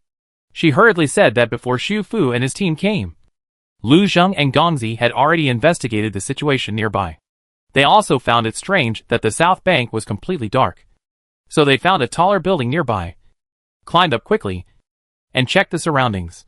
The result of the investigation was that the troops and civilians in the south of the city should still be there, but not in the city. They should be in the foothills of the suburbs in the south. They said they saw lights there. In addition to the lights that were always on, there were also searchlights sweeping around. Searchlights are generally used to assist patrols. The presence of searchlights means that there is a planned and orderly patrol team. Usually, patrols like this are either official or military. Afterwards, they checked the map. There was a military academy nearby. It was very large, with air raid shelters and high walls. It was built on a hill. In every aspect, it was safer than the exposed urban area. They originally planned to rest here for one night, and set off for the military academy in the suburbs at dawn tomorrow. The fisherman dared to leave the team alone, because he knew their destination and went there first. Lu Su also misunderstood. He looked at Xu Fu and shook his head and sighed. Sister Fu Fu, I know you are kind, but now it is the end of the world. You can't survive if you are too kind. You have to be a little cruel. Xu Fu was too kind and not cruel. Fu had a wooden face. Fortunately, Chen Fa understood what she meant. He left the team alone once or twice before, but he came back soon afterwards. Xu Fu nodded. The two looked at Lu Su and thought of the tabby cat that saved them not long ago. He must not know that the cat was dead in his current state. Sooner or later, it has to be said.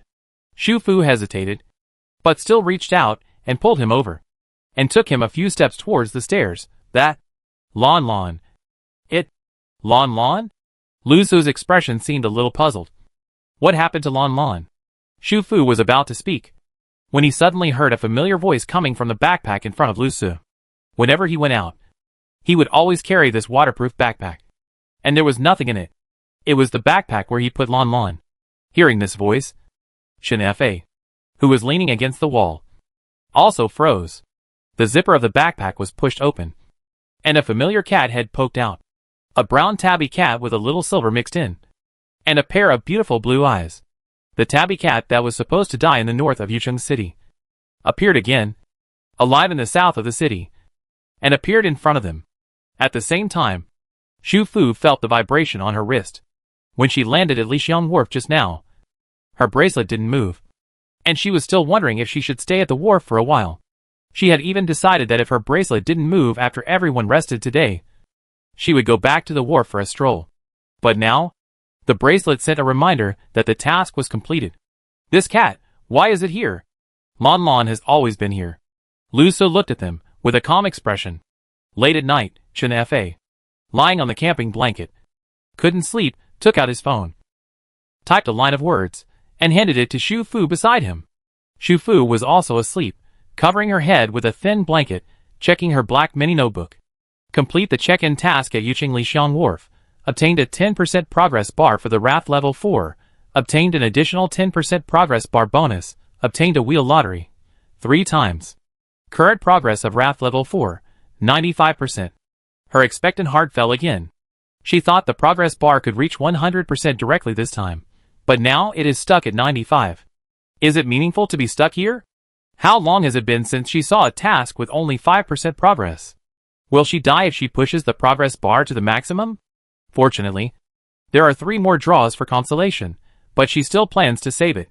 She has a good idea of the draws after so many times. It is obvious that it is easier to get better prizes when the draws are more frequent.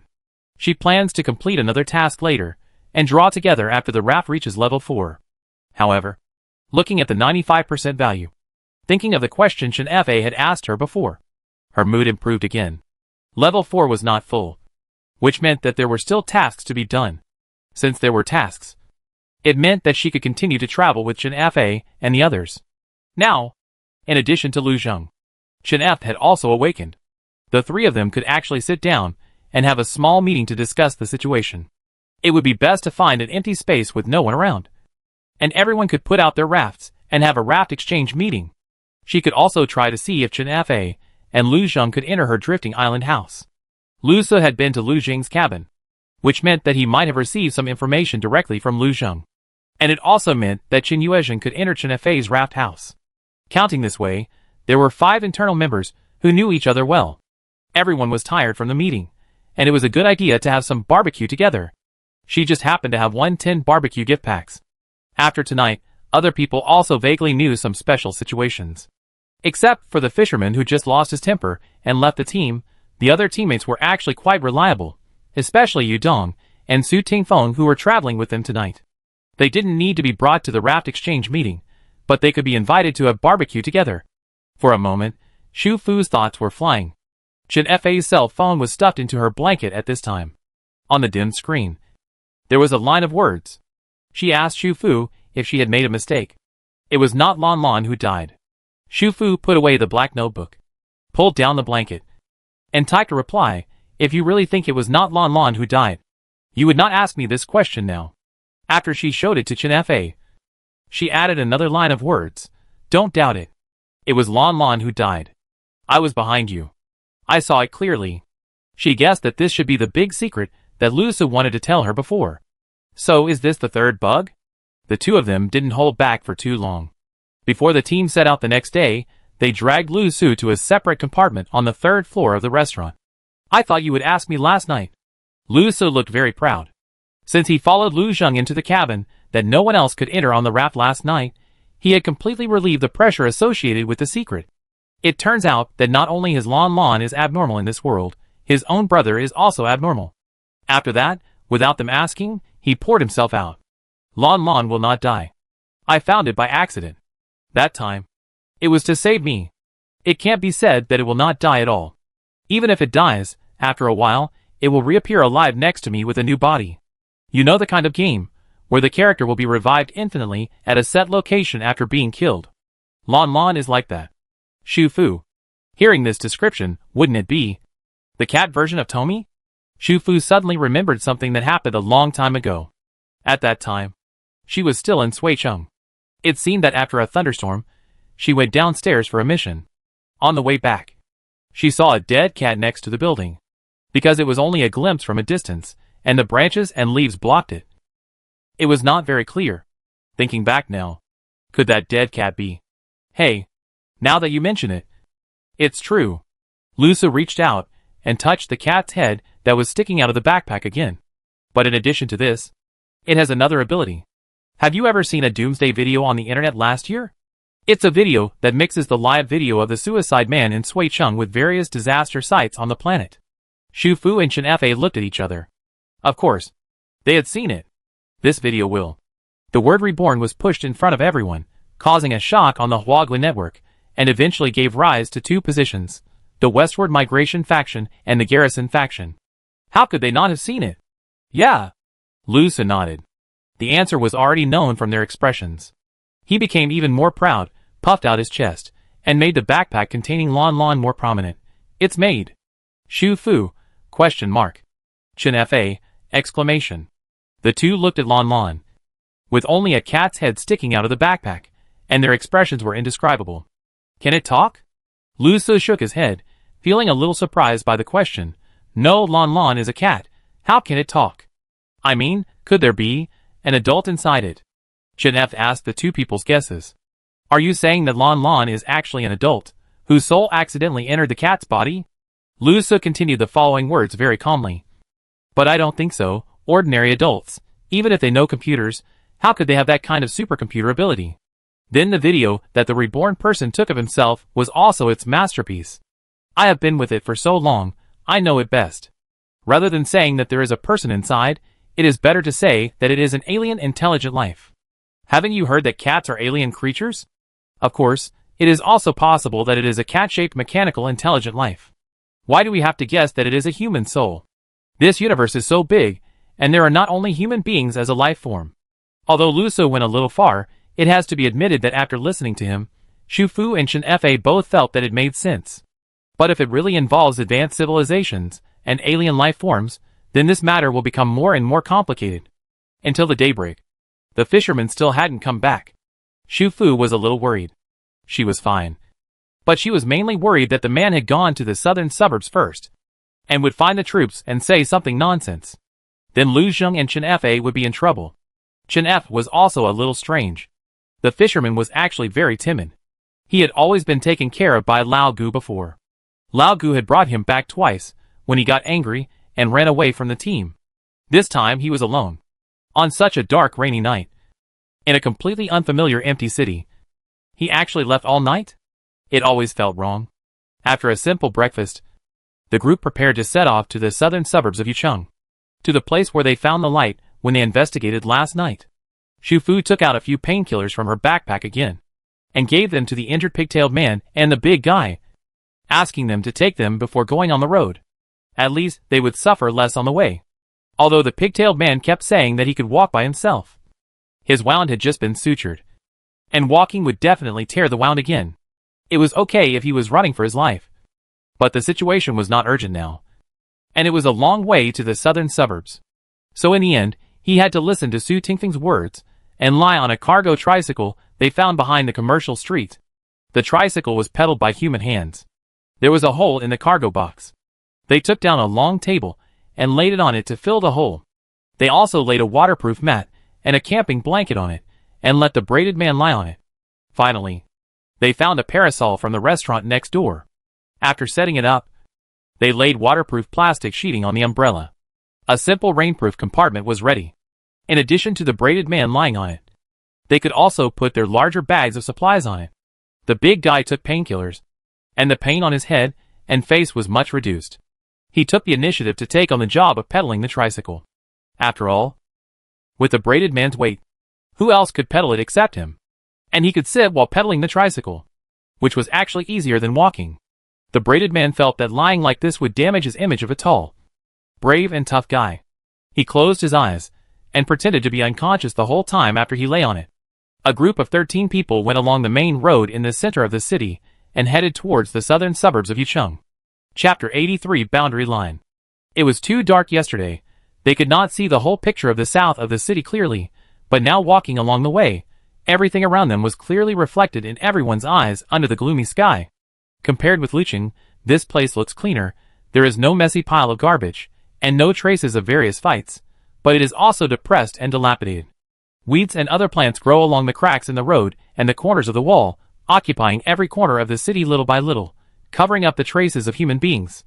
Judging from the situation here, the people in the south of the city should have evacuated for some time. There are not many bodies on the road. It can be seen that the evacuation should be orderly. This gave them more confidence in the South Suburbs Military Academy. But the good times didn't last long. After walking for more than an hour, human corpses gradually appeared on both sides of the street. Some of the corpses had not yet rotted. The exposed hands, feet and bodies were covered with dense gray scabs. They were gray scab patients. There were also gray scab patients in the south of the city. Come to think of it, in the same city, how could there be so many patients in the north of the city, but not in the south of the city?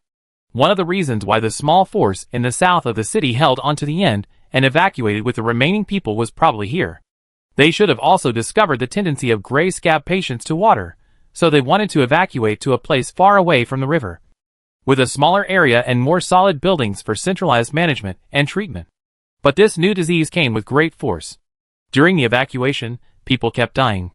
Everyone was a little scared and moved closer to each other, but at the same time, they wanted to check it out, because they had all come into close contact with this kind of patients, but they had not seen the final deterioration of the disease and the appearance of the patients. In other words, they wanted to know at what stage the disease would develop before the patient would die. Finally, Xu Fu, Chen Fa, Lu Zheng and Su Tingfeng went forward to check it out. It was still raining heavily today. The body closest to them was lying on the sidewalk, face down. Half of the body was not covered by clothes, and the gray scabs on the body were constantly washed by the rain, looking particularly smooth. The cracks on it were faintly visible, and the flesh and blood underneath could be vaguely seen. The man's hair had fallen out, and his scalp was also covered with gray scabs, which looked particularly strange. After everyone checked for a while, Su Tingfeng suddenly frowned. Strange. Why is the flesh and blood under the gray scab still red? As he said, he thought of something and poked the body on the ground with the tip of the stick in his hand. As soon as this sentence came out, Chen Fa was the first to react. He stood in front of Xu Fu and took her 2 steps back. Lu Zheng also stretched out his hand to block Xu Fu's other side almost at the same time.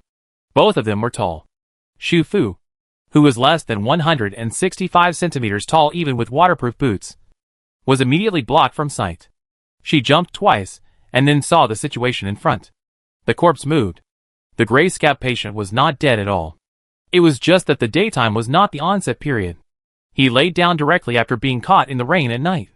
Unlike the north of the city, there are no dedicated people here to deal with these patients during the day, bringing them back to the building for placement, so they mistook him for a corpse just now. The gray scab patient's aggressiveness was obviously not as strong as at night, and his reaction became dull again. Even if he was disturbed, he just moved his body slightly, and then lay there again. Chen Fa thought of the fisherman, who had left the team, and had not returned for a night. If he really went to the southern suburbs with them last night, he would definitely pass by this area. The gray scab patients at night are not as quiet as during the day. If you encounter them, it is very dangerous. The 4 people did not look very good after returning to the team. The motionless corpses lying nearby, many of them may be gray scab patients, who are not dead yet. They should have been abandoned here by the evacuating team, which means that the troops in the south of the city are also helpless against this disease, and even have to abandon them. After listening to their speculation, the others were also in a heavy mood. After all, no one knows the cause of this disease, and each of them may become a patient. They will become speechless and sluggish after suffering from high fever, unable to recognize their relatives around them. And then gray scabs will begin to grow on their bodies. Every night, they will fall into the pain of their whole body breaking apart, over and over again, until they finally become neither human nor ghost. Everyone set out again towards the southern suburbs. This time, they walked more carefully. When they saw a corpse lying on the side of the road, they immediately adjusted their direction to bypass it. They walked for more than 2 hours, and finally left the city and entered the suburbs. It was raining heavily, and the road ahead was unknown. Everyone was very tired. The clothes under the raincoats had long been soaked, and the shoes were heavy because they were covered with mud. But no one complained of being tired, and no one slowed down without permission. Everyone still gritted their teeth and persisted. The big guy was very grateful for Shu Fu's painkillers. He took good care of her all the way. He also wanted to help her carry her backpack and asked her if she wanted to sit on the tricycle. Anyway, she was not heavy, so he could ride on one person, and she would ride on one person. But later she found that Lu Zheng had been paying attention to her all the way, and he seemed to understand something. So he stopped coming closer. They walked for more than 20 minutes, and there were fewer and fewer buildings around them. The surrounding vegetation was dense, and the trees were tall. They saw a road sign on the side of the road, with the words Military Academy on it, which meant that they were not far from their destination. There was no place to shelter from the rain nearby, so everyone encouraged each other and continued to move forward. There was a three-way intersection in front of them. To the right front was the main road, which led to the hills and mountains not far away, where the military academy was located. The other was a small road, which went to the dense forest next to it. At the end of the dense forest, the shadow of another foothill could be vaguely seen. There was another sign at the intersection. Lu Su ran a few steps forward to check, and then ran back happily, indicating that there were only 2 kilometers to go. Everyone continued to move forward, and soon passed the three-way intersection. Shu Fu was walking, and suddenly froze for a moment, and then stopped. She stretched out her hand to test, and soon confirmed that it was a barrier. During this period, she left the small town of Heshi, went to Luqing, left Luqing, went to the Salt Lake, and then came all the way to Yucheng hundreds of kilometers away. This series of actions made her almost forget that she was not free. At this moment, in the southern suburbs of Yucheng, which is infinitely close to Xiangzhou province, less than 2 kilometers away from their destination, she was stopped again. Compared with Lu Zheng and Chen Fa, who successfully walked out of the barrier, she was still an outlier. Others soon noticed Shu Fu, who stopped. Chen Fa, Chen Yuezhen, Lu Zheng, and Lu Su all turned around and walked towards her. What's wrong? Shu girl, are you feeling uncomfortable? Did you twist it? Chen Fa supported her arm. Lu Zheng gestured to the tricycle that stopped in front. Actually, you can sit on the truck bed. If you are embarrassed to let Deku pedal, I will do it. I can also pedal. I am very good at it, Lu Su said hurriedly. In front, others also stopped and looked back. They didn't know what happened. Seeing Chen Fa and Lu Zheng standing there, they were a little worried. Are you okay? Su Tingfeng and Yudong also came over. After so many times of trapped in a maze, this was the first time Shu Fu really felt that she was not alone. Even if she was an alien in this world, she was also an alien with friends and cared for by others. She smiled and said calmly, "Sorry, I can't accompany you to continue walking. I actually have other important things to do. I can only accompany you to here." What? Lu Zheng didn't understand. Chen Fa didn't understand. What do you have to do? I can accompany you to finish it first, and then go to the military academy together. Well, you two have to wait for me for a while.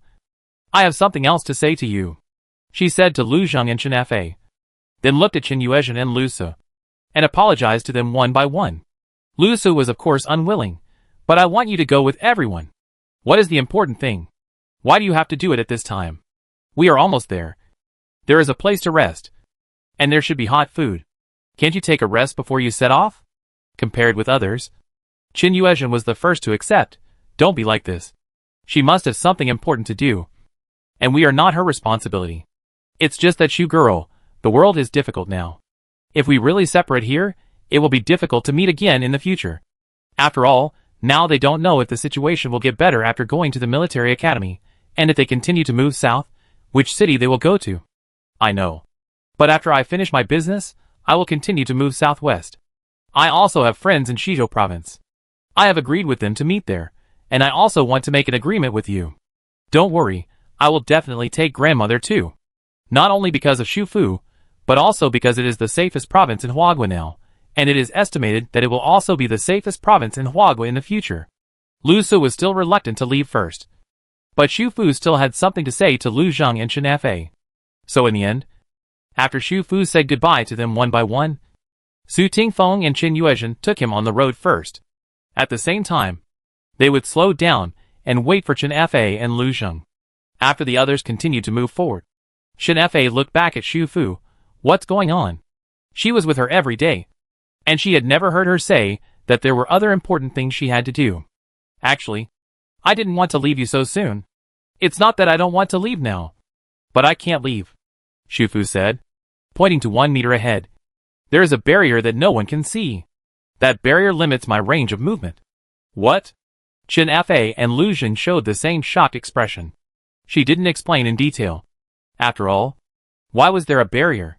Why were she and Chen Fa and Lu Zheng, both awakeners, so different? She didn't know the reason behind this. She could only tell them the established fact. That is, she couldn't accompany them to continue to go south, let alone leave the Beatty Plateau and go to Xianzhou province. Of course, it would definitely be possible in the future, but she didn't know when exactly. Since you can't leave, then we will stay with you. The three of them were silent for a moment, and Lu Zheng suddenly spoke up. Luqing, Salt Lake, and such a large area from Salt Lake to Yucheng. You can always find a place suitable for living. Don't be silly. You can stay with me for 1 or 2 months. Can you stay for 1 or 2 years? The Beatty Plateau is not a place to stay for a long time. There is a lack of water and food here. There is nothing. Only strange fish that come ashore. And inexplicable diseases spread. Later, there may be other more terrible disasters. Did you notice the water level of the river in Yucheng last night? The green belt along the river bank was flooded. Although I know only a few things, I can tell you that in the near future, the entire planet will become an ocean, and most of the land will be submerged under the water. The altitude here is not high enough, and it will also be flooded. Only a few high mountains and high-altitude plateaus will survive. And the Fengshan Plateau where Shizhou province is located will become one of the largest and safest lands on the planet. You guys hurry up. While there are not too many people there yet, move quickly. But we have a raft, so we are not afraid of flooding the land. Chen Fa glanced at Lu Zheng, and had already accepted him as one of his companions. Your raft is not strong enough, let alone a tsunami several hundred meters high. Your raft may not be able to survive any of the huge waves that hit the waters outside Liyun City at that time. Shufu looked at them, and smiled again. It's okay, don't worry about me, you have family members to take care of, and teammates who need you to accompany them, and you also have to find your missing memories, and figure out the truth of your existence in this world. And I also have things I have to do. Really don't worry, this is not the first time, I'm used to it. Where are you going now? Lu Zheng asked. I'm lazy, I don't want to go back. I should look for a suitable place nearby to stay first. Shufu said. She took out her mobile phone in a waterproof bag, opened the downloaded map, and started to check it on the spot. I don't know if it was because of bad luck, but now it's good luck. She soon found that, at the fork in the road they just passed, there was a lake in the foothills that extended to the left path. According to the topographic map, it should be a large lake, located in the valley between several peaks. Because the peaks raise the surrounding terrain, the altitude of the valley is not too low, so it will not be flooded so quickly. She pointed to the lake on the map. I will live here. Lu Zheng was stunned at first, but then he realized that she also had a raft. Finally, the three people agreed that Shufu would temporarily live in the lake at the foot of the mountain, and they would go to the military academy with others to check the situation there. If the situation is good, it would be best if they could arrange to move south later. If not, they would return to the city of Yucheng to see if they could find a larger car, repair it, get some fuel, and form a team to move south. Of course, no matter what the situation is, they will go to the lake tomorrow to tell her first. Shufu thought this was a good idea. Okay. Even if the lakeside is not suitable for living, and I want to move to another place, I will wait until you come over before changing. Also, I will prepare lunch for you tomorrow. You don't have to bring gifts. Raft exchange meeting? Chen Fa smiled. and asked her to take out the car, saying that he would help her change the tire, so that she would not be so miserable and have to walk to the foothills over there alone. Car? Lu Zheng was a little surprised, until he saw the off-road vehicle that was supposed to be left in the north of the city suddenly appeared in front of him. The car was originally strong, and later it was reinforced, like a steel armor, but unfortunately the tires were still the weakest part. Chen Fa helped her change the tires while teaching her how to change them, and Lu Zheng also helped, and at the same time reminded her, there is only one spare tire, if it breaks again, there is no replacement at the moment, you should be careful when driving. Xu Fu looked at the two of them. Aren't you all surprised why I can put away such a big thing? What's so strange about it? It's impossible that everyone's golden fingers are exactly the same, and you are still stupid enough not to get out of the southern suburbs of Yucheng. Chen Fa replied indifferently. Xu Fu. Lu Zheng turned his head to suppress his laughter. Lu Zheng put the replaced tire into his backpack, saying that he could try to repair it if he had the chance. Xu Fu took out a bucket of fuel and a hose, and Lu Zheng helped her fill up the oil.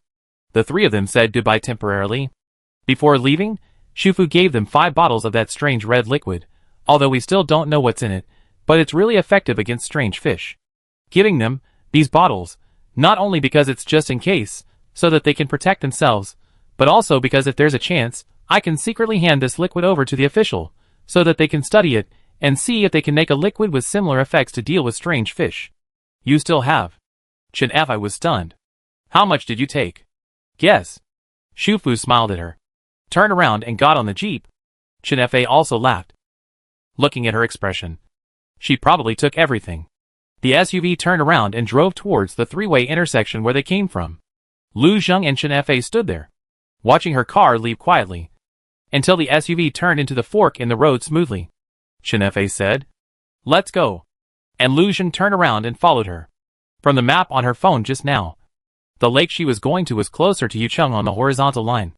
In other words, if the invisible barrier that prevented her from leaving the southern suburbs of Yucheng was horizontally extended at a distance beyond the fork in the road, then the lake should be within the barrier, which is where she could reach smoothly. The modified off-road vehicle was very smooth on the wild mountain road. The car passed through the dense forest where the fork was located, and meandered up along the foothills. There was no ghost wall situation that she was worried about. Finally, it drove up the mountain road smoothly, bypassed the mountain peak, and came to a huge valley. A dark lake appeared in front of her. Because the weather was too cloudy, the lake's surface was also gray. In fact, the lake water was very clear, but it looked dim because there was no sunlight. Probably because there were no people for several kilometers. There were no garbage and ruins left by humans. It didn't look as depressed as the city. It was just like a very ordinary mountain lake before the end of the world.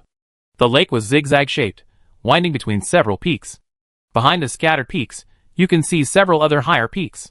The top of the highest peak can even see some snow covering it. It seems that in winter, it snowed on the Northland Plateau. There is a row of flat-roofed houses near the gentle slope on the side of the lake, which seem to have been built by someone for fishing and resting in the past. Xu Fu climbed onto the off-road vehicle, took out a telescope to check, confirmed that the doors and windows of those houses were damaged and no one lived in them. Then she felt relieved. However, those houses, if repaired piece by piece, could serve as her shelter for 4 hours a day when she could not use the raft. She got back into the car and drove to a forest by the lake. This forest was not supposed to be close to the lake, but after months of rain, the lake level rose a lot, and many trees in front were already submerged in shallow water. The place where she parked her car also became a wetland. The trees here are all tall, and many places under the branches and leaves are not exposed to rain. If it were other places, all kinds of flying insects and reptiles would have bred here. But probably because of the high altitude and low temperature here, the situation nearby is not bad. Xu Fu put the off-road vehicle back into the compressed display cabinet. First opened the protective cover of the raft on the bracelet, and then placed the raft on the water. Chapter 84 Boundary Line. After driving for several days and rushing for half a day, the waterproof boots on her feet were covered with all kinds of mud and stains. Even the rain could not wash them away. She walked on the wet and soft ground to the side of the raft, first threw the backpack in front of her onto the raft, then climbed up in a very ugly posture. Although the action was ugly, it kept the raft deck clean. She turned around and sat on the edge of the deck, took off her boots directly, took out an old brush, and began to brush her boots vigorously with the rain outside the raft protective cover. After a while, she put the clean boots and brush on the deck, picked up her backpack, and walked into the eaves of the front door. After using the backpack for a while, it had begun to emit all kinds of strange smells. She planned to empty the contents today and put it directly into the washing machine for washing. And her raincoat. She also had to take it to the shower room to rinse it thoroughly. The sports waterproof suit inside had been worn for nearly a week, and it already smelled of sweat. After last night, there were some other strange smells. Not only did she have to wash it, but she also had to wash it repeatedly. Shu Fu unmoored the raft, letting it drift freely on the huge lake, then equipped the electric cart, turned on the washing machine, and began to clean herself. Half an hour later, Shu Fu, who was fragrant and clean from head to toe, came out of the bathroom in slippers, then used the one-key dust removal function on the function screen, and the almost non-existent dust in the raft and the dirt that she might have brought in when she just entered the house were cleaned up. She walked barefoot to the living room in front, leaped a little, and fell on the soft sofa, flopping happily for several times. For her at this moment, it was like a long period of overtime work was finally coming to an end, and the beautiful time of lying down began again. And this time, she was not the only one left in the world, although she didn't know when the last mission would come, and how long Chen Fa and Lu Xun would stay in the nearby military academy shelter. There was a time for reunion, a time for separation, and a time for reunion.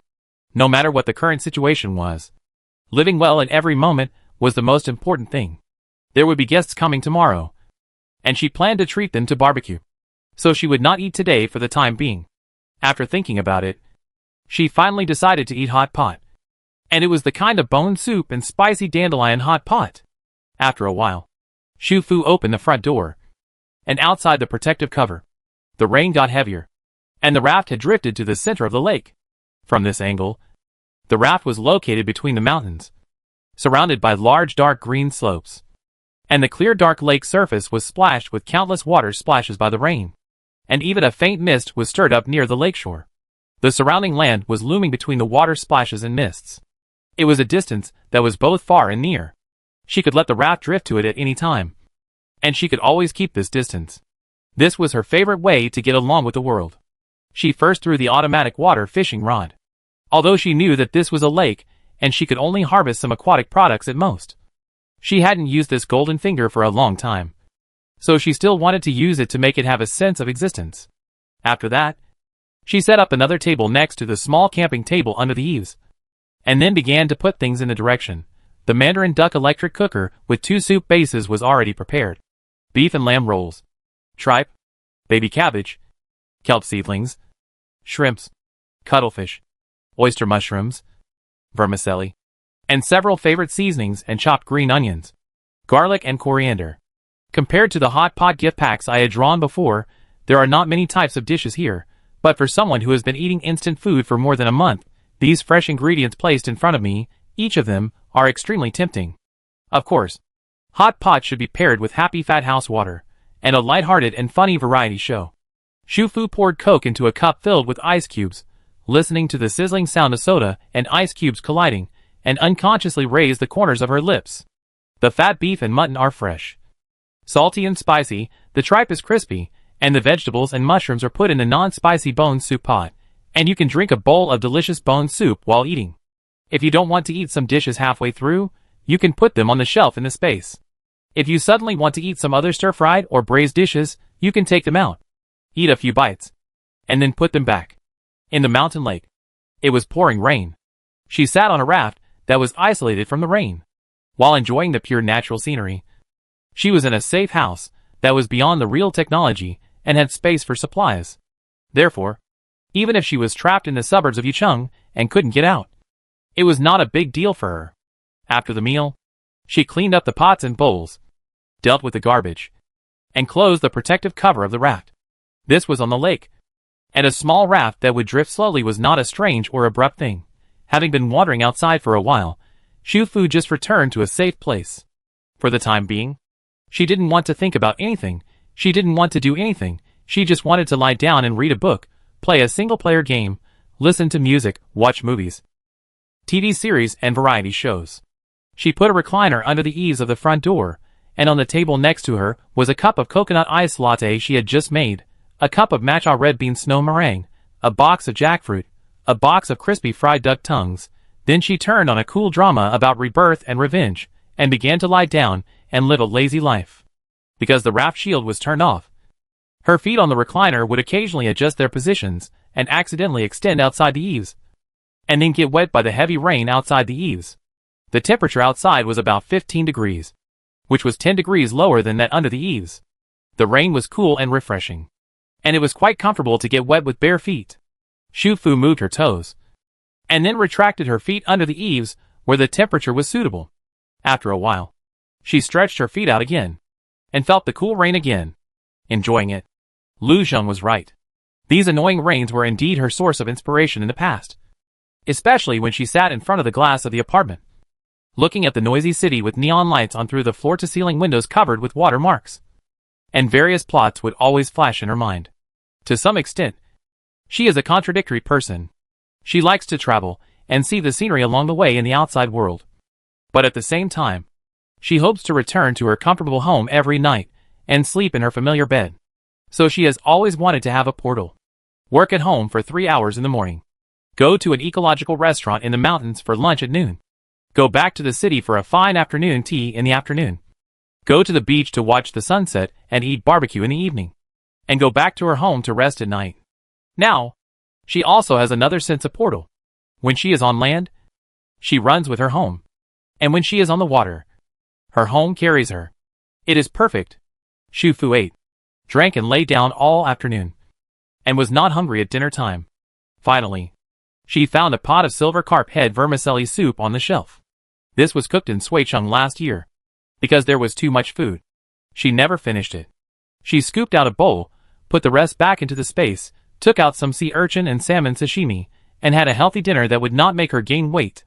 At night, she closed the front and back doors, and went back to lie on the cushions next to the French window, and suddenly remembered her new 3 chances to win the lottery. She originally wanted to wait until the next task was completed, accumulate more chances to win the lottery together, and it would have been fine if she hadn't thought of it, but once she remembered it, she felt itchy. On the one hand, her mind told her that the more time she drew, the easier it would be to get a high-level prize. On the other hand, she felt like there were 100 ants crawling in her heart. She persuaded herself that 3 consecutive draws were a relatively large number of draws, and she could try her luck. In the end, she gave herself a reason to use up these 3 draws. Tomorrow was the first time for little cutie to entertain guests. Normally, as a host, she would have to buy vegetables in advance. Now the conditions did not allow for a supermarket to go shopping, so she would draw a prize to see if she could get some supplies. Shu Fu convinced herself. First washed her hands and applied perfume. Then lit the scented candles, and began the ritual of drawing. First turn, green second prize, wrapped extended use card, 1 week. Shu Fu. The prize is good, but she is a little disappointed. Seeing that the raft is about to be upgraded to level 4, whenever it is upgraded, the daily use time of the raft will definitely increase. Now it can be used for 20 hours a day. When it reaches level 4, she guessed that the daily use time should reach 24 hours a day. At this time, it seems a bit useless to draw a 1-week extended use card. It would be great if it was replaced with a red or blue reward of the same level. The blue second prize is not often given, but every time it is super useful. Second turn, red third prize, Sichuan Cuisine Gift Pack X10. This turn of fortune is good. The last time she drew this Sichuan Cuisine Gift Pack was when she was in Suicheng. There were more than 30 dishes in it, and she had eaten them all long ago. The dishes in it were very delicious. Although she bought a lot of delicious stir-fried dishes when she was in Liyun City, but they would be consumed sooner or later if she only spent money. Now the planet is in chaos, and major cities are gradually collapsing. In the future, even if she wants to stock up on ready-made dishes like this, she will have nowhere to buy them, and even in some places, she is not sure about the source of the ingredients for some of the dishes. Now the gift package is out, delicious and safe. The third turn, the blue fourth prize, an external wooden ladder. Shu Fu felt like her wish had come true. Although it was only a 4th prize, it was also included in her home list. After she received the prize, she immediately opened the front and back doors to check. The wooden ladder appeared on the deck on the left side of the eaves of the front door. The wooden stairs with handrails on both sides led directly to the platform above the roof. However, this staircase is like the deck of the raft, located outside the eaves, So if the protective cover is not opened, it will be wetted by the rain outside. Now that there were stairs and enough wooden fences, Xu Fu decided to lay out the terrace area. She immediately opened the raft protection cover, which isolated the rain from the entire raft. Then she returned to the function screen and clicked Manual Reconstruction. She opened the 3D stereogram of the drifting island house and arranged the raft fences drawn earlier along the upper floor of the house and the eaves. Finally, she left a hole in the lower left corner of the back door eaves, and then moved the wooden ladder that was originally connected to the front door eaves to the left side of the back door eaves. In this way, the view of the front door eaves will not be blocked, and the opening will be left at the back door eaves. When the raft is moving, the upper space will be more like the upper observation deck of a yacht. After the renovation, she exited the function screen, found a pair of plastic slippers from the shoe cabinet next to the back door, and went up to the upper floor of the wooden house from the relocated wooden stairs. Sure enough, with the stairs and enough fences, the entire upper roof is like an exquisite small terrace. The compressed space is not effective on the roof. The entire terrace plus the top of the eaves of the front and back doors is only 9 to 10 square meters. But it is enough for use. Xu Fu immediately took out the lounge chair and round table and tried this terrace. When she lay there and looked at the night sky, she could see the rain falling on the protective cover, as if there was an invisible glass covering the entire terrace. It must feel better to lie here and look at the stars when it is not raining. It is a pity that when the protective cover is closed, it will be surrounded by heavy rain, and strong winds will blow things away. So no furniture can be left here. However, she has space and can take it at any time, which is quite convenient. Xu Fu lay on the terrace for a while. The raft carried her slowly on the lake. The lake was very empty. The surrounding mountains and fields were dark and silent. She looked unsafe. She quickly put away the table and chairs and returned to the drifting island house. The house was lit with a warm and peaceful warm orange light. After washing up, Xu Fu climbed up the small wooden split-level bed and buried herself in the comfortable and soft thin quilt. Then she picked up the book on the bedside table, turned on the bedside lamp, and started reading before going to bed. During the days she lived in the salt lake, although she would quietly put the raft into the drifting island house every night to rest and cook. But after all, the golden finger was still a secret at that time. She would set the alarm every day and return to the container house in advance. Today, it was like the first holiday in a long time that belonged to her completely without an alarm clock. At about 6 in the morning, she woke up under the influence of her biological clock, went to the bathroom, and then climbed back into bed and fell asleep. She slept until about 10 o'clock. She thought that there were still 2 hours before noon, and she could watch variety shows while washing and eating breakfast. Just after brushing her teeth, she heard the sound of a horn from the lakeside. She was still biting a beef and egg sandwich in her mouth and holding a cup of latte in her hand. She hurriedly opened the front door and looked towards the lake. She found an old Jeep parked there. The doors of the driver's seat and the co-pilot seat opened at the same time. Lu Zheng and Chen Fa got out of the car and waved to her in the heavy rain. Xu Fu also stood under the eaves and waved at them. Then he took out the map panel, set the lake shore where they were as the destination, and adjusted the raft flow rate to the highest 60 kilometers.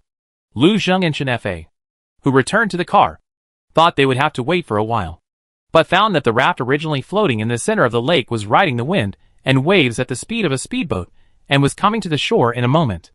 The lake shore was all wetlands, and Xu Fu's raft could not reach the shore completely. Chen Fa and Lu Zheng had expected this situation, so when they saw Xu Fu's raft coming quickly, Lu Zheng got out of the car to take out the raft and put it on the muddy wetland. The two walked onto the raft, took off their shoes, and placed both pairs of shoes in a corner of the cabin.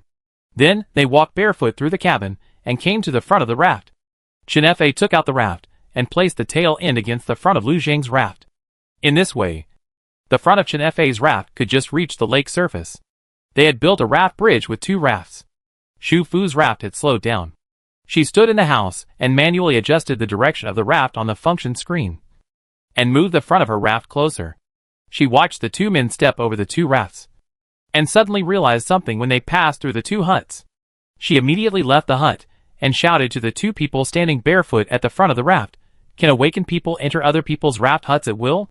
Although she could enter before, she was different from them after all, and her situation could not be used as a benchmark. Chen Fa smiled at her, No. Because it was too early after entering the mountain before.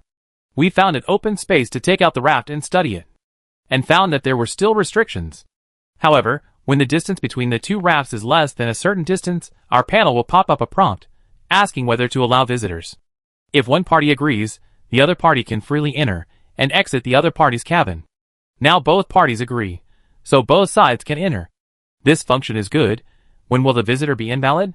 It will be invalid when it exceeds a certain distance or directly folds up the raft. Lu Zheng replied.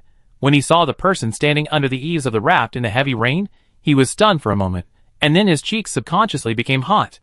Since the reunion, everyone has been running around outside, wearing dark waterproof clothes every day, and a loose raincoat on the outside. They often have wet hair and look embarrassed. Occasionally, they encounter danger and are exhausted and covered in dust. This is the first time in a long time that he has seen her with her hair loose and wearing home clothes. It suddenly reminds him of the first time he saw her last year. She was like this at that time, with a white and clean cheek, long hair falling on her shoulders, looking soft and smooth, and a lazy and leisurely look.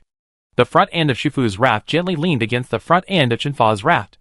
Compared with the rafts, her raft looked particularly mini, and both the length and width were nearly half as small. Come on! She waved at the two of them, and shook the latte in her hand.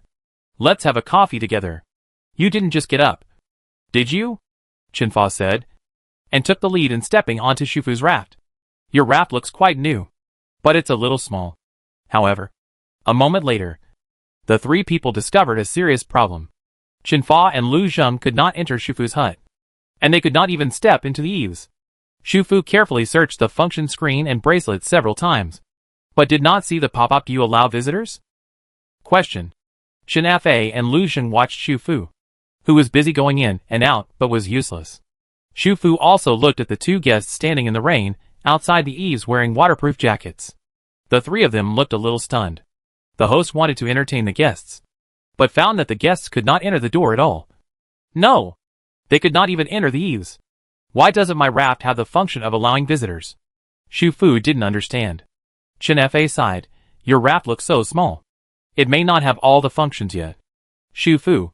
Chapter 85 Borderline. It was still raining heavily outside. Shufu had no choice but to put on a warm sweater and long cardigan, put on plastic slippers, held an umbrella, and move the meeting place to Chen Fa's raft. She also put away her own raft, just in time to kill the 4 hours that she couldn't use the raft today.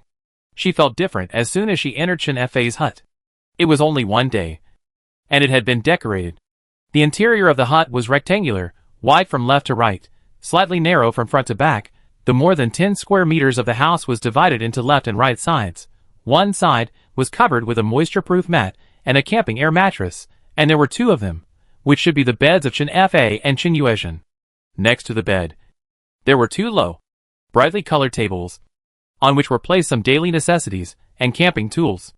This table could be used to store things, and also served as a partition, separating it from the other side. On the other side were the camping table and chairs left by Shufu. There were also two low cabinets against the wall, which contained some camping pots and pans. Some of these things were in their luggage bags, and some were taken from the pizza shop where they had rested before. Chen Fa was quite quick, and she had no idea when she had collected these things. That was a family restaurant, and the tables and cabinets were obviously the size for children, so she could put them in her backpack. The three of them sat down at the camping table, and Shufu began to put things on the table. 2 cups of hot lattes, 2 cups of hot milk tea, a box of lychees, 2 servings of preserved egg and lean meat porridge, a box of fried chicken wings, because there was too much food in the space, and the camping table was too small. She took out a few things and the table was full. We've had breakfast. Don't take it anymore. Lu Zheng stopped her. That's fine. Save some space for barbecue at noon. I want to eat barbecue, too, but not today. Chen Fa shook his head regretfully. Today is the trading day of the shelter, and the others are waiting for us to go back, to trade in the gymnasium together. We came here now, just to see you. If you plan to stay here, we can come back tomorrow or the day after tomorrow. Well, I will stay here temporarily. How is the situation in the school? Chen Fa and Lu Zheng made this trip today, in addition to confirming her situation, also to tell her about their situation.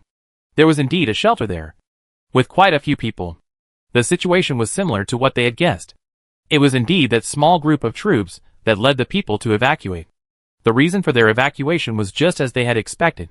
The number of patients with gray scab was increasing, but the medical team was helpless. In addition, the water level in the river was also rising, and there were also armed forces on the other side. And there were not many healthy people left in the south of the city. So they evacuated to the military academy together. When they first evacuated, there were more than 20,000 people. Later, some of them fell ill, and others organized their own teams to continue evacuating to Xiangzhou province in the south. Now there are about 5,000 people left there, including the remaining 200 people in the army. Because there were few people left, many dormitories in the school were vacant, and they were all arranged to stay there. When they arrived at the school yesterday at noon, the patrolling troops were surprised to see them, because they were the first group of people to appear in the southern suburbs of Yucheng recently, and the other party initially thought they were from the organization in the north of the city. Later, they found that there were old and young people, cats, and wounded people in the team, and no hot weapons were found on them, so they believed that they were fleeing. But they were surprised that we could come from the other side alive. Although they didn't know the specific situation in the north of the city, they knew the situation of the river. The water level there has risen, and the river has expanded. The current is faster than before. It is difficult for ordinary boats to cross the river. No one has come to the north of the city for a long time. They will organize teams to return to the city regularly. One reason is to search for supplies, such as vehicles, various daily necessities, and fuel. Another reason is to leave some food for the scab patients who were abandoned in the city. Although they are sick, unconscious, and aggressive at night, they are still human beings.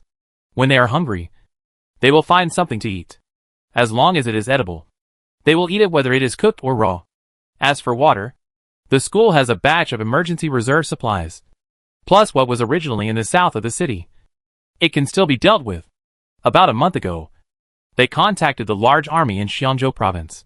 Although there were no people there to be dispatched, they would regularly airdrop supplies here.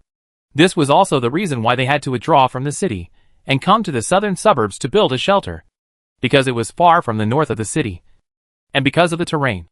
The supplies airdropped here would not be discovered by the people in the north of the city. Lu Xing said in great detail. In addition to the information given to them by the army, they also gave the army some information. For example, patients with gray scab. Another example, strange fish. The troops also learned about the news of the strange fish not long ago, and it was the survivors in Lucheng who spread the news of the strange fish. The situation there is not very good. Strange fish frequently land regularly. Some people died, some people evacuated to other places, but there are still some people who are still holding on. They were arranged to stay in the dormitory. After a short rest, everyone held a meeting together, because everyone has experienced strange fish. They have suffered from this kind of fish, so they finally unanimously decided that 2 people each handed in a bottle of red liquid. Let the other party study it on their own, of course. The other party can also wait for the next drone to come. The drone will take it back to the large troops in Xiangzhou province for research. This was not a disaster for just a few of them. They were not capable of researching and analyzing the composition of the red liquid, but there must be someone in the official department who could. After all, even a completely inhuman Tang Ping could research it. There was no reason why the official scientific research team could not do it. At first, the troops did not believe it. After all, they had never seen the strange fish with their own eyes, nor had they seen the power of this liquid. As a result, Chen Fa turned on her phone and played a short video of using red liquid to expel and deal with the strange fish. The video was shot in Lucheng. I don't know how she managed to take the time to shoot while dealing with the strange fish. The video did not capture the user's face, but it clearly recorded the effect of the liquid in expelling the strange fish. It was precisely because of this video and this bottle of red liquid that they were treated favorably by the army. They not only received this old jeep and fuel, but also some shelter points. The points can be exchanged for what they need on today's trading day. So it is a disguised gift of some shopping cards to them. After Chen Fa finished speaking, he took out an old satellite phone from the backpack and asked Xu Fu to put it away, saying that in addition to the jeep, the army also rewarded them with 2 satellite phones, which happened to be enough for her to take one each, no matter where they are in the future. As long as the satellite in the sky is still running, they will not be disconnected. Xu Fu saw the satellite phone in Chen Fa's hand, and suddenly remembered that she had also bought 2 satellite phones, both of which had been activated. But she had never used them, because she forgot. Chen Fa looked at the brand new satellite phone that Xu Fu had taken out, and had never used it. What should I do, if I suddenly feel like hitting someone? After both sides saved the number, Xu Fu's cheek was still pinched by Chen Fa. Xu Fu slapped Chen Fa's claws away, turned around, and saw Lu Zheng on the other side looking at her face, and quickly covered both sides of her cheeks. You don't want to pinch me too, do you? Lu Zheng.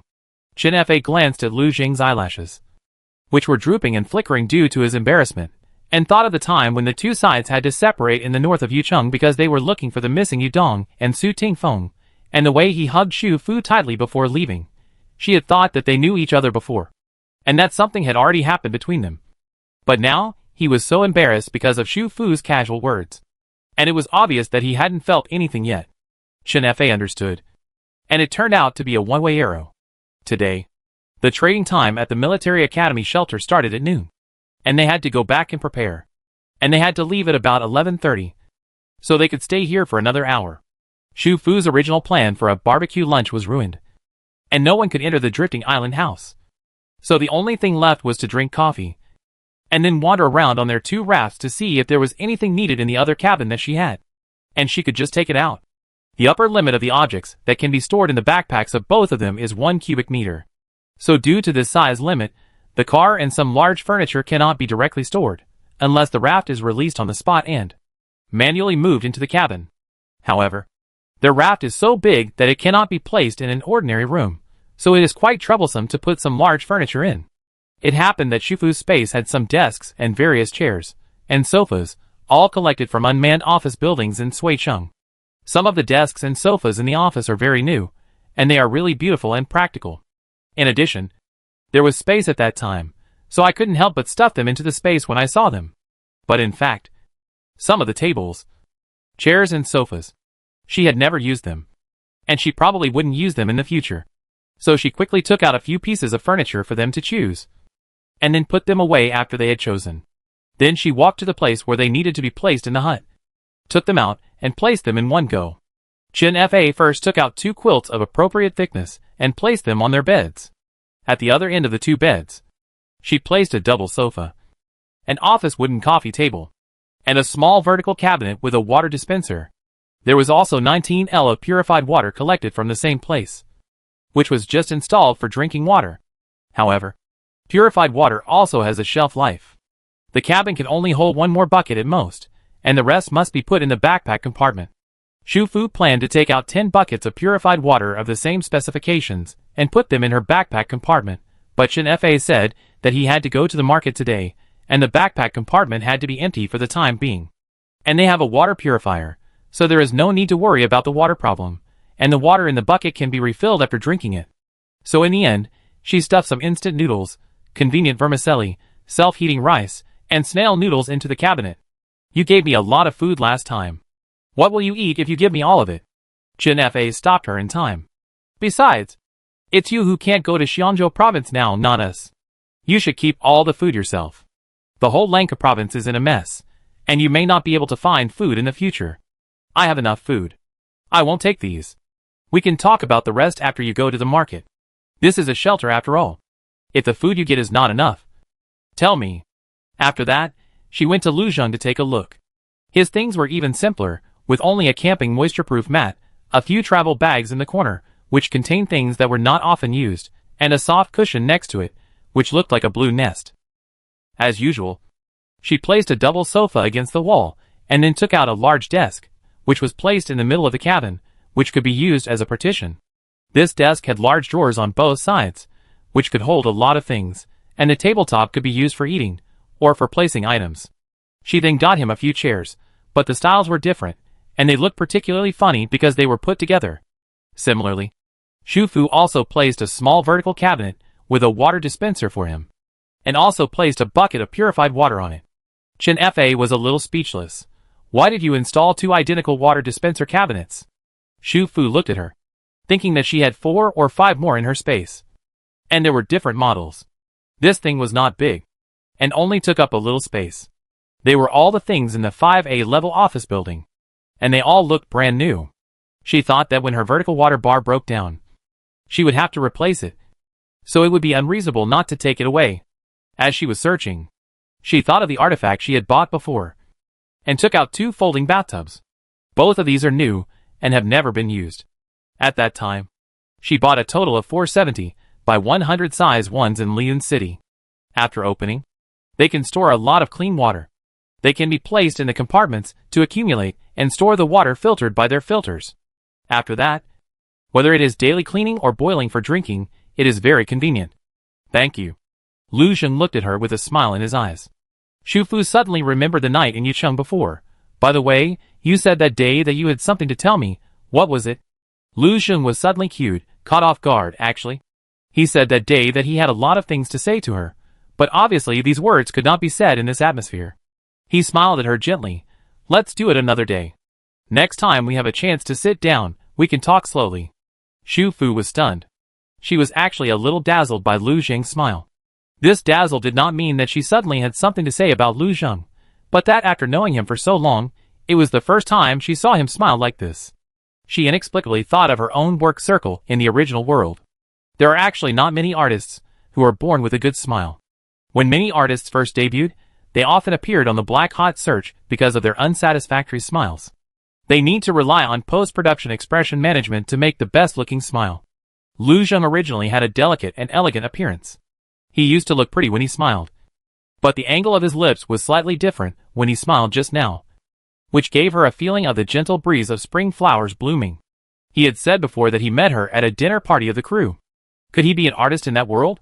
After Shu Fu's house decoration game was over, the 3 of them returned to Chen Fa and continued to chat while drinking coffee.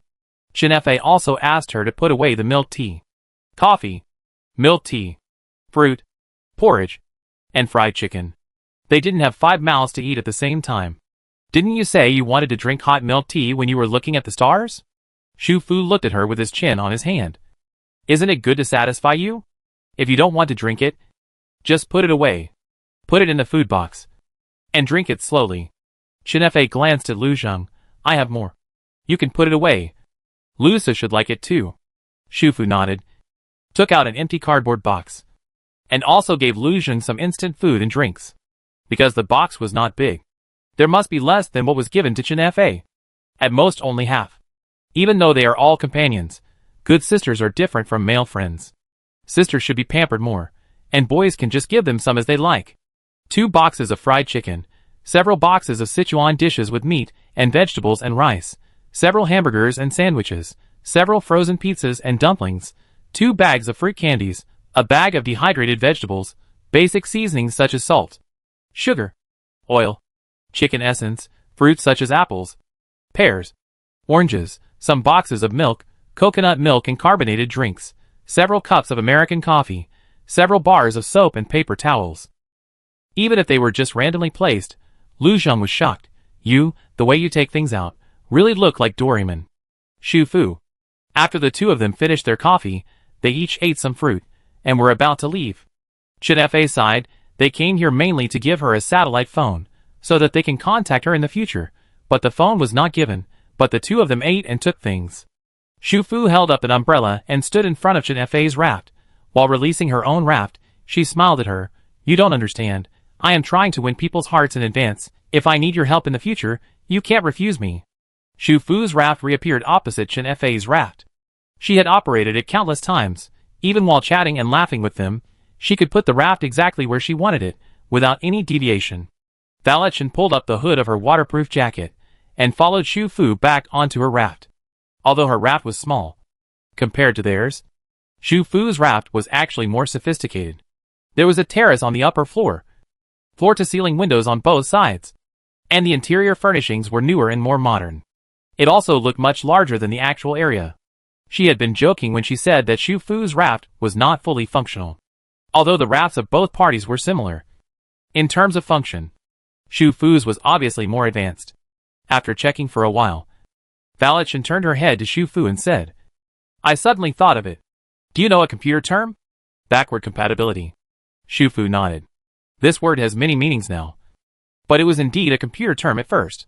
It means that in a computer, after a program is updated to a newer version, The documents or systems created with the old version of the program can still be operated or used normally. Chen Fa pointed to her and Lu Zhang's raft. Our raft is like an old version of the document. Yours is a document created by the advanced version after the update. So you can use our raft and smoothly enter our cabin. But we can't use your raft. And we can't enter your cabin, she said. And looked at Xu Fu again, if I'm not mistaken. Xu Fu. There must be people like me and Lu Zhang in this world. And you can be backward compatible with everyone. That is, you can enter everyone's cabin. Just like a manager. Chen Fa's words before leaving that day lingered in Xu Fu's heart for a long time. If she is the manager of Chen Fa, Lu Zhang and other awakeners she has not yet known, then who is her manager in this world? Chen Fa and Lu Zhang came again on the afternoon of the third day. This time to give her tires. The supplies in the trading market here are richer than they imagined. Probably because there have been airdrops from the southern troops. They not only bought a lot of fast food and daily necessities they needed, but also found the same tires as the off-road vehicle in the trading market. There were 2 in total, and they bought them all and asked Xu Fu to keep them as spare tires. In addition, they returned a marine motor to her, saying that they had also replaced a new one, and they would naturally return one to her if they had enough. In addition, they also brought her some fuel and engine oil. Xu Fu wanted to say that she had this, and quite a lot, but seeing the expectant eyes of the 2 people when they gave gifts, she swallowed the words again, and showed a joyful expression, saying that she really needed this gift, and then directly asked them to stay for dinner. Because Qin Yuezhen and Lu Su also came this time, it would be unreasonable not to have a barbecue together. The 2 said that the shelter had access control, and they had to go back before dark. Then let's have afternoon tea, Xu Fu said, taking out a tiramisu, marble cheese, chocolate cheese, lemon milk cheese 4-piece cake, 2 cups of refreshing fresh fruit tea and 3 cups of milk tea. Lu Su couldn't walk immediately. Wow. No wonder when they came back that day. They told me that you have a new name. Doraemon. Qin Yuezhen looked at the desserts with some emotion, and asked Xu Fu to keep 1 piece for everyone to taste, and put away the rest, so as not to waste them. Fruit tea and milk tea. 2. Such a big cup. 1 cup is enough for 2 people. Xu Fu, who was about to take out fruits and a full set of tea sets to make kung fu tea, silently put down her hand. Afternoon tea time, quiet and pleasant. The 5 people relaxed and ate a little and chatted a little. The tabby cat curled up in the corner of the hut, taking a nap obediently the whole time. At around 4 o'clock, the rain outside began to get heavier, and the wind also got stronger. The rain was blown by the wind and rushed towards the door in waves. Chen Fa had to get up and close the doors on both sides. After the door was closed, the wind and rain were blocked outside, and it felt much better than before. If it were an ordinary boat, it would have been tossed up and down in such a strong wind and rain. But now they were in the cabin, and it felt okay. Just like staying in a car on the roadside when it rained in the past. They could feel how strong the wind and rain were outside from the whistling wind, and the sound of rain falling on the roof of the cabin. But the impact of the storm on the interior of the wooden house was not that great. Soon, Xu Fu, Chen Fa and Lu Zhang all realized, after closing all the doors on both sides of the cabin. It seems that the impact of the disaster weather on the interior can be reduced to some extent. Well, I don't know if there is an upper limit to this reduction, and whether it will increase as the disaster escalates. What Lu Zhang meant was that if the current disaster value is 5, when the door is open, they feel the disaster value of 3 or 4, and after the door is closed, they only feel the disaster value of less than 1. That is to say, the disaster value is reduced by 4, and the overall reduction is 80%. But if the disaster value is increased to 10, will it be reduced by 4? Or 80% of 10? It seems that we will have to wait until the next extreme weather situation occurs, and we are on the raft to know. Lu Su slowly scooped the cake with a small spoonful, and at the same time glanced at the only lattice window in the hut. The lattice window was not big to begin with, and now it was blurred by the slanting rain. I don't know if it was his bad mouth, or they were unlucky. The 4 people wanted to wait for the rain to subside before leaving, but they waited for an hour. It was almost dark, and the storm was not only not abating, but there was also a crackling sound from the top of the raft hut. Chapter 86 Boundary Line. Chen Fa looked out the window, found a camping light, and turned it on. The light didn't look very bright. It seemed that it was running out of power. Xu Fu took this opportunity to take out the home generator that she had wanted to give to Chen Fa before, and placed it in a corner of the hut. After turning it on, she indicated to Chen Fa that he should use it to charge in the future. Although it consumes some fuel, it's always not okay without electricity. You can leave this one here. If Lu Zheng and the others need to charge or something, they can use it together. When she saw Chen Fa opening her mouth to refuse, she told her that her raft really didn't need this at the moment. After all, it's an advanced version that can be backward compatible. Moreover, she didn't know that the drifting island house would have its own electricity.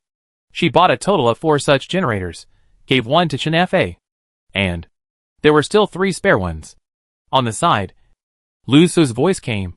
It turns out it's hail. No wonder the roof makes such a sound. He stood in front of the lattice window, because the storm was too strong to see outside. But at such a close distance, he could feel the crisp sound of the hail hitting the window glass. Especially when he put his palm on it.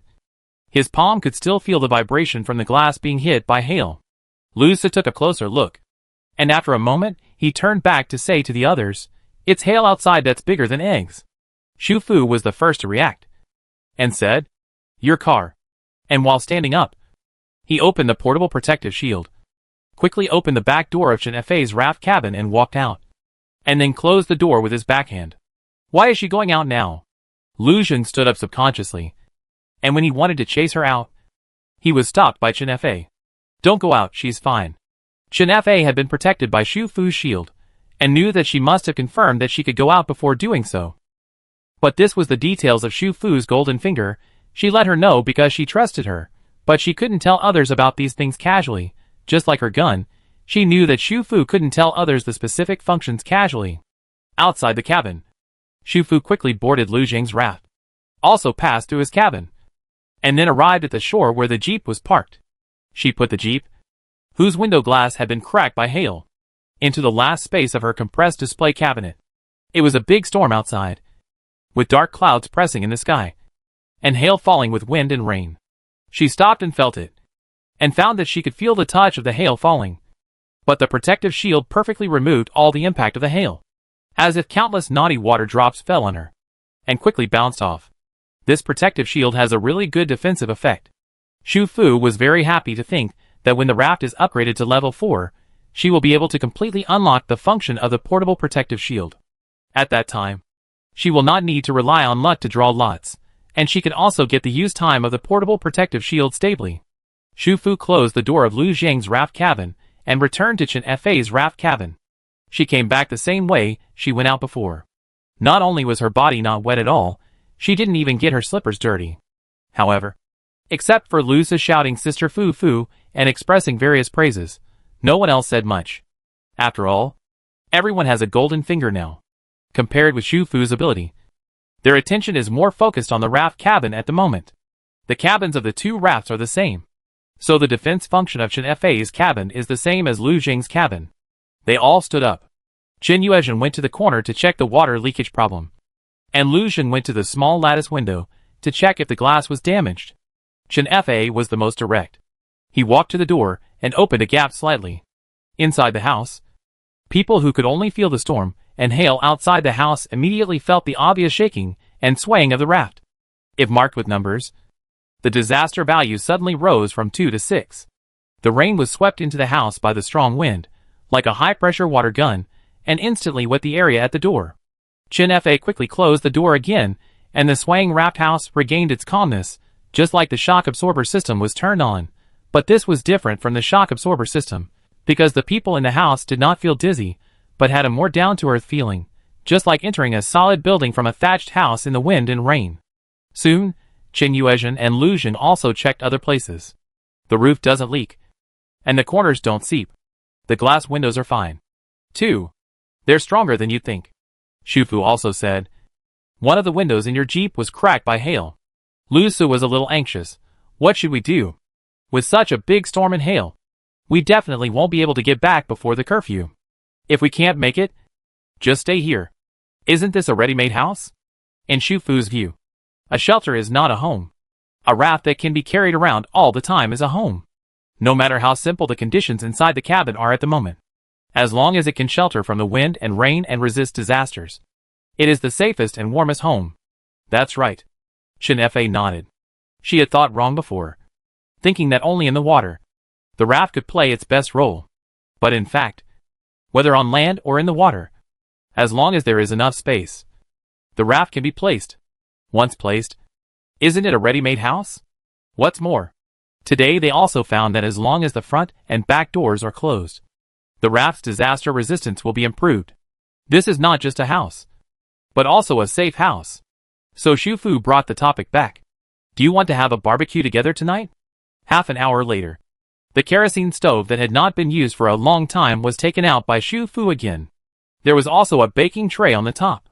At this moment, the lamb skewers placed on it were sizzling with oil, and the color gradually turned brown, with the sprinkling of cumin powder and chili powder. The tempting barbecue aroma that hit the soul also spread. Today, there was a storm and hail outside, and the temperature dropped to 11 or 12 degrees. The cabin was disaster resistant, but not temperature controlled, so it felt a bit cold. But at this moment, several people sat around the kerosene stove, and their faces were rosy from the warm fire. On the camping table next to them, there were grilled meats, vegetables, and seasonings. Shufu didn't take too many fancy dishes, mainly lamb skewers, chicken wings, pork belly, steak, squid tentacles, and scallops, which were grilled meats that could be eaten in large mouthfuls. The vegetables were lettuce leaves, and there were also grilled eggplants, mushrooms, and enoki mushrooms. But even so, they were shocked, especially Chun Yuezhen and Lu Su. They thought that the milk tea and cake they had in the afternoon were the end of the universe. Lu Su even began to feel a little embarrassed. He didn't eat the cooked mutton skewers in the disposable paper plate in front of him. Instead, he ran to his brother's side and whispered in his ear to ask him to look in the backpack to see if there was anything good to eat that he found in the school market yesterday. His sister Fu Fu had spent all her money to treat them to this dinner meal. They can't be stingy. Brother, where's the soda? I saw you had soda when you were sorting out the supplies last night. That was given by Shu Fu. Then, what about that frozen pizza? That's good too, you can just heat it up and eat it. Shu Fu gave it to me. Then, what about the candy? Also given by Shu Fu. Lu Su was confused, he didn't ask about the other fried chicken, Sichuan dishes, hamburgers and sandwiches, all of which were instant food. Some were still hot, and it was obvious that they were given by Shu Fu. By this calculation, most of the delicious food at his brother's place was given by Shu Fu. He looked at Lu Zheng with a bit of resentment. Brother, why do you look a bit like the little white-faced man who has no ability, and is kept by sister Fu Fu? Puff Shu Fu sprayed a mouthful of coconut milk. Lu Zheng's cheeks were a little hot, half of which was because he was angry at his unreliable brother, and the other half was naturally because he was so annoyed by the fact that he was so close to his face. But in the end, Lu Zheng really took out something good. A bottle of wine bought from the trade market, which was a very expensive year in the past. The owner brought the wine with him when he took refuge here. Originally, he wanted to drink it himself, but his wife had a premature birth recently, and the baby was short of supplies, so he needed more points to exchange for other things, so he took the wine out. This bottle of wine used to cost more than 100,000 yuan, but now no one is willing to exchange it, because the exchange points are a little bit too much, and the wine is not filling, and it is not white wine or yellow wine. White wine can disinfect and sterilize, yellow wine can cook. What can wine do? Do facial care? Finally, Lu Zheng exchanged the bottle of wine, because when he saw the wine, some memory fragments flashed through his mind. It seemed that in some occasion, Shu Fu stood diagonally opposite, smiling with high spirits, as if her long-term efforts were finally seen. At that time, her thin white fingertips were holding a red wine glass. Yes, in his memory fragments, she appeared more than once, and her clothes also changed significantly. Most of the time, she was dressed very simply, with her hair tied casually, no makeup, and always wearing a baseball cap. There were many people around, and the noise was very noisy. She went in and out, mixed in the crowd, but her overly white cheeks and arms still made him recognize her at a glance. He seemed to have been watching her for a long time. He didn't know why, but he could only watch and couldn't get too close. The reason was not her, but himself. He also kept hearing a stern voice warning him, saying rising period. Rising period? Absolutely not. What? He couldn't remember. But obviously, compared to the scenes in those memory fragments, being able to sit beside her like this, chatting and eating with her, doing some very ordinary things, was once out of his reach. Xu Fu knew a little about wine, and said that if she drank this bottle, even if she didn't use a goblet, she couldn't use a disposable cup. So she took out a few glasses to show her appreciation. Lu Su saw that Xu Fu seemed to like the wine that Lu Zheng took out, and he breathed a sigh of relief. Several people ate and drank in the afternoon, and they were not hungry at this time, but they were mainly greedy. The aroma of barbecue was too tempting, and even Chen Yuezhen, who rarely ate barbecue before, couldn't help but eat some steak and lamb skewers. Lon Lon also got some barbecue, which was given to her by Chen Fa. She was a cat that had blocked bullets for her before, so she was treated differently. In the end, Xu Fu removed the baking tray, replaced the top cover of the kerosene stove, and poured out a small pot of light bamboo fungus and fresh chicken soup. She turned down the heat and simmered it slowly. Those who wanted to drink it could drink it from disposable brown paper bowls. The hail and storm outside lasted for several hours.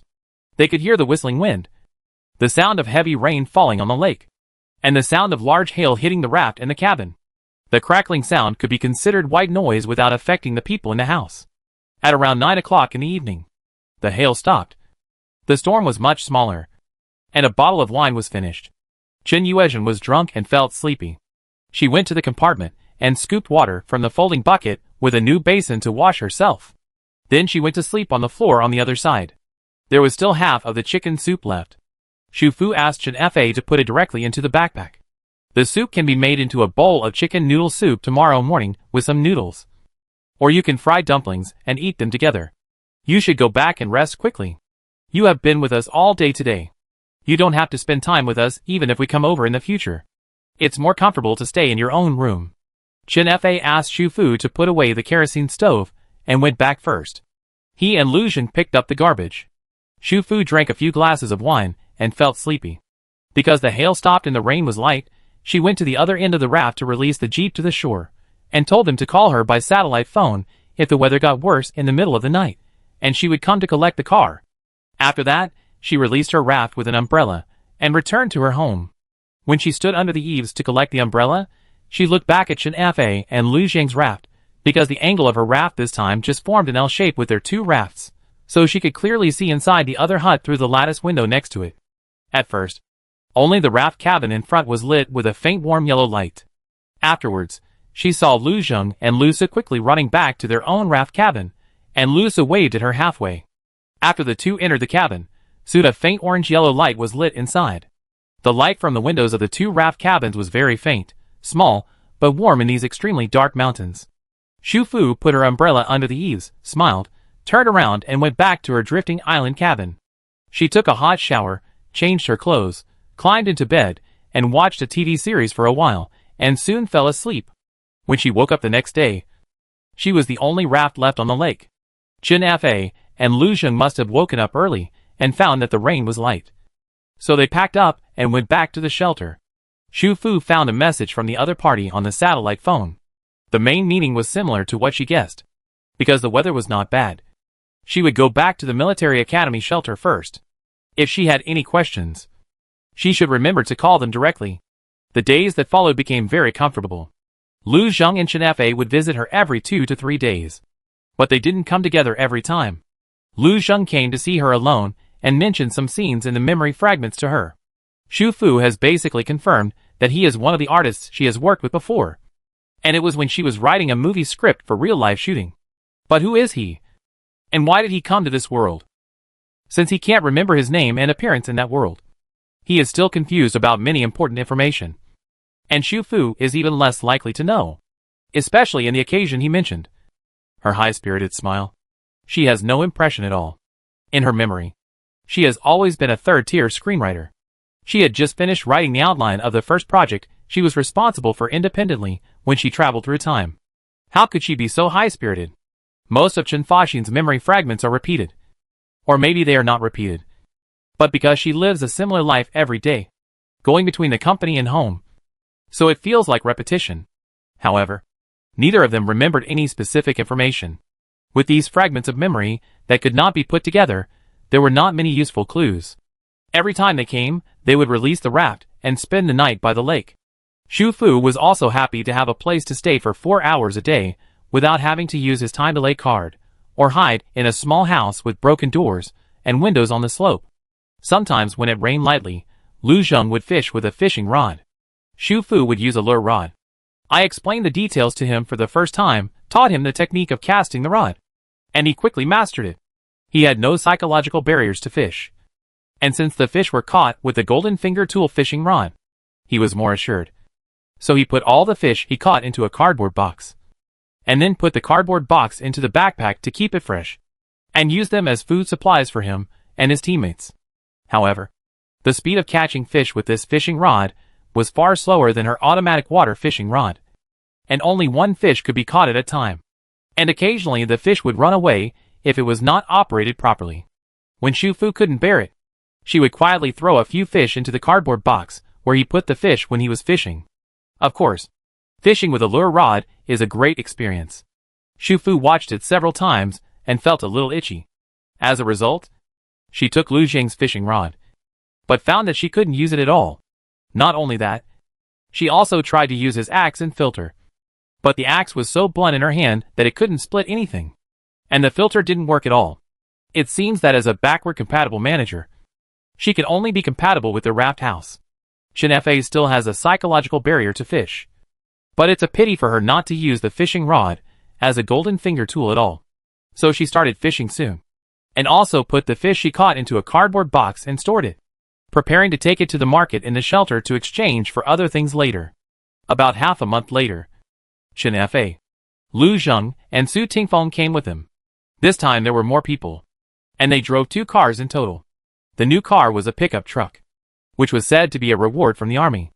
There were also a lot of things wrapped in waterproof tarpaulin in the truck bed. The 2 bottles of red liquid they handed in were sent back to the large army in Xiangzhou province by drones. The research conditions there were better.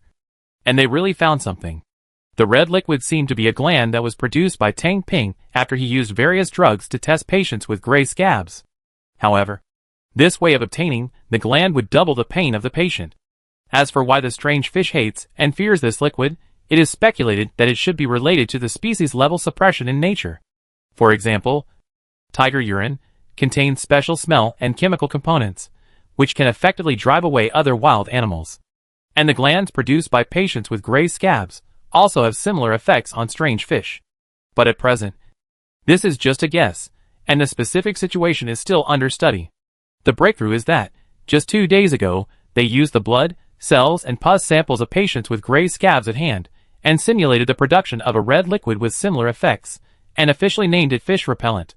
However, due to the small number of samples from patients with gray scab, the number of fish produced is limited, and it is not enough for use. The reason for the formation of the strange fish is also under study. Currently, researchers have 2 theories: new species and mutation of the original species. They also have a new name, called amphibious man-eating jumping fish, which is a very straightforward name. In addition, there is another name, called Heshi strange fish, because tracing back to the origin, the place where they first appeared and landed was the Heshi town. Chapter 87 Boundary Line. Currently, the Heshi strange fish is only distributed along the Qinghe River basin in the Beatty Plateau of Huague. They have the habit of swimming upstream to spawn, and are spreading all the way upstream, because they can go ashore and into the water. And the Qinghe River is long and deep. There is no proper way to completely eliminate this fish. In fact, the manpower and material resources of Xiangzhou province are very tight, and it is impossible to send extra troops to the Beatty Plateau to deal with this fish. The official appeal is that the people in the Qinghe River basin can only migrate and hide at present. Yucheng is at the uppermost reaches of Qinghe River, but it is still safe now, because there is a terrain difference in the middle. No matter how powerful the Heshi fish is, it is impossible to jump over such a high waterfall and spread directly to the coast of Yucheng. Of course, there is also a situation where the fish disaster will spread to Yucheng. Xu Fu could also guess the possibility that Chen Fa said. That is, the water level of Qinghe River continues to rise sharply, until the water level submerges the gap in the dam in the terrain difference area, and the difference in water level on both sides officially disappears. At that time, the Heshi fish can spread to Yucheng unimpeded. Because of this possibility, Gongzi and Xiao, who had been following Yudong all the way, finally decided to give up following the team and go south with other people as soon as possible, heading to the safer Xiangzhou province. The four brothers Su Tingfeng, the pigtailed man and the big guy, had either been saved by Lu Zheng or Chen Fa, and had decided to continue following them. Yu Dong had also been saved by Chen Fa, and more than once, and since this reunion, she was determined to follow her all the way, even though the six of them knew some things more or less.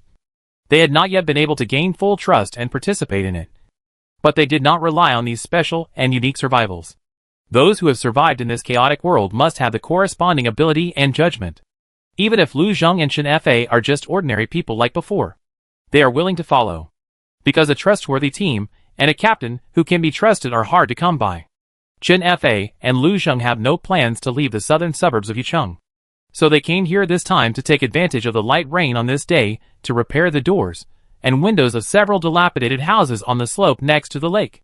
They brought a lot of tools, planning to dismantle and move the doors and windows of several small houses, and piece together and repair a complete house. In preparation for their temporary stay here, the official rewarded them with some points this time. So after they repaired the house this time, they had to stay in the shelter for a few more days, wait for the market trading day, and exchange more materials they needed, and then move to the lake. A week later, the scientific name ichthyosis came out, abbreviated as ichthyosis, and the existence and symptoms of gray scab patients were announced by the official network and the whole country. There are still many unsolved mysteries about this disease, such as the cause of the disease, and there is no cure. Many illegal underground organizations secretly conduct various experiments on these patients. Some family members of patients are desperate to find a cure, because the hospital cannot cure them, and they have to isolate them. So they voluntarily find these underground organizations, thinking that there is still a glimmer of hope. But in fact, it will only make the patients suffer more. The official announcement of this matter is also to prevent these tragic events that are quietly happening in various places. It's just that now there is chaos everywhere, and many places are too far away from the safe zone. Even if the official has released a unified message, there are still many places where tragedy continues, and the northern area of Yicheng is one of them.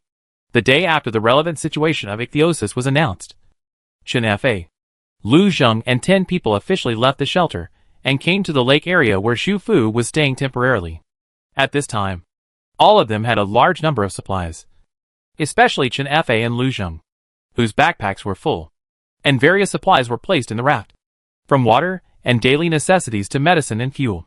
The two of them didn't want to waste Xu Fu's supplies. After all, she didn't know how long she would be trapped here, but they didn't want to see her alone. So before the situation here got completely bad, they brought enough supplies and came to be her raft neighbors.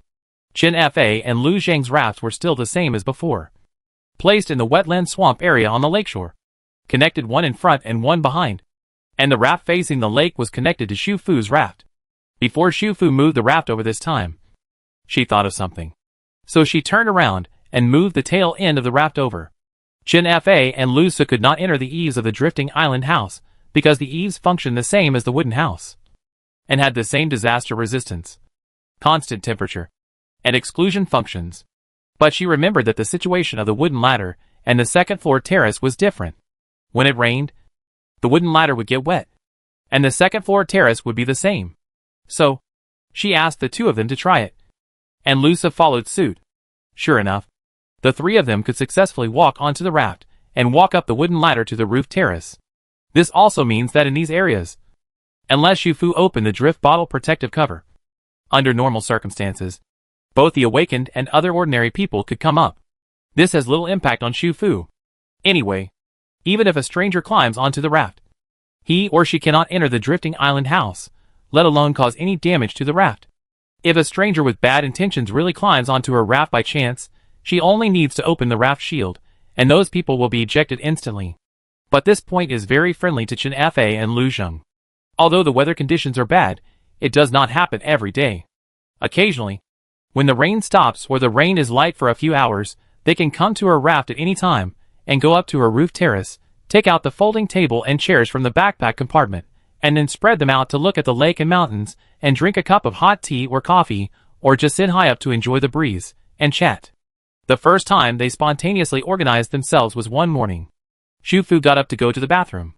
When he was half asleep and was about to go back to bed, he noticed something. So he opened the back door, put on his slippers, climbed 2 wooden steps and looked up. It wasn't raining outside. Although it was cloudy, it was a rare good day in a few days. On the terrace of less than 10 square meters, there were 2 camping folding tables and several folding chairs. The air was filled with the aroma of noodle soup. There were 2 gas stoves on a folding table, each with a pot. Lu So stood in front of one of the pots with a spoon. Qin Yuezhan stood on the other side, skillfully cutting the dough in his other hand with a kitchen knife. Lu So would occasionally stir the dough with the spoon in his hand to prevent the uncooked noodles from sticking together. Qin Fa and Lu Xun set out their bowls and chopsticks on another table. They noticed the movement on the wooden ladder and turned their heads at the same time. Awake? Lu Xun smiled at her. Sorry, it didn't rain today, so we thought of coming to your place for breakfast. Have you washed up? Hurry up and wash up, and come up to eat noodles. By the way, it's a bit cold outside, remember to put on more clothes. Knife-cut noodles, my grandmother's specialty. Qin Fa pointed to the pot on another gas stove. That pot is beef bone soup, a semi-finished product, with dehydrated vegetables added. The beef bone soup dumplings and flour are among the supplies dropped this time, given by the troops. The knife-cut noodles have 2 flavors, bone soup and spicy dry noodles. Which one do you want to eat? Qin Yuezhan also smiled. Shu girl, are you used to spicy food in the morning? Sister Fu Fu, your terrace is really nice. I've already told my brother that we will build a fence on the roof of our raft house and put up stairs. We also plan to install a roof for the terrace and put a waterproof awning on it. Actually, you can also put a waterproof awning here. Just put a few stainless steel rods to pull out the roof. Lu So still talks a lot as usual. I don't know if Lan, who was lying at his feet, was annoyed by his chattering. She got up silently and moved to Qin Fa's feet. After revealing its special identity, the cat stopped staring at her and meowing. It felt like it had achieved its goal and was just playing badly. Shu Fu looked at the lively terrace full of fireworks and said, bone soup, sliced noodles, add some spicy sauce, and hurried down the stairs to wash up. In addition to Qin Yuezhan's signature sliced noodles for breakfast, Lu Xing also pan-fried some vacuum-frozen chicken fillets, which were also semi-finished products, and were supplies from the army. The 5 people sat around the camping table to eat breakfast. The air on the lake after the rain was very fresh. The outdoor temperature was between 14 and 16 degrees, and it would rise to around 20 degrees at noon, but would drop to 11 or 12 degrees at night. This temperature sounds normal, but it is early August, the hottest season of the year. Even in the northern plateau, the temperature should not be so low. The weather has been a bit abnormal recently. Winter may come early this year. You should prepare for the cold as soon as possible, Shu Fu reminded. The main reason is that the raft cabin does not have a constant temperature effect. If the temperature drops from now on, when the real winter comes this year, it is very likely to be extremely low. Of course, the raft cabin does not have a constant temperature effect at present. And it may also be because the temperature outside is not extremely hot or cold, so the effect is not reflected. Just like the disaster prevention function discovered before.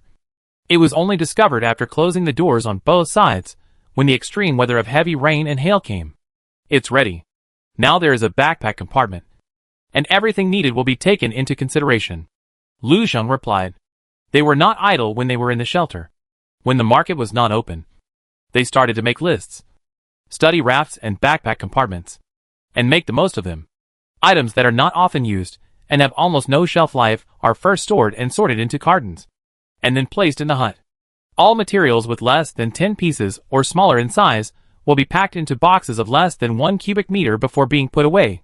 For example, bottled mineral water. 1 box contains 24 bottles. After the whole box is put into, no other items can be placed in the backpack. However, if the 24 bottles of water are taken out and replaced with a larger cardboard box, the box can still be filled with other things. Only materials with a volume greater than 1 cubic meter after stacking 2 to 10 pieces will be removed from the box and stored by piece. Shu Fu had heard about their way of storing things before, and provided them with new ideas at that time.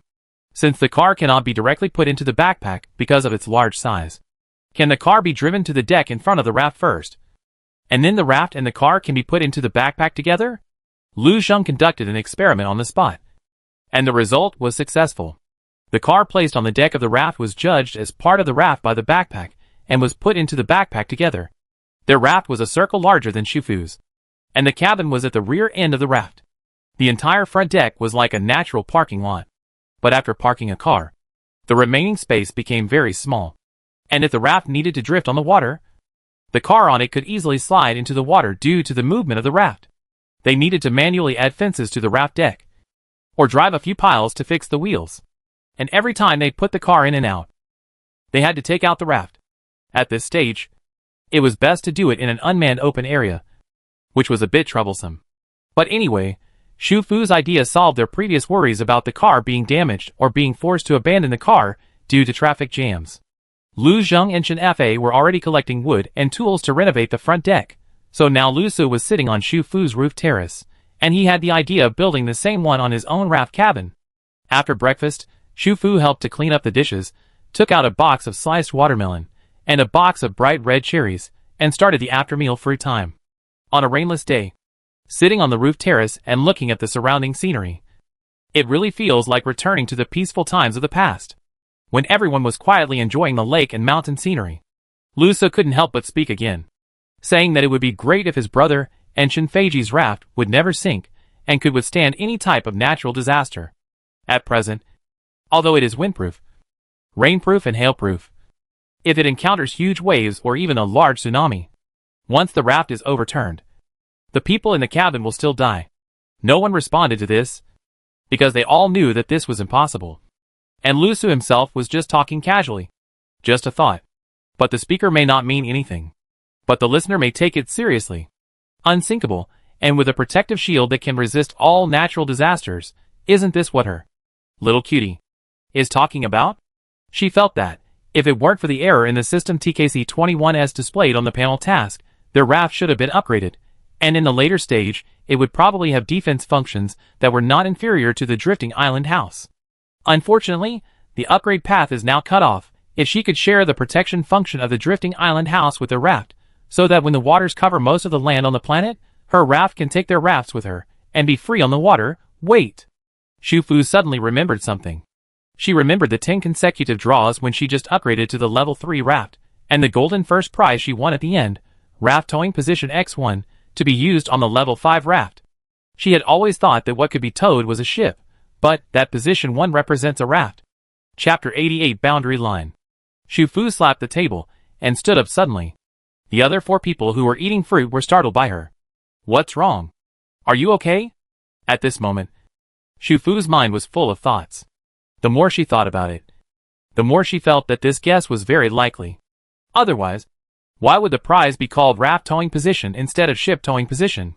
Moreover, the function that only appears on a level 5 raft should not only be towing, but the protective shield may also be shared. Although this guess can only be verified when the raft is upgraded to level 5. At this moment, she felt as if she had obtained another piece of the puzzle of the truth of the world. This is thanks to Lu Su. So Shufu walked to Lu Su's side, put a piece of matcha 1,000-layer cake in front of him, and praised him seriously. It's a good thing to have a wish, and it's worth rewarding. Lu Su? ? Except for the 4 people on Chen Fa and Lu Zheng's side, the others have been staying in the repaired hut on the slope beside the lake. They can't even enter Lu Zheng and Chen Fa's hut, and they can't do anything when they come here. However, they also got points for the 2 bottles of red liquid handed in by Chen Fa and Lu Zheng, and exchanged them for sufficient supplies.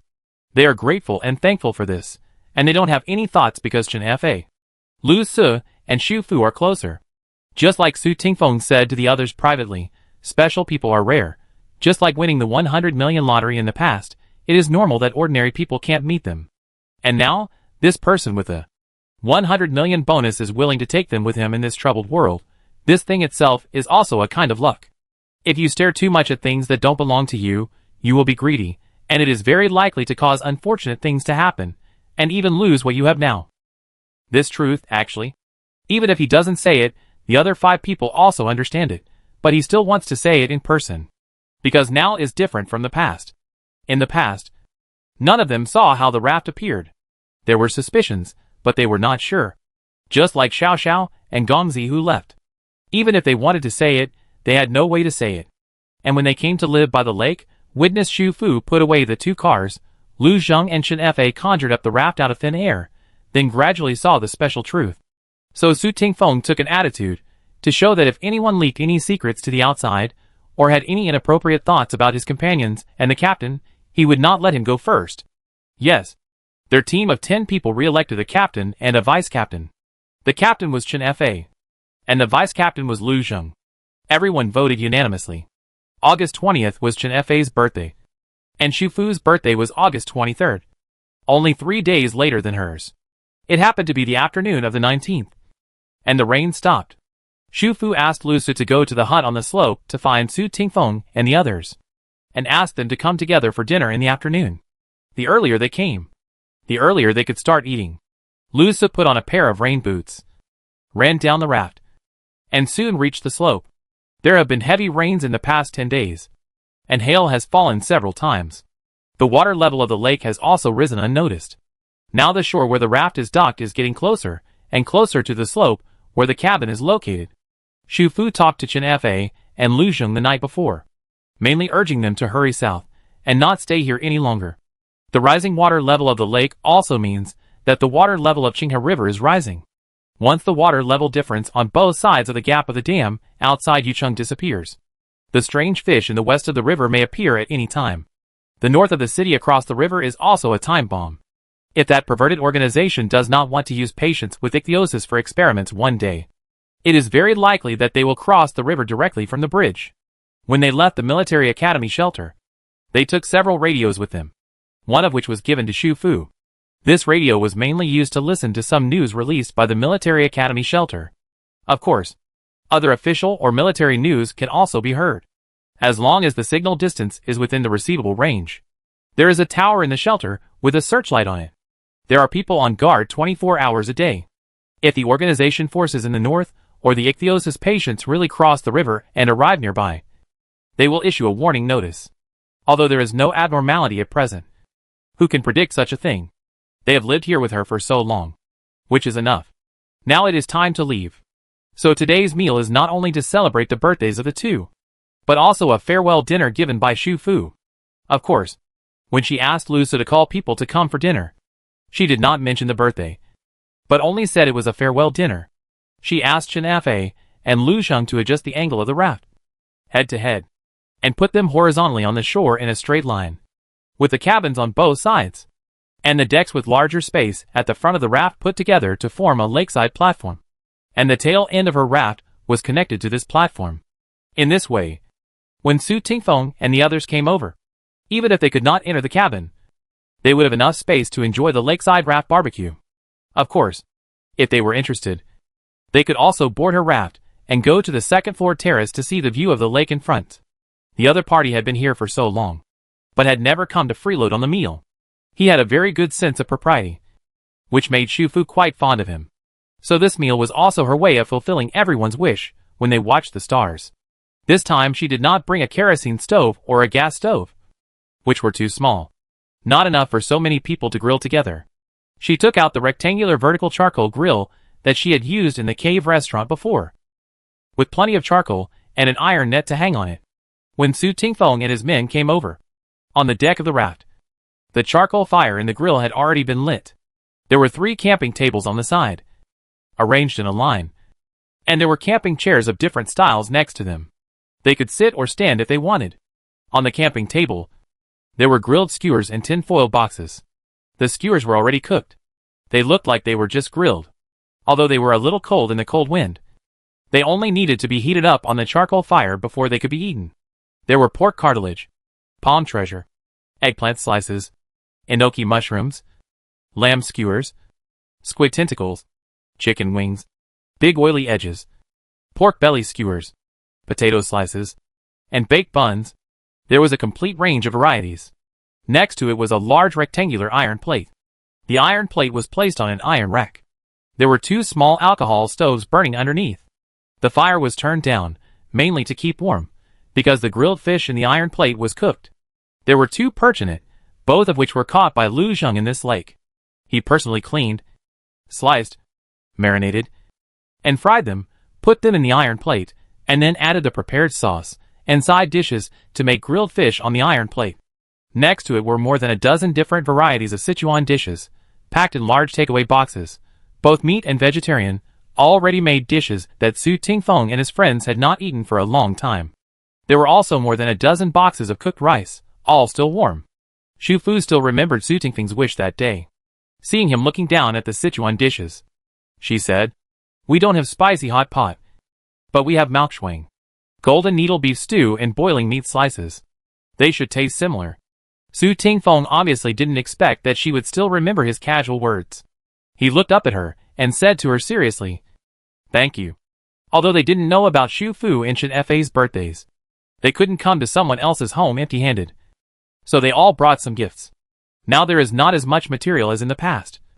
And the gifts are just simple little things, such as a brand new folding water cup, a beautiful pen, some canned drinks, and an unopened kitchen knife. Although simple, they are all carefully selected by everyone and are also very practical. Xu Fu accepted them one by one and thanked him, and prepared to leave them all for Chen Fei. Next to the Sichuan dishes, there was a big pot of vegetable and egg soup. Su Tingfeng and his team also had vegetables, although they were dehydrated vegetables. But eggs were something they hadn't seen for a long time, because they were fragile. They were not in the airdrop supplies, and they couldn't exchange them. Disposable bowls and chopsticks, paper towels, and some canned drinks were also prepared next to the soup pot. For Xu Fu, these things were really not much. After all, there were more than 30 dishes in her Sichuan cuisine gift package, and this was less than half of them. As for the barbecues, she didn't touch her barbecue gift bag. They were just part of the barbecue skewers she bought in Liyun City. Because they were all cooked food, they were more convenient to eat. And compared to barbecue, these were authentic barbecue skewers. They felt better when held in a hand. She actually wanted to take out some desserts and fruits, but firstly, there was no room on the table. Secondly, Chen Fei and Lu Zheng held her hands in time, indicating that it was enough. It was indeed enough. For this meal, the process of eating itself was greater than the result of eating. For them, it was a rare peaceful afternoon without rain, without strange fish and fish scale patience. And besides such a beautiful mountain lake, all the team members were together, sitting around the grill, grilling skewers, chatting and laughing, and clinking glasses with drinks. All of this was like a long-awaited dream coming true. In the evening, the dark clouds around the mountains around the lake gradually dissipated, and the long-lost sunlight fell through the gaps in the clouds. The originally dark lake surface gradually turned into a deep ink blue, and the snow on the peaks in the distance was covered with a layer of golden light. It was the long-lost sunset glow. "We are so lucky." Lu Zhe stood on the terrace of the drifting island house and looked at the sunset in the distance with emotion. Although his brother had built a covered terrace for his and Chen Fei's raft cabin with Su Tingfeng during the time he stayed by the lake, he still liked to run to Xu Fu's terrace. The main reason was that their terrace fence, pillars, and top were all renovated from the furniture and bed boards in 2 other uninhabited houses on the slope of the shore. Not only were the colors different, but they were also uneven and looked super ugly. Inside the hut, his brother and Chen Fei worked together to install wooden partitions and door curtains, dividing the hut into a bedroom and a living room, separating the sleeping area from the dining area, which made him quite satisfied. "Yeah, we are so lucky." Lu Zheng, who was standing next to him, turned his head and looked at Xu Fu on the other side. She was wearing a velvet home robe today. The dress was very long, and the hem covered her ankles. The collar was a big cartoon hood with ears on it. She might be a little cold at the moment, so she pulled up the hood, and the 2 long plush ears on it naturally fell on both sides of the hood. She also kicked the hood with her hands, and only her fair face was exposed. From the side, her eyelashes were thick and long. Her lips were rosy, and she had a kind of cute feeling that made people's hearts melt. This rare and extreme contrast made him unable to look away. They had agreed yesterday that as long as the farewell banquet was over, and the weather conditions were not extremely bad the next day, they would set off. But he really didn't want to leave. After they all left, she would be the only one left here. Although he understood that she was different from them, and that she had things she had to do. In this end of the world, how lonely would it be to walk alone without a companion? Xu Fu probably noticed his gaze, turned around and looked at him, smiled at him. After tomorrow, be careful about everything. In this world now, places without people are not scary. Places with people are scary. But he couldn't laugh. He remembered the farewell at the Suicheng Library. Now thinking back, in fact, she should have been in the same situation that time. At that time, she clearly understood that after everyone evacuated, she would be left in the precarious water city, alone and helpless. But at that time, how did she say goodbye to them with a smile? During the period before she lost contact and then reconnected, did she always stay alone in the quiet and deserted Suicheng?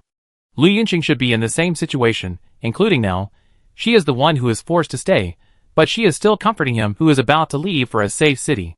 All kinds of emotions surged in Lu Jing's heart. Part of these emotions came from another world. He looked at her smile, reached out to touch her face gently, but in the end, the hand he stretched out fell on her head. He rubbed her hat, and then pinched the drooping furry ears with his fingertips, which made his heart palpitate. For a moment, it seemed that some new fragments of memory emerged in his mind. On the podium, she was wearing a black evening gown, holding a trophy in her hand. She was smiling as she gave a thank you speech. Apparently because she had won an award. What award? She was saying. The script for the second season is already being prepared. I hope everything goes well. What second season? The scene changed, and he seemed to be standing in front of a large TV screen. Many people around him stopped because of the disaster seen on the screen. His first reaction at the time was to feel scared.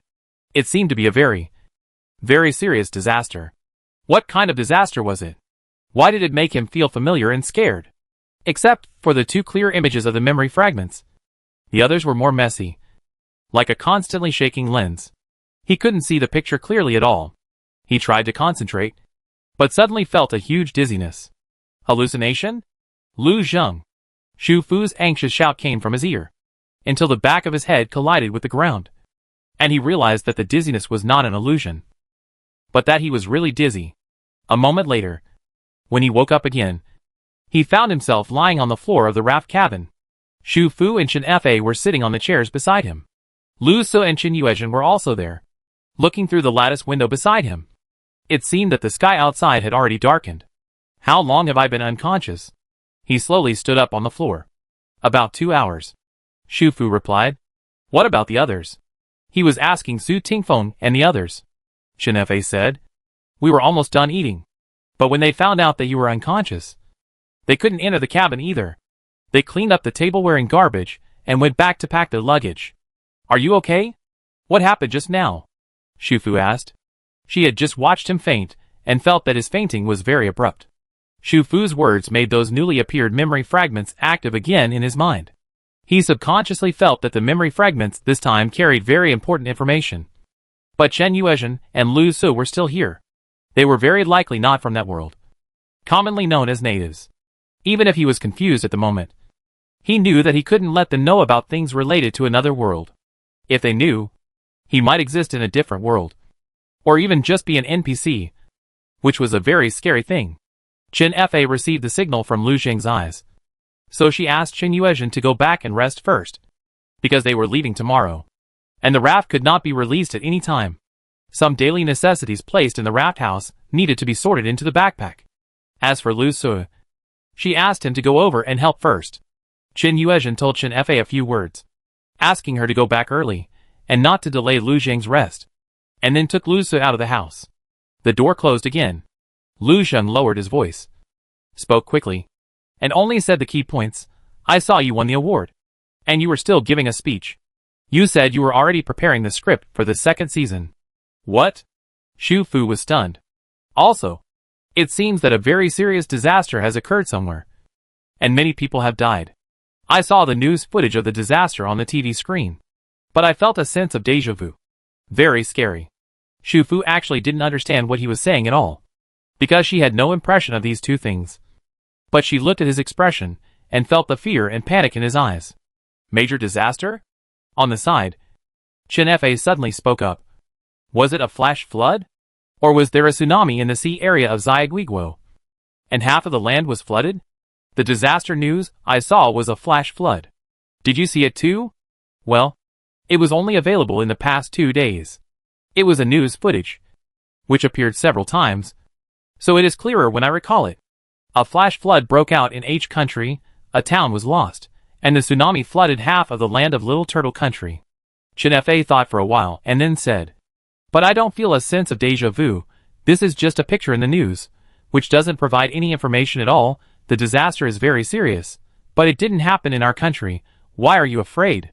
I don't know, but I feel a sense of déjà vu, and it makes people feel an inexplicable chill. However, what it is similar to, what makes him feel scared, he still can't remember. Chen Fei nodded. Memory fragments are all random. In fact, this time, it was the first time that the memory fragments in her and Lu Xing's mind matched. She thought, turned her head to look at Xu Fu, wanted to ask her if she had any impression of these memory fragments, but when she turned around, she met Xu Fu's extremely ugly face. What happened? Nothing happened. What? Chen Fei didn't understand. What you said, and what Lu Xing just said, the two disasters, the small turtle country lost half of its land, and my award speech, these things, in my memory, none of them happened. Chapter 89 Borderline.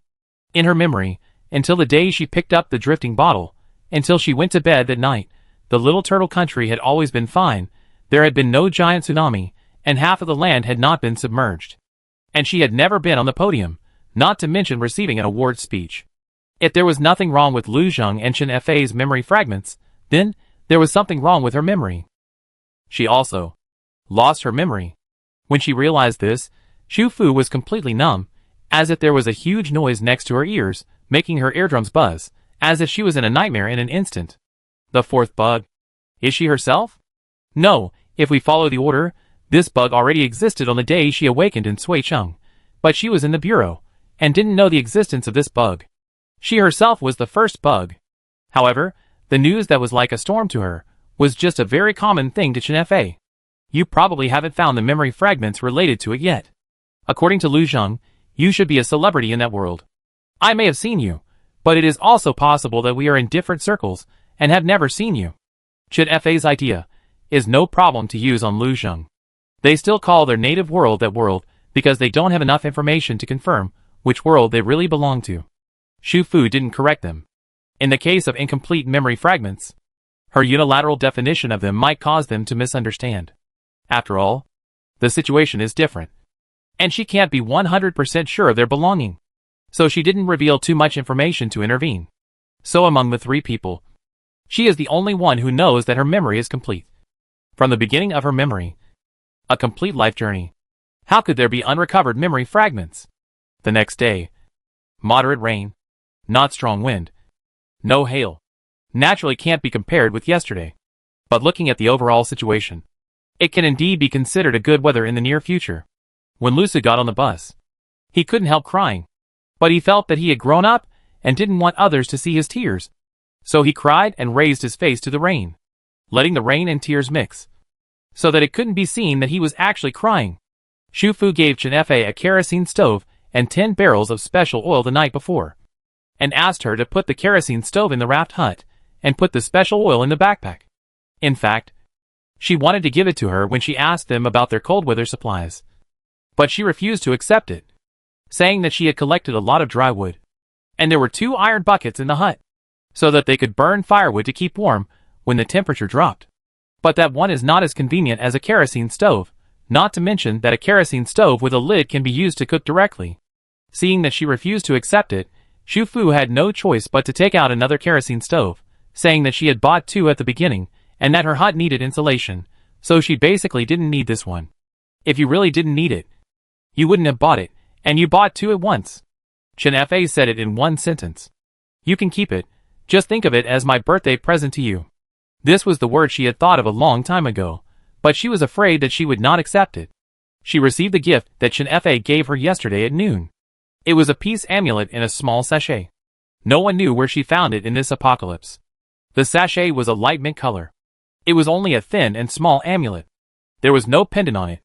It was only tied with a black leather rope. The leather rope was long enough to hang the sachet around her neck and keep the amulet close to her body.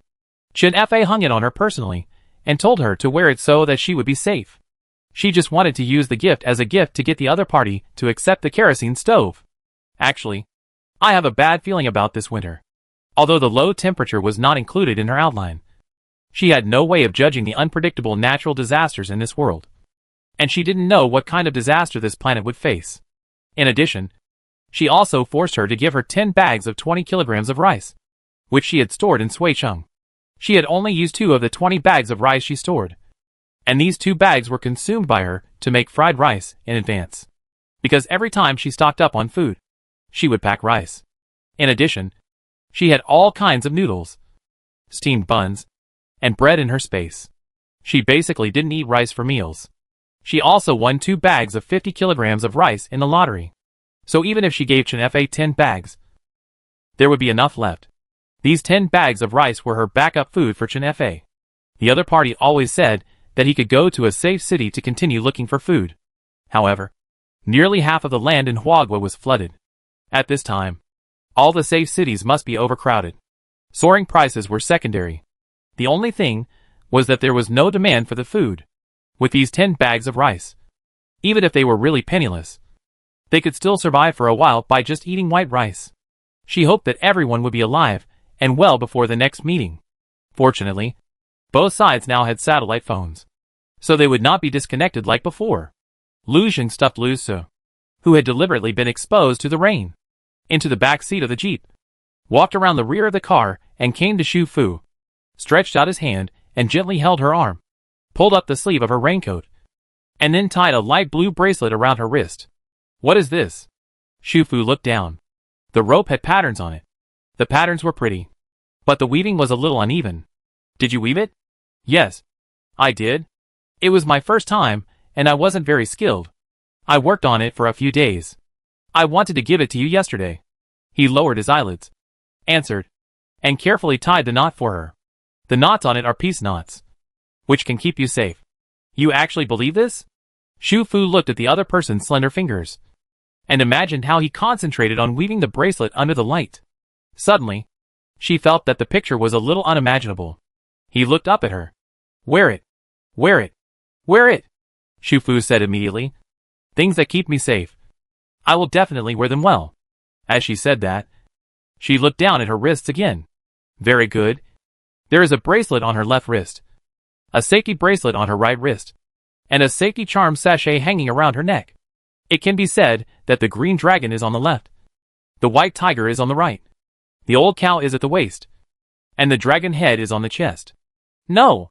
Xu Fu shook her head, getting rid of some strange images in her mind.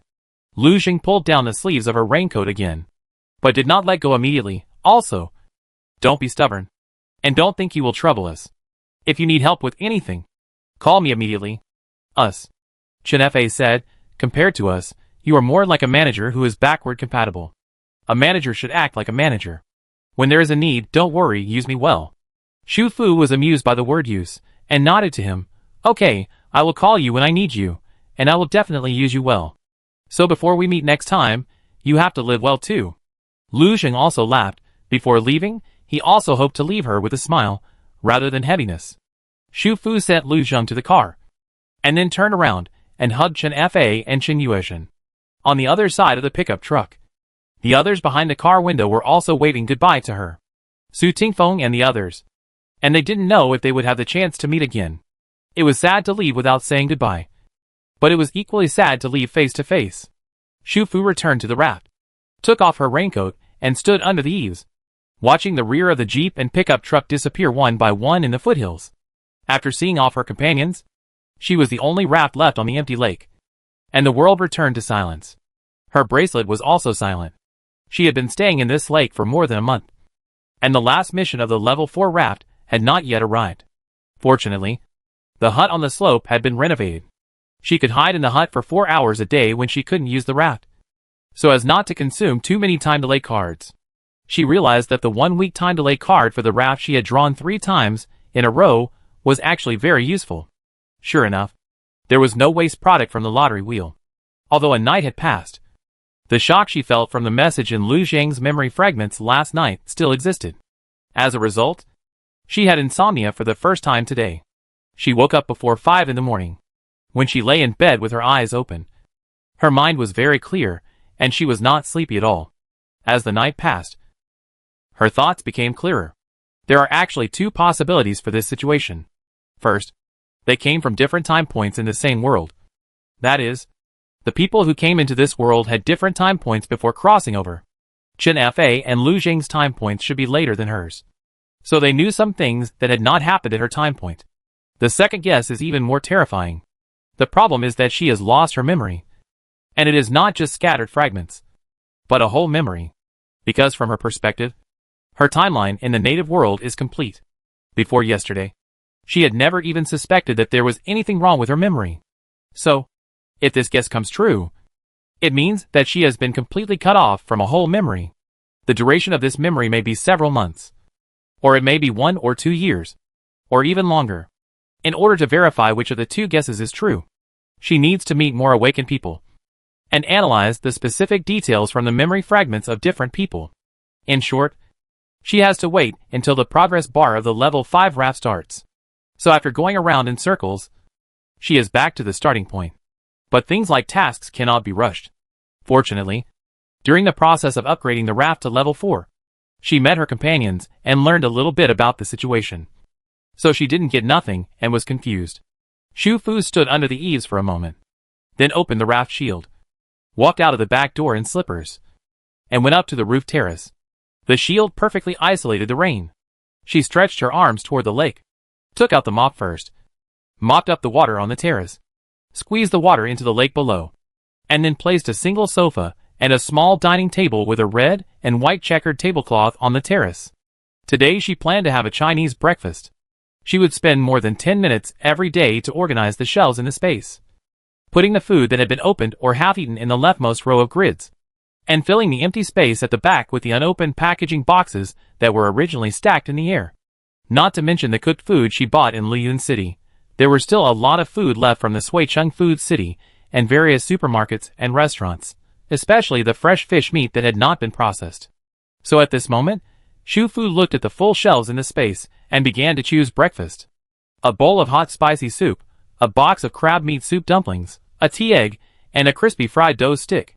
There were only 4 crab meat soup dumplings in a box, and the spicy soup was not much, so she could finish them all. Raindrops fell on the protective shield, and the sound of rain weakened a lot. Only fine white noise.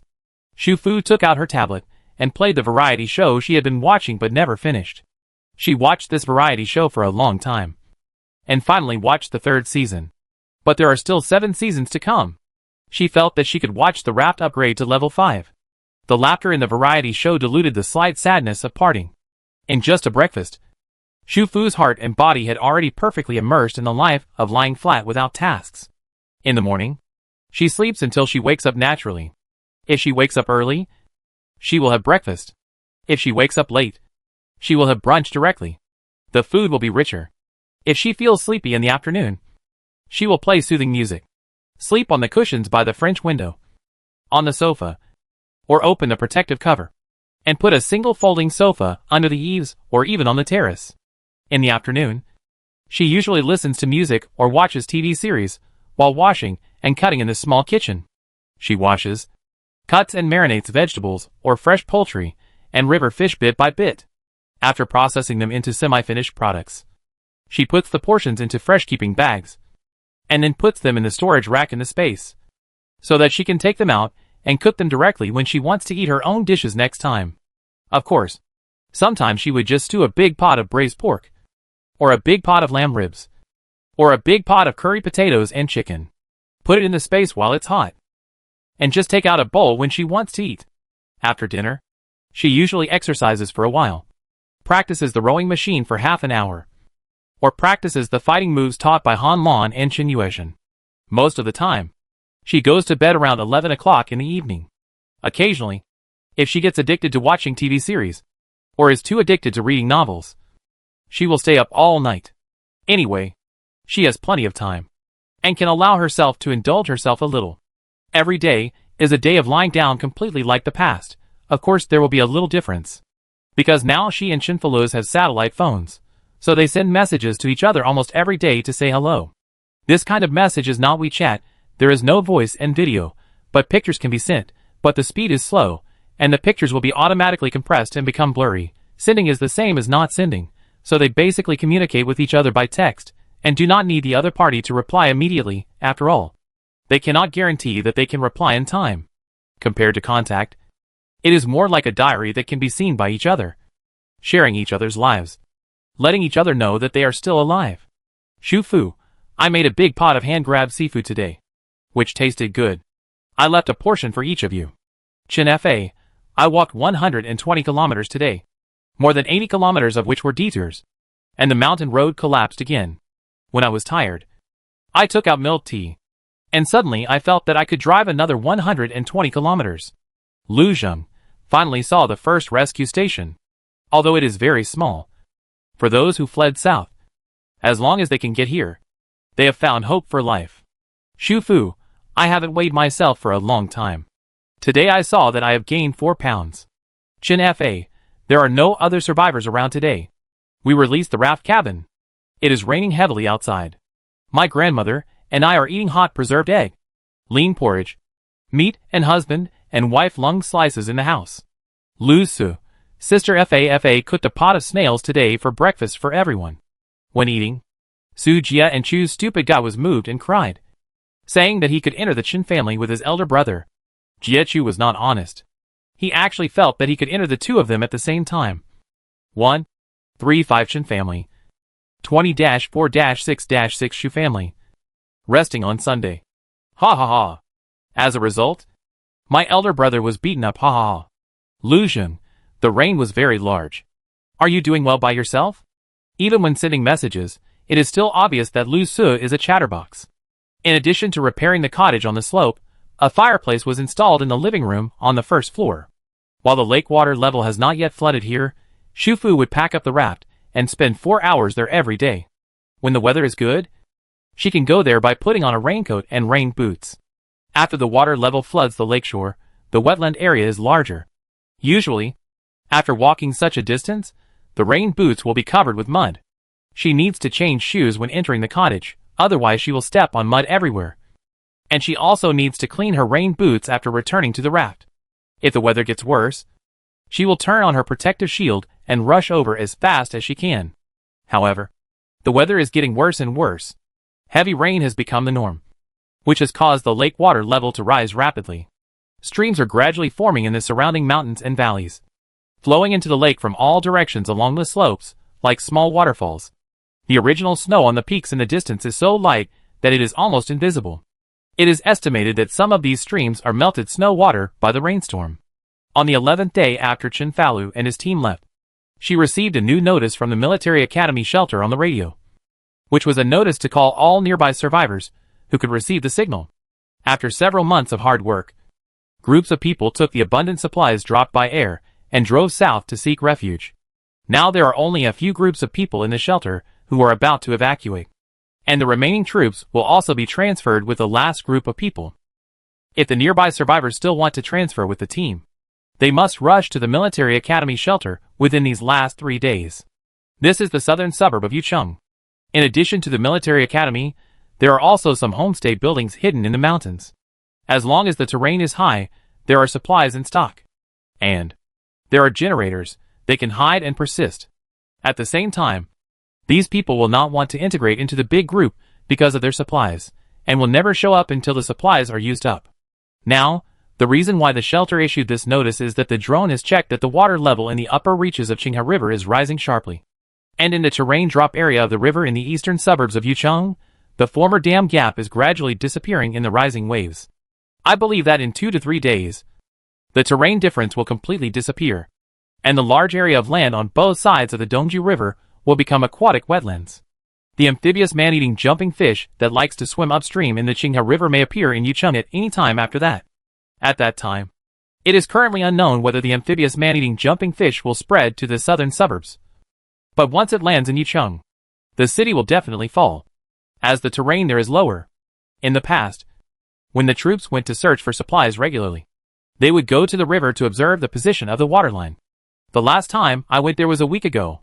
Even the waterfront commercial street, which was originally a long distance away from the river, has begun to accumulate water. Once the river overflows, water does not only come from the river surface, but the most important thing is the sewer. The sewer is interconnected under the city. The water in the sewer will overflow. Even the low-lying areas of the city far away from the river will begin to accumulate water. Yucheng will fall soon, so the shelter will make a concerted effort to evacuate all the remaining people within 3 days. Shufu didn't know if there were any survivors hiding nearby, nor did she know if those survivors had received the news, and whether they would follow the advice and go south with the main force after hearing the news. The mountain lake where she was had always been very quiet. It rained heavily every day, compared to when she had just landed in Hishi town. The weather here was getting worse and worse. It seemed that all the rain in the northern plateau for hundreds of years had fallen in this month. On the 6th day after she received the news of the evacuation of the shelter to the south, the bracelet that had been silent for more than 2 months finally vibrated. She looked down and saw that there were 2 icons flashing at the same time. One was the map panel, and the other was the notebook icon. The last mission is finally here. Chapter 90 Boundary Line. Qinghe River detected. Yunqing waterway is unblocked. Please click to activate. This means that, even without the temporary waterway, she can leave the lower reaches of Qinghe River smoothly, and return to the deep water area in the hilly area. No wonder the last mission took so long to come. It turned out that she was waiting for the waterway to be unblocked. Within 3 days, complete the Yunqing check-in mission, and you will get a 5% progress bar for level 4 of the raft. Current progress of level 4 of the raft, 95%. Note, 40% of the progress bar will be deducted if this mission is not completed. Having had many experiences with strange missions, Xu Fu was a little surprised that this mission was normal. The overall altitude of Yunqing is only 400 meters. As early as the end of May, when she rushed to the Beatty Plateau through the Yunqing had temporary waterway. Yunqing had been flooded, and only some high-rise buildings and higher peaks in the suburbs remained. As for now, even the remaining high-rise buildings should be submerged in the water. Right? However, after so many missions, Xu Fu can also make some guesses based on the missions. The progress bar of 40% is deducted for unfinished missions, which means that this is a slightly urgent, but not so urgent mission. The check-in location Yunqing is outside the Beatty Plateau, which means that all the missions on the Beatty Plateau have been completed. The waterway is open again, and the situation here is gradually becoming bad. She has to withdraw from Yucheng to Yunqing. It is definitely the fastest to go along the Qinghe River. The waterway to raindrop area outside Yucheng should have disappeared, so she can take a raft to directly cross the entire Beatty Plateau and drift all the way from Yucheng to Yunqing. She continued to click on the map panel to check, and found that in addition to the widened Qinghe waterway, the temporary waterway that originally appeared for a limited time has also become a large area of water. There are many dark green marks in the water, and outside this area of water, it is connected to a larger area of water. She continued to drag the screen, and saw that from the original site of Yunqing to the original site of Lianqing, and then to the original site of Suicheng, the water maps that had disappeared before, and could be moved freely had indeed reappeared. According to the Qinghe waterway, it can be identified that the dotted dark green marks in the original temporary waterway area should be the hill, where the raft was washed up by the huge waves. During her stay in the Beatty Plateau to perform tasks, the water level gradually rose, and now it finally covered this area. The lowest altitude area in the southeast of the Beatty Plateau has merged with the large water area in the hilly area. Although the water map in her hand still shows a small number of places, it can be seen from the water map that this planet is one step closer to becoming a complete water world. There is no red dot representing the raft on the map at present, because the raft is not on the Qinghe River map, and it is temporarily impossible to set a route from Yucheng to Yunqing. She will leave the southern suburbs of Yucheng first, return to the city, and release the raft on the river. Xu Fu moved quickly, and put on a warm fleece and a lightweight waterproof jacket in a few seconds, and then put on high waterproof boots, and finally put on a traditional raincoat. Now she had a car, so she didn't have to walk back to the city. The raincoat was just for a short break. After everything was ready, she readjusted the direction of the raft, set the drifting speed to the highest 60, and headed for the shore. The lake had become much larger, and the original shore had become a shallow water area.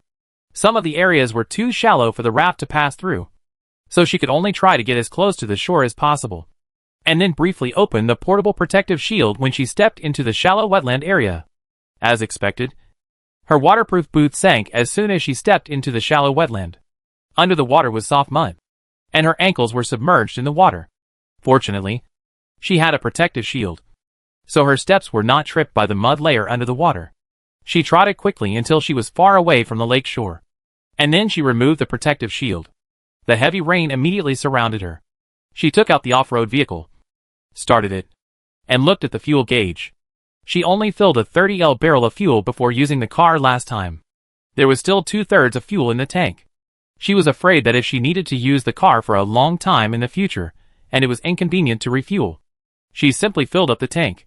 She got in the car, put the raincoat she took off into the space, opened the mobile phone map to set the destination navigation, and then started the car and drove towards the foothills not far away.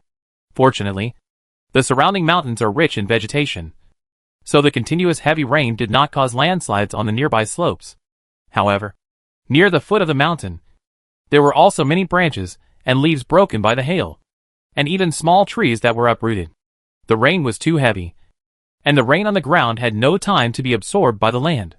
The green grass was rolled over by the wheels, and dark brown mud was turned out. Some slopes looked good, but when the wheels passed by, the tires would sink down a little. Fortunately, the mud layer was not deep. Otherwise the wheels would be stuck. Even if she could get out of trouble by folding and placing the car, it would be difficult to drive on this road. About half an hour later, the car finally drove out of the forest and returned to the three-way intersection. She turned right at the three-way intersection and headed north along the main road of the southern suburbs. She didn't know what happened on this road. It was even more dilapidated than 2 months ago. Most of the trees on the side of the road fell to the ground. There were all kinds of broken branches and rotten leaves on the road, as well as some garbage and crushed food. Fortunately, the off-road vehicle had a high chassis and sufficient power, so she passed this section safely. She walked here, from the waterfront commercial street to the three-way intersection of the southern suburbs, and it took 4 hours to walk. It took about an hour to drive back. It could have been faster, but because of the bad road conditions, the speed was forced to slow down. After 2 months, weeds and shrubs grew wildly in every corner of the city. They not only spread to every place, but also grew out from the walls of various damaged buildings. The city seemed to be built in the woods. If she had left 1 or 2 months later, the number and area of plants here would have far exceeded the city buildings. Yucheng is slowly disappearing in a different way from Suicheng and Liyunqing. Near some buildings in the city, she also saw the figures of living ichthyosis patients. The reason why she could judge that they were alive was that some patients with light gray stratum corneum all over their bodies were squatting in the heavy rain on the side of the road, lowering their heads to gnaw on something in their hands. Xu Fu thought of the message that Shen Fa and Lu Zheng had brought her. Although the troops had given up on these patients, they could not bear to see them die of hunger. So every time they returned to the city to search for supplies, they would leave some food in the buildings in the area where the ichthyosis patients were active. These patients ate both raw and cooked food, as well as spoiled food. Just like their sense of taste had degenerated, their demand for food was not as intensive as before. They would usually start looking for food for themselves after being hungry for 2 or 3 days, and would eat both meat and vegetables. Xu Fu drove by and saw some people with ichthyosis sitting against the wall, with their heads tilted to one side and a numb expression as they ate the weeds growing on the wall. After such a long time, their clothes had basically fallen off. Their hair was gone. Their whites were still bloodshot, and their entire bodies, including their fingertips, were covered with patches of light gray stratum corneum. They would react when they saw her car passing by, but the reaction was very slow. Their eyes would pass by the car and then slowly move away. This look and reaction reminded Xu Fu of the wild dogs gnawing on garbage on the roadside. In short, they didn't look like humans, especially their current appearance, which looked more like fish without a tail. Xu Fu looked at them for a moment, but still withdrew her gaze. Seeing the former human become like this because of ichthyosis, anyone would feel uncomfortable and unbearable. This was the emotion of the same race, a kind of sadness of sympathy for one's own kind. The car had not driven far when she soon saw the figure of the strange fish from Hushi. It was still ugly, swinging its tail with a spine, lying in a low-lying puddle. When it saw the car, it jumped over, but one of the strange fish from Hushi did not jump far. A hand covered with light gray keratin reached out from the side. The strange fish, which should have been responsive, did not jump away immediately, but squatted in place as if stunned. A patient with fish scales grabbed the fish. The fish began to struggle and bit the patient's hand, but it did not bleed. The keratin layer that had fallen off several times seemed to become like a hard shell, which could resist the sharp fish teeth. The other strange fish nearby did not attack the patient, but quickly jumped and scattered, just like the reaction they had when they sensed the red liquid before. The captured strange fish swung its tail spine, which was more powerful, and successfully pierced the patient's arm. However, the paralysis effect did not take effect, and the patient grabbed the tail spine and pulled it off the fish's tail. He lowered his head and bit the still twisting fish. The abdomen of this strange fish was the softest, and was directly bitten by the patient. The fish struggled and bit frantically, but it did not affect the patient, who was holding it tightly. He began to eat slowly, and the little fish blood oozed out from the corner of his mouth. This scene made Xu Fu's scalp numb, and he almost vomited. She knew how smelly the internal organs of the Heshi fish were, but the ichthyosis patient seemed to be completely insensitive. She thought of the scene when the patient caught the fish just now, and then thought of the red liquid. According to official statements, the red liquid that repelled fish seemed to be extracted from the glands produced by drugs in ichthyosis patients. Later, they used the patient's cells, pus and blood to simulate a liquid with the same effect. This also means that the ichthyosis patients themselves are actually the ones that the strange fish are afraid of. Just like in nature, no matter how powerful a species is, it always has natural enemies. The strange fish in Heshi and the patients with ichthyosis appeared at about the same time, along the Qing River in the Beatty Plateau. Does this mean that the strange fish is afraid of that smell because the patients with ichthyosis are their natural enemies? Xu Fu had various guesses in his mind, but he did not slow down. After passing through this area where the human-fish food chain coexisted, he drove forward for another 10 minutes, and finally had to stop. The city road ahead was no longer a series of puddles, but a gray, yellow, dirty water area with all kinds of garbage floating on it.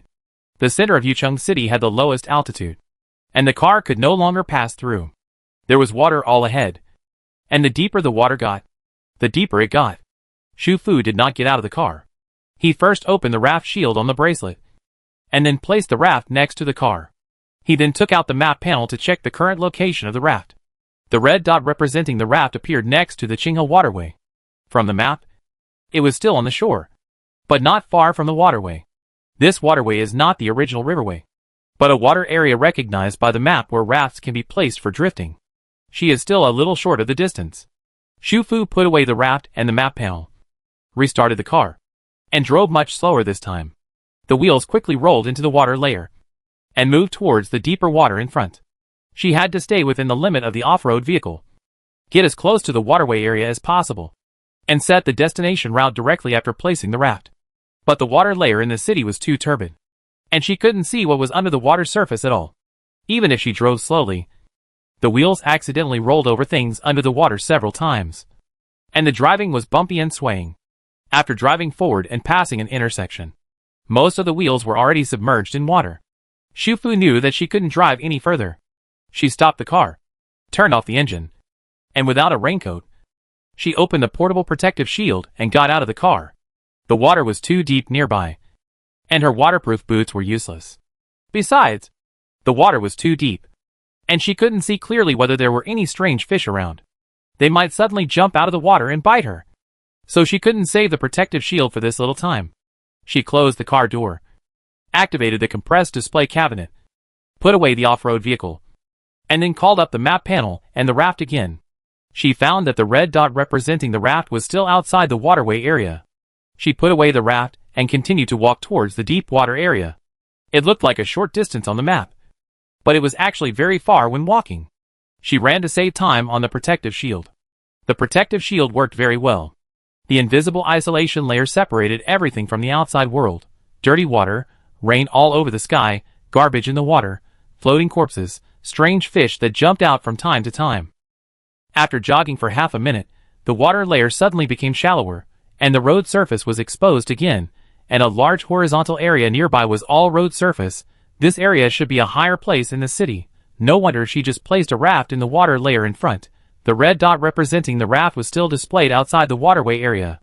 After passing this high-lying area, Xu Fu took out the raft again and placed it.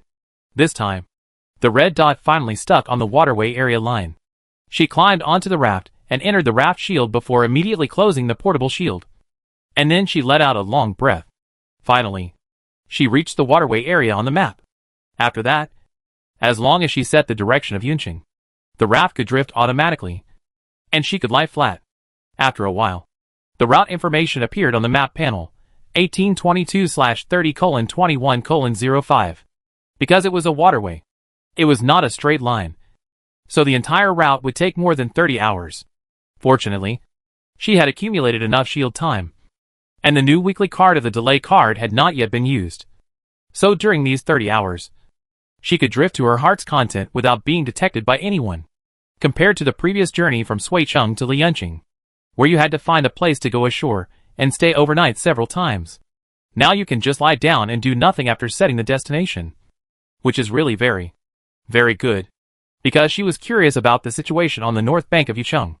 After the raft began to drift, she intervened manually, and did not go directly east from the flooded urban area on the south bank, but went north first, across the entire south of the city, into the river, and tried to stay as far north as possible, and then let the raft continue to go east along the northern waterfront. The raft had its protective shield on from the beginning, so she was not worried about being discovered. She was almost walking along the edge of the building on the north bank. She saw the street where they were sniped when they passed from the south at night. The road surface of this street was almost submerged in water. She took out a high-powered telescope, climbed up to the roof terrace, and began to check. She saw a high roadblock at the end of the street, which should be a guardrail to prevent ichthyosis patients from jumping directly into the water. She also saw a figure standing guard on the top of a building near the guardrail. This was the first time she saw a living person other than ichthyosis patients in Yucheng. The person was fully equipped with weapons and equipment, and from time to time, he would use the telescope on the sniper rifle to scan the surrounding area. The raft headed eastward. High roadblocks and guardrails stood at the end of every street. There were sentries nearby. The built-up areas near the river became flooded areas. The fences along the river had long disappeared. If there were not more buildings on the river bank than on the south bank, she would not have been able to tell where the original river bank was. The raft was moving very fast, and as it flowed downstream, it soon left the area with more buildings and entered the eastern suburbs. Xu Fu put away the telescope and was about to walk down the terrace when she heard a huge explosion from the north bank of Yucheng behind the raft. The wooden ladder was facing the north bank. She immediately raised her telescope to check and saw huge black smoke rising from the north of Yucheng. In the sky, there was a plane flying at a very high speed. Wherever it passed, there was another explosion accompanied by fire. Then, the fire of the explosion was quickly extinguished by heavy rain, and black smoke rose to the sky from the explosion site.